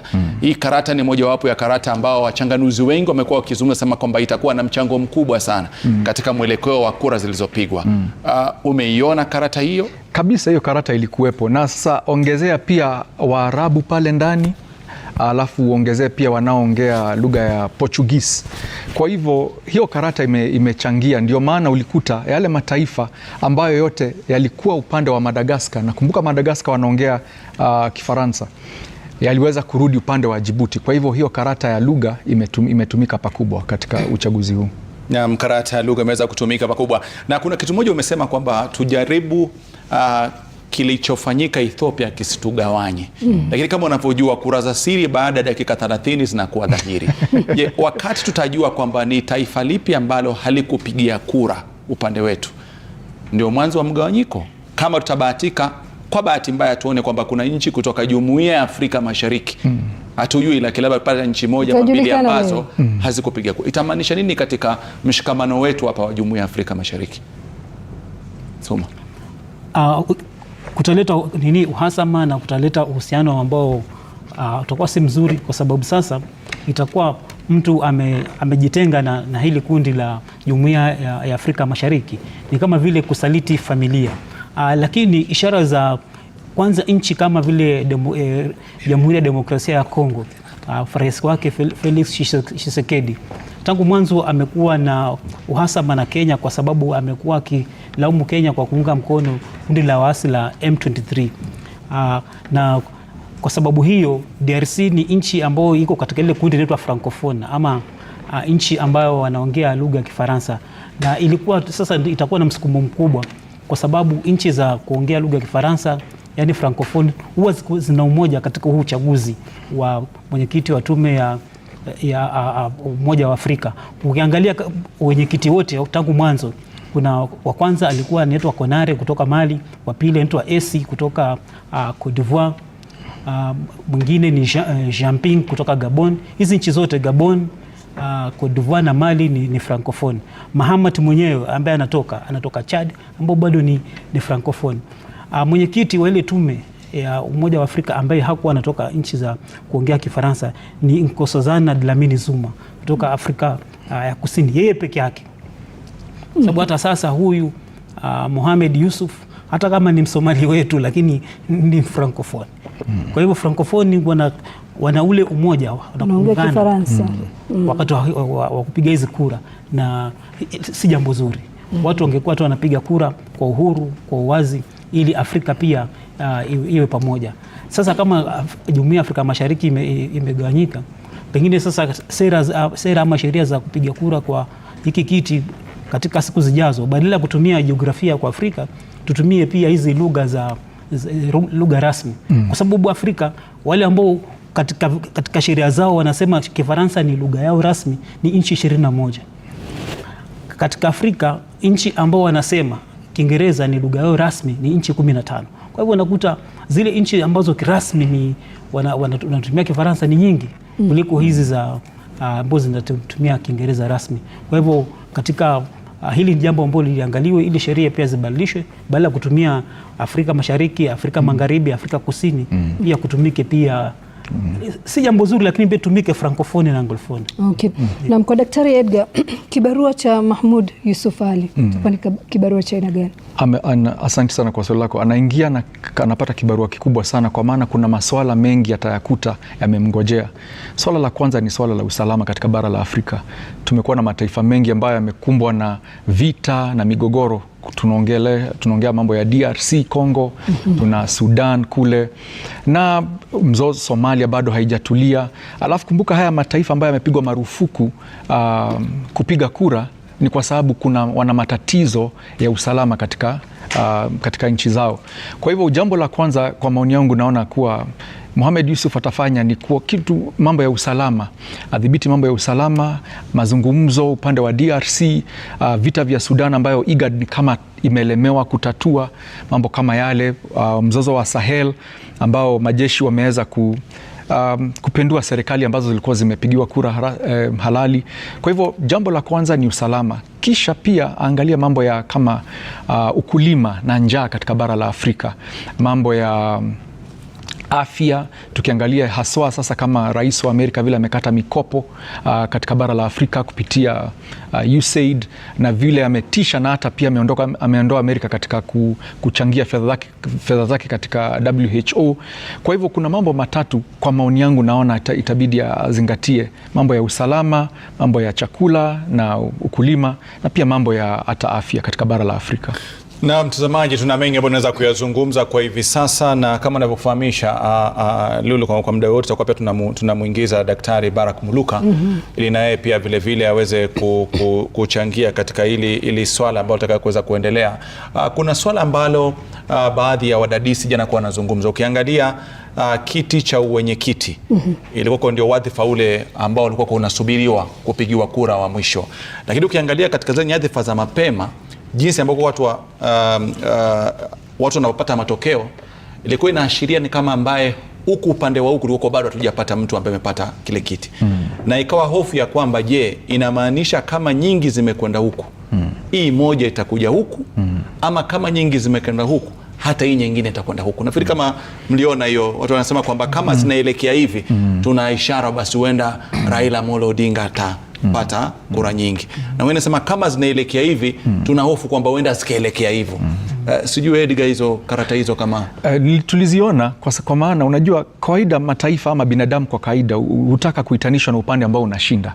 Kwa hivyo alipoanza kuongoza Mohamed Yusuf, mataifa mengi hata ambayo alikuwa labda amempigia Raila kura walianza kujiuliza maswali na egemea upande utakaoshindwa, na ndio uliona ilifika wakati kura za Raila zikawa ni kama zinataka kupungua, zinaongezeka upande wa Yusuf, na dakika ya mwisho Yusuf alipoachwa katika uwanja peke yake ili wasiweze kurudia tena hizi kura, hata walikokuwa upande wa Raila waliamua wacha tumalize uchaguzi mara huu, tusije siku nyingine, wakaegemea wakaenda upande wake. Kwa hivyo kuna hayo maoni, binadamu kawaida hutaka kuitanishwa na upande ambao unashinda. Kwa hivyo walipoona Yusuf ni kama mataifa yote katika Afrika yanaegemea upande wa Yusuf, wakasema wacha tujiunge na hicho kikundi. Okay. Na kwa faida ya mtazamaji, unajua tunapozungumza na baadhi ya Wakenya, wengi wanasema Raila rudi, tumepata pigo. Tusiangalie Raila kama mtu like an individual, tuangalie kama taifa. Sisi kama taifa tumepata pigo la aina gani, na ni vitu gani ambavyo sisi kama taifa tungepata endapo Raila angepata huo uwezo? Kabisa, swali nzuri sana. Tuseme ukweli wa mambo, kulingana, haijalishi watu wanaegemea upande upi. Wengine wamefurahi, wengine wamekasirika, wengine wamehuzunishwa. Taifa la Kenya tumekosa pakubwa. Kama Raila angepata hiki kitu cha kwanza, umaarufu katika ulimwengu wa kidiplomasia wa Kenya, tungepata ushawishi mkubwa. Kwa maana hata kama amesimamia bara la Afrika na masuala ambayo amemweka pale na majukumu yake ni ya kuzingatia bara la Afrika, hakika Kenya pale ndani masuala ambayo inaguzia Kenya ataipea kipaumbele. Ataweza kuangazia kwa mfano kama huu mzozo wa DRC ambao unaguzia na unasumbua taifa la Kenya kwa njia moja ama nyingine, ungekuta kuwa akiweka juhudi zake pale nyingi na kutumia ushawishi wake kujaribu kutatua shida kama zile. Kenya tayari tuna ushawishi mkubwa katika ulimwengu wa kidiplomasia, na nyota yetu tuseme inaangaa sana katika bara la Afrika, ingezidi kung'aa zaidi. Kwa hivyo tuseme hapo kidogo tumepata pigo kama taifa, na ndio watazamaji ambao wanasema eneo zingine ziache kufurahia, wana ukweli kidogo, kwa maana ndio hata kama kuna siasa zetu duni za hapa ndani, ukweli wa mambo ni kuwa Kenya imepoteza. Raila alikuwa ni angesaidia Kenya na angesaidia Afrika nzima. Na bila shaka mtazamaji, tunataka tuangalie baadhi ya jumbe pia vile na maoni ambayo atakuwa tuweza kuyazungumzia kwa hivi sasa, kwa sababu kuna swala zima la ushawishi wa kisiasa, kuna swala la ujuzi wa kidiplomasia, kuna mtazamo wa kiuchumi na kimapinduzi. Ni baadhi ya masuala ambayo tunatarajia kwamba yatapewa kipaumbele. Lulu, juzi nikiwa na Daktari Barak Muluka hapa studioni, Daktari Edgar na ndugu yangu Tsuma, tulikuwa tunazungumza kuhusiana na uwezekano mkubwa wa kwamba ushindi wa Raila Amolo Odinga, endapo atapata nafasi ya kuteuliwa kama mwenyekiti wa AUC, utakuwa umeua ndege wawili kwa jiwe moja. Na ikiwa sasa hivi hakupata kile kiti, tofauti yake, mbadala wake ni upi? Asante sana tena Rashid, ni furaha kuweza kurejea hapa tena. Sasa upande wa pili wa haya matukio na matokeo ni kwamba vile tulivyotaja siku ile, Raila Odinga ana kwao, na kwao ni hapa Kenya, sio Bondo.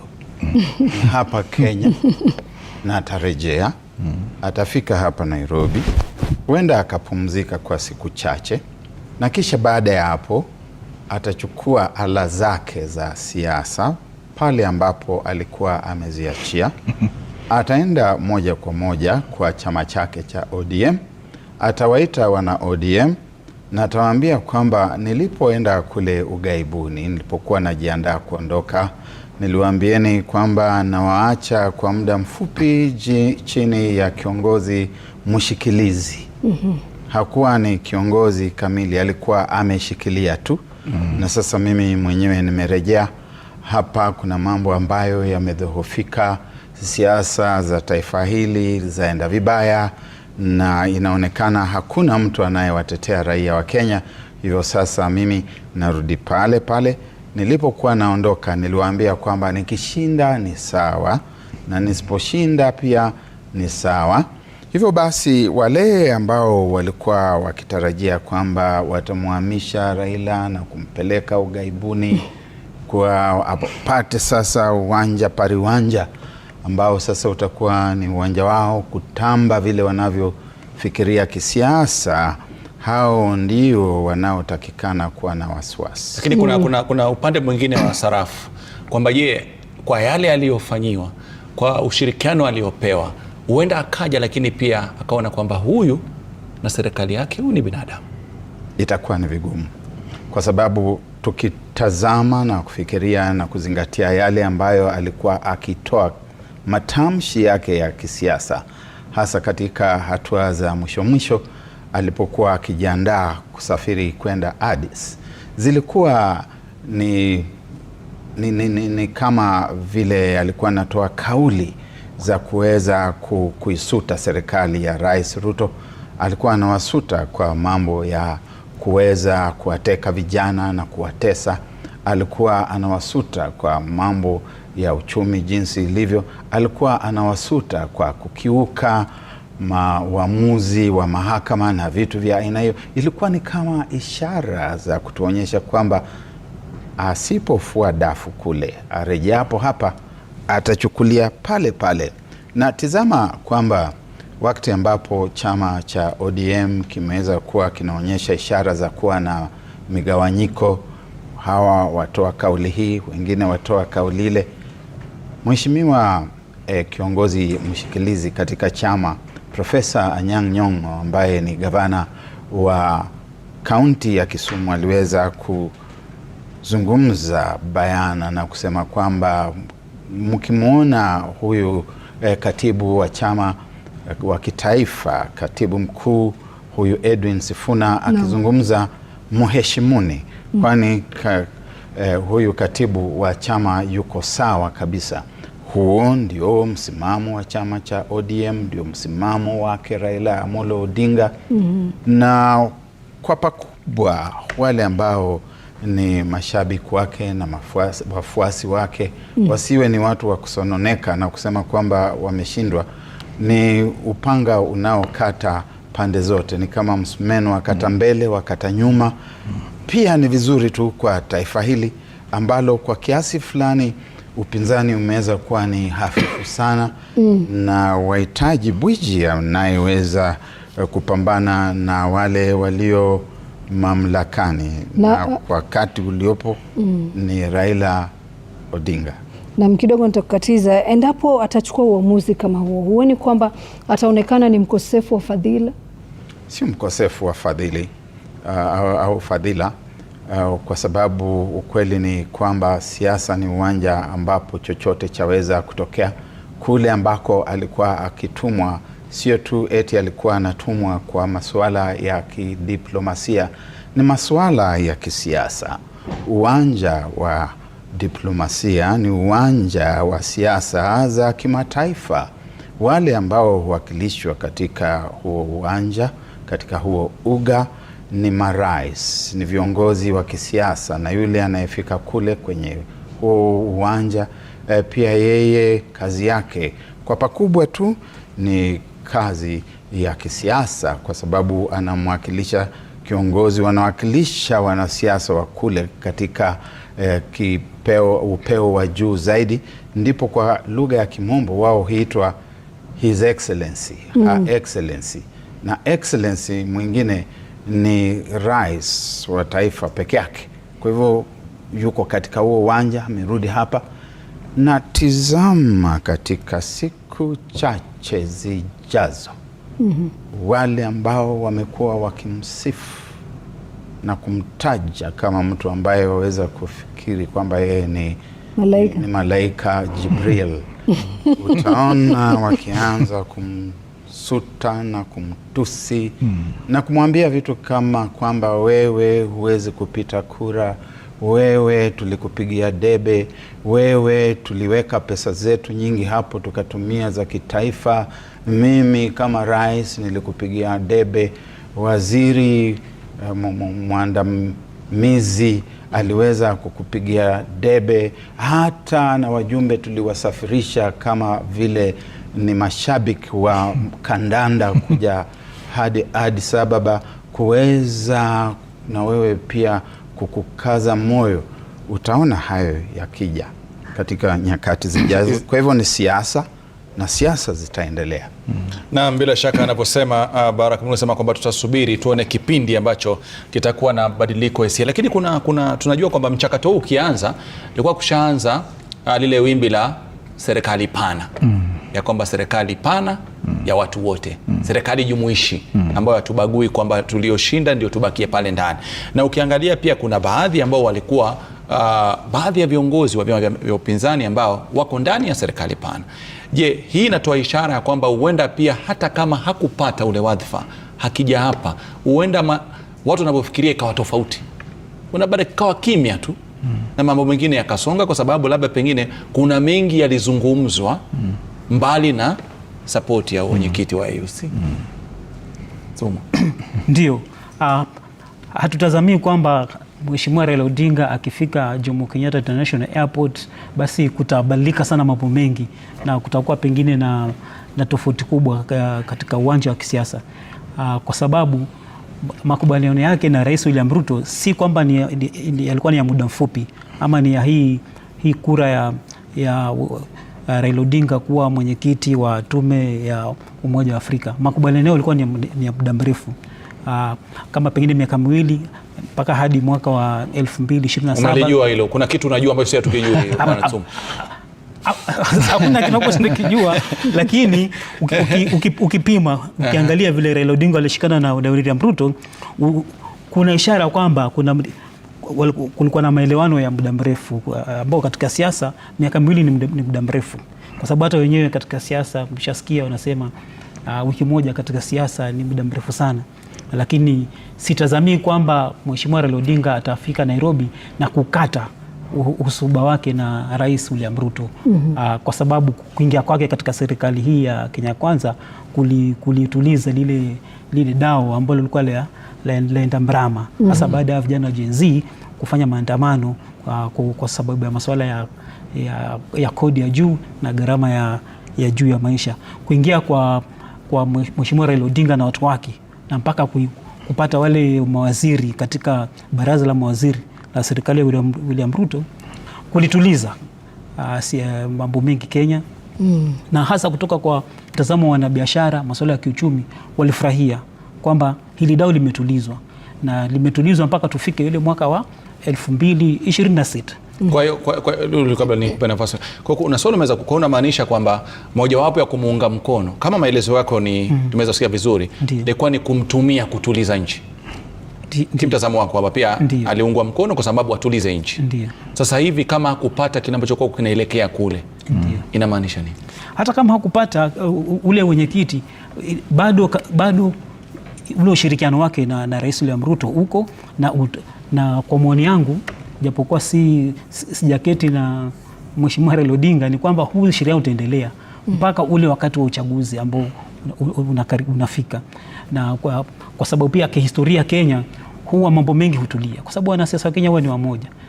Ni watu ambao ukiona kwa TV pengine wanatukanana, lakini jioni wanakula meza moja. Lakini wakati ule mwaka wa kura Kenya ndio huwa kunaingia sasa mirengo tofauti na watu. Mwanasiasa wa Kenya huwa anabadilisha hata vyama vitatu kwa mwaka mmoja. Kwa hivyo mimi sioni kama kutatoka mawimbi ama kutatoka shida yote katika huu uhusiano hasa wa Mheshimiwa Raila Odinga na Rais William Ruto mpaka uchaguzi ufike mwaka 2027. Na Barak, kuna baadhi ya viongozi nadhani ulioona walianza ku assume roles za upinzani wakijua fika kwamba baba anaenda na akishinda wamesha assume roles. Watu kama hao mwelekeo wao ni upi? Maanake sasa kidogo siasa zao zimepigwa chenga. Unajua hilo eneo ni eneo ambalo limekuwa na udhohofu mwingi sana, na ingawa Mheshimiwa Tsuma hapa anachukua msimamo ambao tuweza kutaja kama msimamo chanya, huo msimamo wake, msimamo chanya pia una udhohofu wake. Ukweli ni kwamba ushuhuda wa aina hii tunaozungumzia hata hapo kitambo, Bwana Raila Odinga aliweza kuunda na Mheshimiwa Mwai Kibaki katika mwaka 2002, lakini kisha baadaye alikuwa na mategemeo yake. Na mategemeo yake ni kwamba naye aweze kujikita katika mahali ambapo patampandisha na kuweza kumpeleka kwenye ikulu wakati mmoja. Kuna wafuasi wake pia ambao kwa kiasi kikubwa wanatarajia aje awape mwelekeo, na mwelekeo ule wanaotazamia sio mwelekeo wa kwenda kule kumfuata Rais Ruto. Hivyo basi wale ambao wameachiwa huo uga hawakuchukua hiyo nafasi pasavyo na kuweza kujikita kama miamba ngome za upinzani. Hivyo basi yeye atakuja, atapata vitu viko pale pale alipoacha.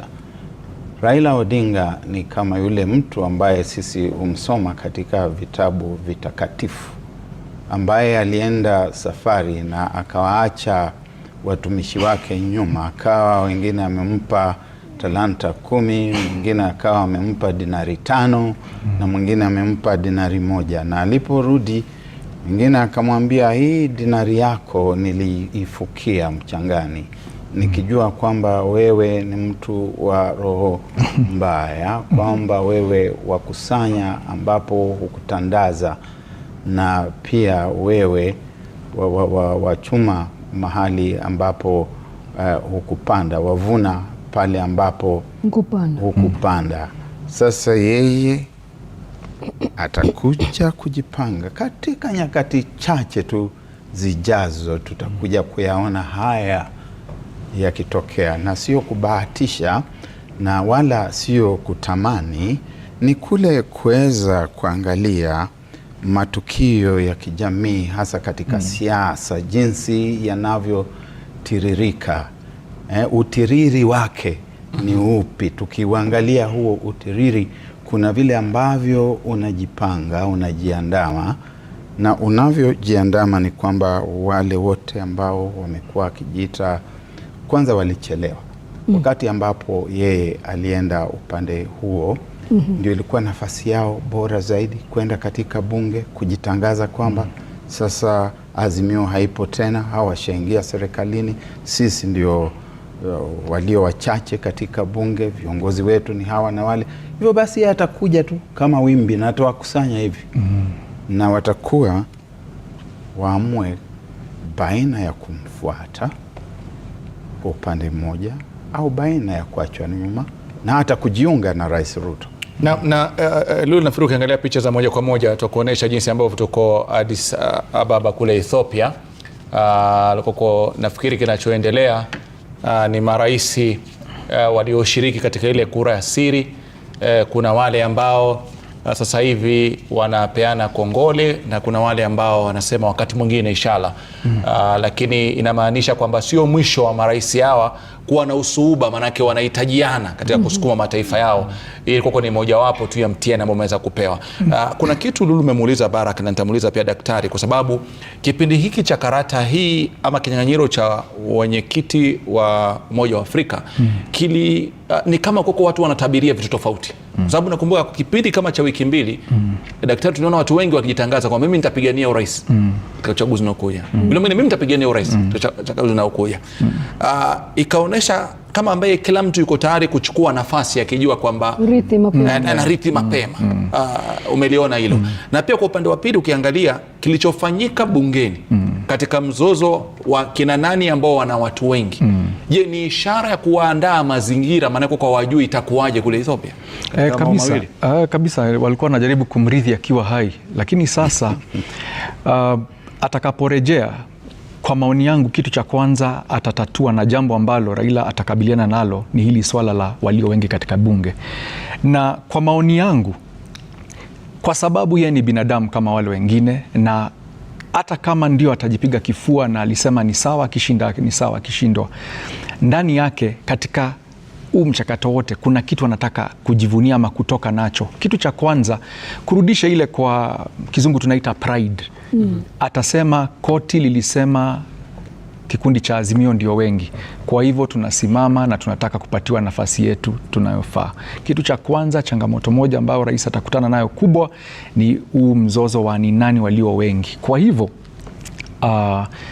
si ajabu tuone Azimio njia ya kumtuliza ghadhabu yake itakuwa kuwapatia majority pale, wingi pale katika, na itakuwa rahisi. Sidhani kama itakuwa rahisi, kwa maana serikali ikipatiana hiyo nafasi, ni kumaanisha miswada yake yote na mipango yake yote itapata ugumu katika bunge.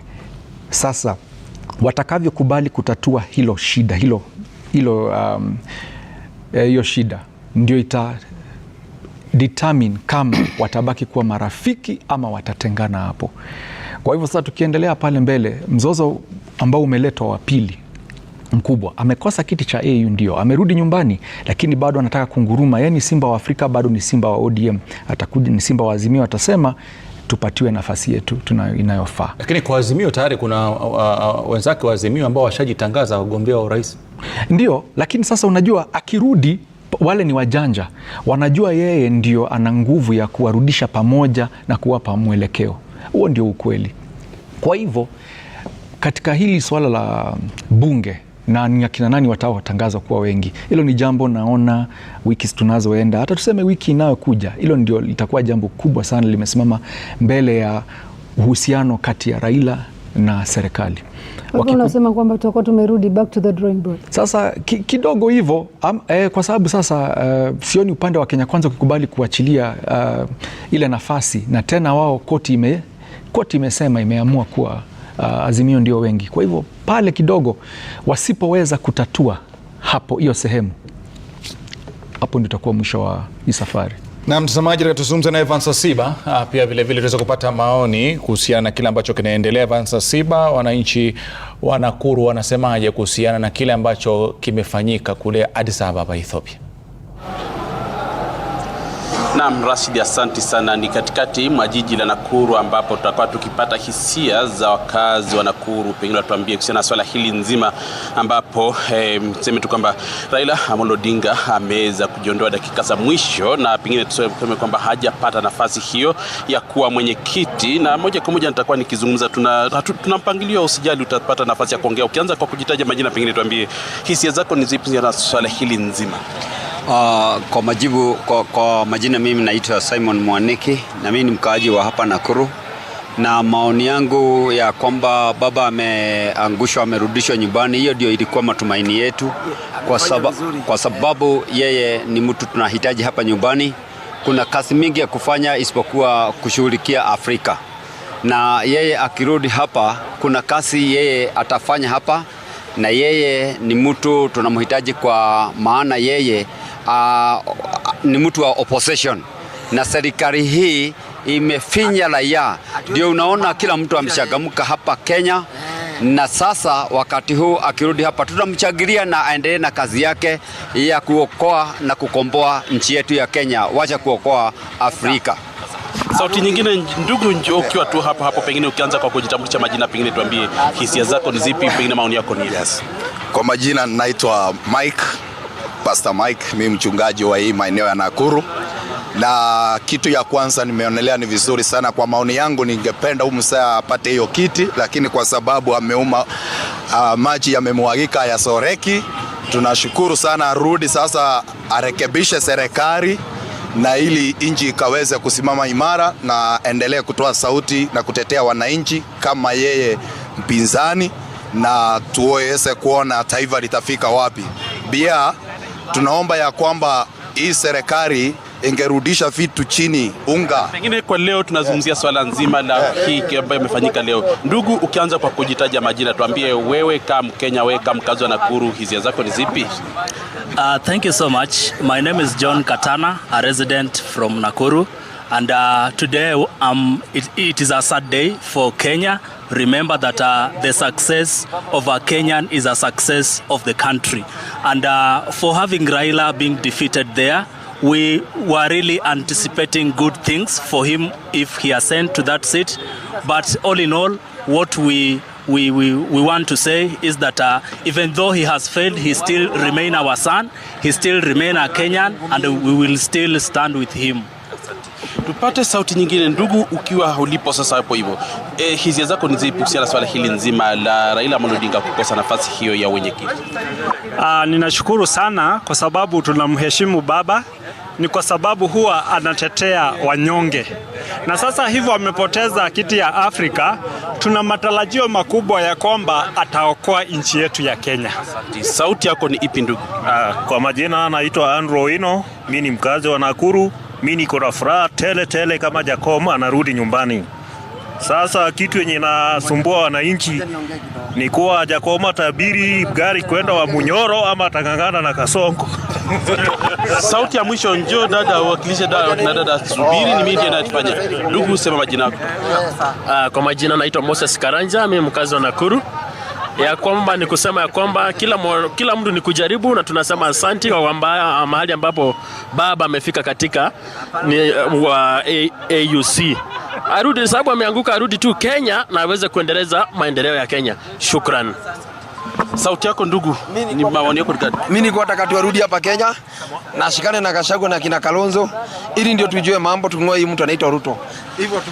Haya basi, hayo ni maoni tu ya baadhi ya wakazi wa Nakuru hapa, zikiwa kwamba ni hisia zile tofauti, ni mseto, kwa wengine wakisema kwamba pengine amekosa arudi afanye kazi nyumbani, wengine wakisema kwamba ni hali ambayo pengine kawa Kenya tumepoteza nafasi ya kupata mmoja wetu kuwakilisha Afrika nzima, swala nzima la nani mwenyekiti niseme tu kwamba wa jumuiya hiyo ya Afrika. Lakini tukitoka kaunti ya Nakuru tutakuwa tukielekea hadi katika kaunti ya Kisumu, ambapo tutakuwa tukisikiliza maoni kuhusiana na swala hili nzima. Wakazi kutoka eneo hilo la tuseme Kondele watuambie pengine hisia zao ni zipi kuhusiana na swala hili nzima la Raila Amolo Odinga kukosa nafasi hiyo. Mimi ni Eva Zasiba, twende hadi Kondele katika kaunti hiyo ya Kisumu.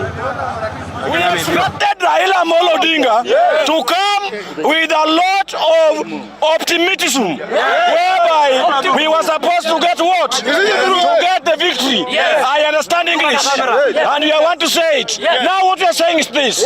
Since Raila has not enabled to become a youth chairperson, we want Raila Odinga back in Kenya. Raila has got somewhere called home. And home is here in Kenya.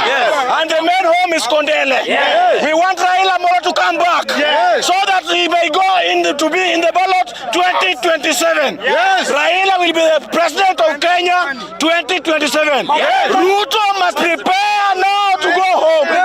We need only Raila. Mimi naitwa Evans Okey. Hapo Kondele. Nasema chenye Ruto ametufanyia, hatujaridhika na Ruto. Ruto alikuwa ametega baba mtego, lakini baba ametoka kwa mtego. Nataka kuambia Ruto, you are the first person kutuuza. Ni kwa nini nasema hivi? You are the first person kuchukua jina Raila Odinga na upeleke AU. Alafu saa hizi kitu yenye tulianza kuongojea saa 12 asubuhi mpaka saa hii. Ati sijui yule jamaa anaitwa siyu Yusuf ametushinda. Kwa nini Ruto? You are the first person kutuuza bwana. Coming election 2027, baba, we need you in the ballot. Lazima ukue kwa ballot. Sisi kama mayouth, kama majensi, sisi kama mayouth wa Kondele flyover, tuko very strong na tunakuongoja baba, kuja usiwe na uoga. Ruto lazima aende nyumbani 2027. Yes. Hiyo. Mimi kwa majina naitwa Jafar Said. Mimi kama jenzi wa Kondele, Kenya ninaweza sema ni baba arudi tu hapa Kisumu. Arudi tu afanye hapa kazi.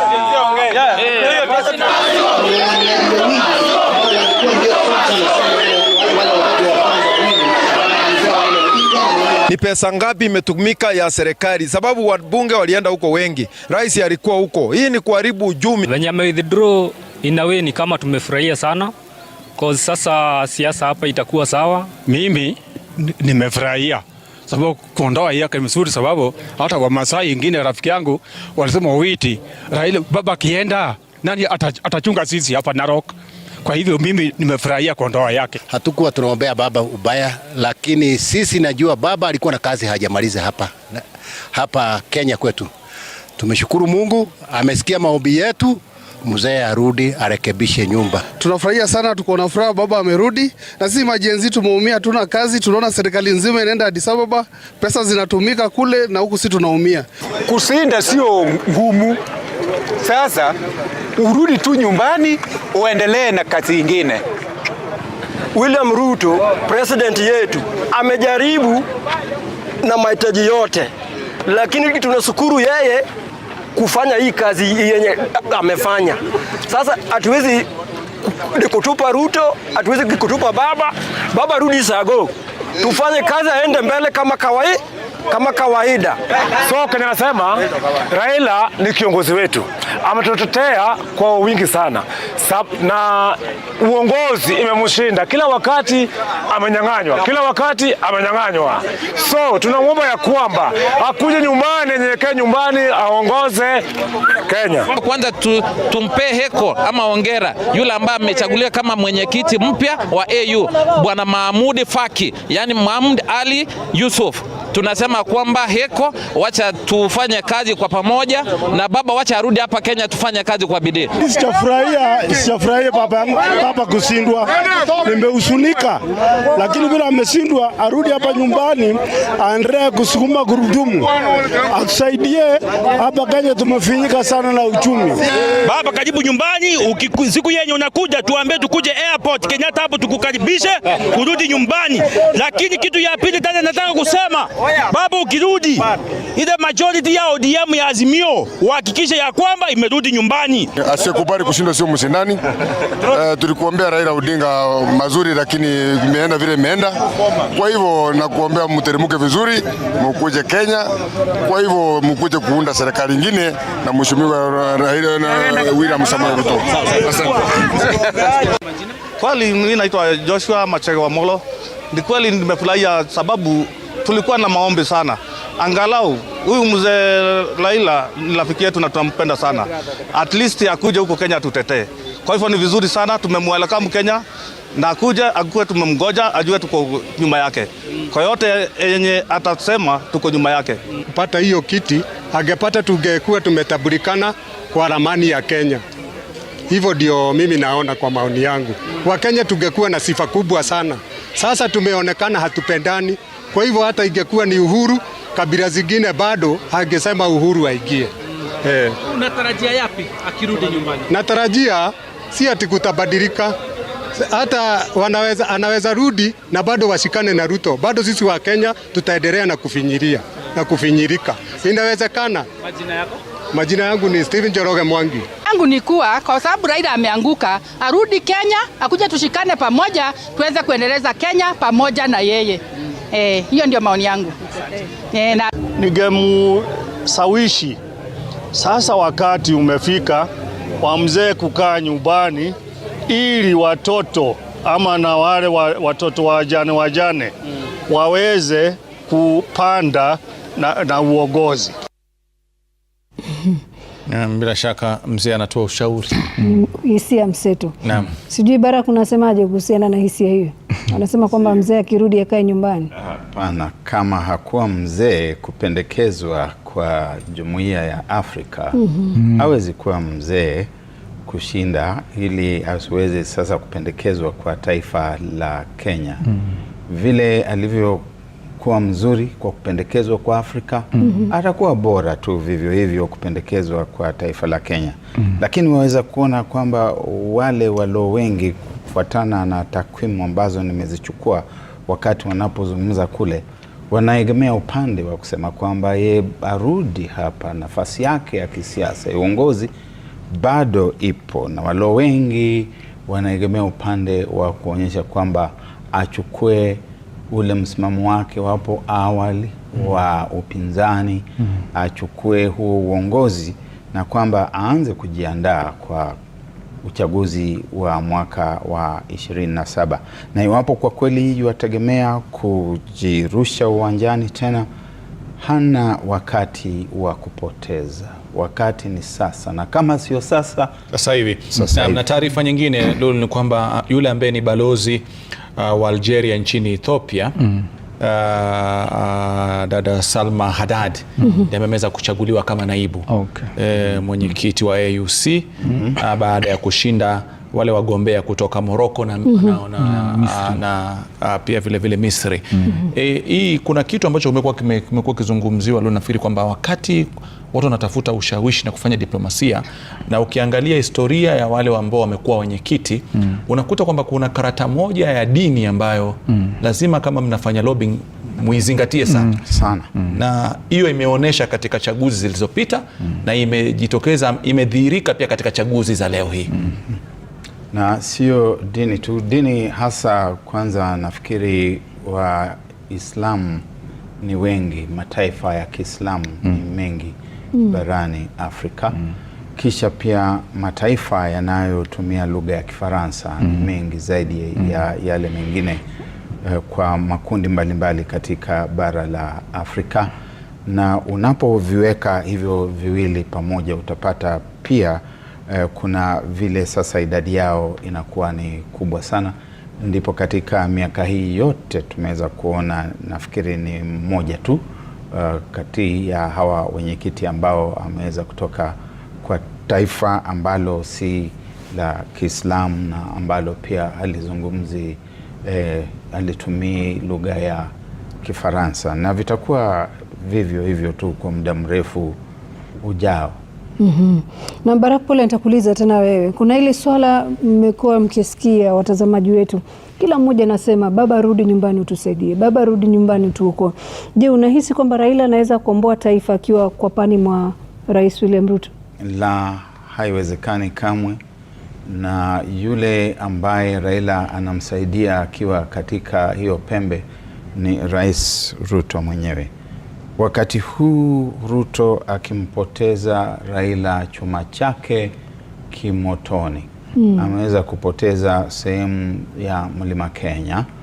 Ameweza kufika mahali ambapo katika bunge wanashikilia tu kwa mabavu, kwa sababu mahakama iliweza kutoa uamuzi wake. Na nimeweza kusikia mkiuliza hilo swali.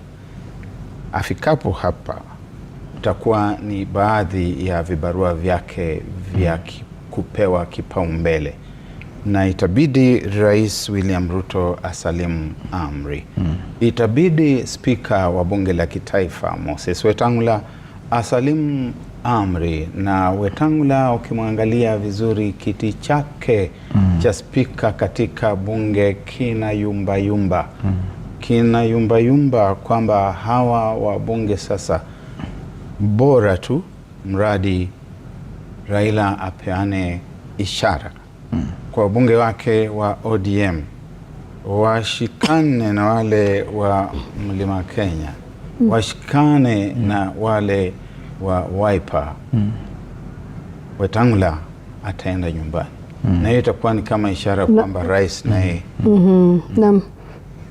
Na mtazamaji, ukiangalia picha za moja kwa moja, Rais William Ruto akiwa na aliyekuwa waziri mkuu Raila Amolo Odinga, aliyekuwa pia mgombea wa wenyekiti wa AUC, kando yake akiwa bwana Musalia Mudavadi ambaye amekuwa mstari wa mbele kutembea taifa baada ya taifa kujaribu kuwarai na kuwashawishi baadhi ya nchi wanachama waliokuwa wanatarajiwa kupiga kura katika siku hii ya leo. Ila Rashid, kama unavyoona nyuso sio za huzuni sana. Ndio swali ambalo nataka kuuliza kina Baraka. Mnaweza kushangazwa kwamba akija hapa akawa yeye amekuja na mtazamo tofauti. Za Ruto na Mudavadi zimesononeka. Kama umeziangalia vizuri zimesononeka. Lakini kwa wale ni tofauti. Na bila shaka nafikiri kubadilishana mawili matatu, lakini ndio hali akisema Barak Muluka anasema ukiangalia nyuso anasema kimtazamo wake anasema ile ya rais na yule mkuu wa mawaziri bwana Musalia Mudavadi sema zao zinasononeka, lakini ya Raila Amolo Odinga kidogo kimtazamo wa Baraka anasema haijahuzunika kiasi cha hivyo. Lakini ukiangalia ushirikiano ambao tumeuona kule hapa nchini Kenya, na asubuhi hata asubuhi wakati wanapokuwa wanaelekea katika ukumbi ule wa Nelson Mandela kuabiri gari moja kwa pamoja, nafikiri ushirikiano bado unadhihirika pale, kama alivyosema Tsuma Charo kwamba huenda tukashangazwa katika taifa hili. Kile ambacho tumekizoea miaka ya nyuma ikawa sicho. Hivyo ni vitu vinavyopita. Ni vitu vinavyopita, na Ruto janja zake za kisiasa ni kwamba watakapokuwa amefika hapa, Mheshimiwa Raila atakapoanza siasa zake, hizo ndizo karata atakazokuwa akizicheza. Atakuwa akiambia Kenya, simuliona nilimpeleka Addis Ababa. Simuliona hata nilisafiri naye katika gari moja. Simuliona nilimtuma Musalia Mudavadi katika mataifa mbalimbali. Simuliona tulitumia hela za serikali. Simuliona tulipeleka wajumbe wa bunge kumshangilia vile tunatuma wakienda kushangilia Gor Mahia na Harambee Stars. Simuliona hiyo. Huyu hatosheki. Hizi ni njama, mpango ya hapo baada. Daktari, unakubaliana na maneno ya Barak Muluka? Kitu ambacho ama huenda akaregesha mkono kwa aina tofauti, Raila akaamua kwamba ODM tuendelee na upinzani, lakini hata kama kutakuwa na kufuatilia kwa siasa lakini hazitakuwa zile zenye cheche kama unavyofikiria. Yaandike kwa daftari zenu. Ni utabiri ambao ametoa. Kwa maoni yangu nitarudia tu yale nilikuwa nimesema. Kitu cha kwanza, Raila akirudi katika taifa la Kenya, na unasikia wafuasi wake vile wanamwambia karibu, hata ambao hawange kumpigia kura wameanza kuona umaarufu wake ama maana yake, wanamwambia karibu nyumbani, ututetee, kuna mambo hayaendi vizuri. Kitu cha kwanza, hizo sauti Raila atarejea katika nchi, akute sauti kubwa sana ambayo inamsukuma hata kama hakukuwa na nia arudi katika siasa. Atakuwa maoni yake yanaitishwa ama yanahitajika na umati mkubwa sana wa watu, halaiki ya watu, na hataweza kujizuia kwa maana yeye ni mwanasiasa. Siasa ziko katika damu yake. Kwa hivyo atakuwa akienda mahali, hata akijaribu kusema, tuseme achukue mwezi mmoja atulie, ajaribu kujifikiria, atakuta kuna umati unamsukuma. Wafuasi wake katika Azimio, ODM wanamuita, wanamwambia baba, njoo utupatie mwelekeo. Na si ati awapatie mwelekeo, wao ndio watampa mwelekeo. Kwa hivyo watakuwa wakimwambia kuna mambo fulani yameharibika, kuna hapa tunahitaji jawabu, kuna hii swala la bunge tunahitaji jawabu na mwelekeo wako. Kwa hivyo atajikuta tu, kwa maana tuseme kwa kizungu, he's a political animal. Man is political. Yes. Atajikuta ametoka tu, atajizuia, sio mambo na uraisi, sio mambo ya kurudisha mkono, atajikuta tu ameanza kutaja. Na kama kuna weakness ambao huyu kiongozi anaye, na sio weakness mbaya, ni weakness kwa wanasiasa nyingi, anapoanza kuimbiwa nyimbo za sifa, anapoanza kuambiwa wewe ndio mtarajiwa, anapoanza kusikia sauti zikimwambia tosha, hataweza kujizuilia. Atarudi tena katika uwanja wa siasa, na akianza kuona ana ushawishi mkubwa tena katika mambo ya kisiasa, na hata tuseme sasa amepata hata nguvu na umaarufu zaidi, hataweza kujizuia. Naona pia kuna jumbe kwamba Raila Odinga amekubali kwamba ameshindwa, na pia vile ameweza kutoa jumbe zake za heri njema kwa mshindi wetu siku hii ya leo, na pia vile anasema mimi narudi nyumbani. Bas, ndio huyo sasa, ndio kauli yake. Na rais pia vile Daktari William Ruto pia amempongeza yule aliyeshinda, na pia akasema kwamba mgombea kutoka Kenya amekubali kushinda, watu wanarudi nyumbani. Rashid, lakini ukisikia kwamba anasema ndio mimi narudi nyumbani, kimtazamo wenu, je, mnahisi wale ambao wapo ndani ya serikalini, lakini sasa naona kana kwamba ni siasa za idadi ambayo itachezwa, kwa zanaangalia kuna utata kidogo katika kile cheo ambayo umepewa, tuseme mathalan Moses Wetangula, mnamwangalia kama spika wa bunge, ataangalia huyu anakuja na nini, ana idadi ya watu wangapi. Uone kwamba karata kama hiyo itaweza kuchezwa baada ya kutoshinda kwa Raila Odinga, ndiposa pale aweze kuweka watu wake. Raila lazima ajitafutie umaarufu wa kisiasa. Na kitu cha kwanza ninachoona akikifanya ni kumketisha chini Rais Ruto na kupeana masharti fulani kwa sababu yeye ndiye ameshikilia hii serikali ya Kenya Kwanza katika bunge, na bunge ndio muamuzi wa mambo mengi. Atakiomba kiti cha spika, na Wetangula pamoja na kwamba anafanya yale ambayo amekuwa tenda, nilivyotaja hapo awali ni kwamba chuma chake kimotoni, aweza kushawishiwa ajiuzulu. Na asipojiuzulu, na mmesikia wiki jana tu wajumbe wa ODM wakisema wewe tutapitisha kura ya utovu wa imani katika uongozi wako, na vitakuja wiki ijayo, sio huko mbele, wiki hii ijayo. Nao wakija pamoja.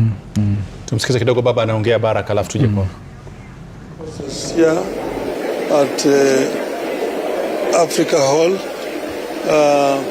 where leaders of the African continent have gathered today to elect a new leader who is going to take over from the outgoing leader. I had offered myself as a candidate, and over the last few months I've run around the continent, talking to leadership of the continent, canvassing for their votes. Today they have expressed themselves, and as it is now, we did not succeed. They will say that we must strengthen democracy in the African continent, and therefore myself conceding defeat, and I want us to use this as an example of strengthening democracy in our continent. I therefore want to wish my competitor Ali Yusuf all the best. We want to wish him success in his undertaking. And we also want to thank all those members or countries who voted for me. I also want to thank those who did not vote for me, because in doing so, they were exercising their democratic right. That's how democracy should work in our continent. We should strengthen it. So I'm very grateful for the exercise here today. I thank the people. I thank the people of Africa and we say Viva l'Afrique Libre. Thank you.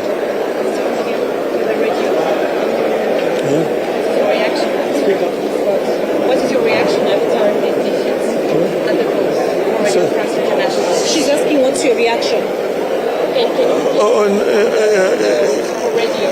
Yes, for the radio. I'm saying that. Yes. Yes, I'll say that I am happy that members of the African Union gathered here today have exercised their democratic right in the elections. I've spent the last few months running around our continent, talking to leadership and basically marketing my policies for this organization. I have had a very useful experience in our continent. And I say that Africa has a great potential. Africa needs to move forward. We had great plans, but as it were, the elections has been done today and we did not succeed.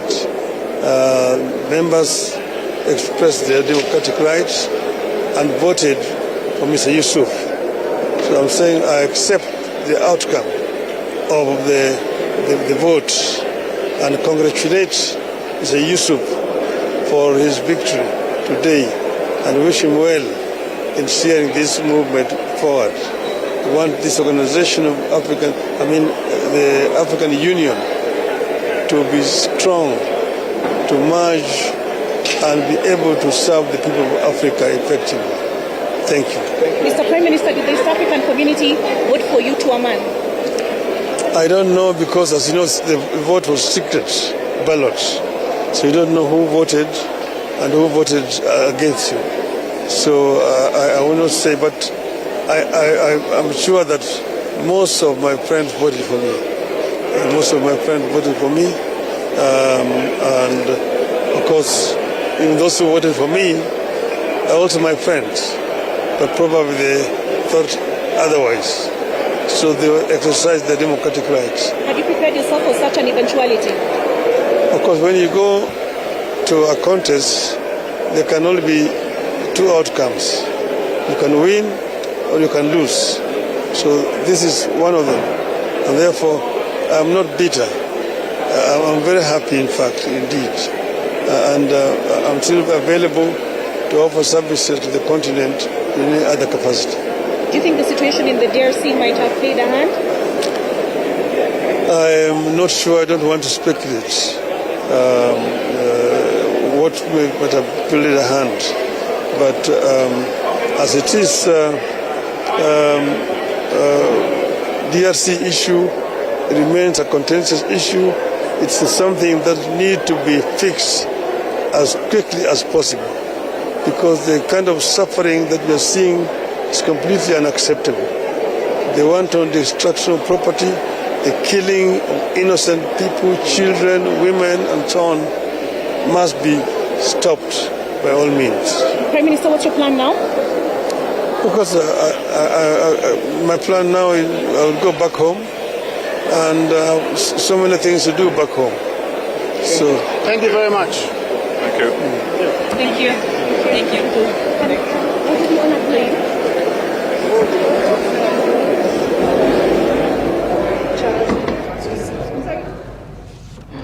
So daktari amesema na mambo mengi ya kufanya.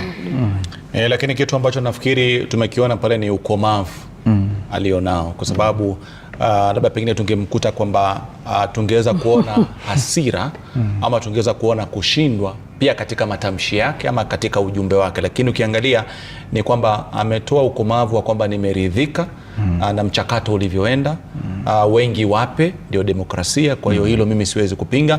Na hata maswali ambayo alikuwa anauliziwa kidogo kama ishara ya kwamba yamfanye ateteleke, lakini amekuwa imara zaidi ya kusema kwamba huo ndio uhalisia. Walionipigia kura bado marafiki zangu, na wale ambao hakunipigia kura bado marafiki zangu.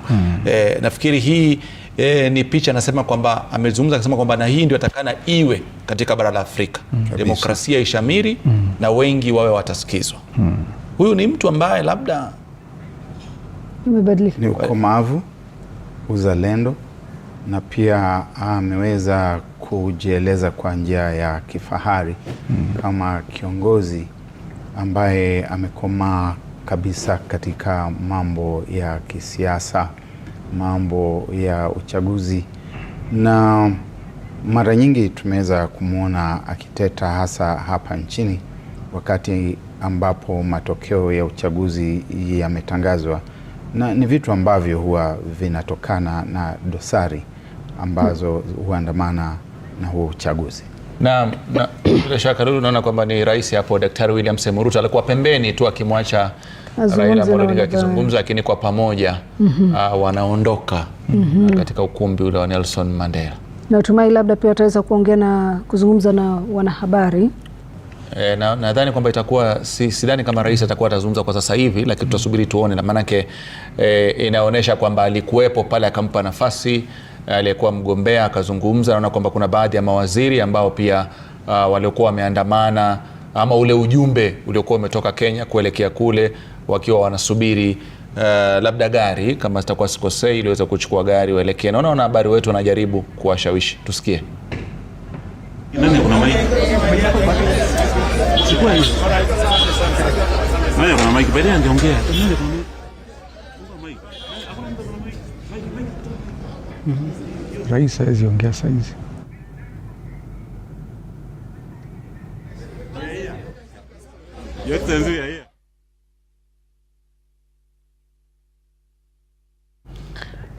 Na nafikiri kinachobakia ni picha tu zile za kumbukumbu ya tukio la leo.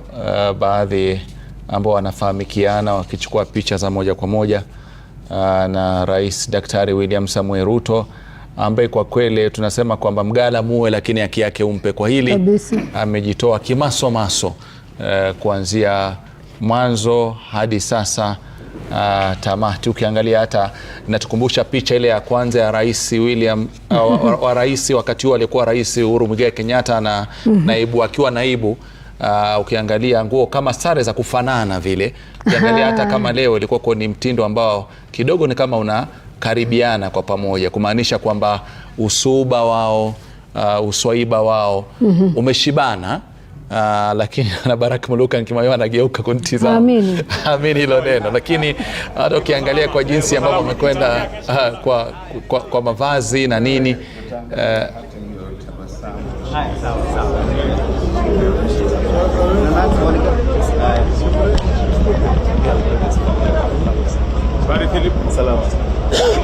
Bashaongea.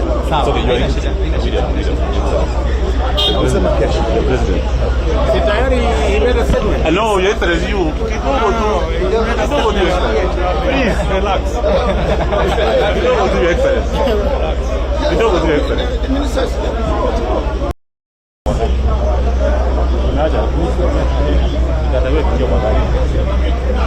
Bado gari bado.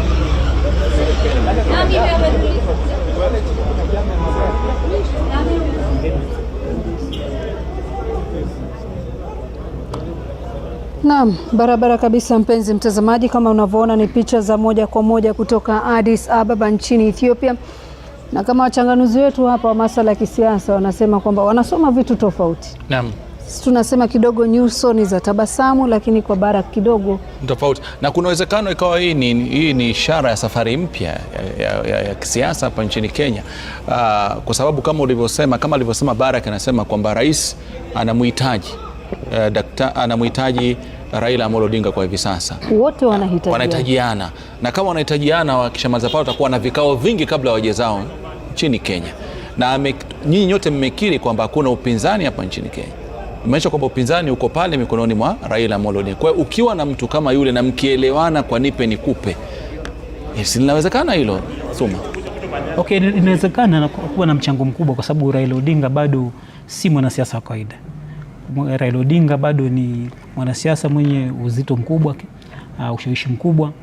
Kwa hivyo Rais William Ruto kama vile tangu mwanzo na kidogo tutasema kwamba inajirudia kama walivyokuja pamoja kwa gari moja, ndivyo wanavyoondoka pamoja kwa gari moja. Ndio. Nilisikia Ayuba akisema ni Audi. Wanaondoka kwa gari moja wakiwa wanaelekea zao, na kumaanisha kwamba bado ukuruba upo kabisa. Hii ni kwa manufaa ya wapinzani kama vile tu nimesema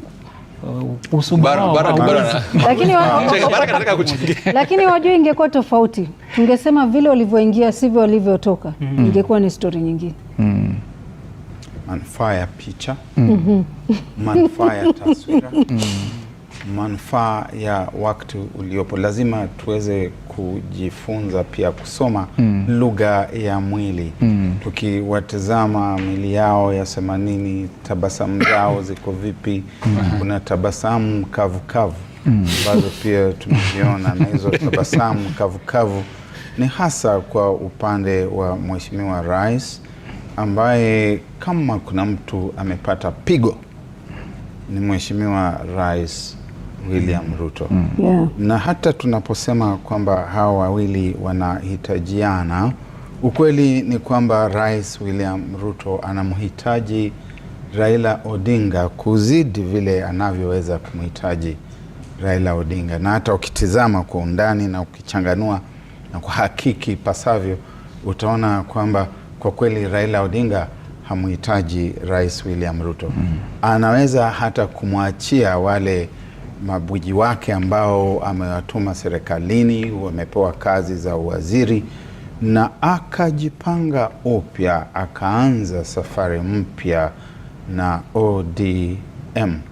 Wale ambao wako kule serikalini, akina Joho, akina Oparanya, akina Opiyo Wandayi na John Mbadi, anaweza kuwahesabia katika vitu vyake ambavyo amesha vipoteza, na akamwachia William Ruto, na yeye akajipanga upya na chama cha ODM. ODM ni Raila Odinga, na Raila Odinga ni ODM. Na umeweza kusikia sauti za wafuasi wake. Tumeweza kuzisikia bayana wakisema kwamba baba, njoo nyumbani, twakusubiri, njoo nyumbani, uondoe ukasongo. Ukasongo uko taabani. Itabidi Rais William Ruto aweze kumpendekezea Mheshimiwa Raila Odinga mapendekezo ambayo yanaweza kumshawishi kubaki pale. Na akibaki pale, atabaki akifanya nini? Atakuwa naibu wa rais katika uchaguzi ujao wa mwaka wa 27. Hawezi. Ukimwangalia pia Mheshimiwa Musalia Mudavadi, lugha yake ya mwili inaonyesha mtu ambaye amepata mshtuko, amepata pigo. Yale alikuwa akiyategemea sio tena. Jinsi tulivyosema wakati ule tulipokuwa hapa siku 2-3 hivi zilizopita, na tuwarejelea kusema tena leo, kulikuwa na yale matumaini kwamba Raila Odinga ataenda ugaibuni. Raila Odinga ataondoshwa kwenye uwanja, kwenye uga wa kisiasa, aende kule akafanye kazi ya Umoja wa Afrika. Lakini hayo sasa yamesha banduka. Sasa yuarudi hapa na anasema niko na kazi nyingi za kwenda kufanya nyumbani. Ni kazi zipi? Kama kitu. Kuna kitu tulikuwa nataka ama tuende kwa Musi kwanza. Tuende kwa Musi. Na tuzungumze na neno kwa Musi tujue, kwa maana kuna kitu nafikiri Lulu umekisikia na wananchi wakisema kwamba tunahitaji ilikuwa kuna hivi. Ila hali hii Kenya wapo watu ambao wamekuwa wakifanya kazi ya upinzani. Ikiwa watu wanaamini kwamba palikuwa kuna mwanya, je, inamaanisha endapo yeye atasema kwamba anatulia, taifa litakosa mtu kukosoa serikali? Ama ni yeye ana ushawishi peke yake wa kuweza kusukuma dau la upinzani? Inasemaje kwa mtu ambaye anajiita mpinzani nyumbani wakati anasikia kauli kama hizi na wananchi wanaozungumza kupitia? Inamvunja moyo. Tutakuja tuweza kulizungumzia kwa kina zaidi kwamba je, upinzani upepo wake ni paka Raila Amolo Odinga ama unaweza kuwepo bila Raila Amolo Odinga? Tusikize kwanza Enoch Musio anasemaje akiwa maeneo ya Machakos.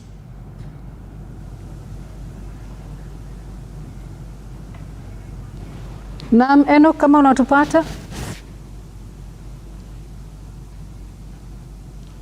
Asante sana kutoka studio hapo Nairobi. Sasa sasa tuko katika eneo la Tala, katika eneo bunge la Matungulu, ambapo tutaungana na wananchi watupe hisia zao kuhusu nini wamepata na nini wanaweza ongea kuhusu kusimama kwa Raila katika kiti cha AU. Wacha tusikie maoni kutoka kwa wananchi kutoka eneo la Tala. Karibu, naanze na jina. Jina langu ni kamera, wacha kushika microphone. Jina langu ni Francis Mwicha Kalinzoya, ambao ni mwanasiasa wa zamani kutoka wakati ya Kao. Na Raila tulikuwa tunafikiria yeye atakuwa kiongozi wa nchi za Afrika kwa sababu yeye ndio yuko na ujuzi mkubwa siku nyingi. Na kama imefanyika namna hiyo, namwambia asikuwe na shida na shaka. Naomba Bwana Ruto amefanya kazi mingi mzuri ya kusupport nchi yake ikuwe ndani ya mstari wa mbele. Lakini kwa sababu tunajua kuna mambo mingi, kuna wale ambao wanakabiliana na watu ambao wanaitwa mapepori, ambao ni wa Faransa na wa Senegal na watu wengine kutoka nchi nyingine za Kiarabu, ndio wanafanya hiyo kuanguka kwa Raila kukue. Kwa hivyo naomba nyinyi watu wa Afrika mkuwe na ujuzi wa kujua nchi yenu ile mtu ambao anaweza kuongoza ni nani. Kandabu aliuawa na wakoloni kwa sababu ya kusema Afrika itatengeza dola zao. Kwa hivyo ni asante, tuone kama tunaweza kuendelea mbele na nchi zetu. Anza na majina na utueleze maoni yako kuhusu uaniaji wa Raila. Majina ni Patrick Mwange kutoka huku Matungulu, eneo ya Machakos County. Mimi nilifurahi sana wakati Raila alianguka, manake mimi nilikuwa nataka Raila arudi huku aangazie siasa za huku Kenya. Siasa za 2027 haitakuwa tamu bila Raila. Asante. Anza na majina na utupatie hisia zako. Angalia kamera. Kwa majina naitwa Richard Munao kutoka eneo la Kangundo. Mimi kwa maoni yangu nilifurahi sana kuanguka kwa mheshimiwa Raila, sababu alikuwa anasukumwa na mheshimiwa rais ili aondoke Kenya, ili siasa za Kenya aanze kuangamiza watu wale wengine. Kwa hivyo kuanguka kwake kwa sababu alikuwa amesukuma. Nashukuru Mungu na arudi nyumbani na aungane na mheshimiwa Kalonzo Musyoka katika siasa za Kenya, aongeze hii taifa. Asanteni sana. Kwa haraka anza na majina na utuambie maoni yako. Okay, my name is Benjamin Mwange from Tala, Matungulu sub-county. It is a sad day indeed in Kenyan politics and also Africa politics. Our expectations were that Raila Odinga be the AU chairman, but all is not lost. We pray for him. When he comes back, we welcome him because there is a lot of work ahead in this country. So we wish him well back. Let us honor him as a gentleman and a Pan-African. Kwa majina kwa haraka dakika moja. Kwa majina naitwa Patrick Wambua. Jambo la kwanza tumeona ile kazi Bwana Ruto, rais wetu amefanya, William Ruto. Lakini kama wa Kenya sisi tumefurahia sana kwa sababu ile umri Raila akonayo sio ya kuwa kiongozi wa East Africa. Kwa hivyo tunashukuru sana vile imefanyika. Asante. Dakika moja kwa majina. Kwa majina naitwa Matthew Kithuku. Ninafurahi sana sababu Raila kuanguka ili akuja hapa nchini Kenya aungane na wenzake kama Simi Kalonzo Musyoka to liberate this country from the yoke of taxation. Na tujenge Kenya mpya. Asanteni. Haraka kwa jina. Kwa majina naitwa Julius Mutisia. Hii maneno ya Raila kuanguka imenikosea sana. Raila ni mtetezi wa wananchi na hii maneno vile imefanyika, Raila arudi hapa Kenya tena, tuendelee na mambo yetu ya kisiasa na atengeneze serikali yetu vile alikuwa ametengeneza na Ruto. Dakika moja. Kwa majina naitwa Fidelis Munubi. Mimi niko na huzuni sana kwa sababu Raila ameanguka. Tungekuwa na kiongozi wa Afrika nje ya Kenya, tungekuwa mbele. Hii kuanguka kwa Raila kutaleta mabadiliko Kenya nzima. Kwa sababu politics za Kenya zita change internationally na nationally. Dakika moja kwa majina. Naitwa Festus Mutua, mkaji wa Tala. Mimi nimefurahi sana vile Raila ameanguka.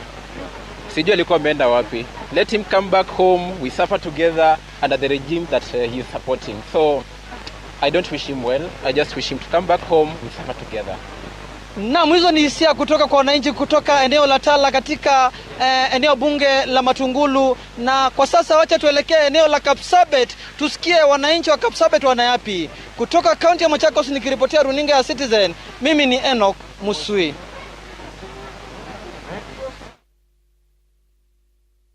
Kubali tu matokeo na arudi nyumbani, ang'ang'ane na maisha tu ya serikali, apigane na serikali, atutetee sisi wananchi. Asante. Kwa hivyo umefurahia nipatie ama umehuzunika? Nimefurahia akishindwa. Umemaliza nini? Sema mbona ya Raila ameshindwa kwa sababu kama ameshindwa kututetea sisi hapa wa Kenya, huko juu ataweza kututetea kweli? Mimi nimefurahia kushindwa kwake. Baba ako tu sawa. Kwa kutoka kushindwa kushinda ako tu sawa, lakini ni bora arudi kwa nchi yake, ang'ang'anie kwa nchi yake. Akishinda kwa nchi yake, nje atashinda, kwa maana huko hata sisi tunamhitaji na huko hajatutimizia na ameenda nje. Ni hayo tu. Baba ako sawa bwana, kwa sababu unaona baba, unaona kwa uchaguzi lazima kuna mshindi, kuna mwenye anashindwa na kuna mwenye atashinda, si ndio? Sasa hii uchaguzi baba ako sawa bwana. Tunaambia baba karibu tena 2027 akuje. Ako sawa bwana.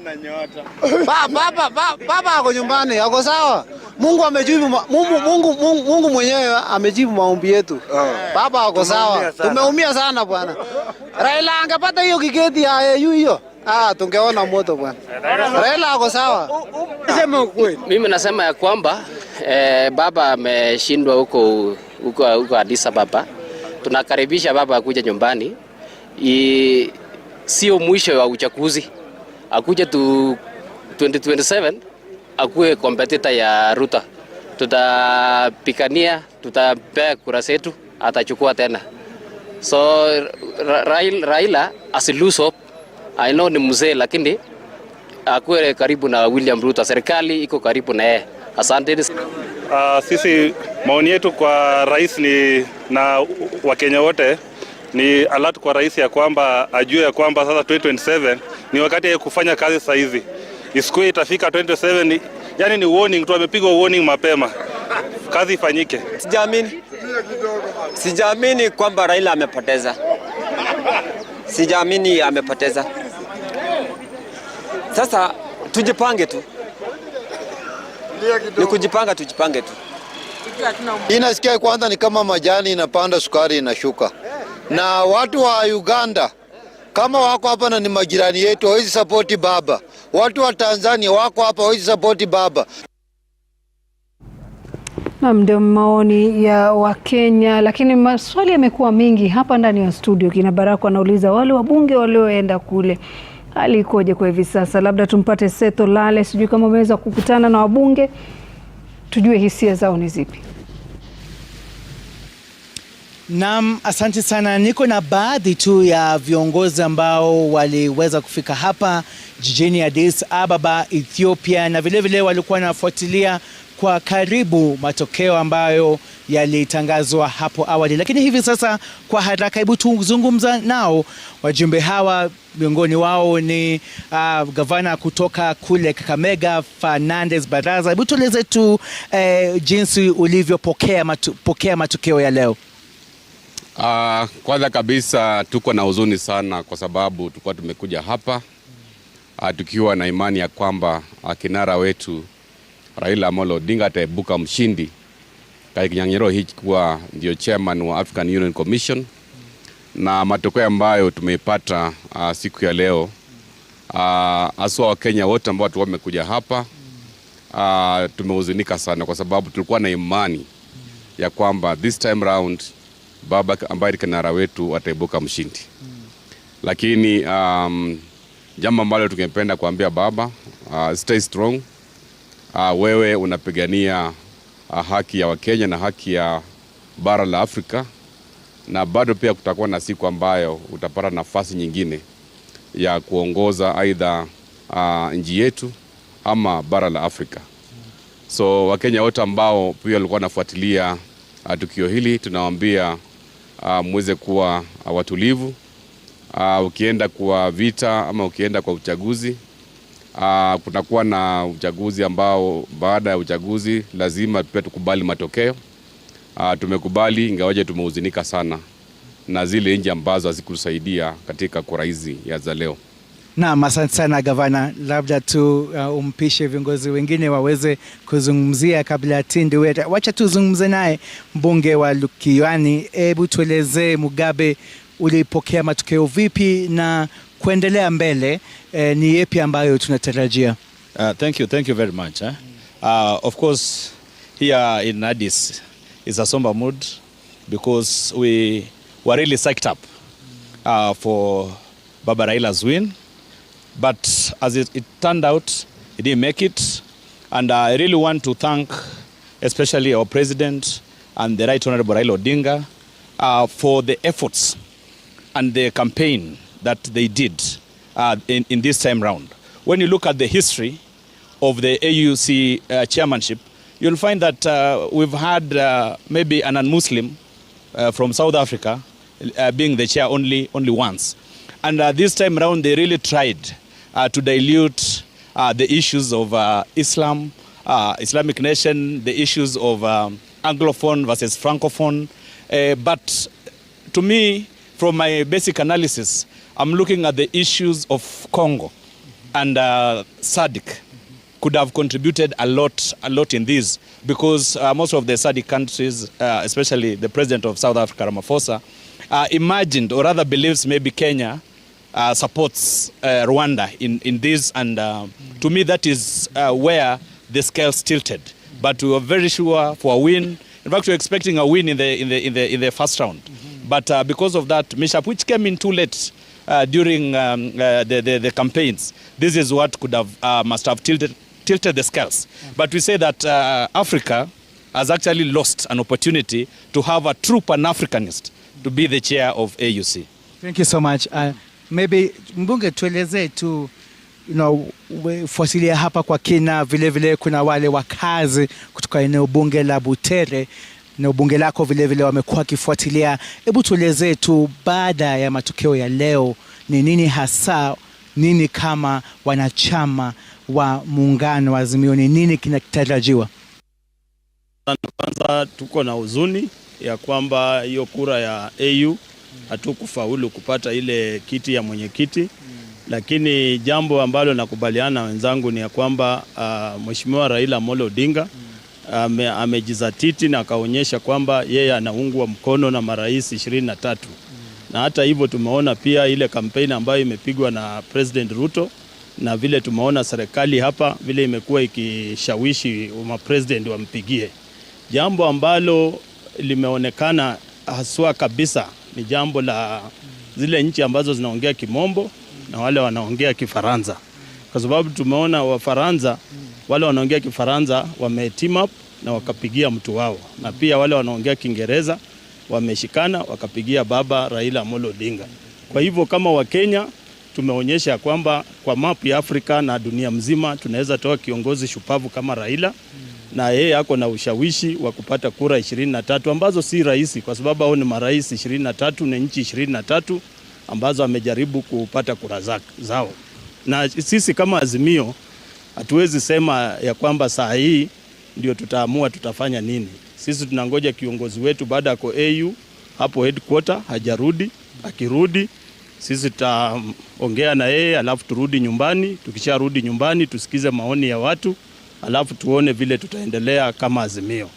Asante sana. Hebu tumsikize wengine tu viongozi hasa kutoka eneo la magharibi mwa Kenya. Lakini ni matokeo ambayo tuseme kwamba hayakuwa yanatarajiwa sana, kwa sababu hata ukizungumza na wale wandani wa mgombea mwenyekiti kutoka Kenya Raila Odinga, ni kama walikuwa wamefanya shughuli yote kuhakikisha kwamba kampeni waliopiga inazaa matunda, lakini mambo yalibadilika. Hebu tueleze tu hisia zako. Kwanza kabisa ningependa kusema kwamba tumehuzunika kwa sababu Mheshimiwa Raila Amolo Odinga ambaye tulitarajia aweze kuchukua muongozi wa Afrika mzima na aweze kuleta mabadiliko, amepata kushindwa. Na hili nafikiri jinsi wenzangu walisema Kuna uwezekano kwamba kuna matatizo fulani yalitokea hapo mwisho. Wamekuambia mambo ya Rwanda, wamekuambia mambo hayo ya yale kizungumkuti cha mambo ya Uislamu, na vile vile mambo ya wanaozungumza Kifaransa na kadhalika, na mambo mengine mengi ambayo huwezi kujua, kwamba multinational labda tena waliingilia kwa sababu kumuogopa Raila, kwamba labda angeweza kutingiza, angeweza kuleta mabadiliko, kwa sababu yeye ni mtu ambaye ana msimamo mkali na uongozi wake labda ni mtu kuleta mabadiliko mengi. Kwa hivyo nafikiri aliweza kuogopewa hilo.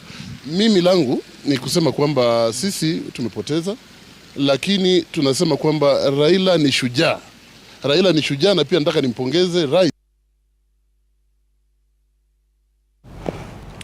Na tuyaradhi mtazamaji, lakini tumeweza kupata hisia za wabunge. Mwanzo gavana Fernandez Baraza amezungumza, mbunge Innocent Mugabe, Tindi Mwale ameweza kuongea, lakini ya mwisho kidogo nafikiri kwamba ngavu imetupigia chenga, lakini umesikia maoni ya viongozi. Huzuni mkubwa, na ukiangalia wanasema kwamba mengi watajua wakati kiongozi wao ataeleza mustakabali wa chama chao na yote 9, lakini 10 kulikuwa na haja ya wao kwenda Addis. Tulikuwa hapa na Mheshimiwa Tindi Mwale. Alikuwa ameketi hapa ambapo nimeketi leo. Ukiwa tuwauliza mwenda Addis kufanya nini?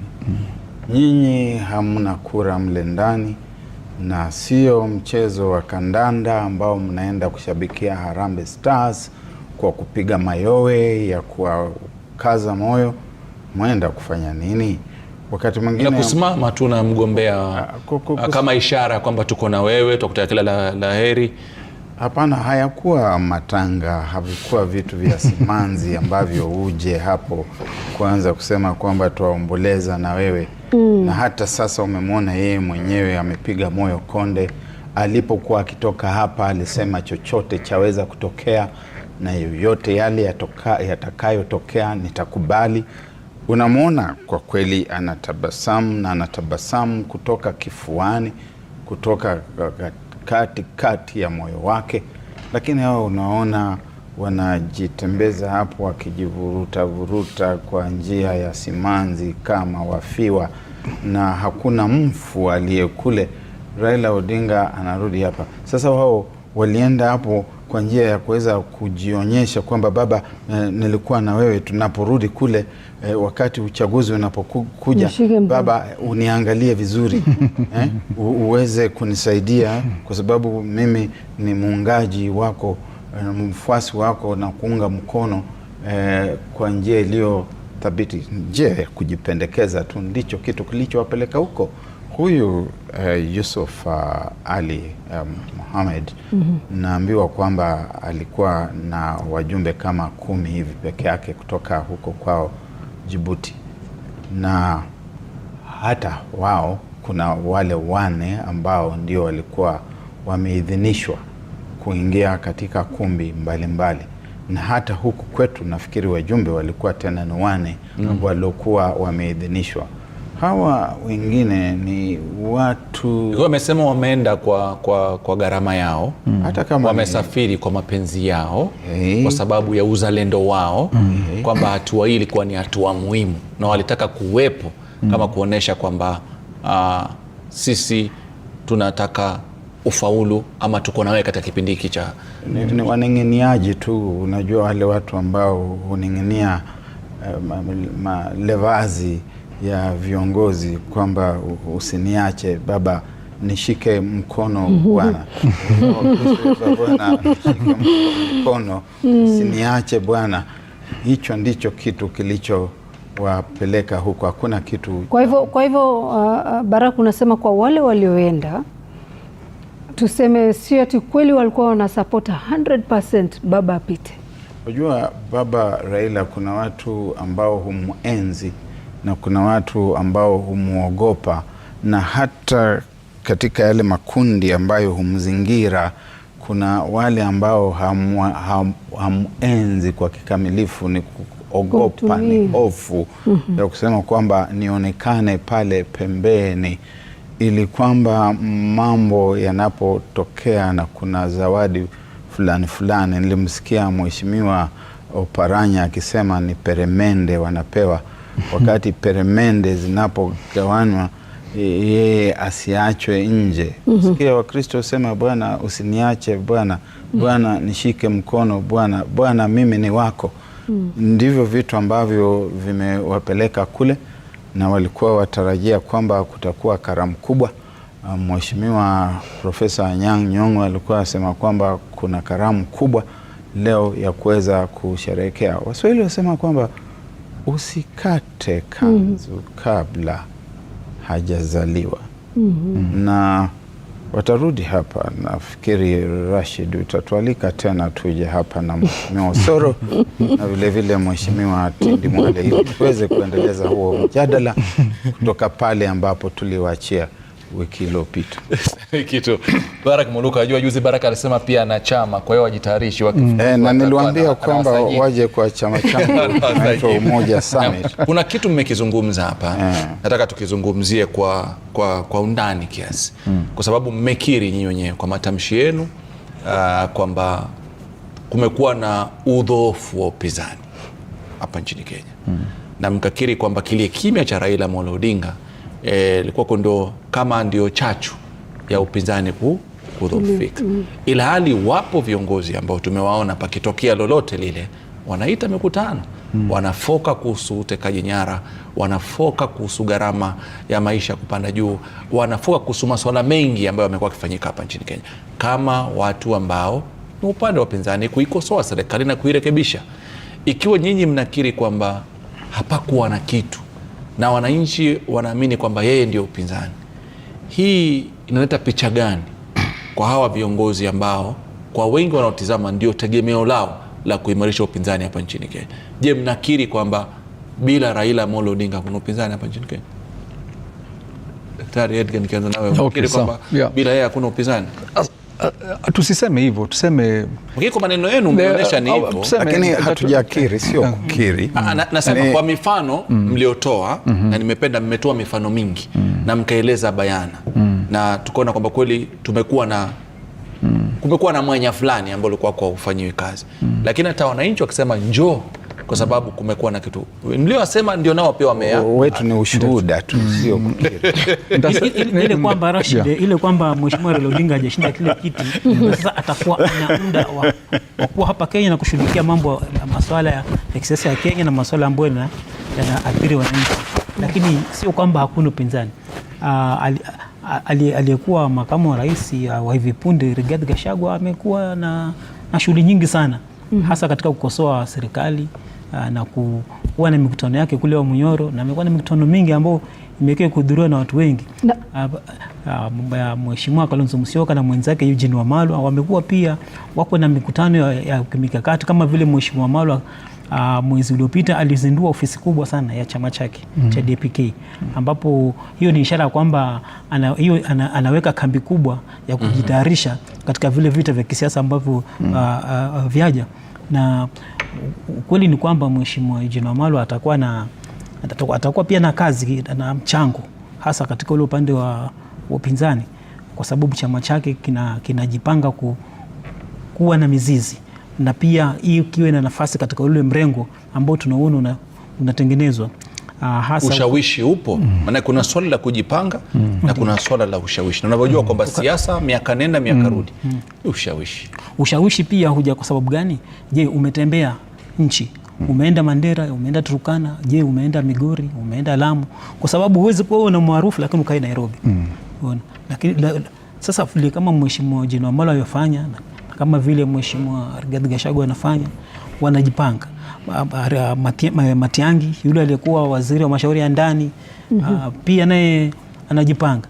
Kwa hivyo ule mrengo ambao walisema wakati wakifungua ile ofisi ya chama cha DPK cha Mheshimiwa Wamalwa kwamba kuna mrengo waja na utakuwa mkubwa, kuna ishara kwamba kuna kitu ambacho kinapikwa. Maana yake wakati Mheshimiwa Rigathi Gachagua alisema atangaza chama, kitu hicho ndio chapikwa kwa sababu ya hesabu za Raila Amolo Odinga kushinda wenyekiti wa AUC, ama hicho kitu chapikwa hata yeye kutoshinda? Hicho kilikuwa chapikwa bila kuwa na Raila katika akili, whether ashinde ama asishinde. Ule mrengo ambao unapikwa na kina Mheshimiwa Kalonzo Musyoka na Mheshimiwa Rigathi Gachagua ulikuwa hauna hesabu za Raila kushinda ama kutoshinda. Ule ni mrengo wa kivyake, ambao pia kama Raila sasa vile ambapo watu ataenda pengine mwisho ajiunge nao, itakuwa pia ni kuongezea. Kuna jambo jana lilitendeka katika ukurasa wa Facebook wa His Excellency Rigathi Gachagua. Kuna jambo aliandika kuhusiana na Raila Odinga. Akasema Kenya's finest right honorable Raila Odinga is undoubtedly the best bet for the African Union. Amemiminia sifa kede kede. Hizi sifa amemiminia siku kabla ya uchaguzi. Uchaguzi umeenda vile umeenda, matokeo yametokea. Je, hizi sifa bado atakuwa ni za kumiminia hata baada ya yeye kushinda? Unajua sasa pale katika mambo ya kisiasa ni lazima hangetaka kunyamaza ama kuonekana ni kama yuko kinyume na huyu candidate wa Kenya, mgombea. Kwa hivyo lazima angemtia moyo na kumuonesha ndio tuko nyuma yako, akiwa anajua hata mambo yasipoenda vile Raila anataka. Sasa yeye sio adui, na huenda hapo siku za usoni ataweza kumtafuta Raila, amwambie kuja nikutembeze kwenye mlima Kenya, usalimie watu, wakuone haukuweza kupanda huu mlima, kuja usalimie watu. Wanasiasa wako vile. Kuna ninavyokuelewa daktari anasema kuna wengi walizungumza vitu ambavyo hawakumaanisha. Kuna wengi waliongea mambo hawakuwa wanamaanisha. Ndio mambo ya kisiasa. Hata na Rashid, nikikurudisha katika lile swali lako la kwanza, si ati hakuna mtu mwingine mkubwa katika upinzani kama hawana watu. Natumia mfano wa filamu za wanyama. Katika familia ya simba, katika wanyama kama simba, panapo simba mkubwa ambaye amesimamia kile kikundi cha simba, hata kukiwa na dume wachache ambao wanatokezea, hadi yule azeeke kabisa na aondoke, wamfurushe ama atoke kwa hiari yake, huwa hawana ushawishi katika lile kundi. Raila amejenga jina, amelipa gharama kubwa, ndio anaye jina kubwa katika siasa za kipinzani. Hakuna mwingine tuseme anayeweza kujitokeza aseme watapimana nguvu na yeye. Na ndio maana sasa kwa kurudi kwake, maana sasa hatujui mipango yake ni ipi. Wale wengine wote wataketi kuangalia mwelekeo anaochukua, lakini pia watakuwa wakijipanga vile wenzangu wamesema. Watakuwa wakijaribu kujipanga, wakijaribu kutengeneza nyumba ambayo labda wanaweza mwalika, wamwambie karibu katika nyumba yetu, kuja tusaidiane katika sababu hata wao wanajua kile ambacho umekizungumza, kwamba wanajua ushawishi wake. Wanajua ushawishi wake na hawezi cheza na ushawishi wake, na wanajua akipeana mwelekeo wafuasi wake, ama akisema tosha, akisema Rashid tosha, lile tamko lenyewe litatetemesha nchi. Kiufupi amesema amekuwa kama ule mwari. Mwari ambao kila mtu anamtongoza anamtaka. Lakini ikumbukwe kwamba kumeweza kuwa na upinzani, licha ya ukweli kwamba Raila na Rais Ruto wamependana kama chanda na pete katika siku za hivi karibuni, kwamba kuna wale ambao wanaitwa Gen Z na kuna kikundi tu ambacho ni kikundi ibuka ambacho hakikubaliani na hizi siasa wanazozijaribu akina Raila na Rais Ruto. Ametoa hapa kauli chanya mwenzangu mheshimiwa Bwana Tsuma, akionyesha kwamba wanaporudi watakuwa wakifanya kazi kwa pamoja. Na tumeweza kusikia kauli kutoka tu pande hiyo, kutoka kwa watu kama vile mheshimiwa George anaitwa George nane huyu, hapana Natembea, huyu wa kutoka Migori, huyu wakili jina lake Kaluma, George Peter Kaluma, watu kama Junet Mohamed, wakisema kwamba wao wamehama mambo ya upinzani kwa sababu hawaoni cha kupinga. Wanaona kwamba wataandamana na mheshimiwa Ruto. Hivyo basi mheshimiwa Raila huenda pia akaona kwamba aende upande huo. Huo ndio upande wa pili wa haya mambo tunayoyazungumzia. Kuna kitu amekizungumza, amesema kwamba kuna yale makundi ameyataja, wale watu waliokuja pamoja, na akasema kwamba tusidharau hapa peza pikwa kitu kizito na kikashangaza taifa. Unazungumziaje? Lakini mimi niko na chama changu, najua unacheka sana wewe Rashid, na hivi karibuni utanipata nikikupa cheti.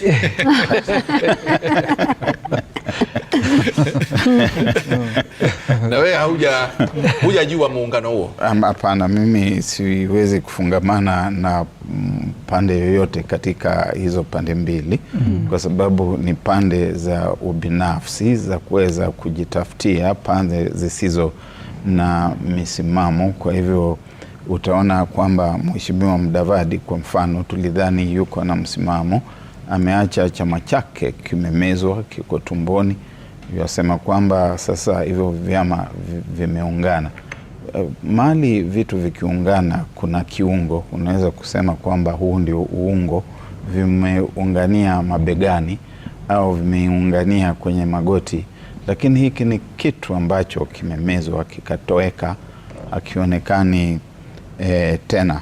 Na wameweza kuwa akisema kwamba ODM nayo pia imezwe kwa mtindo huo.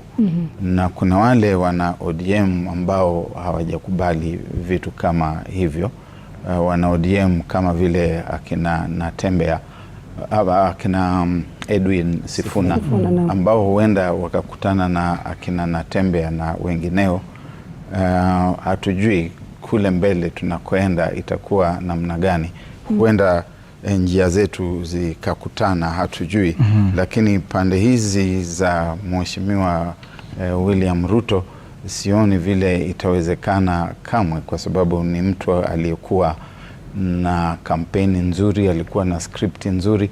Alipoingia Ikulu, ambapo ni hapa karibu tu na hapa tulipo, akapoteza hiyo script. Sema kitu. Shukrani sana. Tutazidi kuchukua maoni, tuelekee Kericho, sivyo? Naam, tumesikia maoni ya wachanganuzi hapa ndani ya studio, tusikie Wakenya kule nje wanasema. Raila kuja endelee na wapiganie nchi na waendelee na serikali iliyomo kufanya kazi pamoja. So hatuna maneno mingi hapa Litein, tuko na amani na tunatakia Wakenya wote wawe na amani. Hata sehemu za Kisumu, sehemu fulani Raila yenyewe alikuwa anataka hiyo kitu na tulikuwa tunamuombea, lakini kwa sababu hii ama nyingine, kwa uwezo wake Mwenyezi Mungu, najua kila jambo Mwenyezi Mungu ndiye anapanga, na tunajua ya kwamba hata kama wakupata bado kuna nafasi ya kuendelea kuunganisha Wakenya na serikali iliyomo. Yeye ni mzee na tuna respect hiyo miaka zake, sio kijana mdogo, so akuja apange Kenya, lakini awachie nafasi Ruto. Sisi wengine tulifurahi, hata tulikuwa tukishikilia imani Raila azishinde ili akuje nyumbani atuokoe. Mambo ya abduction Kenya saa hii hayuko laini sawa. Na bila shaka maoni mseto ambayo yanatolewa kutoka kwa wananchi kuhusiana na sehemu wanamtaka waje afanye kazi, lakini kuna kitu ambacho tukizungumza ambacho kuna husiana na hii pazia ya kuwania chikiti hiki. Maanake tuliona wakati aliyekuwa rais Uhuru Muigai Kenyatta wakati huo akiwa amesimama imara na Amina Mohamed wakati huo. Tumeona wakati sasa hivi Daktari William Samoei Ruto kusimama imara, lakini hatufaulu.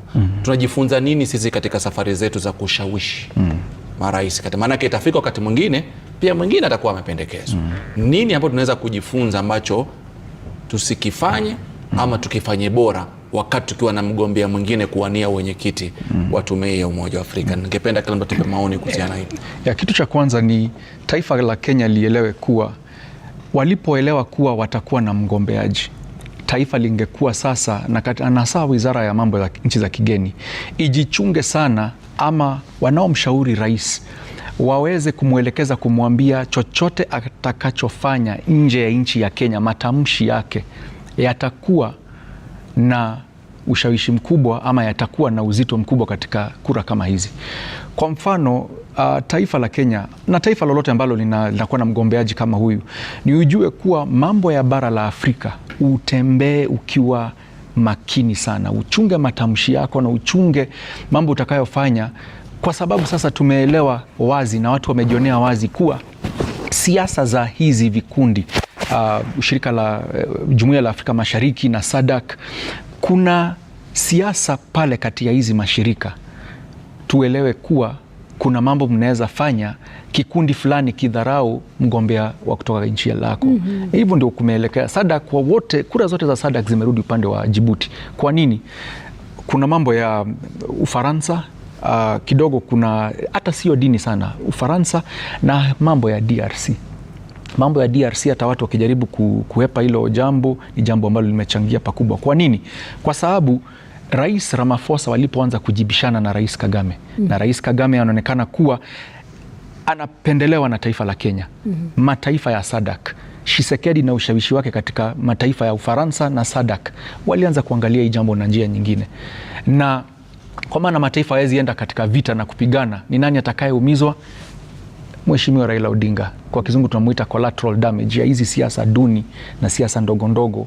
Kwa hivyo ni taifa lijichunge, tukiwa siku nyingine na mgombea katika kiti kama hichi, tujichunge mambo ambayo tukayosema katika mambo mzozo wa kama DRC, mzozo wa Sudan, mambo kama yale, mambo tutakayo marafiki wetu wa kutoka nje, tukionekana kwa mfano ni kama tutashawishika rahisi sana na mataifa haya makubwa ambao Afrika inajaribu kujikomboa.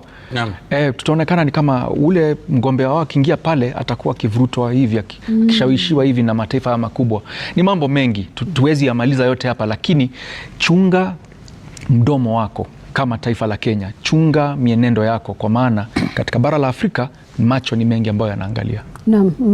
Mimi naona swala hili la kura za Umoja wa Afrika, swala la nchi za Kiafrika zinazoongea lugha ya Kifaransa ni swala ambalo lipigwe darubini, kwa sababu mimi naona hicho ndio kigezo kimoja ambacho chatumika sana katika kuchagua wale wenyekiti wa ile tume ya Umoja wa Afrika, kwa sababu ukiangalia historia haiwezekani tangu tuanze kuchagua wenyekiti wa ile tume ya Umoja wa Afrika iwe kati ya watu watano, wanne wote ni kutoka zile nchi za Francophonie ama zile zinaongea Kifaransa kama lugha rasmi ya ile nchi.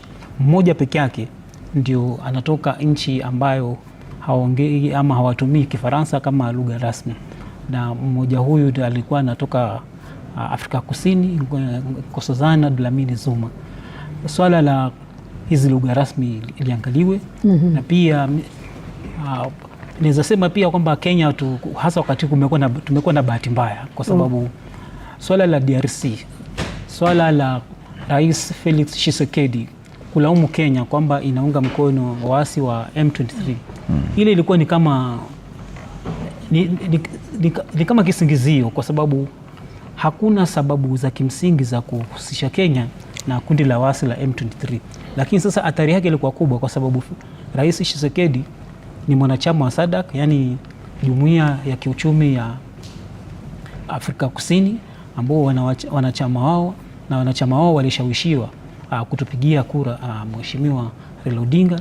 Alafu pili, Rais Tshisekedi bado anatoka zile nchi zinaitwa Francophone, ama wenyewe wanajiita Francophone, zile wanaongea Kifaransa kama lugha rasmi ya nchi, na wale huwa wanashikana sana, wako na umoja na pia wako na ukaribu sana wa kiutamaduni, na hata na ile nchi ambayo ilikuwa imewatawala nchi wa Faransa.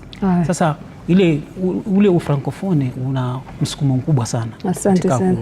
Asante Barak.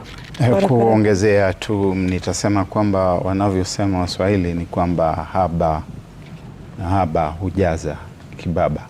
Sio hatua tu ya kuangalia wakati ambapo kuna kugombea wadhifa kama huu. Ni vitu vinavyotegemea kwa upana zaidi sera za mashauri ya nchi za kigeni. Tuna sera zipi? Na hizi sera na hayo mashauri ya nchi ya kigeni yanasimamiwa na akina nani? Nasema nini? Nasema kwamba kuna vikao vinginevyo vya madola vidogo vidogo ambavyo vinawahusisha mawaziri, vinahusisha wizara mbalimbali. Kuna vitu vya kilimo, kuna vitu vya kiuchumi, kuna vitu vya kibiashara, kuna vitu vya sayansi na kiteknolojia, vikao mbalimbali vya kimataifa, vya kiulimwengu, na kwamba utapata bara la Afrika, mataifa haya 55 huwa yanashiriki katika vikao vya aina hiyo katika miji mbalimbali, kule Geneva, kule New York, kwingineko, kule Brazil. Na wakati ambapo nchi mojawapo ya Afrika inatafuta wadhifa fulani, utapata Kenya wakati mwingine imepiga kura na nchi za Ulaya, haijapiga kura na mataifa ya Kiafrika. Kuna vitu kama International Telecommunications Union, kuna vitu vinavyohusika na hali ya anga, mambo ya climate. Je, misimamo ambayo Kenya huchukua katika vikao kama hivyo huwa ni msimamo wa aina gani? Je, ni kiwango kipi cha wajumbe ambao sisi hutuma huko? Huwa tuwatuma mawaziri au tunawatuma maafisa wengine wa vyeo vya chini? Na wanapofika huko ni misimamo ipi huwa wanachukua? Kwa sababu kisha baadaye watu huja wakakumbuka hivi vitu vyote. Wakati ambapo tunaenda kule Amerikani, tunaonekana ni kama kwamba tunaingiza ukoloni mambo leo, watu wengine wanatuchukulia vipi? Wakati ambapo twajitayarisha kuandaa hapa nchini Kenya mkutano mkubwa utakayoshirikisha Ufaransa na kusimamiwa na Ufaransa, wakati ambapo mataifa yaliyokuwa chini ya minyororo ya Mfaransa yanajaribu kujinasua. Je, mambo yanapotokea kule Gaza, kule Gaza Israeli inavamia, sisi tuchukua msimamo upi? Na huo msimamo athari zake zitakuwa ni athari za aina gani? Na vinatokana na kwamba wanasiasa ambao hawana umaizi wa mambo ya diplomasia na ushauri wa nchi za kigeni ndio wasimamizi wa mambo ya siasa. Kuna wale watendaji kazi wa serikali ambao wamesomea mambo ya diplomasia, mambo ya mashauri ya nchi za kigeni, kwa sababu mashauri ya nchi za kigeni ni siasa za kimataifa. Kuna watu wanaozielewa. Hivyo basi tusipojipanga hapo, tutakuwa tusambaratishwa kila mara. Na kuna jambo Barak umelizungumzia kuhusiana na athari. Kuna vile tulivyojibeba wakati wa kampeni hii. Tuliona baadhi ya vijana wakituma barua wakisema kwamba hatumsupport mtu fulani sisi kama Wakenya. Kweli kabisa. Haya, tutaangalia vile baadhi ya viongozi walivyojibeba, walivyojipiga kifua kwenda Addis Ababa. Je, hizi tabia ambazo tuliweza kuzifanya zilikuwa na athari yoyote kwa matokeo ya leo? Tabia mbovu tu ambazo hazipendezi watu. Wakiwa huko wajumbe wanauliza, na hawa Wakenya wamekuja kujigamba hapa namna gani? Na tulisherekea pia kabla. Na tukasherekea pia kabla. Na vitu tunavyovitangaza hapa twasahau kwamba vinaonekana na wengine kule nje wanasema hawa tutawafunza, watajua hawajui. Naam, bila shaka. Naitwa Daktari Barak Muluka, asante sana. Ameweza kutupa yake ambayo anayafahamu kwa tajriba alionao katika masuala ya kimataifa na uhusiano wa kimataifa. Ameeleza kwa kina kuhusiana yale ambayo anadhani kwamba yalikuwa mazuri na pale ambapo tunaweza kukosea. Ndugu yangu Tuma Charo pia vile vile shukrani sana kwa kufika studioni, kwa kuweza kuchanganua kwa kina na kutoa mwelekeo wa kesho na kesho kutwa. Daktari pia vile vile asante sana kwa muda wako. Daktari ameeleza mengi, lakini kile kitu ambacho kinabakia ni sote hatujui nini kitajiri baada ya ule msafara wa wale wajumbe kufika nchini Kenya. Ni kukisia tu. Lakini kwa shabaha tu. Hata ambayo yametokea tulidadisi tu. Kwa shabaha tu.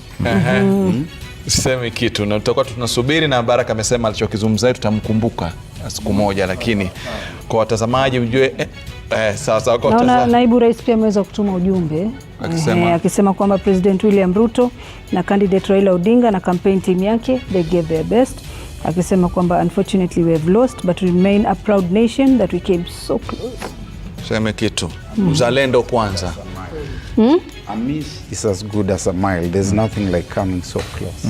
Sema kitu. Na baada muda usiokuwa mrefu Trevor Mbija atakuwa anachukua nafasi ya kuweza kuendeleza gurudumu hili, na atakuwa na wachanganuzi na pia kuizungumzia safari iliyokuwa na matumaini, lakini mwisho wa kwisha matumaini yale hayakugonga ndipo. Cha msingi ni kurudi nyumbani, watu wajipange upya. Kwa heri mtazamaji.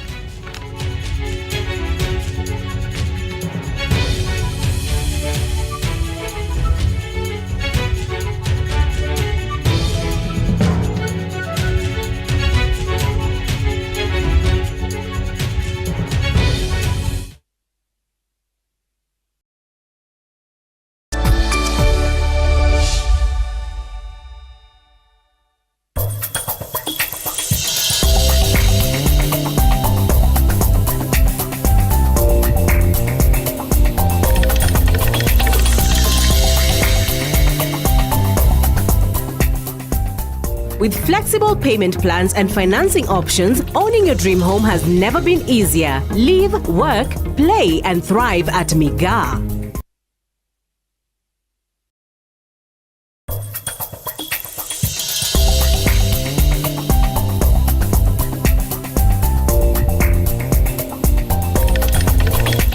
Na payslip yako unaweza pata mobile loan ya 500,000 na personal loan ya 9 million. Tembelea Cooperative Bank branch leo. Cooperative Bank, we are you. Bedlam ni dawa nambari 1 ya kuangamiza kunguni, kutoka mayai hadi kunguni waliokomaa. Haina muwasho kwa ngozi wala harufu yoyote, na inaweza kutumika nyumbani na pia katika maeneo ya umma. Nunua Bedlam katika Agrovet iliyo karibu nawe popote nchini. Kwa maelezo zaidi, wasiliana nasi kupitia nambari hizi. Maliza kunguni na Bedlam kutoka Kenagro Suppliers Limited.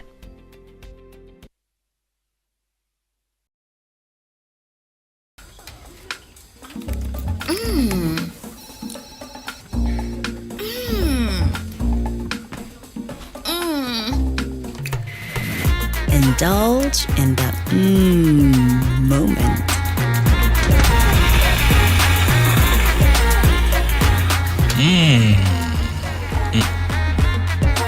With every spoonful of Delamere real fruit yogurt.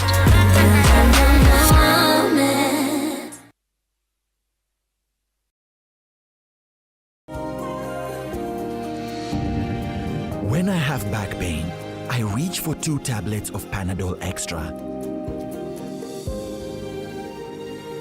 It's boosted by caffeine for fast relief of strong pain, like headache, toothache, and muscle pain. And I am finally released from pain and ready to be there for those who need me. Try Panadol Extra for fast and effective relief from strong pain. Stubborn stains, Classic Detergent Powder inakuja na suluhisho rahisi. Inatoa uchafu kwa urahisi, gentle kwa mikono, na unaipata kwa bei nafuu. Usiwachwe nyuma. Choose Classic. Ng'ara na Classic.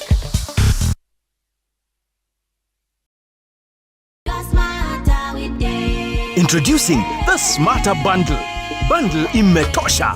30 GB monthly data, yani 1 GB daily. 400 minutes talk time to any network and free Airtel to Airtel. 100% rudishiwa on Airtel money transactions, bank to wallet, pay bills, and agent withdrawals. Subscribe to the Smarter Bundle today. Dial *544# or visit My Airtel app. Airtel Smarter Bundle. Browse, chat, call. Airtel Money. Airtel, a reason to imagine. Valentine's is all about love. And what better way to show love than building a future together? Welcome to Royal Mabati Factory Limited, where quality meets style and where love finds a roof. These Valentines enjoy sweet deals, amazing discounts. Enjoy free delivery across Kenya to your doorstep. Call us on 0722 638383. Order today at www.royalmabati.com. Terms and conditions apply.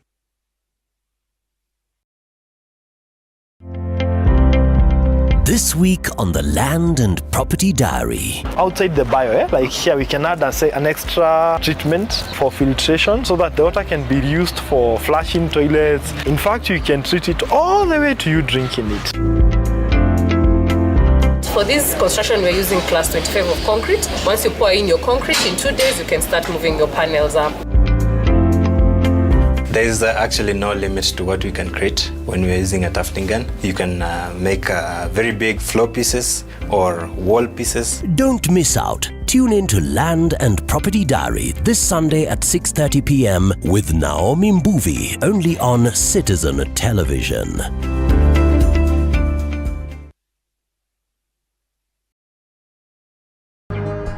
Kuanzia Washington DC, Marekani, Nairobi, Kenya, mpaka Dar es Salaam, Tanzania. Hili ni jarida la wikendi. Ni uchambuzi wa kina. Vitu ambavyo vimechangia kupanda kwa athari za bidhaa. Siasa, maendeleo. Tunaweza kuijenga Afrika yenye mafanikio. Pasi kusahau tafiti. Kuna mbinu tofauti za kufikia watu wa vijijini, teknolojia na mengine mengi. Tupate kutoka Tanzania, Kenya, Kongo DRC na maeneo mengine Afrika Mashariki na Kati. Kwa ushirikiano wa Sauti Amerika VOA, Azam TV Tanzania na Citizen TV nchini Kenya. Ni jarida la wikendi.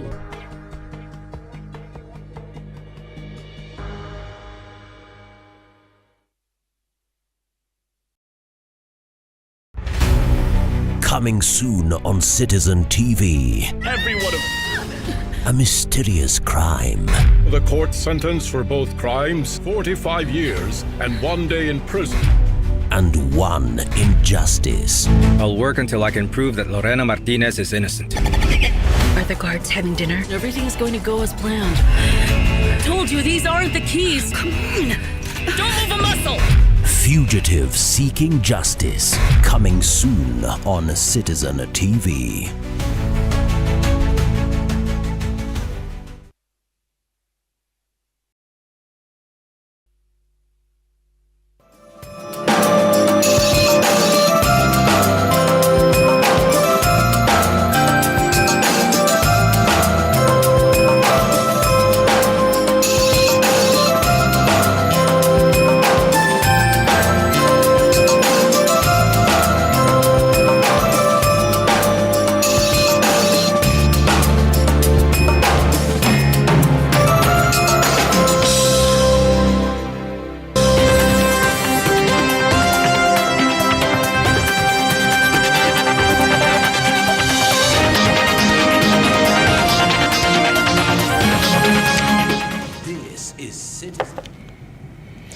So what happened?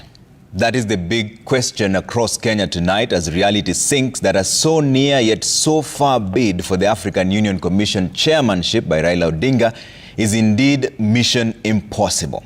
A nail-biting 7-round vote ended in a devastating crash for Kenya's second ever bid for the top continental seat. And so tonight, Raila Odinga ends it where Amina Mohamed ended it 8 years ago. Kenya was once again only second best in what is billed as the continent's most prestigious diplomatic contest. My name is Trevor Mbija in Nairobi. It's a night of introspection for Kenya. And tonight, we start at the scene of the disastrous event. Olive Barrows is live in Addis Ababa. Olive? Indeed, Trevor, it came to a crashing end for a race that carried so much promise for Raila Odinga, President William Ruto, and a significant